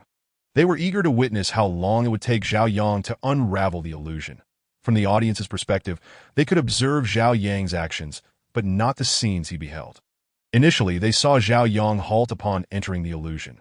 Then, they witnessed him looking at his hands, followed by an outstretched hand, as if offering something. Lastly, he extended his hand gently, as if caressing something tenderly. Just as Zhao Yang came to understand what he truly desired, the illusion shifted once more. Zhao Yang found himself back in the arena of the 100 Cities tournament. Shortly thereafter, he turned to the host and called out, "Can you announce now?" Upon hearing Zhao Yang's words, the audience in the 100 Cities tournament realized that he had seen through the illusion. Goodness, so soon. He managed to see through the illusion so quickly. He had only just entered. How remarkable. Not only does he possess high cultivation, but his mental fortitude is equally impressive. How can others compete? This lad is extraordinary. He must have shattered records, less than a minute to see through the illusion. Indeed, with such resolve, he is destined to go further and faster, Qi Feiyang thought, admiring Zhao Yang. Recognizing what one truly desires naturally leads to the pursuit of it. Chapter 62, Unprecedented, Advancing with Ease. Contestant number 1, Zhao Yang, advances. After coming to his senses, the host announced that Zhao Yang had advanced. Contestant number 4, Tang Zheng, please enter the arena. Contestant number 5, Zhang Wenhua, please enter the arena. Contestant number 8, Long Zhen, please enter the arena. Contestant number 10. Upon hearing the announcement of his advancement, Zhao Yang returned to his seat among the spectators. As he watched the contestants leap into the competition arena, his thoughts began to wander. He pondered whether he would ever return to Earth to see his family again. Zhao Yang mused to himself, regretting that he hadn't taken a good look at his parents' faces before the illusion shattered. Surely it should be possible, right? He recalled protagonists from those novels who, after leaving Earth and gaining extraordinary powers, managed to return. Yet, novels are but fiction, and he was uncertain if he could ever return to Earth. Lost in thought, Zhao Yang couldn't help but let out a long sigh. However, as long as he continued to grow stronger, there would always be a chance to return. Shortly after, Zhao Yang turned to Qi Feiyang and asked, "Master, can a martial emperor ascend?" "Ascend? What do you mean by ascend?" Qi Feiyang replied, somewhat perplexed by Zhao Yang's question. Upon hearing this, Zhao Yang's heart sank that if even Qi Feiyang, a pinnacle martial saint, was unaware of ascension, it was likely that warriors in this world could not ascend. Otherwise, he would surely know if ascension were impossible, then Zhao Yang's chances of returning to Earth would be greatly diminished. It involves shattering the void to reach the immortal realm. Zhao Yang explained, "Shattering the void to reach the immortal realm? Wait a moment, I believe I've come across ancient texts that mention similar occurrences." "Give me a moment to ponder," Qi Feiyang said, falling into deep thought. Hearing this, Zhao Yang felt a renewed sense of hope. As long as there were records in this world, it meant someone had seen or accomplished it. After a few minutes, Qi Feiyang remarked, "I remember now. The ancient texts state that when the void shatters, it is the day the heavenly gate opens. Entering the heavenly gate allows one to reach the immortal realm. When the void shatters, the heavenly gate opens?" Zhao Yang furrowed his brow in confusion. That shouldn't ascension occur after one cultivates to the pinnacle of a world and senses the call of the immortal realm's heavenly laws? Zhao Yang found this difficult to comprehend. The concept of ascension in this world seemed different from what he had read in his previous life's novels. Nevertheless, it was comforting to know that there was still hope. Zhao Yang then asked, "Master, what is the lifespan of a martial emperor?" "I've heard that a martial emperor's lifespan is around 2,000 years. Qi Feiyang replied, 2,000 years. Zhao Yang wondered if he would witness the opening of the heavenly gate within that time. Half a day later, the second round of the 100 Cities competition continued to test the contestants. However, aside from Zhao Yang's initial performance, no outstanding talents had emerged. Most participants performed adequately, with only a few who managed to see through the illusions doing so in a shorter time. Yet they paled in comparison to Zhao Yang. After 3 matches in the second round, the day's competition came to an end. Out of 30,000 participants, approximately 10,000 were eliminated. Neither an insignificant nor a significant number. "Let us head back. This is rather dull, that I'll return for the third round," Zhao Yang thought, feeling quite bored with the second round of the 100 Cities competition. Others shared his sentiment, as many opted to wait until the third round before returning. The following day, attendance at the 100 Cities competition site had decreased by 70%. There was no longer a need to jostle for seats. One person could occupy several spots, with nothing else to do. Zhao Yang spent his time practicing swordplay in the training room. 4 days later, as the second round concluded, no one had emerged who could rival Zhao Yang. Third round. Welcome back to the 100 Cities competition. Today, we enter the third round. Without further ado, let the matches commence. Contestants, please take the stage when your name is called. Contestant number 1, Zhao Yang. Upon hearing his name, Zhao Yang leaped into the arena. Following him, a steady stream of participants entered the competition. Aside from Zhao Yang, each contestant quickly selected a position and began to guard against those around them. Only Zhao Yang stood motionless in the arena, exuding an air of leisure, seemingly indifferent to the remaining 999 competitors that in 01 dared to challenge Zhao Yang's proud demeanor. For his prowess was evident, and none of the other contestants had even reached the 7th level of the Qi Si, with most only at the 6th level. Would anyone at the 6th level dare to confront Zhao Yang directly? Certainly not. Moreover, it wasn't merely Zhao Yang's high cultivation that intimidated them. It was also the formidable backing he possessed. At the 100 Cities competition venue, the highest-ranked individual was the Flying Sword Saint, and the greatest power also belonged to him. Who would dare to speak out? Zhao Yang remained stationary, and no one dared approach within 50 meters of him. Centered around Zhao Yang, there was a clear space devoid of any other competitors. The reasons for their avoidance were simple. First, they made their intentions clear. They had no interest in him. Second, they were unwilling to be eliminated by Zhao Yang. Thus, they retreated to the sidelines as the referee called for the start. The remaining 999 contestants engaged in a fierce battle, leaving Zhao Yang standing alone, devoid of any opponents. How utterly dull. Zhao Yang remarked. How lonely it is to be invincible. Observing this scene, the audience members exchanged glances, their expressions shifting. They had anticipated witnessing Zhao Yang dominate the arena, but instead, he had been isolated. The other contestants seemed to convey a message to Zhao Yang. You play by yourself.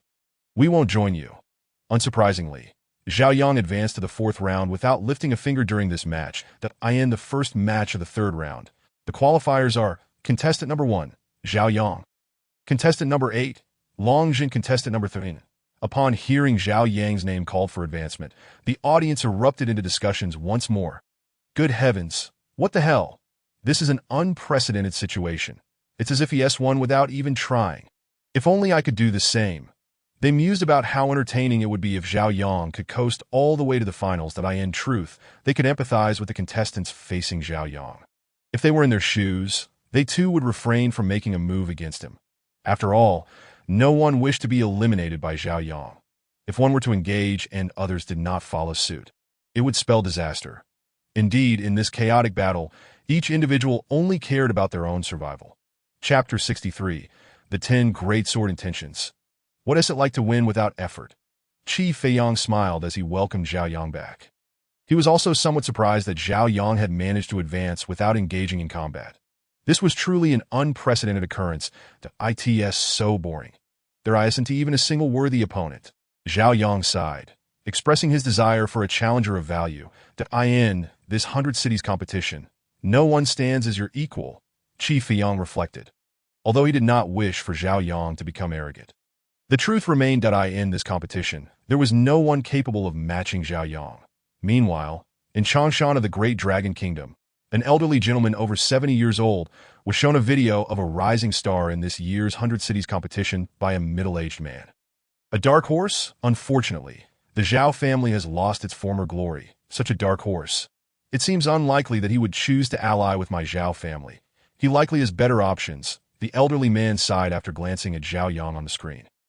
Once, the Zhao family was among the 10 great families of the Great Dragon Kingdom, ranking prominently among them. However, since the disappearance of their ancestor, the Zhao family had become a target for the other 9 families and had ultimately been expelled from the ranks of the 10 great families. Now, the once mighty Zhao family was left with barely any members remaining, that if it weren't for the intervention of the authorities, the Zhao family would have been eradicated, sir. This individual also bears the surname Zhao. His name is Zhao Yang. The middle-aged man continued, brimming with hope. He was aware of the events that had transpired in the Zhao family. When the Zhao family faced their calamity, they had sent their newborn heir away from Changshan to preserve their lineage. That heir was also named Zhao Yang. Now, a dark horse had emerged in the 100 Cities competition bearing the same name. Moreover, considering the timeline, that Zhao family heir, lost to the world, was roughly the same age. Thus, the middle-aged man recognized that the Zhao Yang who had risen to fame in the competition was indeed the Zhao family's lost young master. What? The elderly man, upon hearing Zhao Yang's name, was suddenly invigorated. Show me his face. Yes, sir. The middle-aged man promptly presented a photograph capturing Zhao Yang's visage to the elderly gentleman. It looks just like him.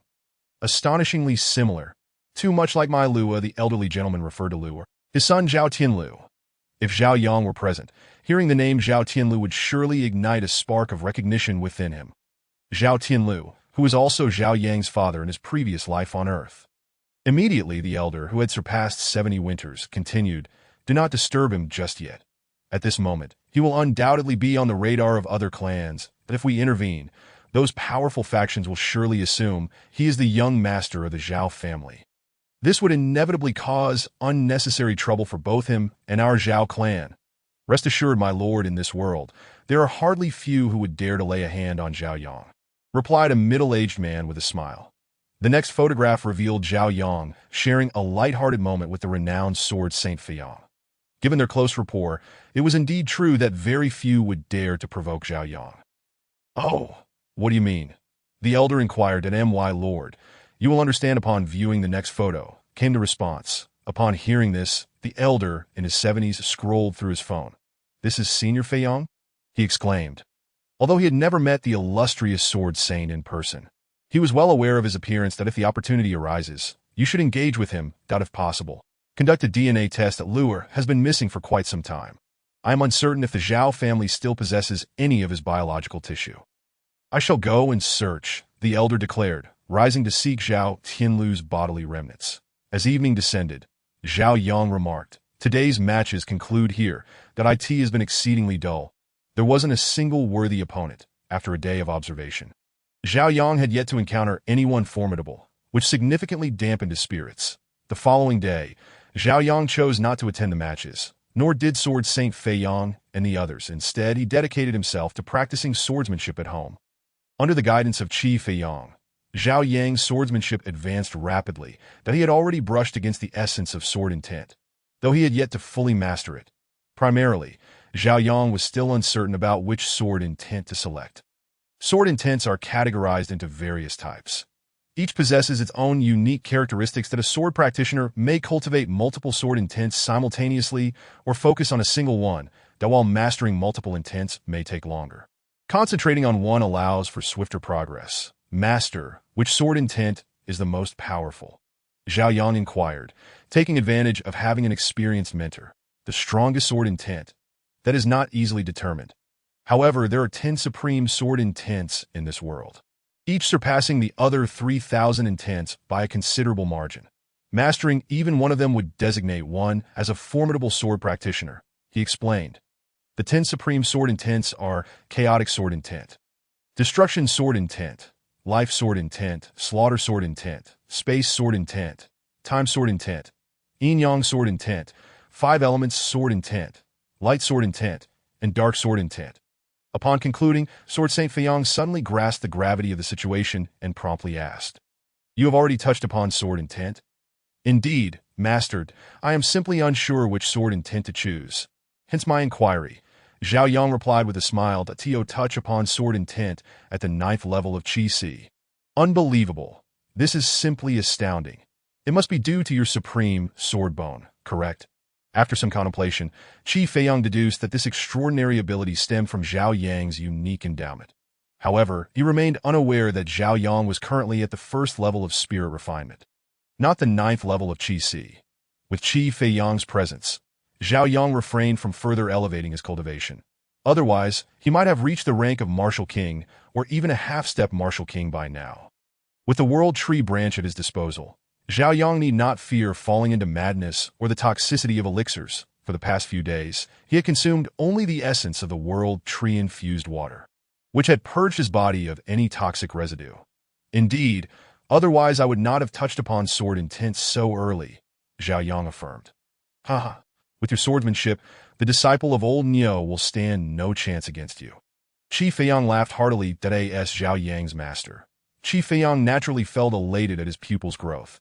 Having touched upon sword intent at such a young age, in 3 years, it was entirely possible that Zhao Yang could master a form of sword intent. Even if incomplete, he would still be capable of overwhelming Niu Yanghua's disciple. "Master, have you encountered Uncle Niu's disciple?" Zhao Yang inquired, curious about the disciple of Niu Yanghua, who had dared to wager with his master upon learning of Zhao Yang's innate supremacy. Those who can rival the innate supreme are, aside from those with dual pupils, quite rare indeed, Zhao Yang mused. Dual pupils? No way. Zhao Yang thought to himself. The more he pondered, the more he felt that his opponent 3 years hence would indeed be someone with dual pupils. This was an instinct, yet he sensed that his intuition was accurate. I have yet to meet his disciple either. I am equally curious about the identity of his pupil, especially one who would persist in a wager despite knowing you are the innate supreme. Qi Feiyang responded, "Master, shall we go and see? You surely know where Uncle Niu is located?" "Uncle Niu roams freely without a fixed abode, yet it would not be difficult for me to locate him," came the reply. While it would be arduous for an average individual to find Niu Yanghua, Qi Feiyang had no such trouble. Their close friendship meant that Qi Feiyang could easily trace Niu Yanghua through the remnants of his aura. "Let us proceed." As the words left his lips, Qi Feiyang and Zhao Yang soared into the sky. Although Zhao Yang had yet to attain the rank of Martial King and could not fly independently, Qi Feiyang was more than capable of carrying him aloft. Meanwhile, at Niu Yanghua's location, he addressed his apprentice, "Disciple, this will be your future opponent. Observe closely that he handed his phone to his disciple, Lu Xiu. Master, is this the innate supreme you spoke of?" "The 9th level of Qi Si. Such a high cultivation level. I am merely at the 5th level of Qi Si. In 3 years, his cultivation will likely be even higher. I am uncertain whether I can prevail. Lu Xiyu confessed, losing confidence upon seeing Zhao Yang. What? The 9th level of Qi Si. What has this lad been consuming to grow so rapidly? Niu Yanghua exclaimed in shock. He recalled that when he first met Zhao Yang, he was only at the 7th level of Qi Si. It had not been long, yet Zhao Yang had already advanced to the 9th level. At this rate, in 3 years, he might not only challenge his disciple, but perhaps even himself. As Niu Yanghua retrieved his phone, the video displayed Zhao Yang's first match in the preliminaries. In the footage, Zhao Yang suddenly lunged forward, arriving before his opponent, and with a single punch, sent him crashing to the ground. Following this, Zhao Yang seized his opponent's leg, spun him around a few times, and hurled him away. The battle was nothing short of overwhelming, devoid of any suspense. That speed. This must not be the technique old Qi taught him. I recall old Qi lacking such agility. How could this lad possess such speed?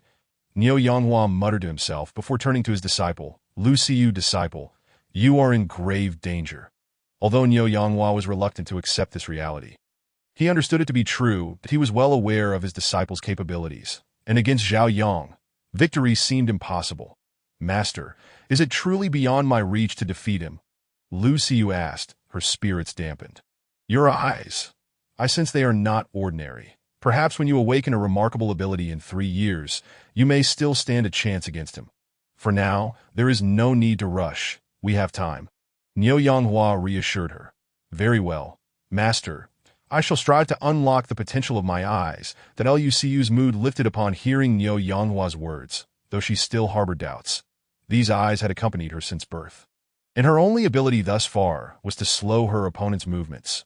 Whether she could develop any further capabilities remained uncertain. There had never been anyone like her in existence, and without any records to guide her.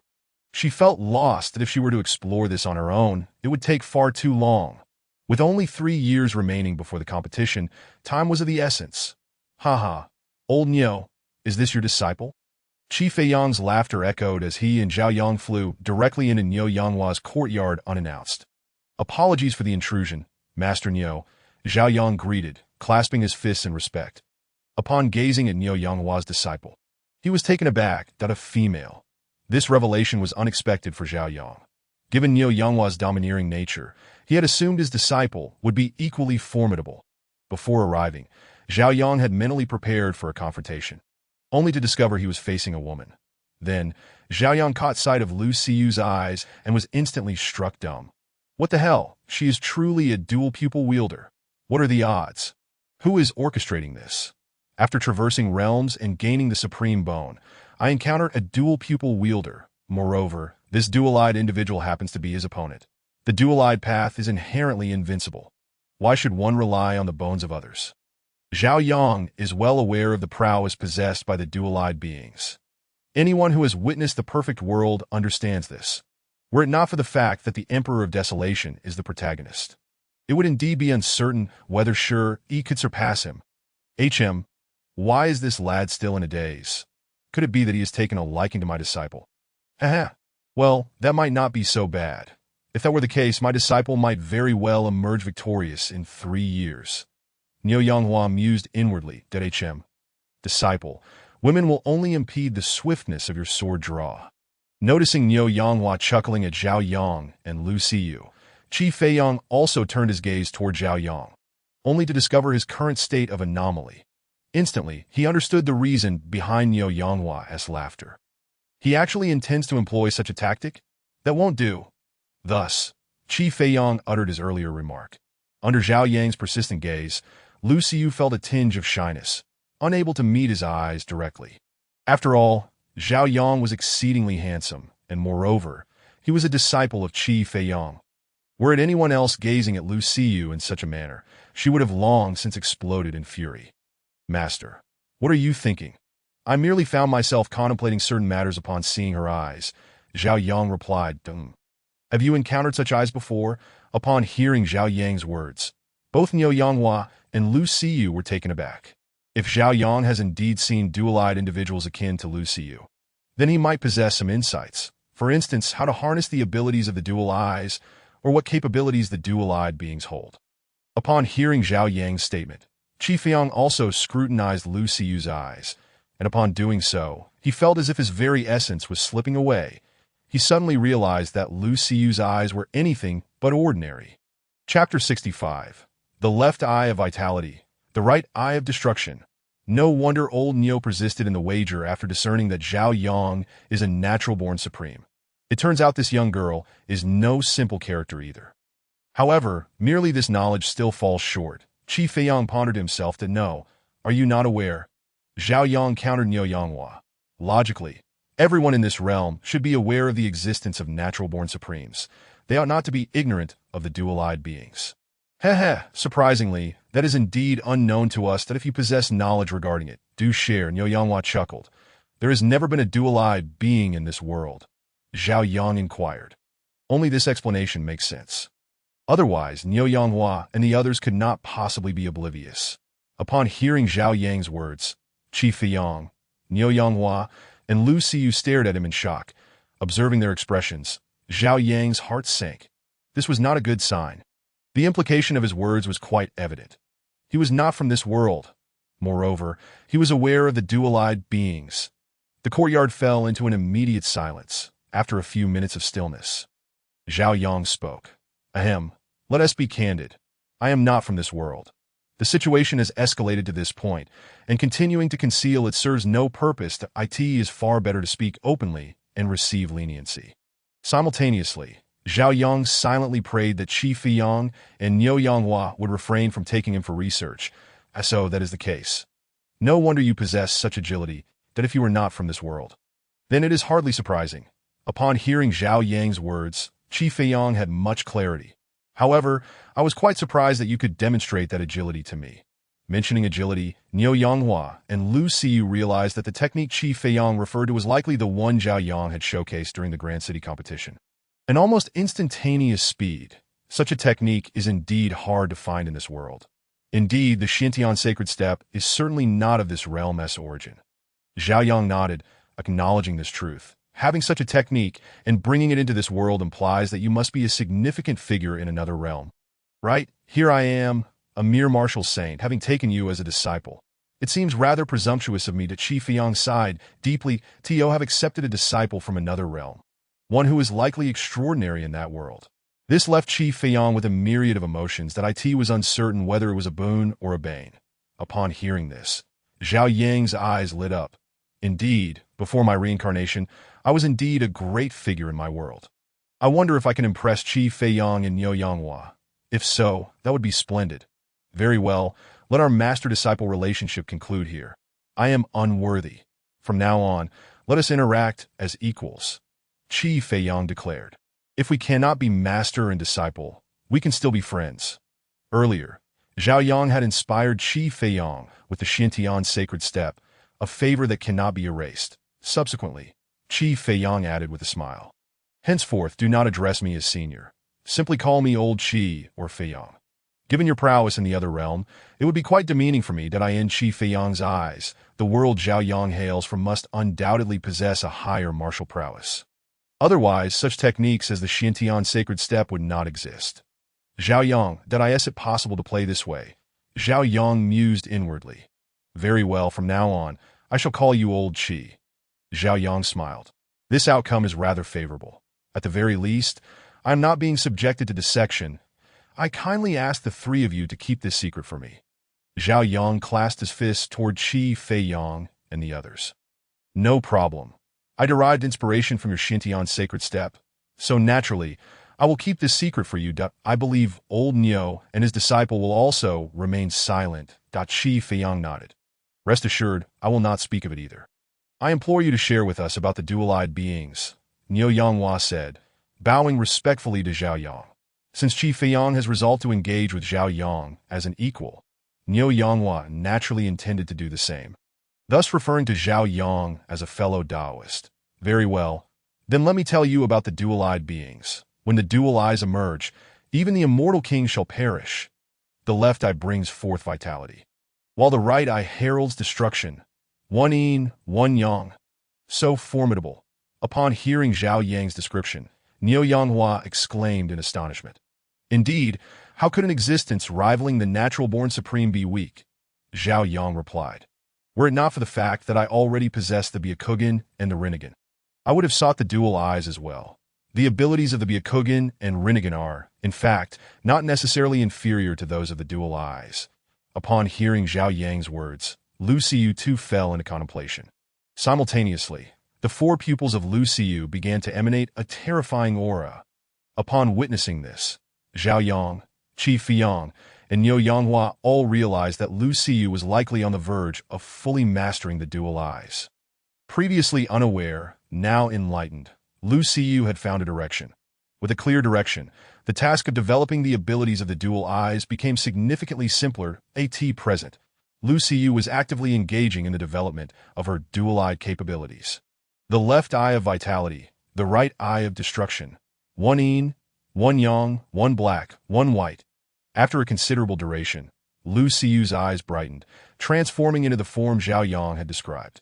Now, Lu Xiyu had mastered the dual eyes and could conceal them as well. How much time has passed? Lu Xiyu inquired. While developing and gradually mastering the dual eyes, Lu Xiyu felt that time was passing slowly. However, once she completely mastered the dual eyes, she realized that her previous sense of time was merely an illusion. 3 days have elapsed, Niu Yanghua replied. The dual-eyed beings are indeed extraordinary. Observing Lu Xiyu's current demeanor, Zhao Yang praised. The Lu Xiyu of before was merely a pretty village girl. Now, she exudes an aura transformed, akin to a celestial maiden descending from the heavens. Upon receiving Zhao Yang's compliment, Lu Xiyu gazed at him. Young master, may I challenge you to a duel now? As she spoke, her eyes brimmed with combat fervor. At present, Zhao Yang's cultivation was only 4 levels higher than Lu Xiyu's. Yet, with Lu Xiyu's complete mastery of the dual eyes, her strength had surged. This minor 4-level difference could easily be disregarded. Upon hearing Lu Xiyu's words, Qi Fiyang and Niu Yanghua both became intrigued. Their eyes sparkled with anticipation. A duel between a dual-eyed being and a natural-born supreme. Such a matchup was one they wished to witness. Moreover, the current disparity in cultivation between Zhao Yang and Lu Xiyu was not substantial that a battle could certainly take place. Would the dual-eyed being reverse the situation and defeat the natural-born supreme with superior cultivation? Or would the natural-born supreme crush the dual-eyed being with overwhelming might despite the latter's slightly lower cultivation? Chapter 66. Rinnegan vs. Dual Eyes, it would be better to hold off. Let us speak again once your cultivation catches up to mine. Otherwise, you may find yourself at a disadvantage. Saying this, Zhao Yang dispelled his concealing technique, revealing his true cultivation level. First level of spirit refinement. Having already declared that he was not from this world, there was no harm in exposing his cultivation. First level of spirit refinement? Upon witnessing Zhao Yang's cultivation, Qi Feiyang, Niu Yanghua, and Lu Xiyu were all astonished. Although Zhao Yang hailed from another realm, he was undeniably a mere 18 years of age, an 18-year-old at the first level of spirit refinement. Hiss, how terrifying! Throughout history, aside from Zhao Yang, no one else has achieved such a level at this age. Absolutely horrifying. Well, your ability to conceal your cultivation is genuinely impressive. Even we too were unable to discern it. I had thought you were merely at the 9th level of Qi Si. Little did I know you have already reached the first level of spirit refinement. It won't be long before you catch up to us, perhaps even surpass us. That Qi Feiyang let out alongside. He and Niu Yanghua had once been hailed as geniuses, yet in the presence of Zhao Yang, their brilliance seemed somewhat diminished. It turned out that the young master's cultivation had reached such heights. It appeared that I would never be able to catch up, and I wonder if I shall ever have the chance to spar with him in this lifetime. After witnessing Zhao Yang's true cultivation level, Lu Xiyu had abandoned the idea of challenging him at present. With her Qi Si at the 5th level, engaging in combat with Zhao Yang, who was at the first level of spirit refinement, would be akin to seeking misery. She possessed enough self-awareness to recognize that. Zhao Daoyu, you could indeed suppress your cultivation to engage in a match with my disciple. Both Old Qi and I are eager to see whether the wielder of the dual pupils is truly more formidable than the innate supreme. If both are of the same realm, that would be even more splendid, Niu Yanghua said, his face brimming with anticipation. That does seem reasonable. Let us have a match while time is still on our side. Once we finish, we can return to participate in the 4th round of the 100 Cities tournament. Zhao Yang replied as he suppressed his cultivation to the 5th level of the Qi Si, matching Lu Siyu's realm. Come forth, Zhao Yang. I beseech your guidance, Lu Siyu declared. Please enlighten me.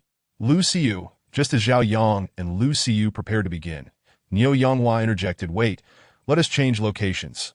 Otherwise, my courtyard may not survive the encounter. Ah, very well, Zhao Yang acquiesced. Shortly thereafter, Zhao Yang and Lu Siyu relocated to a more suitable venue. Exiting the courtyard, they stopped not far away.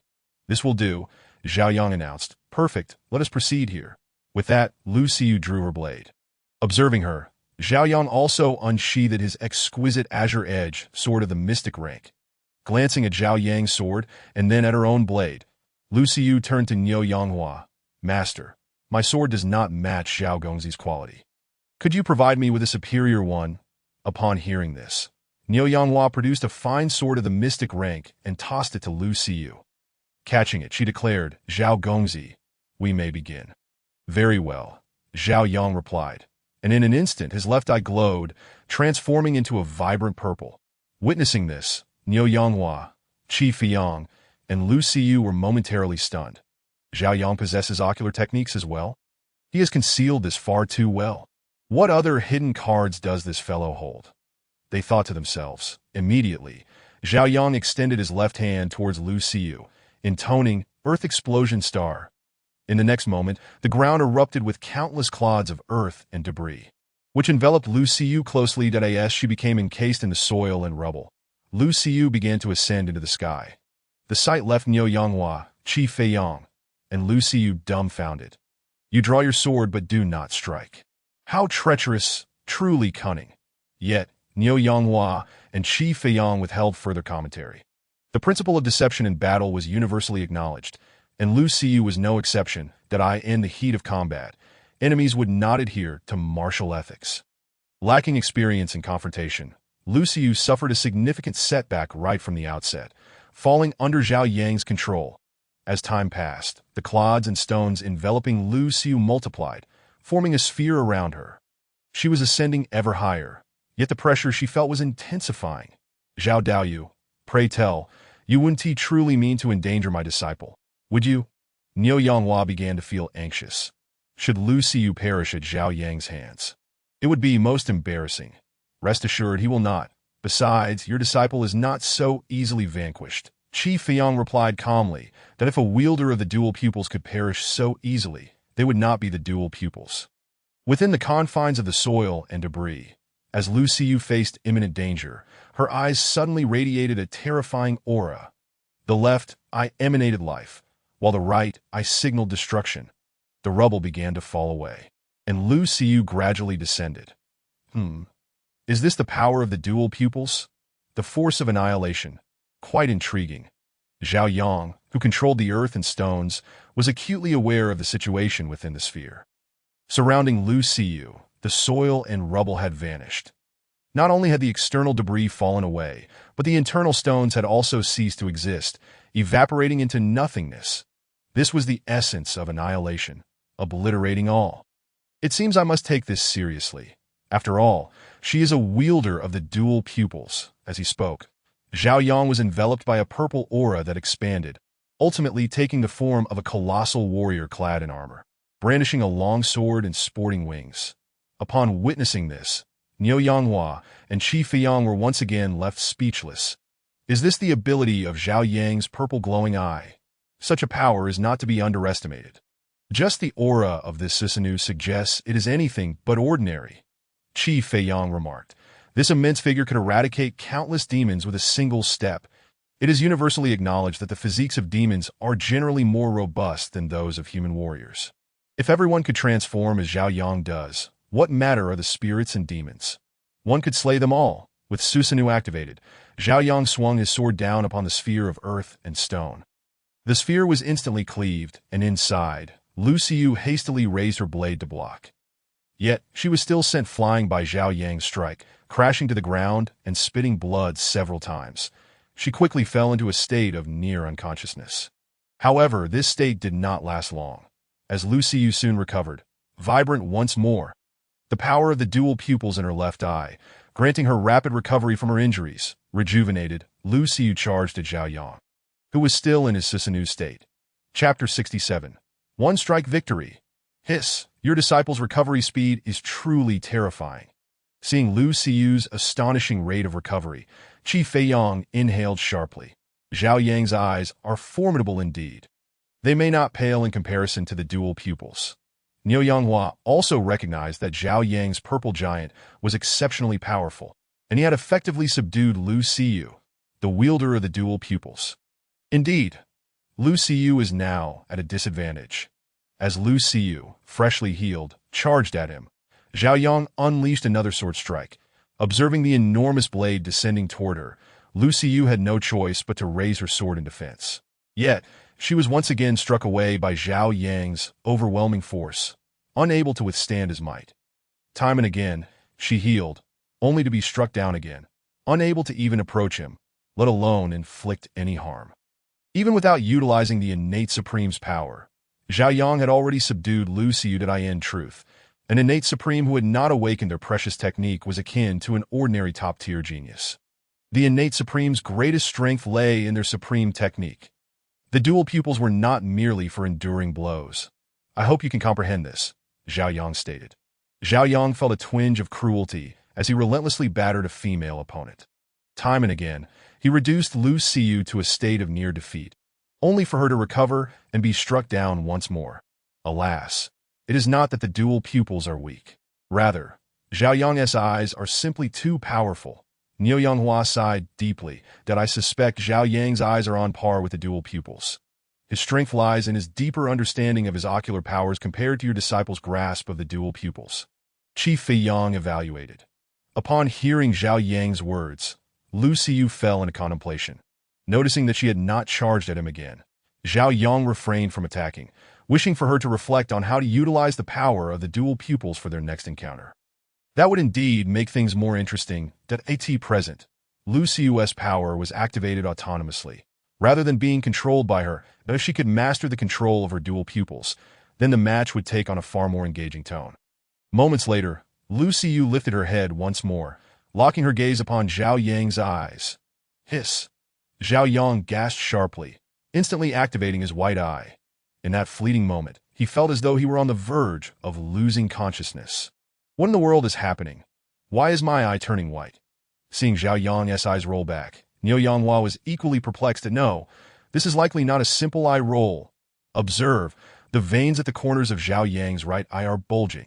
A mere eye roll could not achieve that, Qi Feiyang remarked. Upon hearing this, Niu Yanghua attempted to roll his eyes as well, but found no such reaction. This must also be a form of ocular technique. Niu Yanghua realized, recognizing that Zhao Yang's white eye was likely another form of ocular power. Soon after, Niu Yanghua couldn't help but grumble, "Damn it. One ocular technique is already impressive. That rascal Zhao Yang possesses two. And they appear to be anything but simple. Being an innate supreme is one thing, but having two exceedingly powerful ocular techniques. How is one to survive in such a world? Others are fortunate to acquire a single one. Yet Zhao Yang possesses so many extraordinary capabilities. What manner of being is he? A child of destiny. Beyond that, I can scarcely fathom how Zhao Yang possesses so many remarkable gifts." That Qi Feiyang remained silent, his focus entirely on the ensuing actions of Zhao Yang and Lu Xiyu. Activating his Byakugan, Zhao Yang aimed to prevent his own elemental energy and spirit from being diluted by Lu Xiyu. The Byakugan could initiate absolute defense. Meanwhile, Lu Xiyu had already begun to grasp the power of the heavy eye. Zhao Yang dared not be careless. A single misstep could lead to embarrassment. Upon witnessing Zhao Yang roll his eyes, Lu Xiyu was momentarily taken aback, only to quickly realize that this was no ordinary eye roll, but rather a form of ocular technique. She could not believe that Zhao Yang would simply roll his eyes after sharing a glance with her. If that were the case, it would reflect poorly on him that Lu Xiyu unleashed a blade. The blade's aura surged toward Zhao Yang, imbued with a sense of destruction. What the hell? A blade carrying the essence of annihilation? This was nearly akin to the intent of a devastating strike. Zhao Yang's eyes widened in astonishment upon seeing the destructive aura of the blade, that a user of the heavy eye could wield such power. However, Zhao Yang did not stand idly by. Instead, he maneuvered his Susanoo to evade the strike that I in the next moment. Zhao Yang retaliated with a sword strike of his own. This strike crackled with the force of lightning. Its momentum was even more terrifying than Lu Siyu's previous attack. This was not merely a lightning sword intent, but rather a strike Zhao Yang executed using the same technique as Lu Siyu, infusing his sword energy with the attributes he controlled. Zhao Yang's sword was swift, yet to Lu Siyu, it appeared to move in slow motion. This was the ability of the heavy eye. Lu Siyu deftly avoided Zhao Yang's strike. Unscathed? Excellent. I have finally learned how to fight using the heavy eye. Now, I shall no longer hold back. The heavy eye can slow down an opponent's attack, while the Byakugan allows one to perceive the internal meridians and flow of elemental energy within others. Their natures are not vastly different, as both can predict an opponent's moves. Yet for now, Zhao Yang could still secure victory in one move. He stepped forward, closing the distance between himself and Lu Siyu. At this moment, Lu Siyu was still focused on the Susanoo. By the time she realized that Zhao Yang had distanced himself from the purple giant and approached her, it was already too late. The outcome was decided. No one could have anticipated that Zhao Yang could depart from within the purple giant. Initially, whether it was Qi Fiyang, Niu Yanghua, or Lu Siyu, they all believed that Zhao Yang could only exit after canceling that ability. However, the Susanoo could be controlled both externally and internally. You have lost, Zhao Yang stated calmly. At that moment, the Qingfeng sword was poised against Lu Siyu's throat that a mere flick of Zhao Yang's wrist would result in her immediate demise. Although Zhao Yang had previously possessed numerous opportunities to defeat Lu Siyu, he chose not to act until now, solely to allow her to learn how to utilize the heavy eye. Now that Lu Siyu had mastered it, Zhao Yang could conclude the battle. It was not that the heavy eye wielder was weak, but rather that Zhao Yang was exceptionally strong. His methods were manifold, often catching others off guard. This rendered Lu Siyu unable to mount a proper resistance. Those unfamiliar with Zhao Yang and his capabilities were naturally incapable of defeating him. Chapter 68. It is not that you are too weak, but that I am too strong. Even though Zhao Yang effortlessly triumphed over the heavy eye wielder Lu Siyu, he understood that at this stage, a natural supreme could not surpass a user of the heavy eye. Before awakening the supreme treasure art, a natural supreme would need to approach the challenge from another angle. Just like Zhao Yang's unexpected tactics, the natural supreme truly is invincible at the same realm. Even though I, as a heavy eye wielder, am not your match, Lu Siyu felt a tinge of disappointment upon hearing this. Zhao Yang recognized Lu Siyu's acknowledgement of her inability to defeat him, and thus sheathed his Qingfeng sword. He then smiled and said, "No, the natural supreme cannot surpass the heavy eye wielder at this stage. The abilities I employed are not those of a natural supreme." What? Your abilities are not those of a natural supreme? Lu Siyu was taken aback that her. Zhao Yang's strength was solely attributed to being a natural supreme. Moreover, his ocular techniques were also a hallmark of the natural supreme. She never expected that Zhao Yang's ocular techniques were not indicative of a natural supreme. If they were not, then what level of power did they represent? Had they transcended the natural supreme? Actually, I too wish to understand your ocular techniques. They are exceedingly formidable, and it appears they have never been seen in this world before, much like the heavy eye. However, what do you mean by the natural supreme being unable to surpass the heavy eye wielder at this stage? Qi Fiyang inquired as he approached Zhao Yang and Lu Siyu after their battle concluded. My left eye is called the reincarnation eye, while my right eye is the Byakugan. As for the abilities, I have already revealed some. I shall refrain from discussing the rest, Zhao Yang replied with a knowing smile. Regarding why the natural supreme cannot surpass the heavy eye wielder at this stage, I speak of the capabilities of both. The natural supreme relies on the supreme bone, while the heavy eye wielder utilizes the heavy eye. Until the supreme treasure art awakens, the natural supreme, relying solely on the supreme bone, cannot triumph over the heavy eye wielder who has already harnessed the power of the heavy eye. Supreme treasure art? What is that? Niu Yanghua asked. Upon hearing this, Zhao Yang realized that the natural supremes of this world had likely never awakened their supreme bones. Otherwise, Niu Yanghua would not be unaware of it. Thus, Zhao Yang responded, the supreme treasure art is an extraordinarily powerful treasure art, one that surpasses even the techniques of the ancient 10 fiends. As for the ancient 10 fiends, You may not know what they are, so I shall not elaborate. It is of no importance. What matters is that you should know the supreme treasure art is immensely powerful. Given your reaction, it seems the natural supremes born in this world have likely never awakened the supreme treasure art. Otherwise, you would not be unaware of it. Before awakening the supreme treasure art, a natural supreme is essentially no different from those top-tier geniuses, albeit with slightly faster recovery speeds. The heavy eye wielder can swiftly recover from injuries, and a natural supreme with a supreme bone can do the same. However, the supreme bone of the natural supreme lacks the destructive power of the heavy eye. This indicates that the natural supremes of this world had yet to encounter heavy eye wielders. Otherwise, prior to awakening the supreme treasure art, they would certainly have been unable to defeat those who could wield the power of the heavy ey o not feel disheartened merely because you could not defeat me. After all, I cannot be judged by conventional standards. You are already quite formidable. Aside from me, it is likely that no one at the same realm can match you, Zhao Yang said with a smile directed at Lu Xiyu. Zhao Yang's statement could be translated as, "It is not that you are too weak, but that I am too strong." Upon comprehending this assertion, Qi Feiang, Niu Yanghua, and Lu Xiyu could only accept the reality. Indeed, aside from Zhao Yang, no one in this world at the same realm could contend with Lu Xiyu. It is getting late. Let us return. Old Qi, please take me back first that I in front of others. Our relationship remains unchanged. You are still my master, and I am still your disciple, Zhao Yang remarked, turning to Qi Feiang. All right, no problem. Qi Feiang nodded in agreement. Zhao Yang harbored many secrets, necessitating an identity to conceal them, and that identity was as Qi Feiyang's disciple. In this world, few could provide Zhao Yang with such an identity. Observing this, Niu Yanghua interjected, I shall also take my disciple along to see the world. I originally intended to keep her hidden until she could shine brilliantly in 3 years, but given the current developments, there is no need to hide her, that it would be beneficial for her to experience the world. Very well, soon. The four of them set off towards Jiang City. That Lucu would absolutely not oppose accompanying her master to broaden her horizons. After receiving such a significant blow from Zhao Yang, she needed to regain her confidence through the experiences of others. Before long, they arrived in Jiang City, landing directly at Zhao Yang's villa.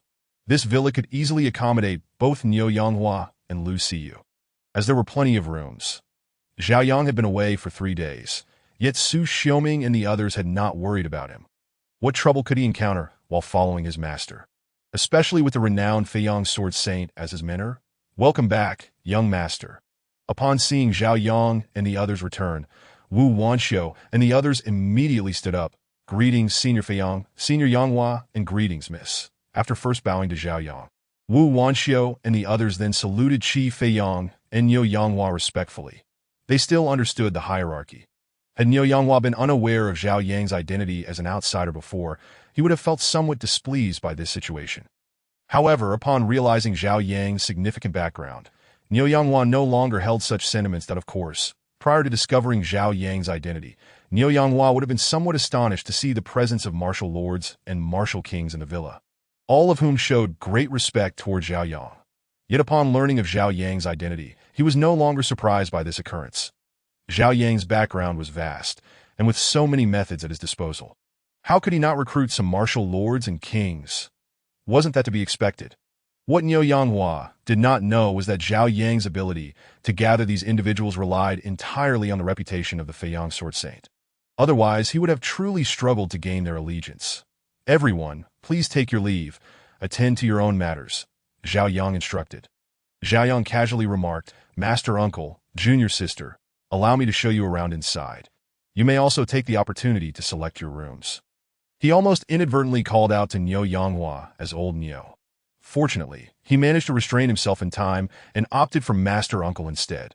Had he uttered the renowned name of the sword Saint Yanghua, it would surely have left Su Xiuming and the others in utter shock. Many are familiar with Niu Yanghua's name, but few would dare to address him as Old Niu. It is common knowledge that Niu Yanghua possesses an imposing presence.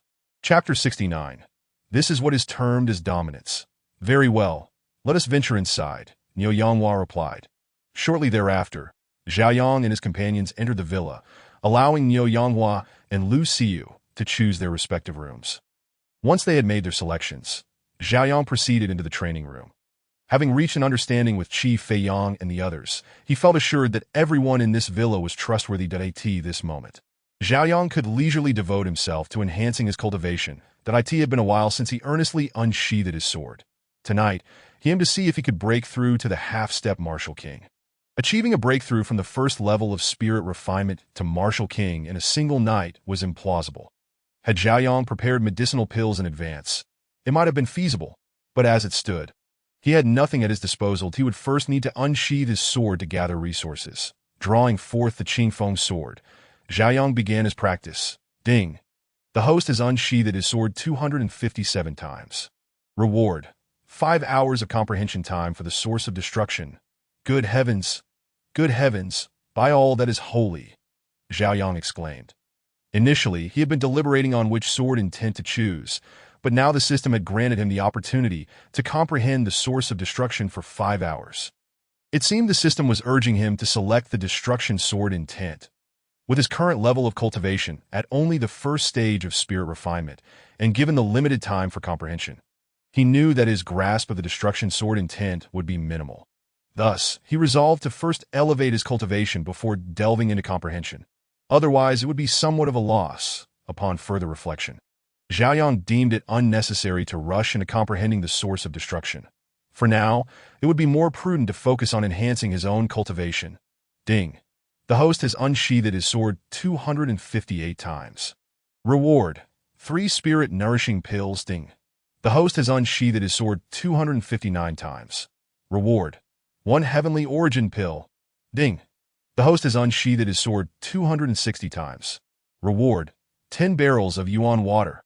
After consecutively unsheathing his sword dozens of times. Aside from the initial reward of comprehension, the subsequent rewards consisted mainly of medicinal pills or yuan water. However, the spirit-nourishing pills he had acquired were sufficient for Zhaoyang to break through to half-step Martial King. After consuming the yuan water infused with the essence of the world tree, not only was the pill poison within him eradicated, but even the resistance to the medicinal pills had vanished. Zhaoyang arranged the spirit-nourishing pills in a neat row and began to consume and refine them. The following day, at the break of dawn, Zhaoyang concluded his training. Compared to others, his training appeared particularly monotonous. While others might feel hunger during their cultivation, Zhaoyang, upon finishing, found himself devoid of any appetite. He had consumed so many medicinal pills that he was even beginning to feel a twinge of aversion towards them.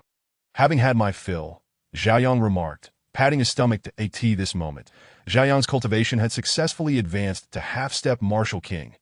In just one night's time, he had risen from the first stage of spirit refinement to half-step Martial King. After concealing his true cultivation with the breath-holding technique, Zhaoyang stepped out of the training room. Meanwhile, Qi Feiyang and the others had long been awaiting him in the courtyard. Let us proceed to the venue. As Zhaoyang's words fell, a group of 9 began their march towards the venue of the 100 Cities competition. Coincidentally, today marked the commencement of the 4th round. As the number 1 contestant, Zhaoyang was naturally the first to take the stage. Upon their arrival at the venue, an immediate uproar ensued. It was not due to Zhaoyang himself, but rather the presence of Qi Feiyang and Niu Yanghua. The sword Saint Feiyang and the blade Saint Yanghua were well acquainted. Everyone in the martial world was aware of this. Having previously retreated from the world together, they now appeared side by side once more. It seemed they had come specifically for Zhaoyang, as he was the only one among their group participating in the 100 Cities competition. This young lad, Zhaoyang, has quite the extraordinary connections with both swords Saint Feiyang and blade Saint Yanghua. Indeed, otherwise why would they take such an interest in this 100 Cities competition and appear here in person? Master Uncle, what do you think about letting Junior Sister have a go? Zhaoyang suggested. Although the registration period has passed, I believe that with your and Master S esteemed names, arranging for Junior Sister to participate in the 4th round is certainly feasible. Given the renown of Niu Yanghua and Qi Feiyang, arranging for someone to participate directly in the 4th round was undoubtedly within the realm of possibility. The 100 Cities competition was primarily hosted by the top forces of the Great Dragon Kingdom, and these forces were obligated to show deference to both Niu Yanghua and Qi Feiyang. With Niu Yanghua's formidable cultivation, few could rival him in the Great Dragon Kingdom, that if he wished to establish his own faction. It would be a simple task. Upon hearing Zhaoyang's words, Niu Yanghua turned to his disciple, Lu Siyu. Disciple, Do you wish to participate in the 100 Cities competition? If so, I shall secure a spot for you. Outside of Zhaoyang, no one in the 100 Cities competition posed a threat to Lu Xiu that if she were to gain fame through battle now, there would be numerous benefits, while securing first place might be unrealistic. Achieving second place was certainly within reach. That I wanted. Lu Xiu nodded in response. Having faced a significant setback in her confidence due to Zhaoyang, she knew she must reclaim her self-assurance. Otherwise, it would hinder her future cultivation. In the next moment, Niu Yanghua soared into the sky above the venue. That I wished to secure a spot for my disciple to participate directly in the fourth round of the 100 Cities competition. Does anyone object? What is dominance, you ask? This is what one calls dominance, to declare such a statement boldly before so many witnesses. Niu Yanghua's voice resonated in every ear, and though everyone heard it, not a single soul dared to refute him. Hey, this old Niu, with such a domineering demeanor, yet he is merely a rogue cultivator. How has he managed to rise to such heights without being cut down?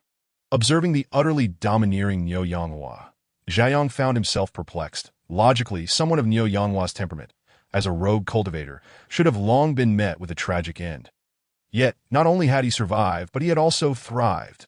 Seeing no one voice an objection, Niu Yanghua turned to the host of the 100 Cities competition. Please make the necessary arrangements. Certainly, senior. I shall take care of it, the host replied promptly, although such actions were against the rules. No one dared to utter a word of dissent. Shortly thereafter, Niu Yanghua returned to Zhaoyang and the others, and no sooner had he taken his seat than the organizers dispatched someone to inquire about Lu Xiu's name. Upon learning her name, they did not linger to disturb Zhaoyang and his companions further, and promptly departed that a few minutes later welcome once again to the site of the 100 Cities competition. Without further ado, we shall commence the fourth round of today's matches. Contestants whose names are called, please enter the arena. Chapter 70. Feel the pain, Spicy Tian Sun. 2 minutes prior in the organizer's office, should we arrange for the disciple of Blade Saint Yanghua to compete alongside Zhaoyang? If so, let South not place them in opposing teams. Otherwise, Zhaoyang may eliminate her outright, and we would surely face dire consequences. Agreed. Let us not have them in the same match. It simplifies matters. Instead, we'll arrange for the disciple of Blade Saint Yanghua to compete in the second match of the fourth round. Contestant number 1, Zhaoyang. Contestant number 26, Chen Xianming. Contestant number 58, Wang Yixiong. Upon hearing his name, Zhaoyang leaped into the arena. The first 10 contestants called would form one team, while the last 10 would form another. Those grouped with Zhaoyang were naturally elated. This match was destined to be a straightforward victory. Conversely, the opposing team bore expressions of despair. With Zhaoyang's formidable cultivation and remarkable speed, they knew victory was unattainable. To be placed against Zhaoyang meant their journey in the 100 Cities competition would come to an abrupt end, devoid of any suspense. Once both teams took their positions, they merely awaited the referee's signal to begin their assault. Begin! With the referee's command, the opposing team charged toward Zhaoyang instantaneously. They knew the outcome, yet were unwilling to do nothing at all. They preferred to be valiant for 5 seconds rather than live a lifetime as cowards.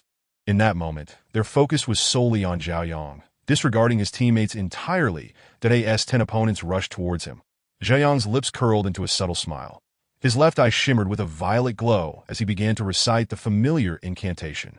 A sack of rice must endure several floors, feel the pain. A sack of rice must bear the second floor, contemplate the suffering. A sack of rice carries much fatigue, accept the anguish. A sack of rice bears a heavy burden, understand the torment. With mud in every mouth, let it begin. Who bestowed upon you a sack of rice? Let the world experience pain. Spicy Tian Sun, Shinra Tensei. As Zhaoyang uttered his final word, a tremendous force of repulsion emanated from him. This repulsive force exploded in an instant. In the next moment, it flung away everyone in the arena except for Zhaoyang, including Zhao Yang's teammates. The arena fell silent. One strike to victory, an instant annihilation of all opponents. Even his own allies were not spared. This technique resembled the aftershock when a master of this world engages in combat, capable of repelling everything in proximity. Yet, Zhaoyang was not yet deemed a master, yet he achieved it nonetheless, much like the near-instantaneous speed he demonstrated earlier. It defied logic. According to reason, Zhaoyang, with his current cultivation level, should not be able to harness such abilities. Yet he did. He accomplished it. It was utterly absurd. What on earth did I just witness? Are they not merely performing for us? Zhao Yang recited a few phrases, and then everyone soared into the air. No, this is genuinely real. Just now it seemed Zhao Yang unleashed a surge of power. This is illogical. Initially, I thought Zhao Yang's teammates could easily win, but unexpectedly, they too were caught in Zhao Yang's crossfire. Ha ha ha! When those 9 regain consciousness, they will surely be baffled. How did Zhao Yang achieve this? Does this world possess such martial arts? Reflecting on the events that transpired in the arena, Niu Yanghua was somewhat astonished. This should not be martial arts. It must be one of Zhao Yang's Rinnegan abilities. As his Rinnegan glowed just moments ago, Qi Feiyang speculated. His eyes possess an abundance of capabilities. If only I had such an eye. I would surely triumph over you. Niu Yanghua gazed at Zhao Yang in the arena, his eyes filled with envy. Did I end the first match of the 4th round? The victor is Zhao Yang. In a competition of 20 participants, only one emerges victorious. Yet, no one dared to voice any objections. The 100-city tournament had long stipulated that in the 4th round, when one side falls entirely, the remaining standing individual is declared the victor. And now, aside from Zhao Yang, no one else could stand. All, including Zhao Yang's opponents and teammates, had succumbed to unconsciousness. Thus, the victor was solely Zhao Yang.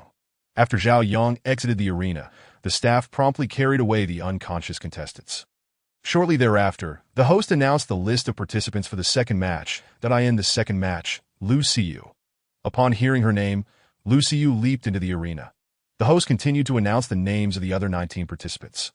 Once Lu Xiyu and the others took their positions, the referee called for the start. As the referee's words echoed, Lu Xiyu charged first, brandishing her blade towards the opposing side.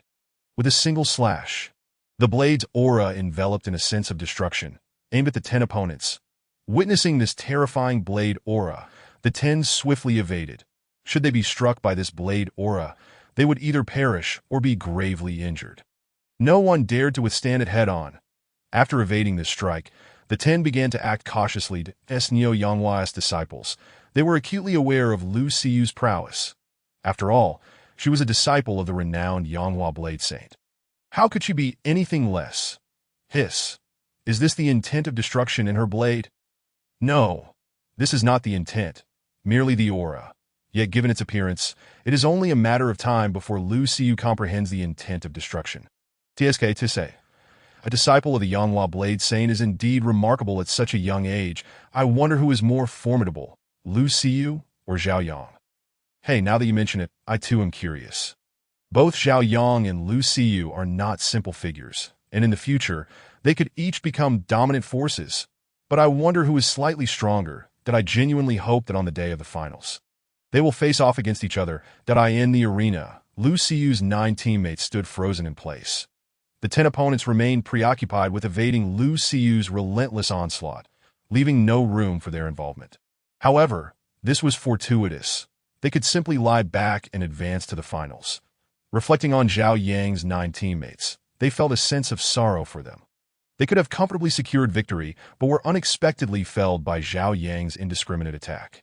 Now, Lu Xiyu's teammates silently prayed that Lu Xiyu would not be like Zhao Yang and eliminate her own allies. Damn. This girl is too fierce, relentlessly pursuing us with her blade. Isn't she exhausted? For heaven's sake, stop talking, I damn. The blade aura is coming again.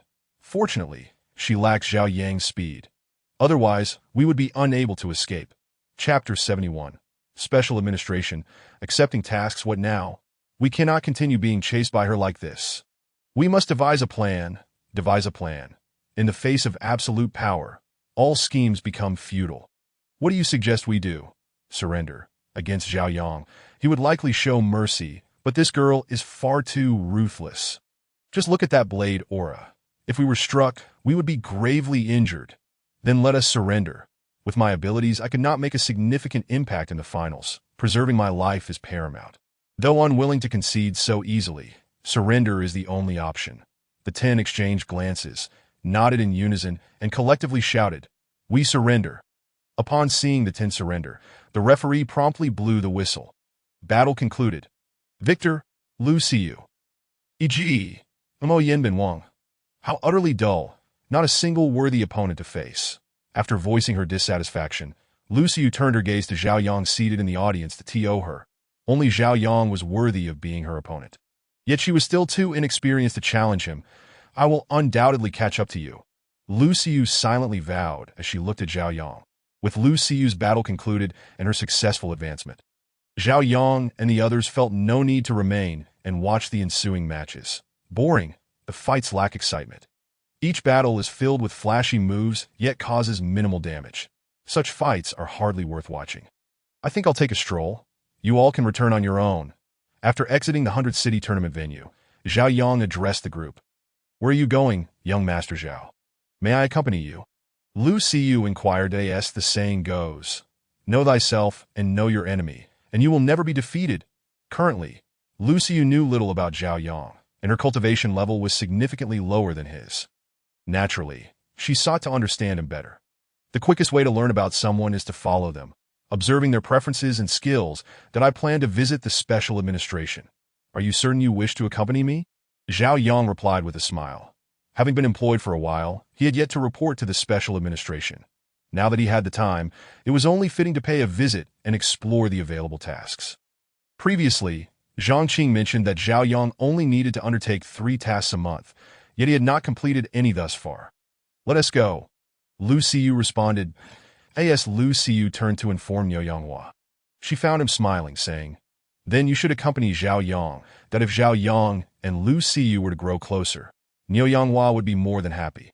Upon learning of Lu Xiu's remarkable dual pupils, Niu Yanghua believed that only a natural-born supreme like Zhao Yang was worthy of her. Presently, Lu Xiu's only guardians were her master Niu Yanghua and her uncle Qi Feiyang. If Niu Yanghua did not concern himself with Lu Xiu's future, then no one would. Thank you, master.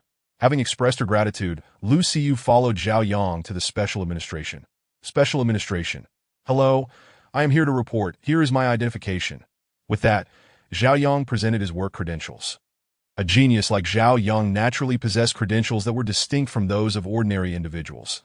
After examining Zhao Yang's credentials, the staff member at the counter immediately became respectful. Young Master Zhao. This way, please. I will guide you to view the tasks. For a genius like Zhao Yang, who joined the special administration, the sole purpose of his visit was to undertake tasks. The time of geniuses is precious. Otherwise, the special administration would not require its geniuses to complete only 3 tasks a month. For ordinary members of the special administration, the purpose of their visit was merely to work. Shortly thereafter, the staff member emerged, addressing Zhao Yang. Hello, young Master Zhao. You can call me Xiao Wu. Follow me this way. After a brief and casual introduction, Xiao Wu led Zhao Yang into a room. Just as Lu Xiu attempted to follow Zhao Yang inside, she was stopped by Xiao Wu, who said, This young lady, only personnel from the special administration are permitted to enter. Very well. With a soft acknowledgement, Lu Xiu returned to the hall to await Zhao Yang's emergence. In truth, she had intended to express her desire to join the Special Management Bureau in person, yet she refrained from taking such initiative without the consent of Niu Yanghua. Her life had been saved by Niu Yanghua. Without him, she would not have survived to this day, nor would she have become a martial artist, let alone encountered Zhao Yang. Thus, Lu Xiu held Niu Yanghua's opinions in high regard. Young Master Zhao. This is the task arranged for you by our Special Management Bureau, Xiao Wu stated, pointing to a massive screen that dominated an entire wall. The enormous display was filled with an array of tasks. The assignments prepared by the Bureau for talented individuals were categorized into 4 tiers: Heaven, Earth, Mysterious, and Yellow, with Yellow being the lowest and easiest, posing minimal danger. Well then, I shall select a Yellow tier task. Zhao Yang nodded in agreement. Why not opt for something less strenuous? At that moment, he felt fortunate for having concealed his true cultivation level. Otherwise, he would likely have been assigned a Mysterious tier task. Here are all the Yellow tier tasks currently available at the Special Management Bureau's Task Center, Young Master Zhao. Please take a look, Xiao Wu said, manipulating the screen to display a multitude of Yellow tier assignments. It was not merely a single screen's worth of tasks. Scrolling down would reveal many more at Yellow tier task. Location: Hang City. Pursue a fugitive at the 8th level of Qi Si. Yellow tier task. Location: Yang City.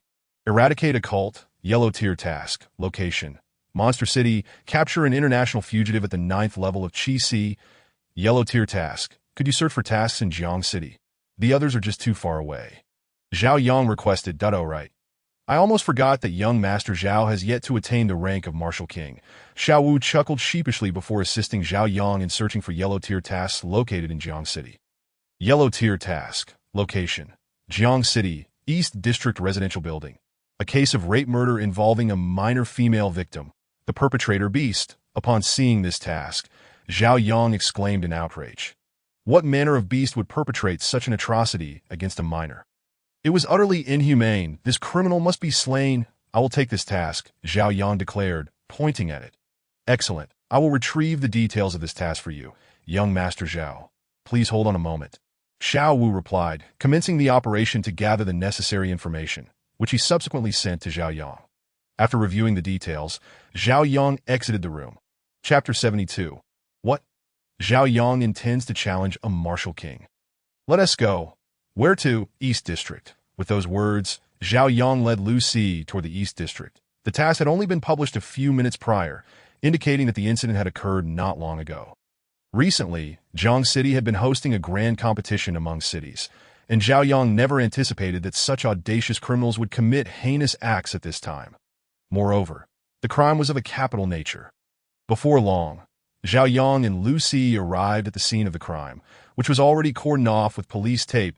"I am from the Special Management Bureau," Zhao Yang announced as he approached the barrier, promptly displaying his identification. Upon seeing Zhao Yang's credentials, he was granted access to the crime scene. Luc, however, did not accompany him inside, aware that without identification, she would be unable to enter, forcing her way and would lead to her arrest.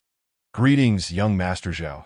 I am Zhang Yong, the captain of this criminal investigation team," Zhang Yong said, extending his right hand. Zhao Yang reciprocated the gesture, shaking hands with the head of the investigation team. "Young Master Zhao's presence here suggests you have reviewed the case files?" Zhang Yong inquired. "Indeed, I have." Zhao Yang replied that in truth, the case files contained little of substance, merely the victim's name, address, social connections, and the location of the incident. As for the suspect's information, there was none. These should be the footprints of the perpetrator. The nearby surveillance did not capture the assailant, suggesting that the perpetrator either lay in wait for a considerable time or is a formidable individual above the rank of Martial King. Personally, I lean toward the former theory, for it is difficult to believe that a being of Martial King rank or higher would commit such an act, Zhang Yong lamented. Those who cultivate to the level of Martial King surely possess some integrity. How could they possibly commit such a crime? Without acknowledging Zhang Yong's words, Zhao Yang activated his Byakugan, gazing at the victim. The Byakugan allowed him to see the intricate pathways within a person's body, as well as the inner energy of others. This girl had yet to become a martial artist, yet there was a gathering of energy within her lower abdomen. Without a doubt, Zhao Yang realized that this was the residual energy left by the assailant. Having identified this energy, the subsequent steps would be considerably simpler. That'd be why comparing the energy signature, Zhao Yang would ascertain the identity of the culprit. This energy was exceedingly potent, indeed indicative of someone beyond the Martial King rank. The thought only served to infuriate Zhao Yang further. How could such a powerful individual perpetrate such a heinous act? It was a flagrant affront to humanity. The Byakugan was not merely a means of X-ray vision. It also served as a telescopic eye. Zhao Yang approached the window, scanning the surroundings from the vantage point. Nothing could escape his notice. The audacity of the perpetrator to remain on site after committing such a grave crime. Zhao Yang's expression darkened, that he had already deduced the identity of the criminal and their current whereabouts. Upon hearing Zhao Yang's words, everyone in the room felt a jolt of surprise that he had already uncovered the identity and hideout of the perpetrator. Was this a stroke of genius? Such prowess left little room for their criminal investigation team to operate. "Young Master Zhao, you have discerned the identity and location of the assailant?" Zhang Yong asked. Disbelief etched across his face. "Yes, I have. The perpetrator is, contrary to your assumptions, indeed a Martial King," Zhao Yang replied. "Leave the rest to me, that if you accompany me, it will only serve to alert the prey," Zhao Yang stated before exiting the room. "Young Master Zhao." Zhang Yong began to caution him, but found that Zhao Yang had already departed. "You all stay here. I will follow him. If something were to happen to young Master Zhao, we would bear the consequences." With that, Zhang Yong also exited the room. Zhao Yang had clearly stated that the assailant was a Martial King, yet his current aura only indicated a 9th level of Qi cultivation. Despite Zhao Yang's prodigious talents, there was no way he could contend with a martial king. Was he truly risking his life by confronting the criminal? After Zhang Yong descended the stairs, Zhao Yang and Lu Si's figures had long since vanished. Panic set in. The identity and location of the assailant were known only to Zhao Yang. Now that he had disappeared, finding him would be nearly impossible. In desperation, Zhang Yong dialed Zhang Qing. Director, something terrible has happened. Young Master Zhao has gone to challenge a martial king. What? Zhao Yang is seeking to duel a martial king. Upon hearing this, Zhang Qing shuddered. His exclamation startled those nearby. Zhao Yang is going to face a martial king? What level of cultivation does he possess to even consider such a challenge? Has he lost his mind? The deputy director of the bureau remarked. Zhao Yang would not act so recklessly, old Zhang. Surely you misheard? Li Yongnian questioned. In Li Yongnian's mind, Zhao Yang was no fool. He would never engage in such a foolish endeavor. Hearing Li Yongnian's words, Zhang Qing inquired into the phone. Please repeat that. What happened to Zhao Yang? Speak slowly. The situation is as follows. I just published a task in the Special Management Bureau's task system, and shortly after, Zhao Yang arrived. Within 2 minutes of his arrival, he claimed to have discovered the identity and location of the assailant, stating that the perpetrator is a martial king, that he then proceeded to seek out the criminal.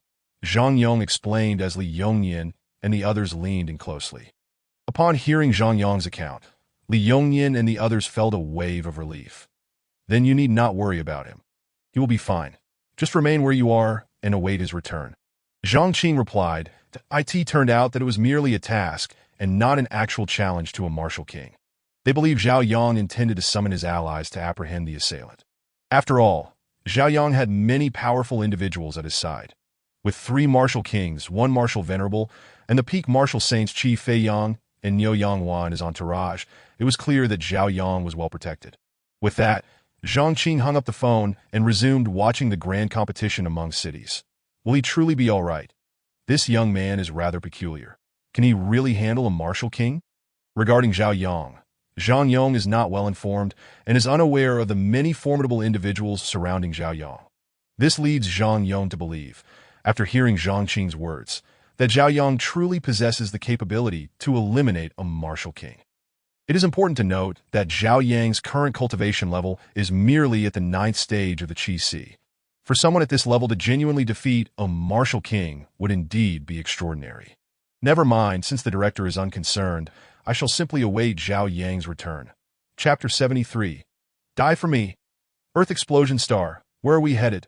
Lu Si gazed at Zhao Yang's furious demeanor, utterly perplexed. To kill.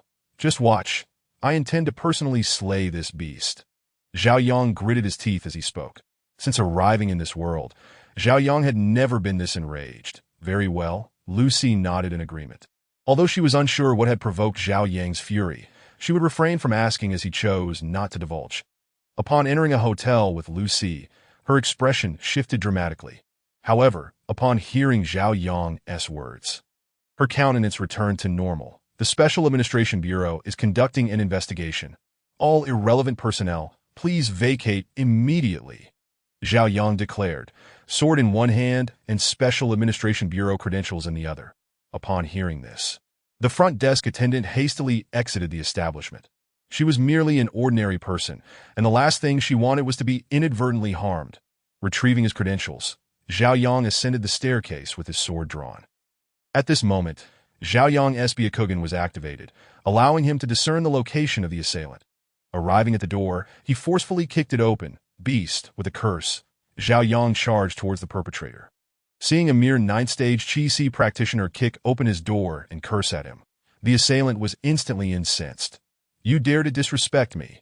The assailant retaliated with a punch aimed at the approaching Zhao Yang, thinking it would easily dispatch this insignificant foe.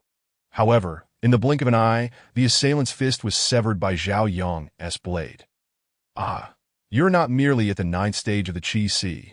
Who are you? Why have you come to kill me? The assailant, in pain, realized that Zhao Yang could not possibly be just a 9th-stage Qi warrior. Otherwise, it would be impossible for him to have severed his fist with a single strike. Who am I?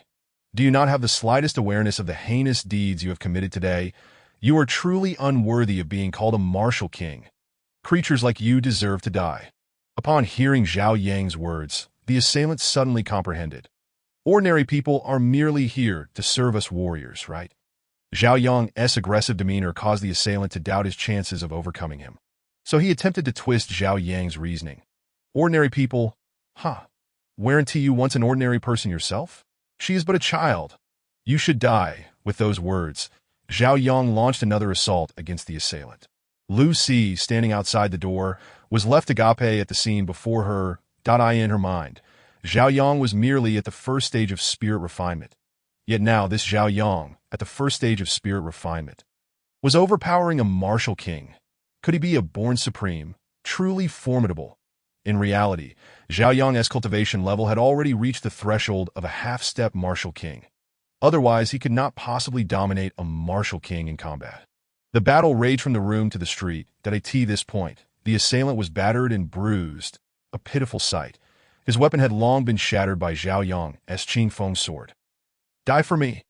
Earth Explosion Star. Upon reaching the outside, Zhao Yang had ample room to unleash his powers. He cast the Earth Explosion Star, ensnaring the assailant and ultimately sealing his fate.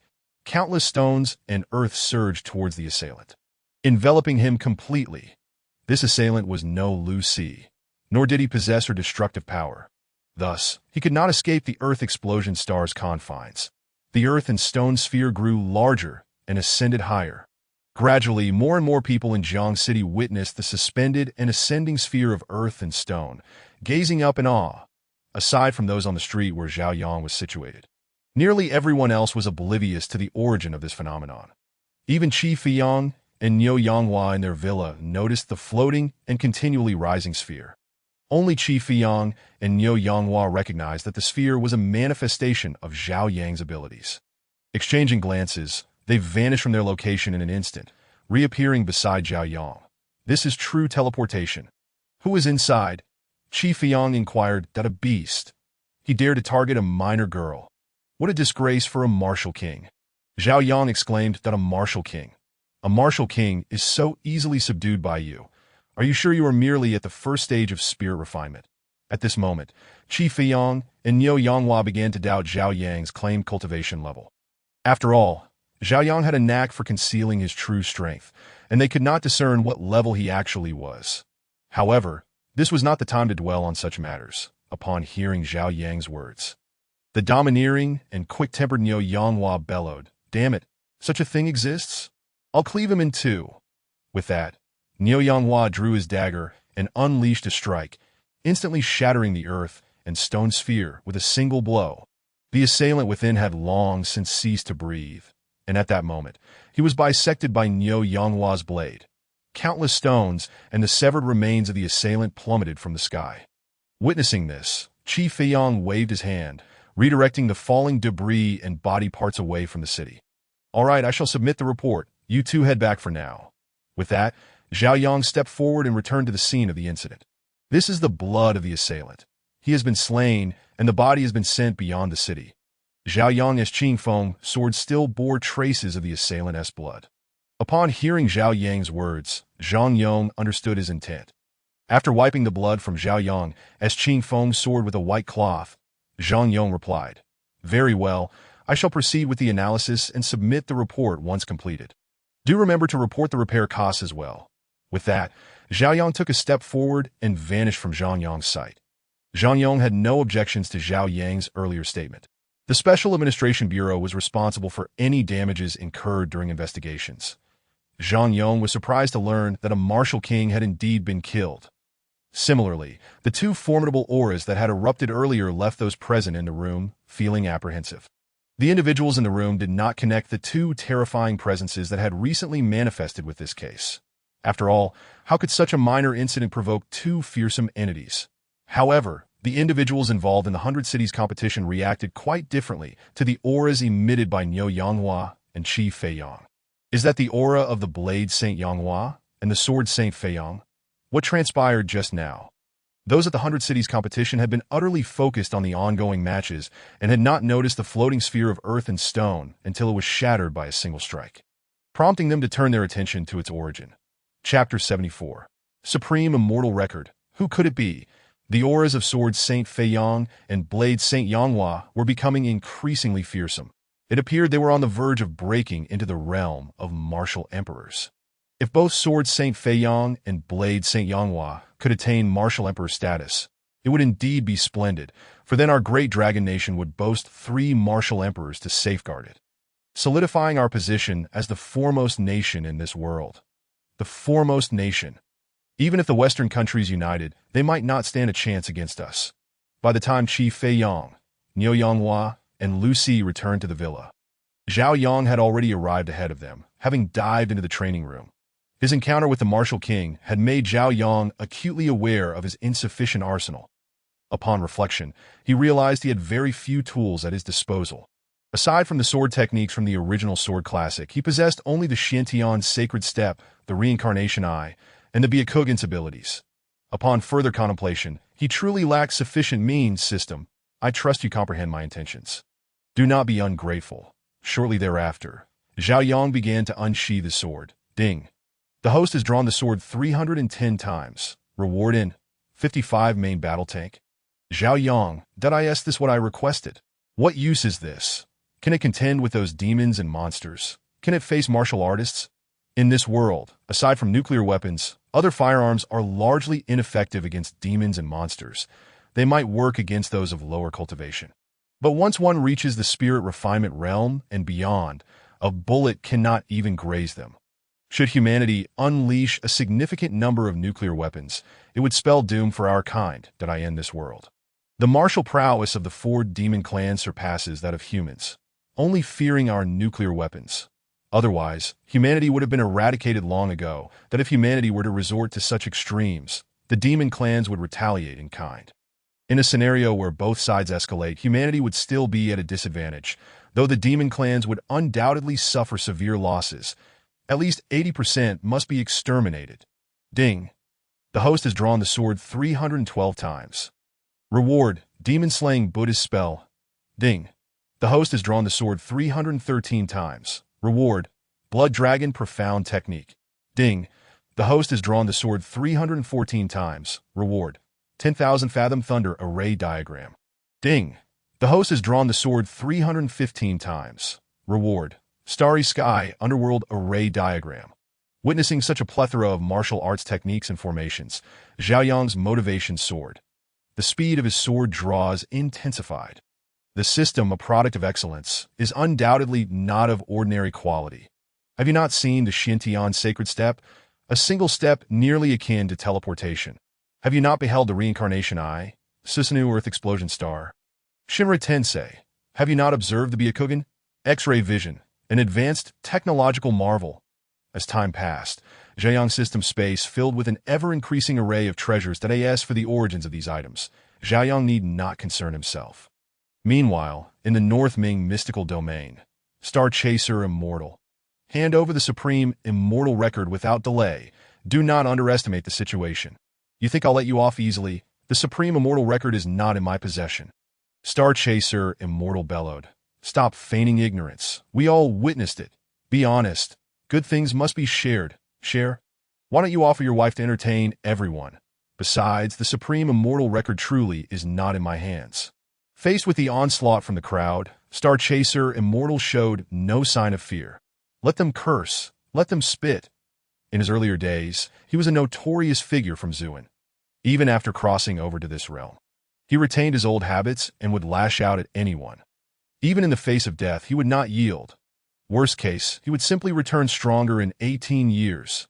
What others do not know is that he possesses the ability to reincarnate infinitely. Regardless of how many times he dies, he will always be reborn. His memories would not fade. He could also grow rapidly. This time, Star Chaser Immortal suspected he might meet his end again. But even if death were inevitable, he would never surrender the supreme immortal record he had snatched from the midst of 1,000 adversaries. He would rather destroy it than hand it to another. Upon hearing Star Chaser Immortal's words, his adversaries were instantly enraged. Offer your wife for others' amusement? Absolutely not. Any man would find that intolerable. Refusing to part with it. Are we? Then let us see if your will is stronger than our blades. As the words fell, Dozens of people launched an attack on Star Chaser Immortal. The treasures I cannot possess shall not be yours either. With a mighty roar, Star Chaser Immortal drew the supreme immortal record and, without hesitation, prepared to destroy it. Just as he was about to obliterate the record, a flash of light occurred. The supreme immortal record in Star Chaser Immortal's hand vanished without a trace. Oh, what the hell? Who could it be? In his final moments, Star Chaser Immortal uttered his last words.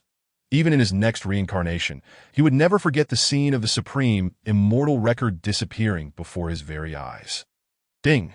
The host has drawn the sword 488 times. Reward: Demon Sealing Emperor Seal. Ding! The host has drawn the sword 489 times. Reward: Supreme Immortal Record. The Supreme Immortal Record? The name sounds quite majestic. With this thought, Xiaoyang took out the Supreme Immortal Record. There is even fresh blood upon it. System, you didn't kill someone to obtain this for me, did you? This system would never engage in such nefarious deeds. The system replied with righteous indignation. What it did not say was that it simply could not bear to watch such a precious item be destroyed. Seeing the system's response, Xiaoyang ceased his inquiries. After all, if anything went amiss, the responsibility lay with the system. The Supreme Immortal Record. Quite impressive indeed. It is a formidable cultivation technique. After merely flipping through a few pages, Xiaoyang realized this Supreme Immortal Record was extraordinary. He had no idea who had created it, but those who practiced this technique had a chance of developing a supreme bone after reaching the acquired stage. Though the probability was minuscule and the acquired supreme bone was not as powerful as its innate counterpart. It was undeniably a potent technique. After all, it offered hope, did it not? Even without the emergence of a supreme bone, this technique was far from ordinary. Were it not for my possession of the supreme sword bone and the primitive sword classic, I might have considered cultivating this technique. However, even if I do not practice it, I can pass it on to my subordinates, enabling them to grow stronger. Their strength is, after all, my strength. With this thought, Xiaoyang exited the training room. Su Xiuming, Wu Si, Sun Zijin, Minjun, Wu Wanxiu, come quickly to see me. I have treasures for you. Xiaoyang's voice echoed throughout the villa, and not only those mentioned heard it. Even Qi Feiyang, Niu Yanghua, and Lu Siyu were aware. Curious about the treasure Xiaoyang spoke of, Qi Feiyang, Niu Yanghua, and Lu Siyu exchanged glances and descended the stairs, making their way toward Xiaoyang. Upon Su Xiuming and the others arriving before Xiaoyang, Qi Feiyang and his companions also approached. Xiaoyang was momentarily taken aback upon seeing them. Treasures such as the Supreme Immortal Record were certainly something Xiaoyang would only bestow upon his own. As for Qi Feiyang and his companions, given the current circumstances, Xiaoyang was reluctant to share the technique with them. The primary concern was that Qi Feiyang and his companions had yet to vow with their hearts. Should he offer it to them and they chose to fly solo, Xiaoyang would suffer a significant loss. If it were a common item, the loss would be minimal, merely a welfare gift. However, something as precious as the Supreme Immortal Record was a different matter altogether. Master, I will discuss further with you later. I need to arrange matters with him first. Xiaoyang addressed Qi Feiyang as master in front of Su Xiuming and the others. Upon hearing this, Qi Feiyang and his companions, not being unperceptive, nodded in agreement and ascended the stairs. With Qi Feiyang and his companions gone, Xiaoyang produced the Supreme Immortal Record. You five shall cultivate this technique from now on. Upon seeing the Supreme Immortal Record, Su Xiuming and the others understood that this technique was undoubtedly extraordinary. The aura emanating from the Supreme Immortal Record was formidable. Young master, this technique, Su Xiuming expressed concern, worried that Xiaoyang's technique was something bestowed by the predecessors to Qi Feiyang. And Xiaoyang was now passing it on privately. Such actions were against the rules. They still believed that everything Xiaoyang possessed was granted by Qi Feiyang. The new generation, including Su Xiuming, had turned to Xiaoyang out of fear of Qi Feiyang's power. Xiaoyang's current actions appeared to them as a provocation against Qi Feiyang. Presenting a sex inheritance to others was nothing short of a challenge to Qi Feiyang, which was highly inappropriate, while the three of them desired it. They lacked the courage to act. Rest assured, the origins of this technique are absolutely legitimate. You will see for yourselves. With that, Xiaoyang handed the Supreme Immortal Record to Su Xiuming. Seeing Xiaoyang's insistence, Su Xiuming had no choice but to peruse the Supreme Immortal Record. Wu Si and the others gathered around as well. After flipping to the first page, Su Xiaoming and the others realized that this technique was certainly not from the sword sect. This technique was undoubtedly superior to that of the sword sect. If the sword sect possessed such a technique, they would have long since dominated the world. They would not only have one martial sage like Fei Yong, but also possess martial emperors. You may cultivate freely, and it must not be disclosed to others. Should any issues arise, I will take responsibility. Furthermore, after recording the contents of the technique, remember to return the supreme, immortal record to me. Thank you, young master. For your generous gift, Su Xiaoming and the others expressed their gratitude to Zhao Yang. After a dismissive wave from Zhao Yang, he ascended the stairs. Do you wish for treasures as well? Zhao Yang inquired, looking at Qi Fei Yang and his companions. Treasures indeed. Who would not desire treasures? If someone does not wish for them, they cannot be considered treasures. Niu Yanghua chuckled. Previously, Qi Fei Yang had witnessed Zhao Yang's movement technique, and now Niu Yanghua was equally intrigued but hesitant to voice it. However, these treasures would not be easily obtained. Zhao Yang maintained a calm demeanor. Though he currently lacked the cultivation to rival Qi Fei Yang and Niu Yanghua, he was not concerned about them turning against him. Their characters were trustworthy. Let us discuss terms. If we can meet them, then we can consider it, that if we cannot, then it is not worth losing oneself over a treasure. Qi Fei Yang remarked that Zhao Yang's words were clearly understood by them. There must be more than one treasure. Zhao Yang smiled cunningly. At this moment, Zhao Yang had the intention of pulling Qi Fei Yang and Niu Yanghua into a scheme. Naturally, the benefits would not be lacking for them. As for Lu Xiu, being a wielder of dual eyes, she held immense potential and could also be cultivated. How many are there? Qi Fei Yang asked. A man kneels beneath gold, and when forced, may act against his conscience. Hearing this, Zhao Yang knew Qi Fei Yang was intrigued. As long as Qi Fei Yang was interested, it signified hope. Watch closely. As the words fell, Zhao Yang produced the martial arts and techniques from his system space. Hundreds of techniques and martial arts, along with some forbidden arts and array diagrams. Jinping Mei? What is this? How can there be martial arts with such a name? Niu Yanghua gazed at a book before him entitled Jinping Mei. His curiosity piqued. Upon hearing this, Zhao Yang hastily concealed the book. Cough. That was a mistake, he said, clearing his throat to mask his embarrassment. Earlier, during the sword drawing process, the system had played a prank on Zhao Yang, causing Jinping Mei to unexpectedly appear in his system space. Fortunately, Niu Yanghua had merely uttered the title without opening the book. Otherwise, Zhao Yang would have faced social embarrassment. Hiss, the exorcism Buddhist spell. Such formidable martial arts, Lu Xiu exclaimed as she picked up a martial arts manual in front of her and began to peruse it. The demon subduing imperial seal is no trivial matter. It is an absolute skill capable of vanquishing numerous demons and monsters. Qi Fei Yang remarked after glancing at the demon subduing imperial seal. This blood dragon profound art. Incredible. So powerful. After allowing Qi Fei Yang and the others to briefly peruse the manuals, Zhao Yang reclaimed all the martial arts and formation diagrams that you have seen. Each martial art I presented can drive the warriors of this world into a frenzy. Zhao Yang paused for 2 seconds, casting a glance at the three before continuing. If you wish to witness the martial arts in my possession, I have but one condition. You must vow with your Tao heart to remain eternally loyal to me. Had Zhao Yang not revealed his intentions before Qi Fei Yang and the others, Niu Yanghua and Qi Fei Yang would have undoubtedly subdued him on the spot. However, they now understood that Zhao Yang was not from this world, and his original prowess was likely beyond their imagination. Submitting to Zhao Yang seemed a feasible option. Currently, both Qi Fei Yang and Niu Yanghua were on the verge of breaking through to the martial emperor realm. Yet they were hindered by their insufficiently advanced martial arts. Their respective techniques had only reached the pinnacle of martial sage through slow exploration. Few martial emperors existed in this world, and none would share their techniques with them. Even the martial emperors of the Great Dragon Kingdom were selfish and reluctant to allow potential threats to emerge. The lack of shared experience had delayed Qi Fei Yang and Niu Yanghua's ascension to martial emperor. Chapter 76. Abandoning the Sword Sect. Establishing a power? Now, the opportunity to reach martial emperor was right before them. It was up to them to decide. That Qi Fei Yang and Niu Yanghua exchanged glances, both recognizing the eagerness in each other's eyes. They had been stuck at their current levels for far too long, yearning to break through to martial emperor immediately. I can submit, but you must not compel me to engage in atrocious, heinous acts, Qi Feiyang stated. All right, no problem, Zhao Yang replied with a smile. Understanding Qi Feiyang's intent to save face, Zhao Yang chose not to contest it. Cough, well, since old Qi has made this choice, I cannot fall behind either. Count me in, Niu Yanghua added with a light cough.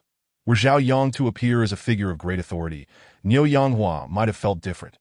Yet before him stood a mere youth. Submitting to someone so young was a challenge to Niu Yanghua's pride. Had Zhao Yang possessed superior cultivation, it might have been acceptable, but he was not only younger, but also less powerful than Niu Yanghua.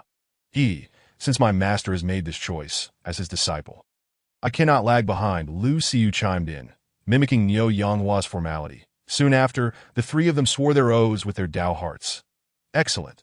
The finest techniques are in Su Xiuming's hands. Once they have recorded the contents, I will show them to you. That manual is undoubtedly the best and most powerful among those I just presented. All right, let's wait for them then, Qi Feiyang nodded, maintaining a calm exterior while turmoil brewed within. Having only glanced at the martial arts, Qi Feiyang knew that Zhao Yang's techniques were far superior to this world's standards. The fact that Zhao Yang claimed there were even better techniques left them all in a state of excitement and curiosity. You may still peruse these martial arts and formation diagrams, Zhao Yang offered, retrieving the martial arts from his system space. Initially, Zhao Yang had intended to hand over the supreme immortal record to Su Xiuming and then begin his own cultivation. But Qi Feiyang's interest in his treasures had taken him by surprise. Given how events had unfolded, Zhao Yang could only allow Qi Feiyang and the others to examine the martial arts for now. As for himself, he was in no hurry. Without martial arts, he could still draw his sword. System, you ought to recognize my intentions, Zhao Yang thought to himself, but he then unsheathed his sword before Qi Feiyang and the others. While the trio was engrossed in the martial arts, they failed to notice Zhao Yang's repeated actions. Ding. Host has drawn his sword 490 times, rewarded with the Lone Star Dragon Seal. Ding. Host has drawn his sword 491 times, rewarded with the Hunyuan Dragon Fist. Ding. Host has drawn his sword 492 times, rewarded with the 100 Cracks Holy Claw. Ding. Host has drawn his sword 493 times. Night fell that a soul descended from the heavens. What manner of world is this? Why is the spiritual energy so sparse? No. This seems not to be spiritual energy, but a form of inferior energy. Regardless, I must find a body to possess. Otherwise, my lingering soul shall dissipate. This body seems promising. You shall do. Upon entering the body, it began to murmur to itself moments later that I am called Xiaowang. By the time Qi Feiyang and the others had finished examining all the martial arts Zhao Yang had produced, it was already the afternoon of the second day. Zhao Yang had also concluded his sword drawing session, stating, "There is more." With that, he extracted another stack of martial arts. These were the techniques and formation diagrams Zhao Yang had obtained during his sword drawing while Qi Feiyang and the others were occupied. At this point, Zhao Yang's sword drawing count had reached 997. Familiar with the system's patterns, Zhao Yang knew that upon reaching 1,000 draws, something extraordinary would certainly appear.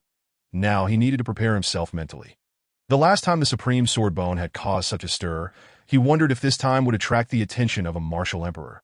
Thus, he decided to pause. Not only did he need to prepare mentally, but he also required additional precautions that if a martial emperor of the human race were to arrive, that would be manageable.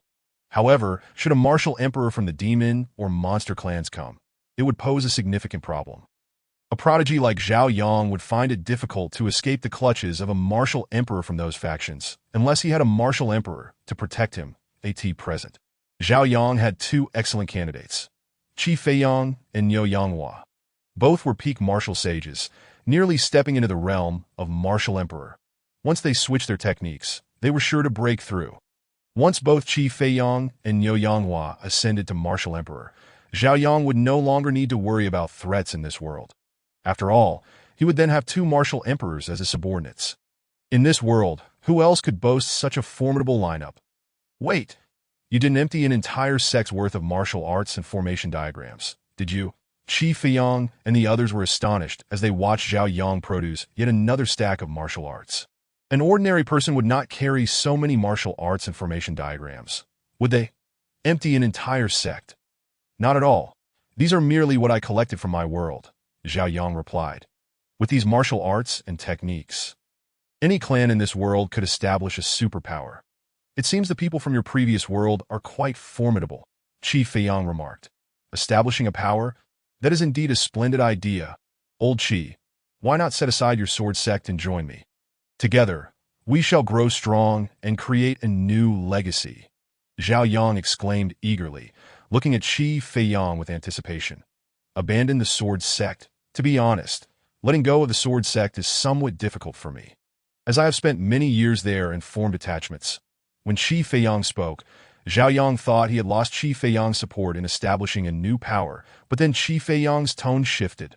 However, we could merge the sword sect into the power you wish to establish, redesignating it as the Sword Hall. And old Nyo could create a Blade Hall. Splendid. A Sword Hall and a Blade Hall. With both leaders being martial emperors. What a remarkable idea. Let us settle on this. Once I am prepared, we shall establish a force that stands atop the world. Zhao Yang thought more and more highly of the plan. Chapter 77. It turns out the big shot has always been by my side. As soon as Zhao Yang finished speaking, Su Xiaoming entered the room. After a day had passed, Su Xiaoming and the others had completely memorized the supreme immortal record and even converted its techniques. Now, the martial arts they were all practicing were derived from the supreme immortal record. Whether they would later attain the supreme bone depended solely on their own fortunes. Young master, what are these? Upon entering, Su Xiaoming was immediately taken aback by the scattered martial techniques on the floor. This was the first time in his life he had encountered such an array of martial arts. Oh, these are various techniques and martial arts. Some of the scrolls contain forbidden techniques, while others are formations. Zhao Yang replied nonchalantly. While others would carefully treasure a single martial art, Zhao Yang was the only one who tossed them about carelessly. Upon seeing the multitude of martial arts, Qi Feiyang and the others no longer regarded them as particularly precious and began to emulate Zhao Yang's casualness, discarding the techniques they had finished studying onto the ground. By the way, you all have memorized the supreme immortal record, right? Hand it over to Lao Qi and the others. They need to see it as well. Lao Qi? How dare you call the sword saint Feiyang Lao Qi? Isn't he your master? Are you sure that won't lead to trouble? Su Xiaoming stuttered, trembling at the thought of offending such a senior. Zhao Yang, sensing Su Xiaoming's anxiety, chuckled. Look at you. I am no longer Lao Qi's disciple. In fact, Lao Qi and Lao Nyo are now just like you. Hearing this, Su Xiaoming glanced at Qi Feiyang and Niu Yanghua, and upon noticing their amused expressions rather than anger, his mind went blank. The renowned sword Saint Feiyang and blade Saint Yanghua had actually acknowledged him as their superior. If this news got out, the uproar it would cause was unimaginable. Furthermore, the one at the center of it was merely a young man of the refining spirit realm. Quickly, bring out that supreme immortal record. What are you thinking? Niu Yanghua urged, his mind solely focused on the supreme immortal record. After a day of perusing various martial arts, he was astounded by the profundity of these techniques. Zhao Yang had claimed that the techniques Su Xiaoming and the others were currently cultivating were the finest among them. Oh yes, Su Xiaoming replied, still somewhat apprehensive. This revelation was difficult for him to accept. It wasn't so much that he couldn't accept it, but rather that he had yet to grasp the reality of the situation. Having said this, Su Xiaoming retrieved the supreme immortal record and handed it to Niu Yanghua. Upon receiving it, Niu Yanghua flipped through the pages and his expression instantly transformed. Noticing Niu Yanghua's dramatic change in demeanor, Qi Feiyang and Lu Xiu leaned in to see. When they discerned the contents of the supreme immortal record, their expressions mirrored Niu Yanghua's astonishment. The supreme bone could actually be cultivated postnatally. This technique, I find myself at a loss for words to describe. Niu Yanghua's breathing quickened, that Qi Feiyang then looked at Zhao Yang and inquired. Your supreme bone, it wouldn't be that you cultivated this technique to attain it, would it? Zhao Yang had only awakened his supreme sword bone at 18, which in the eyes of Qi Feiyang and Niu Yanghua was indeed extraordinary. Moreover, Zhao Yang had also demonstrated formidable ocular techniques. If a person possessed so many powerful attributes simultaneously, what could that imply? Now that they had seen this technique, Qi Feiyang immediately had a conjecture. Perhaps Zhao Yang had cultivated this technique, which enabled him to awaken the supreme bone. As for Zhao Yang's ocular techniques, they likely stem from a different type of cultivation. If that were the case, How splendid it would be! Both Qi Feiyang and Niu Yanghua found themselves quite enamored with Zhao Yang's eyes. No one would pass up the chance to possess something extraordinary. Upon hearing Zhao Yang mention his supreme bone, Su Xiuming's spirit was jolted. This was the first time he had heard of Zhao Yang possessing a supreme bone. A supreme bone, innately supreme.